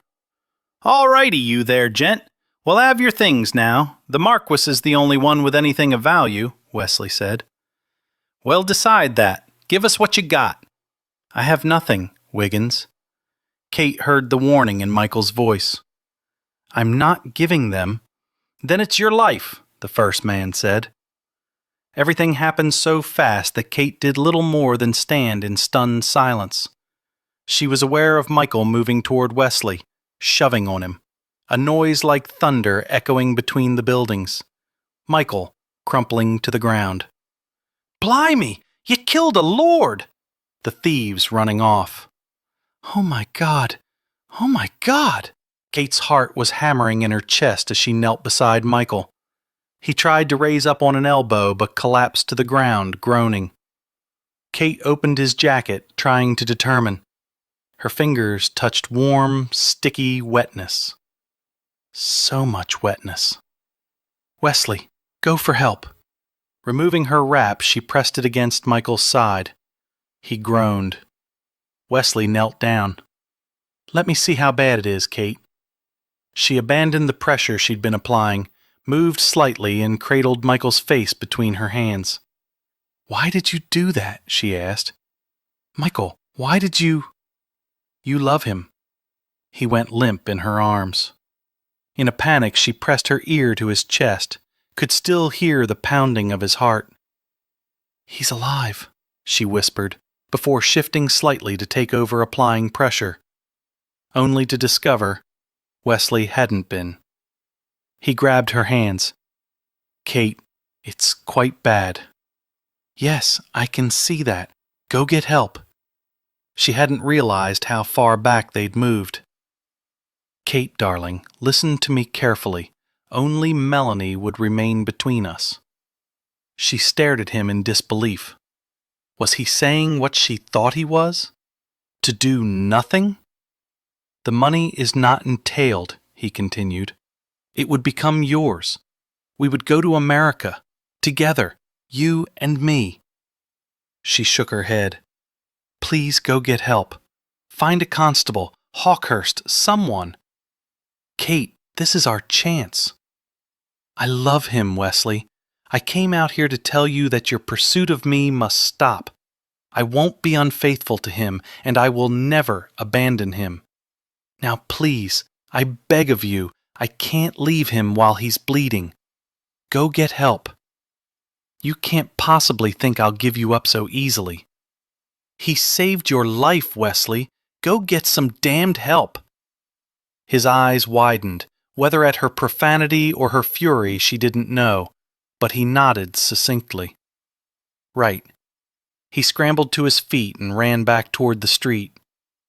Leaning down, she pressed her cheek to Michael's. "Please don't die." Chapter 23. "Footpads don't usually carry pistols," Louisa said. She was sitting on a padded bench in the hallway outside Michael's room, while Kate, with her pacing, was in danger of wearing a hole in the carpet running its length. "I don't care what they usually do. These two did." Wesley had elected to seek out Hawkhurst rather than a constable, and Hawkhurst had taken over as though born to leadership. Kate supposed he had been. All the firstborn of the aristocracy were. He'd called for his coach and Michael's, sending a footman in Michael's to fetch a physician, and hoisting Michael inside his own because it offered a less bumpy ride. Kate had cradled Michael's head in her lap the entire journey. Now Hawkhurst and the physician, a Dr. Lensing, were seeing to Michael's wound.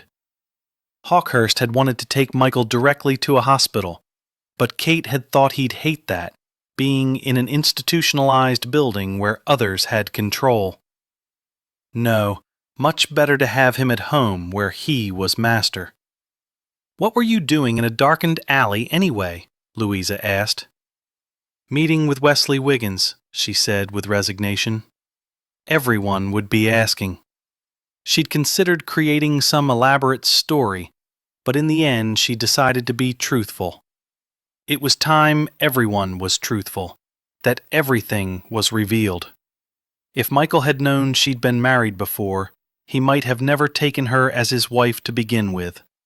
And he no doubt thought if Kate or her father knew the truth about his mother's condition, that Kate's hand would no longer be offered in marriage. You and Jenny seem to think that dashing off to meet with young men in secretive corners is appropriate behavior for young ladies.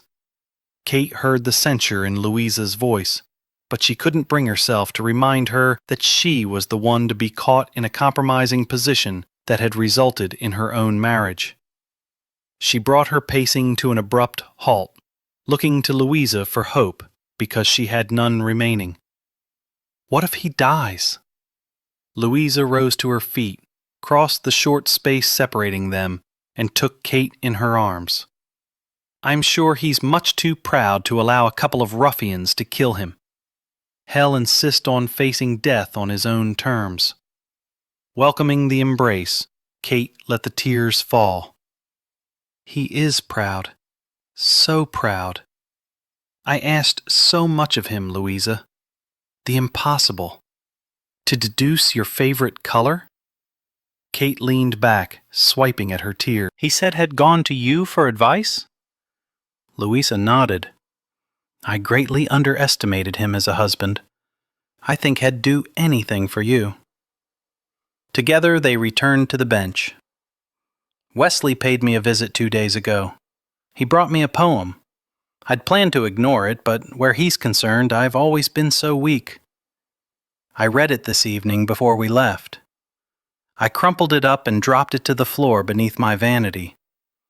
Michael returned to the room to get my wrapper as we were leaving. When we returned home, when I went to my bedchamber to change out of the clothes soaked with his blood, she pressed her fingers against her throat where her pulse jumped erratically. It was lying on my vanity. He must have seen it, perhaps your maid. She says she didn't." She held back a sob. That man was going to shoot Wesley. Michael stepped in front of him, pushed him out of the way. "Louisa, I think he did it because he believes I love Wesley. Because he believes if given the choice, I would choose Wesley's life over his." Louisa wrapped her arms around Kate, holding her close, rocking her while she finally let the tears fall. "Oh, sweetheart, you can't think any of this is your fault." "It's all my fault. I'll never forgive myself. And if he dies—" The door to Michael's bedchamber opened, and the doctor stepped out. Kate lunged to her feet. "How is he?" "Fortunate, Lady Falconridge. Very fortunate. The bullet went through, and he's lost a lot of blood, but no organs were damaged." "So he'll live?" "In all likelihood." Kate dropped back to the bench, her knees too weak to support her. "Could you be a little more optimistic?" "There is always the risk of infection." "Then you'll stay and watch over him." He gave her a quick grin that evaporated as soon as he realized she was serious. "I'm afraid I can't. I have other patients, but I'm leaving medication to help him sleep, and I'll return in the morning to look at the wound and change the dressing." "I think you should stay. He needs rest to heal. My watching him would serve no purpose." Kate had never been in a sick room. Still, she forced herself to her feet. "Tell me everything I need to do." Kate had always known that she'd lived a pampered life, but she'd never really comprehended what that meant. She'd never truly tended to someone else's needs. Servants had always done everything for her. She supposed she could have hired a nurse, could have had one of the present servants oversee Michael's care, but she didn't trust anyone to tend to him with the patience and gentleness that she would. Hawkhurst and Louisa had both offered to stay, but just as the doctor had said his presence would serve no purpose, so she'd convinced them that neither would theirs. Hawkhurst had promised to stop by her parents' residence and let her family know what had transpired during their evening. "I'm sorry I ruined it for everyone." Hawkhurst had merely given her a compassionate smile. "The blame lies with the blighters who robbed you." "Do you think the police will ever catch them?" "I doubt it.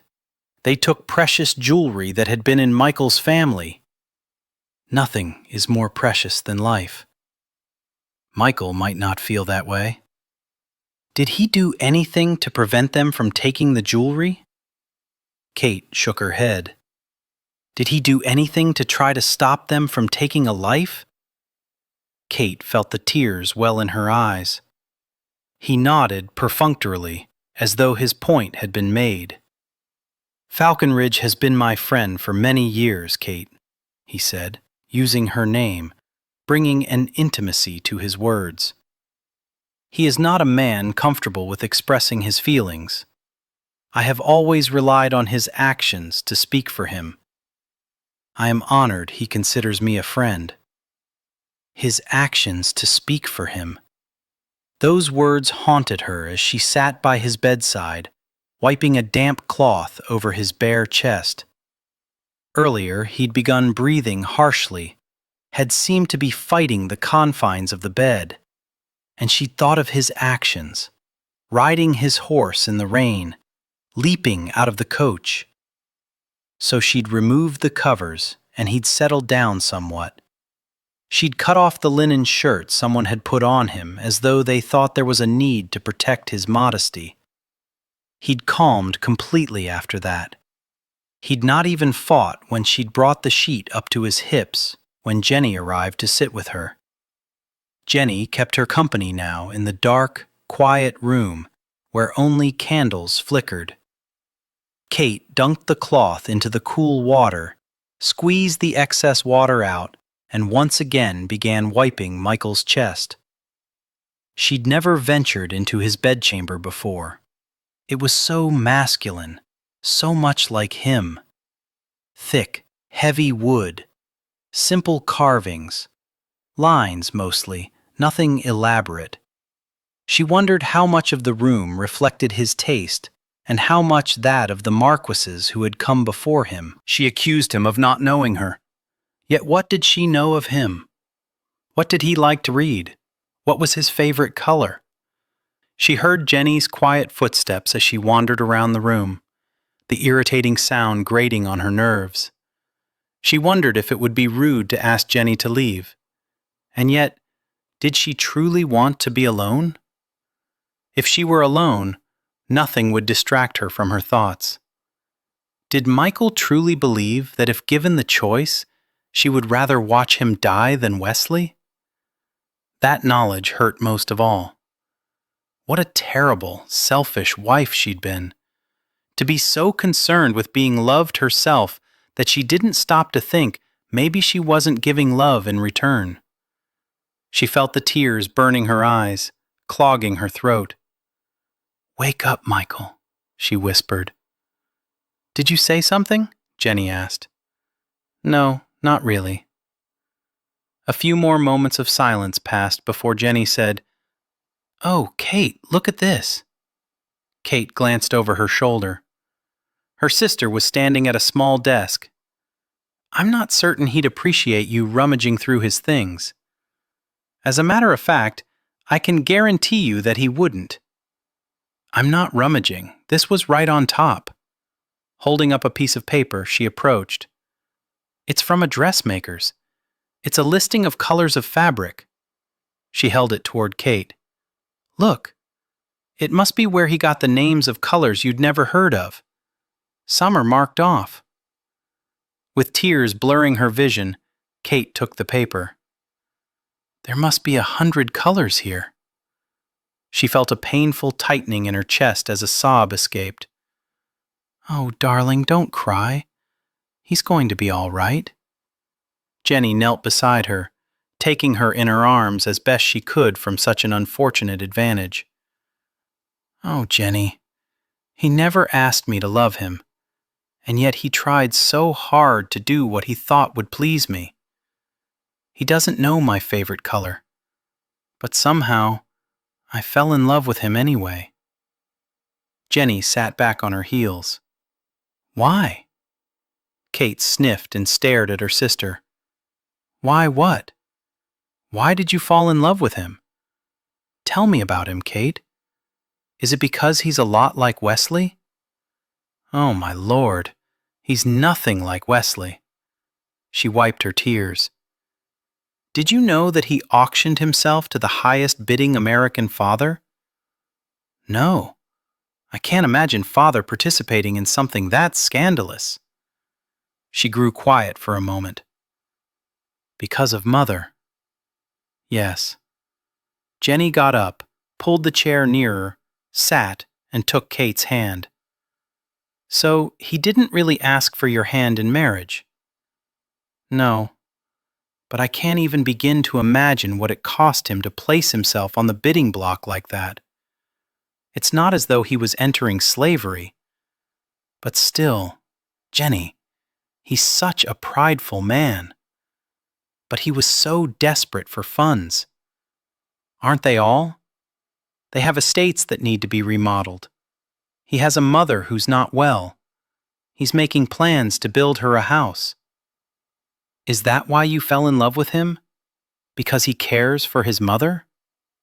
Kate shook his head. He says he knows so little about love, but in truth, I think he knows everything. He's done nothing except try to see that I'm happy. Then surely a man such as that cannot die. Yes, Kate thought. Surely a man such as that couldn't die. She wouldn't let him. I've decided to accept Pemberton's offer of marriage, Jenny said, a few hours later. Kate looked at her sister. She was sitting in a chair beside the foot of the bed, studying her hands as though she'd just discovered they resided at the end of her arms. She'd been a source of comfort and strength while Kate had tended to Michael, who continued to sleep. Did Father talk to you? Kate asked quietly. Jenny nodded. Do you think that's a proper reason to marry? I'm not sure there is a proper reason. Perhaps I'll be as lucky as you and discover after the wedding that he's the right one. Was Michael the right one? Yes, she was beginning to realize. He was. Can he give you the passion you long for? I think so. He has a very attractive set of lips, and his hands are large, and I can feel strength in them when we dance. He's very proper. I hear those are the ones you have to watch out for, that behind closed doors they are quite improper. And will that be enough? Jenny peered up at her. I suppose you think I should strive to find love. I think you can have both. I don't trust love. It's only served to muck up your life. With passion, there's no doubt. You either have it or you don't. It's not judged by a frivolous heart. You think I've been frivolous? Where Wesley's concerned, don't you? Kate shook her head. I was young, naive. What I felt for Wesley, it pales in comparison with what I feel for Michael. And yet, you wanted to spend the rest of your life with Wesley. You thought it was love. How can you know if what you feel now is true love? Kate looked back at Michael. How did she know? Because she would do anything, pay anything, to keep him alive. Kate didn't understand why people felt a need to come when darkness settled in. Perhaps because it seemed that death could arrive without being seen. Michael had yet to awaken. He was slightly fevered. The physician had cleaned his wound, changed the dressing, given him medications of one sort or another, some designed to help him heal, others to ensure he slept with as little discomfort as possible. Jenny had left that morning, and Kate had kept her vigil alone, until her mother arrived late in the evening. As formidable as ever, as though she were preparing her own battle against death. She sat in a chair on the opposite side of the bed from Kate, but her gaze would rest on Kate for a bit before shifting to Michael, and then she'd sweep her gaze around the corners and shadows. "I don't know how I'll survive losing two people I love," Kate said quietly into the night. Her mother sat up a little straighter. "Your father told you about me, I suppose?" "Yes." "Well, I'm not dead yet, and neither is your Marquis. I suspect, like me, he has no desire to be mourned before he's toes up and 6 feet under." Kate released a light laugh before settling into somberness. "Are you afraid, Mama?" "Of death? No, but I shall miss your father terribly. I never realized how much you love each other." "People love in different ways, Kate. They show it in different ways." She snorted in a very unladylike manner. "Sometimes they don't show it at all, but it's still there. Why did you believe Wesley was a fortune hunter, but not believe the same of Michael?" "Michael? Falconridge? Oh, he's a fortune hunter, no question there, but he's an honest one. And an honest heart is capable of great love." "What is love?" "Wesley wrote me poems. He brought me gifts. He told me he loved me every time he saw me. Michael has never said he loves me. He's never even said he has affection for me. I didn't know until he stepped in front of Wesley. Why didn't he tell me? How can a person know if the words are never given? Love isn't found in words, Kate. It's found in quiet moments, a look, a sigh, a smile, a gladness." She sighed, and very often it's shown with sacrifice. Chapter 24. "Lady Falconridge, I'm here to take you home." Kate was surprised her voice sounded so calm, so authoritative as she spoke to Michael's mother. Kate's stomach was knotted so tightly it was a wonder she could stand upright. She'd brought one of her tall footmen with her, and he now stood just outside the open door in case Kate should need him to pull the Dowager Marchioness off her. But the silver-haired woman seemed as docile as a newborn kitten. "Home," she murmured as though the word had no meaning to her.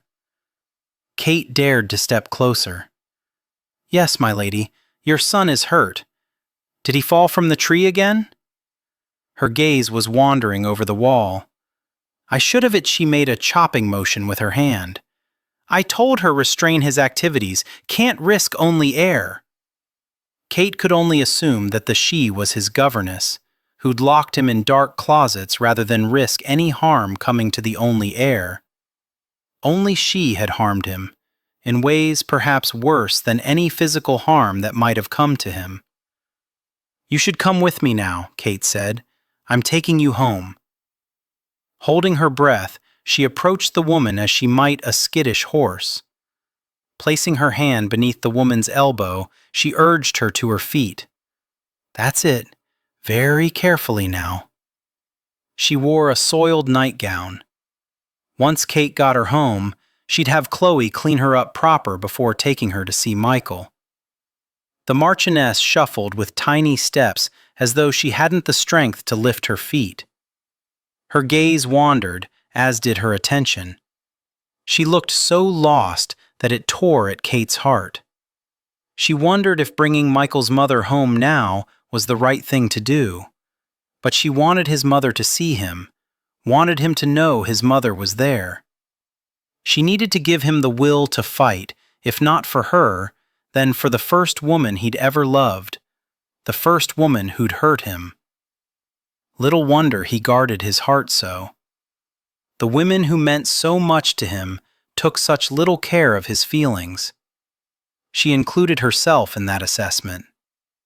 The footman, John, stepped forward quietly, carefully, with as much tenderness as Kate had ever seen a man exhibit. Also with more patience. Kate dearly wanted to hurry the woman along, but she witnessed how little it took to set her off, and the last thing she wanted was any sort of altercation. The staff of Glenwood stood around, staring, as though they'd never seen someone being escorted from the facility. "Don't you all have something better to do than gawk?" Kate snapped. A few hurried off, and Dr. Kent approached. "Are you certain this is a wise course?" "No," Kate said with conviction, "but it is necessary." It seemed to take an eternity to get Michael's mother settled in the coach. Kate gave her the honor of sitting forward while she sat across from her, not wanting to crowd her. As the coach lunged forward, his mother did little more than gaze out the window at the passing scenery. As the miles passed, Kate began to relax. It would be all right. She would handle Michael's mother. With Jenny's help, she managed to hire nurses and additional servants, a staff whose only purpose was to see to the needs of the Dowager Marchioness. And once Michael recovered, he would recover. Kate refused to accept any other outcome. They would return to the country estate and build the house he wanted for his mother. She'd be happy there. They'd all be happy there. "I yelled at him," Michael's mother said loudly, and Kate nearly leapt out of skin. "I know," Kate said softly, "but he understands. He forgives you." Michael's mother still stared out the window, and Kate wondered if she truly saw the buildings that were coming into view, or if, instead, she saw another part of her life, a part now lost to her. "I was dressed for the opera. He ran into my bedchamber so excited to share some new discovery. So small. His arms closed around my knees, hugged so tight. I yelled at him. He wrinkled my clothes." A small smile flitted across her wrinkled face and disappeared. "Such a good boy, eager to please. Never hugged me again." She shifted her attention to Kate, and Kate fought not to be frightened or nervous. Michael's mother looked as though she was on the verge of weeping. A mother should always have wrinkled skirts. "You love Michael very much, don't you?" Kate asked. The woman sitting across from her creased her brow. "Who is Michael?" Her eyes took on a more vacant look, and Kate realized she'd returned to the hell of her life. "The man I love," Kate answered, tears burning her eyes. The man she didn't know how she would live without. Michael was tired. So tired. He felt as though someone had set kindling in his side and set it afire, and the flames were licking unmercifully, spreading throughout his body, consuming him. He felt the cool touch against his brow, heard the whispered, "Come back to me." It was such an urgent plea that even if he'd wanted to, he couldn't have ignored it. He forced his eyes open. The room was dimly lit. The cool fingers continued to stroke his fevered brow. A soft cheek lay against his bristly one. While he couldn't see her, he recognized the fragrance of raspberries. "Please don't leave me," she whispered. Imagines flashed through his mind. Kate leaving the opera to meet with another man. The sight of them standing so near in the darkness. The thieves. A flash. The fiery agony. But the physical pain had paled in comparison to what he'd felt in his heart at the sight of what he'd witnessed. Another man offering to take her away. And yet, here she was. Was it guilt that kept her tethered to his side? "I'm not the one." The words came out as little more than a croak. Kate jerked up as though she were a puppet whose strings had been yanked. "You're awake. Here, have some water. Only instead of giving him a glass, she flung droplets at his lips. Not enough, not nearly enough, as he gathered them up on his parched tongue. As though growing as frustrated as he, she mumbled something about the doctor and moved away, before returning to slip an arm beneath his head and lift him slightly, bringing a glass of water nearer. It was heaven, or as close to heaven as he'd ever get. After he'd taken a few sips, she took the glass away and returned with a damp cloth, wiping what he assumed was sweat from his neck and chest. It was so unbearably hot in here. "Wiggins?" he rasped. "He's fine. I can't believe you did what you did." Her hand still just above his pounding heart. "I wasn't going to leave with him, Michael. I wasn't. You must believe that. You love him." He didn't know if he'd meant his words to be a statement or a question. Once, but no longer. His head hurt. His eyes burned. There were so many things he wanted to ask her. Questions he wanted answered. Confusions he needed explained. But they were shooting through his mind like 1,000 falling stars. He couldn't seem to manage to latch on to one and hold it long enough to string the words together so they made any sense. "Don't want to die. You're not going to die without knowing your favorite color." She gave him a tearful smile. "Green." His fever, the ache in his side, were affecting his hearing. He couldn't have heard her correctly. So common. Tenderly, she moved his hair back from his brow. "Not when I look into your eyes." Imagine that. The answer had been staring at him all along, whenever he gazed in the mirror. He heard her voice coming at him from a great distance, but he was too tired to respond. Too tired. He hadn't the strength to fight when the darkness swallowed him. The past 3 nights had been the most difficult of Kate's life. If only his fever would break. Shed snatched bits of sleep here and there, but her body ached to such a degree that Shed begun to fear that she might have a fever as well. Her father had sat with her for a while earlier tonight. It was as though each family member had agreed to take a turn, and while he'd wanted her to rest when he was there, Shed been unable to. Her greatest fear was that Michael would awaken, not see her there, and think Shed abandon him for Wesley. Near dawn, she heard a rap on the door, just before it opened, and Jeremy slipped his head inside. "Mind if I come in?" "Is it your turn?" she asked wearily. With a cocky grin, he walked in, looking as awful as she felt, his clothing rumpled and askew. "You smell like a brewery and tobacco," she said when he was near enough to lean down and kiss her cheek. "I've been out all night. Madame Tussaud's Chamber of Horrors?" he grinned. "Chamber of Pleasures, more like." Turning somber, he sat in the nearby chair and nodded toward the bed. "How is he?" "He woke up a few hours ago.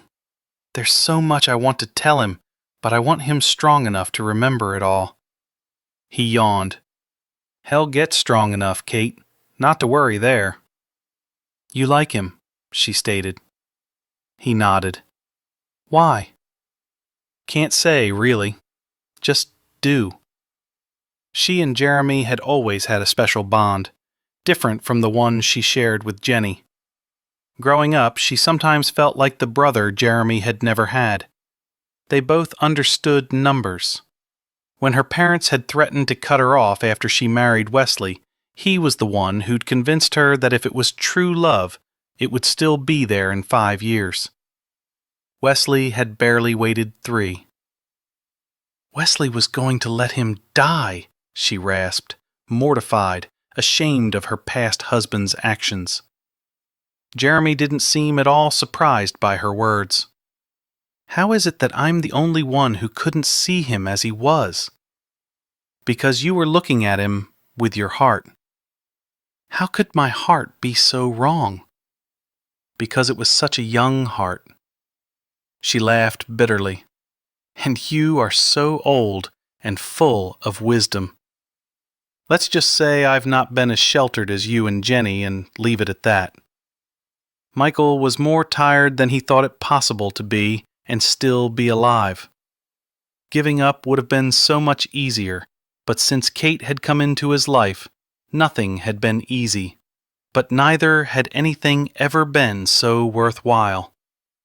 He'd spent his life traveling the path of least resistance, taking the easiest of routes, searching for the quickest of solutions, and with Kate, he discovered more satisfaction was found in fighting for something, in striving to meet her expectations. She brought out the best in him. He opened his eyes to the shadow-filled room. Kate stood over him, bent slightly, using a damp cloth to wipe away the sweat of his fever. It had been a circus here, with people coming to keep her company. At the fever's highest pitch, he'd even hallucinated that one of the guests was his mother, holding his hand. It had felt so real. Her hand, frail and wrinkled, but warm, so warm. And gentle. Her eyes, ever so gentle. For a moment they had been those of a woman who remembered him. But such is the way of fevered dreams, to fill the mind with images that can never be. "Oh, you're finally awake," Kate said, and abruptly turned away.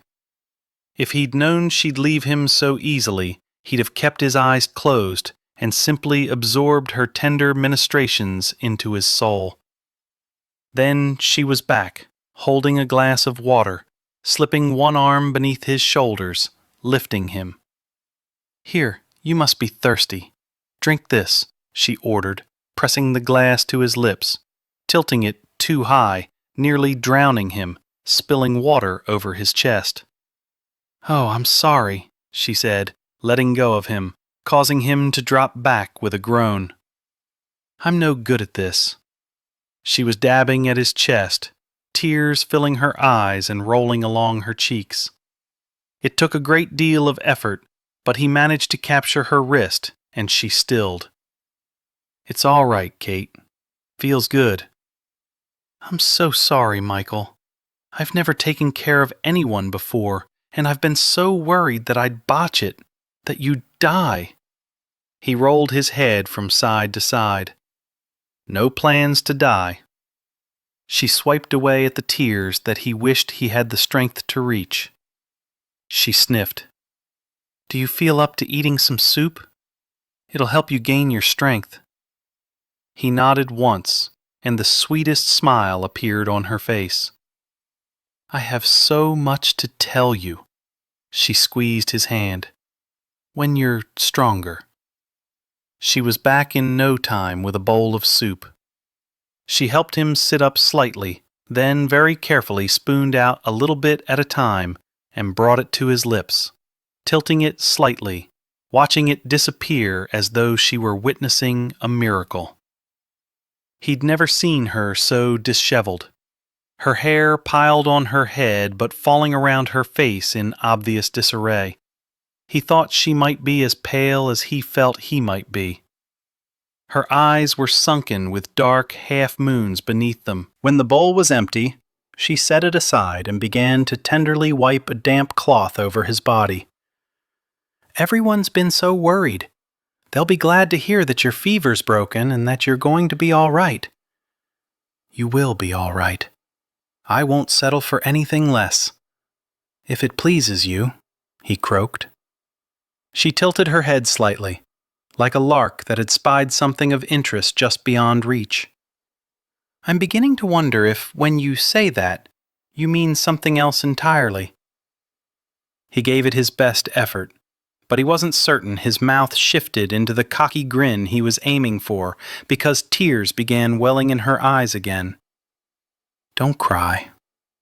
She swiped at her eyes and sniffed. "Sorry, I can't help it. When did you sleep?" She shook her head. "Will you lie with me?" he asked, wondering how long he'd sound like a frog. "But you're hurt." "I still have one good side. Let me hold you. You need to rest." Leaning down, she pressed a kiss to his forehead, then smiled softly. "If it pleases you." Standing, she unbuttoned her sack-like dress and removed it, revealing her cotton chemise and bloomers. She slipped beneath the sheet, nestling up against his good side. He didn't know if anything he'd ever experienced had ever felt so good. Until he felt her warm tears running along his chest. "Kate, please don't do that. I can't help it. I'm so happy, so relieved, and to think I worked so hard to make you happy. Had I known tears were to be my reward, I'd have not tried at all." She lifted her head and met his gaze. "You'd have tried. I've figured you out, Lord Falconridge. You concern yourself with everyone's happiness except your own. Your misfortune was in marrying a woman who cared for only her own happiness, and never gave any thought to yours. I shall spend the rest of my life making it up to you."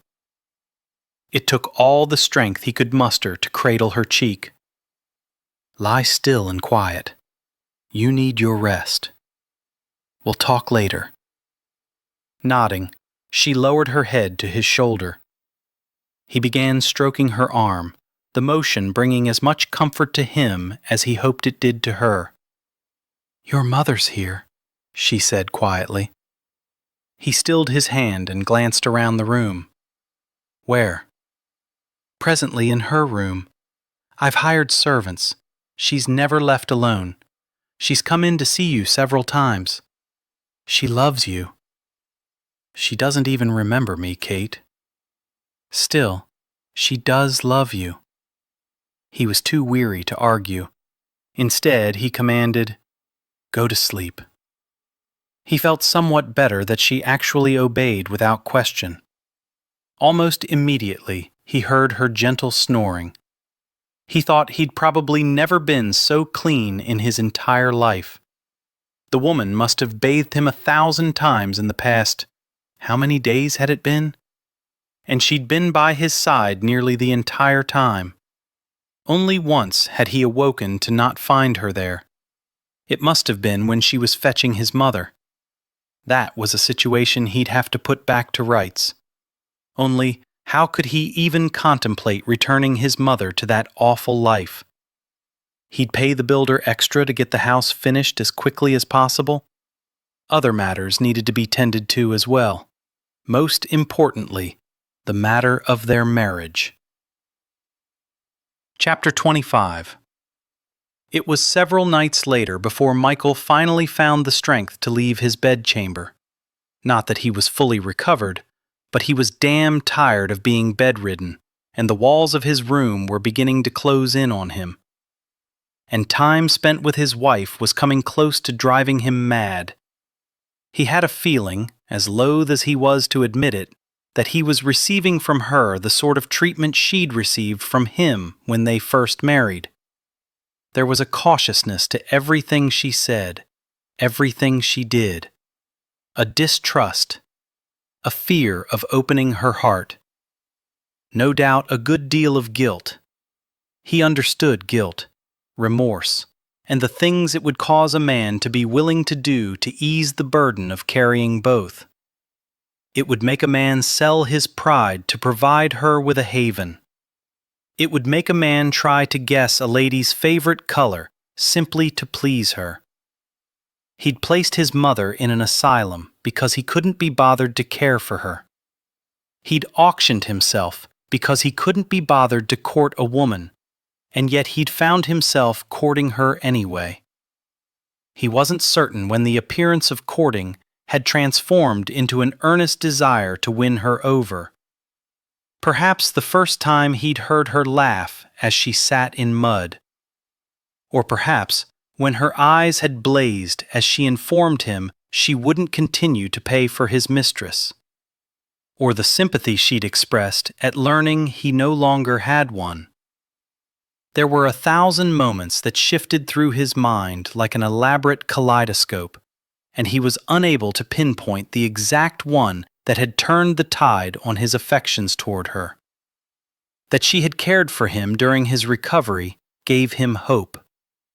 That he'd discovered her with another man made it impossible for him to hold on to it for any substantial length of time. He had his valet prepare a bath for him, the water shallow, rising no higher than his hips, because his physician had warned him it was too soon to get his wound wet. It was healing nicely, but would leave a nasty scar.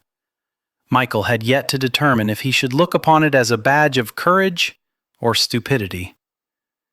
Unencumbered by clothes, he lay with his back against one side of the copper tub, enjoying the warmth of the water, tempted to call for more. Head instructed his valet to give him a few moments alone so he could simply enjoy the quiet of solitude. Kate had spent little time with him today, this evening, for which he was grateful. He needed to think, and when she was with him, he couldn't. Her presence overwhelmed his senses. As weak as he was, he found himself reacting to her nearness as though there was something he could do about it, as though he could find the strength to bring her pleasure, to bring it to both of them. He heard the door click open. A little more time alone would have been nice, but he suspected Nesbit was anxious to get his duties over with so he could retire for the night. Michael rubbed his hand over his rough beard. "I believe we'll start with a shave." "Why now, when you told me no earlier?" At Kate's voice, Michael quickly twisted around slightly, gasping when his body protested the awkward positioning. She had offered to shave him earlier, and while he longed for her attentions, he knew he was better off not receiving them. He needed to be strong, to lay down ultimatums, "I wasn't aware you had the skills to shave a man," Michael groused. "How difficult can it be?" She gathered up his shaving cup, his straight-edged razor, and knelt beside the tub. "I might trim your hair afterward. It's beginning to look a bit unwieldy." "It's always unwieldy. Besides, we pay a man good money to take care of my needs. Fetch him." "I've already dismissed him for the night." She was wearing a thin nightgown that revealed a hint of shadows. His body, miraculously, reacted. Perhaps he was more recovered than he realized. "Kate, I want to do this. You've tended me enough. But none of that was fun. I think this could be fun." She was busy using his shaving brush to whip up his shaving lather, as though he weren't protesting, as though she'd made up her mind to do exactly as she pleased. But then, that was her way, as she was accustomed to doing exactly as she pleased. Only as she rose up on her knees and began to spread the lather over his jaw, he had to readily admit that her doing precisely as she wanted wasn't exactly true. She'd not necessarily wanted to marry him. Her parents had insisted. She'd wanted to remain married to Wiggins. Her parents had denied that request. They'd somehow managed to arrange an annulment. Michael knew absolutely nothing about the process. Had Wiggins' consent been needed? If they removed all of Michael's funds, would he easily give Kate up? Her brow was furrowed in concentration. Laughter usually accompanies fun, or perhaps even a smile, he murmured. She snapped her eyes up to his and offered him a slight grin. "I just want to make sure I do it right." She set the brush in the cup and put it aside. She picked up the razor. "Have you a clue what you're doing?" he asked. When I was little, I'd watch my father. You and he are close. She nodded. I always wished I'd been born a son. I'm rather glad you weren't. He had the pleasure of watching her blush, and he was left to wonder how differently his marriage might have been had he married Jenny. She'd have never denied him the opportunity to offer her passion, but would she have allowed him to give her love? Why the stricken look? Kate asked. I assure you, I'll be very careful. A pain in my side, nothing more. A lie, easily spoken because the truth was almost beyond bearing. The cold jealousy, the icy fury he felt when he'd seen her with another man had nothing at all to do with the possibility of losing coins from his pockets. It had everything to do with losing her from his life. He angled his chin, felt the steadiness in her hands as she scraped the blade along his throat, heard the rasp of bristly beard. Appearing civilized would do much to improve his well-being. After a few scrapes, she went to dip the blade in water, to rinse it off between his legs. He'd barely opened his eyes in time to jerk back and grab her wrist. Let's not swish it around down there, shall we? She giggled, actually giggled. I had no intentions of getting it anywhere near yours, she cleared her throat. Well, near your. Still, use the water beside my hip. Don't you trust me? Did he? Her smile withered as she returned to shaving him. When you're strong enough, you should visit with your mother. Perhaps tomorrow. Before this moment, I looked like such a ruffian. I would have no doubt terrified her. I was beginning to like the beard. Perhaps I should leave the mustache. Perhaps you should not. Have you given up on trying to please me? If I wanted conversation, it'd have gone to the parlor. I wanted a bath. That is usually managed in silence. Getting shot puts you in a foul mood. Kate. She pressed a finger to his lips. I'll be quiet if it pleases you. If she was of a mind to be so agreeable, he considered insisting she leave. Instead, he angled his head back and closed his eyes. He desperately wanted to be rid of the itching beard, and he wasn't certain his hands were steady enough. He had moments when he felt completely recovered, and others when he thought he'd be on the losing end if he entered into a fight with a kitten. Her touch was gentle, not quite as sure as that of his manservant, but neither did Nesbit's smell as sweet. Kate had obviously had her own bath, was herself ready to retire for the night. He wondered if she'd come to say good night and found him in the tub, as alluring as he'd once found her. When she was finished, she wiped away the remaining lather with a warm, damp cloth, her breast pressing against his shoulder, as though she needed the nearness to accomplish her task. Bend your head back farther, and I'll wash your hair. He did as she ordered, keeping his eyes closed, concentrating on the gentle kneading of her fingers against his scalp. He thought he could grow accustomed to the spoiling. Her hands weren't as strong as Nesbit's, but they were still capable and much more pleasant. Why did valets have to be men anyway? Why could a man not have a female servant? Other than the impropriety, it was certainly a more pleasing experience. Surely a man could be expected to behave when being ministered to by a woman. Although, based on the tightening of his body, he might be giving a man credit for more control than he deserved. When she'd finished using a towel to dry his hair, she began to wash his back, careful to avoid his wound.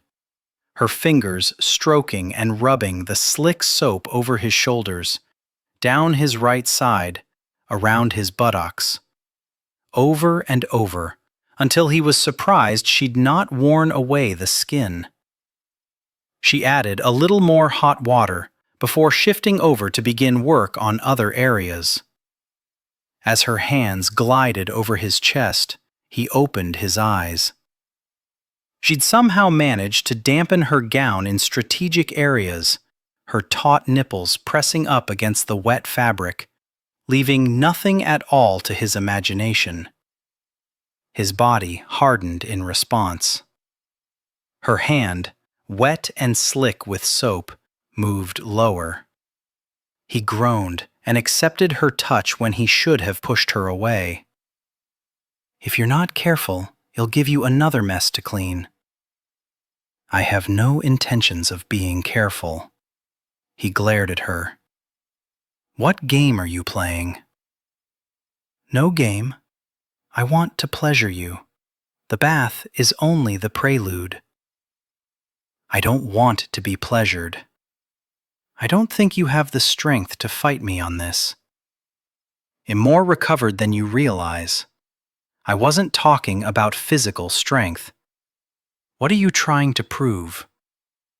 "I'm not trying to prove anything." She was obviously surprised by the harsh laughter echoing through the chamber, because her ministrations ceased, affording him the opportunity, with much less grace than he'd have liked, to get to his feet. He reached for the towel, only to have her snatch the towel from his hands. "Step out of the tub and it'll dry you." He shook his head. "I can't do this, Kate. I'm not nearly as strong as I thought. I thought I understood the price I was paying when I decided to be auctioned, but I hadn't a clue. If I'm honest, I'm not as comfortable with our marriage as I thought it'd be. The reality is far different than I expected. I've tried to make the best of what I brought upon us. I've spent a good deal of my life in debt, but never have I felt I owed anyone as much as I owe you. It is overwhelming to owe one person so much. I find it more difficult than I imagined. I thought there was nothing you could ask of me that I would not grant. From the moment we exchanged vows, I became your servant.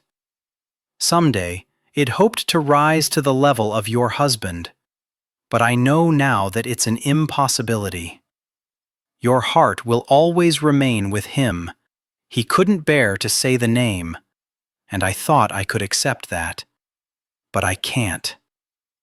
I honestly believed your demand for love was frivolous and trite. I thought a marriage could be made to work without it.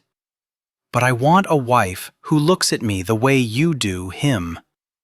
I don't want you thinking about him when I'm touching you. I don't want you meeting him in darkened alleys. My curse is that I can't deny you what brings you happiness, but neither can I live with it any longer. Take most of the money your father gave me and go to America with him. Leave me enough to see to my mother's welfare. That's all I ask. That, and that you be happy." Tears had begun to stream down Kate's cheeks. Much to his surprise, tears of happiness very much resembled tears of sorrow. She still clutched the towel between her breasts, which only served to jut them enticingly toward him. He was a man in short supply of restraint. "Will you please hand me the towel so I may dry myself and prepare for bed? We can finish discussing the particulars in the morning." "Do you know what will happen if I leave?" she asked softly. "I shall seek a divorce on grounds of abandonment." "I'll never forget you." He couldn't stop himself from laughing again, not as harshly, but just as bitterly. "You'll forget. I'm not easily remembered. Your mother." "My mother aside, do you know my mistress had another protector within a day of leaving me?" "Did you love her?" "Of course not. You tried to earn her affection. Don't be ridiculous. It had to have hurt. You had so little money at your disposal, and you put it toward trying to please her. It is the nature of the relationship that one has with his mistress." "And yet she left."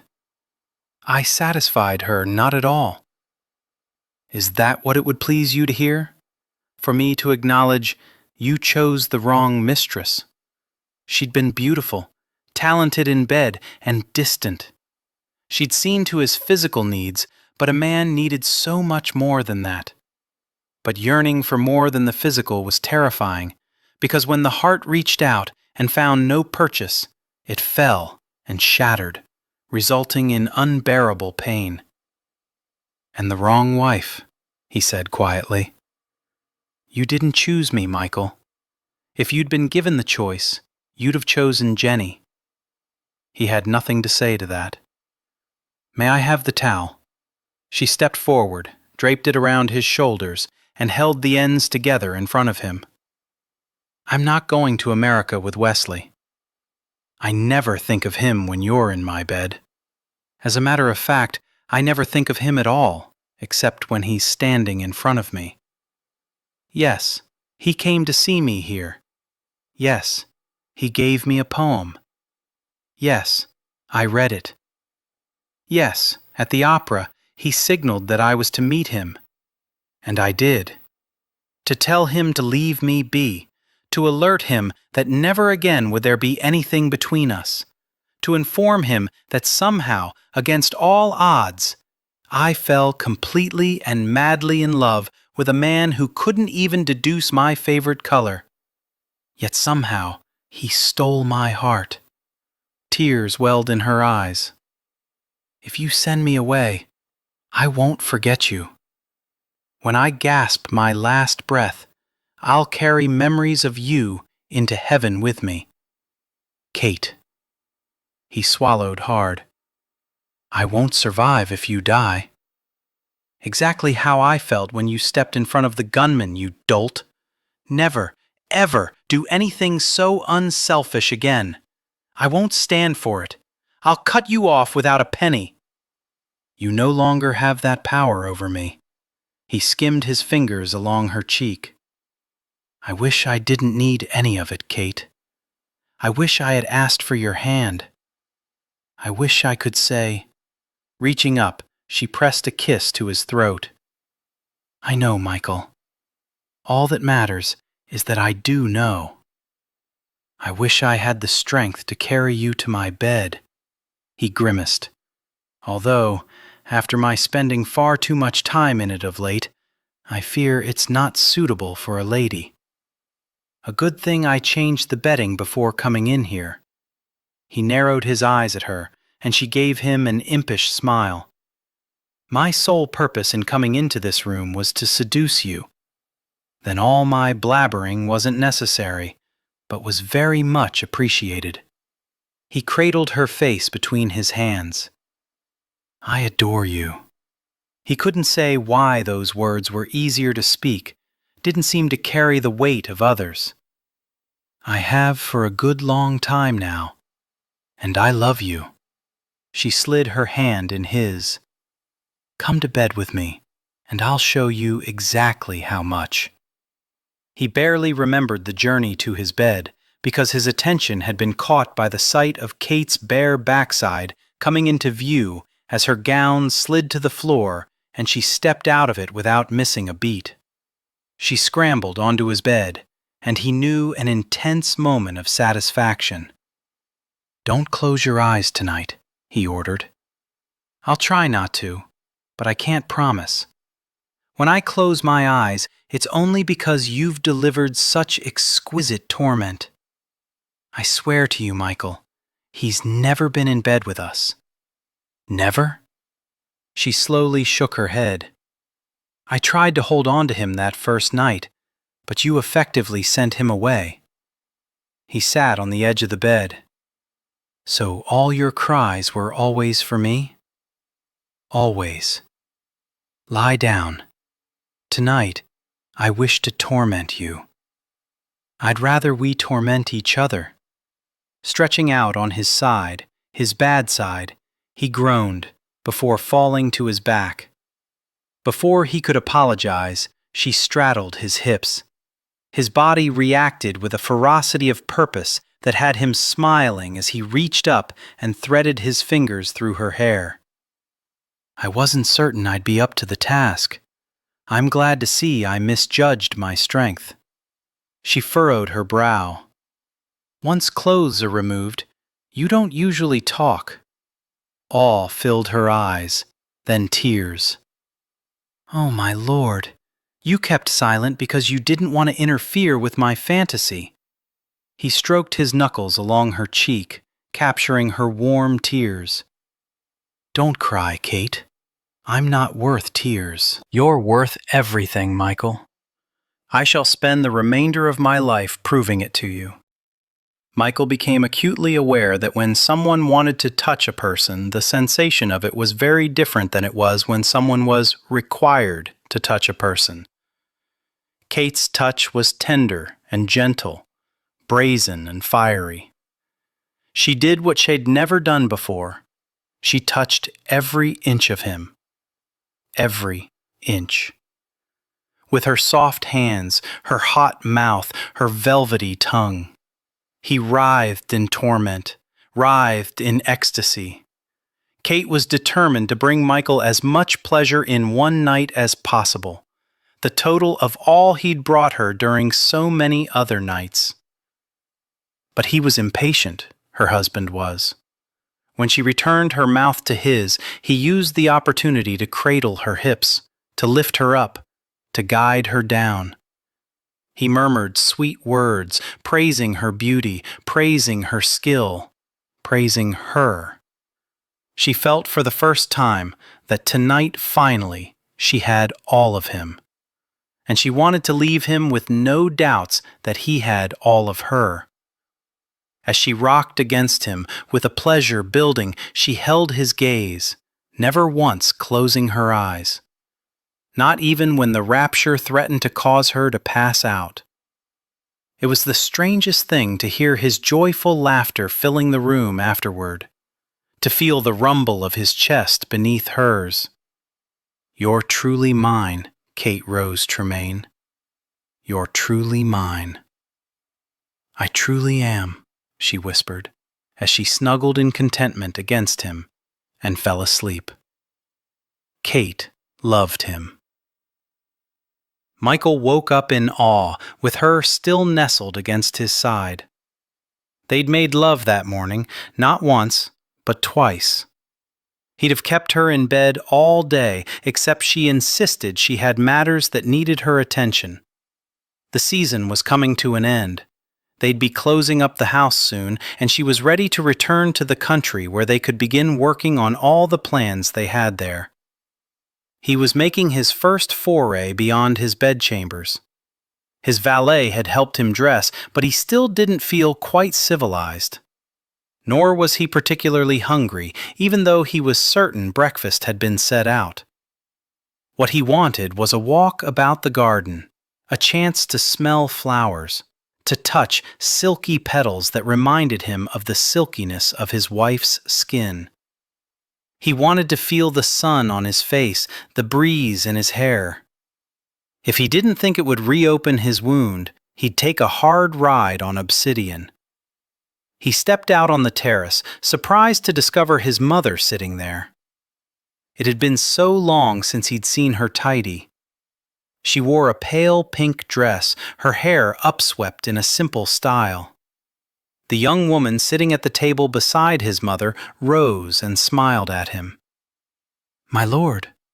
She tilted her head slightly as though issuing an invitation for Michael to take her place. He'd not seen his mother since she attacked him. She hardly seemed aware of his presence now. But she did appear calm. He took the chair while the young lady poured him tea before moving away to give them a moment of privacy. It was some time before his mother finally looked over at him. "Dreadful stuff." "Pardon?" "Tea. I've never understood the English fascination with it," he finished for her. She smiled and nodded before giving her attention back to the garden. Michael watched as tears welled in her eyes. "Lionel?" Michael's heart lurched. That had been his father's name. Was she having one of her delusions, imagining that she was sitting beside her husband?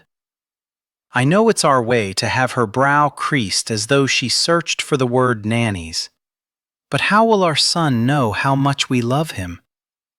Michael felt a painful tightening in his chest. Her mind may have taken away her memory, but it seemed in far corners some bit of him remained real to her. Reaching across the table, he laid his large hand over her frail one. Hell no, madam. I swear to you, hell no. You absolutely will not believe this, Jenny said. Kate had arranged for her family to join her and Michael for dinner, and her family had only just arrived. She wanted a last evening with them before she left for the country estate. She'd escorted them into the parlor where Michael was pouring a bit of brandy for the men.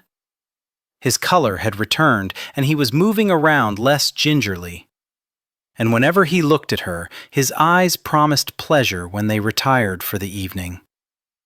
Wesley has left for America. Kate felt Michael's gaze come to bear on her, and she hoped her face revealed exactly what she was feeling at the news.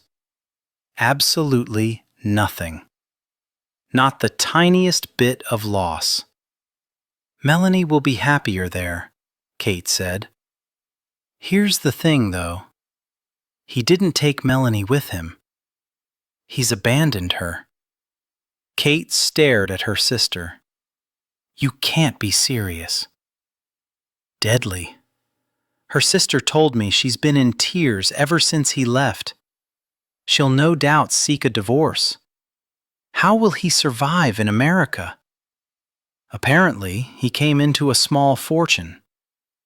Kate narrowed her eyes as suspicion began to dawn. She turned her attention to the three men who were studying their snifters of brandy as though they'd never seen the shade before. All right, I want the truth and I want it now. Which one of you paid him off? I did, her mother said. Kate spun around and stared at her. Her mother angled her chin. Money well spent. How much? Don't be vulgar, Kate. A lady does not discuss monetary details. What were the terms? That he put as much distance between himself and you as possible. I suggested the width of an ocean. You didn't have to do that, Mama. I was quite determined to steer clear of him myself. Would you deny me an opportunity to meddle? Kate rolled her eyes. I'm so glad to be leaving for the country tomorrow. You will return for your sister's wedding in October. No one will be in London in October. I hadn't considered that. Kate looked at Jenny. Why don't you get married at Rayborn? Jenny smiled. I'd like that.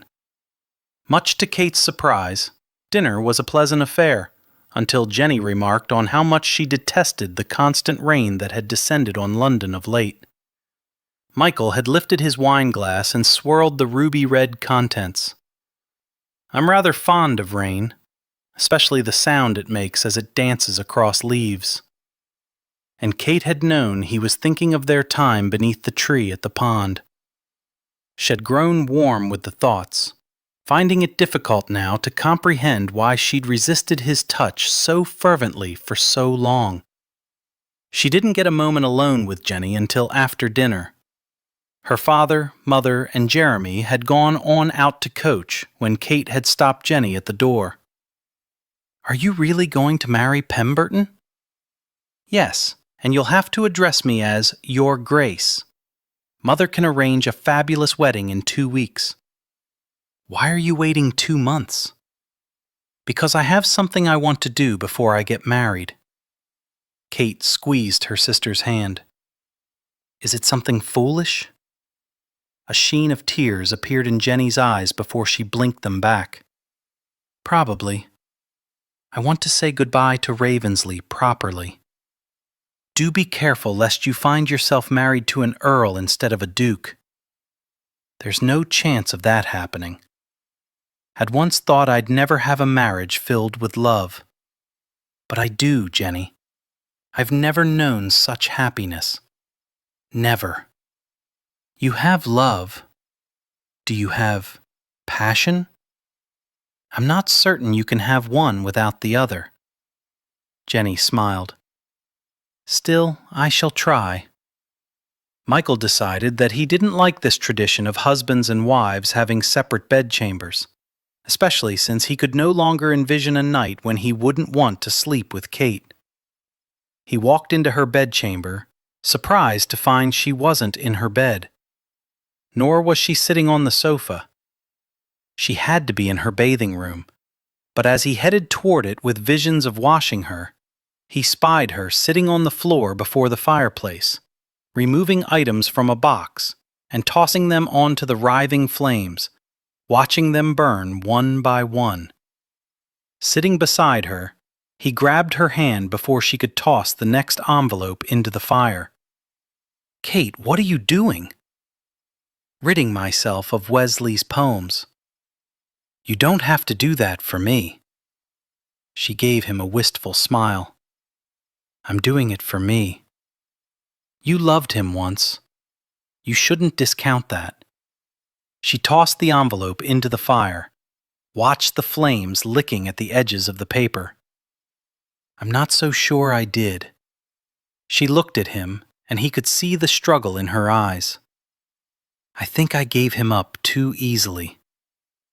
Michael felt as though she'd taken the poker and struck him with it. You mean you wish you'd gone to America with him? Leaning over, she brushed her lips over his. No. When Wesley and I were married, it took very little for Father and Jeremy to convince me that we should have the marriage annulled. No one would be able to convince me not to remain married to you. Michael released a huge sigh. I'm very relieved to hear that. She shook her head. I don't think you quite understand. They could take away the money, and I'd stand firmly by you. They could tell me they'd disown me, and I wouldn't leave you. There is nothing with which they could threaten me that would cause me to abandon you. And with Wesley, in truth, it took very little. You were young, Kate. That's what Jeremy said. I think you should keep the poems. God knows I'll never write you one.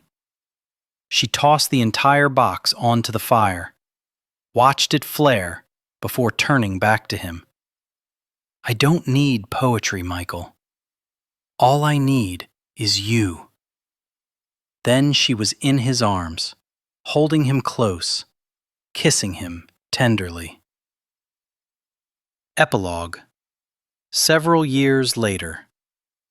Come give Mama a hug before she goes. Standing in the doorway of the nursery, Michael watched as his wife bent down and gathered their 2 sons and 1 daughter against her, somehow managing to effectively hug all 3 at once. He didn't know if he'd ever seen a mother of the aristocracy who doted on her children more than his Kate did. Their children harbored no doubts that they were loved and loved deeply. Kate played games with them, took them on outings, read to them, and hugged them fiercely every chance she got. Michael still found it difficult to be as free with his affection, but Kate more than made up for it. He loved these moments of watching her with them, loved when he had time to join them on their outings to the zoological gardens or on picnics. But between managing his estates and working to improve the conditions at asylums, he found his days never seemed to have enough hours in them. With Kate's acumen for business, they'd made some wise investments, and Michael had never taken another shilling from her father after that initial payment. As a matter of fact, as their own wealth began to accumulate, he'd wanted to return the $5 million to her father, but the old man wouldn't hear of it. You'll just get it back when I die, and I certainly don't need it. Put it to good works. And so they had. On the first anniversary of their wedding day, Kate had returned to him his father's ring. He'd been deeply touched. His gift to her had been a very badly written poem. Kate gave the children one more hug. Now be good.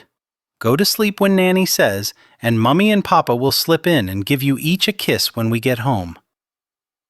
Michael bade his children good night as Kate joined him in the hallway.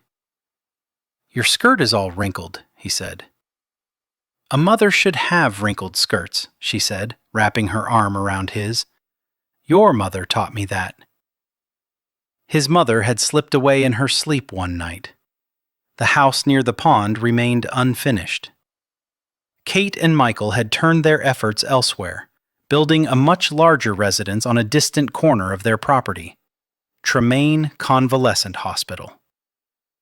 Michael thought it a much gentler name than insane asylum. All the residents there suffered from some sort of mental affliction, but their stay was not dependent upon their likelihood of being cured. Nor were the families of those who lived within its walls likely to pay. It catered to those who didn't have the financial means to pay for such services, and yet the care was the best money could buy.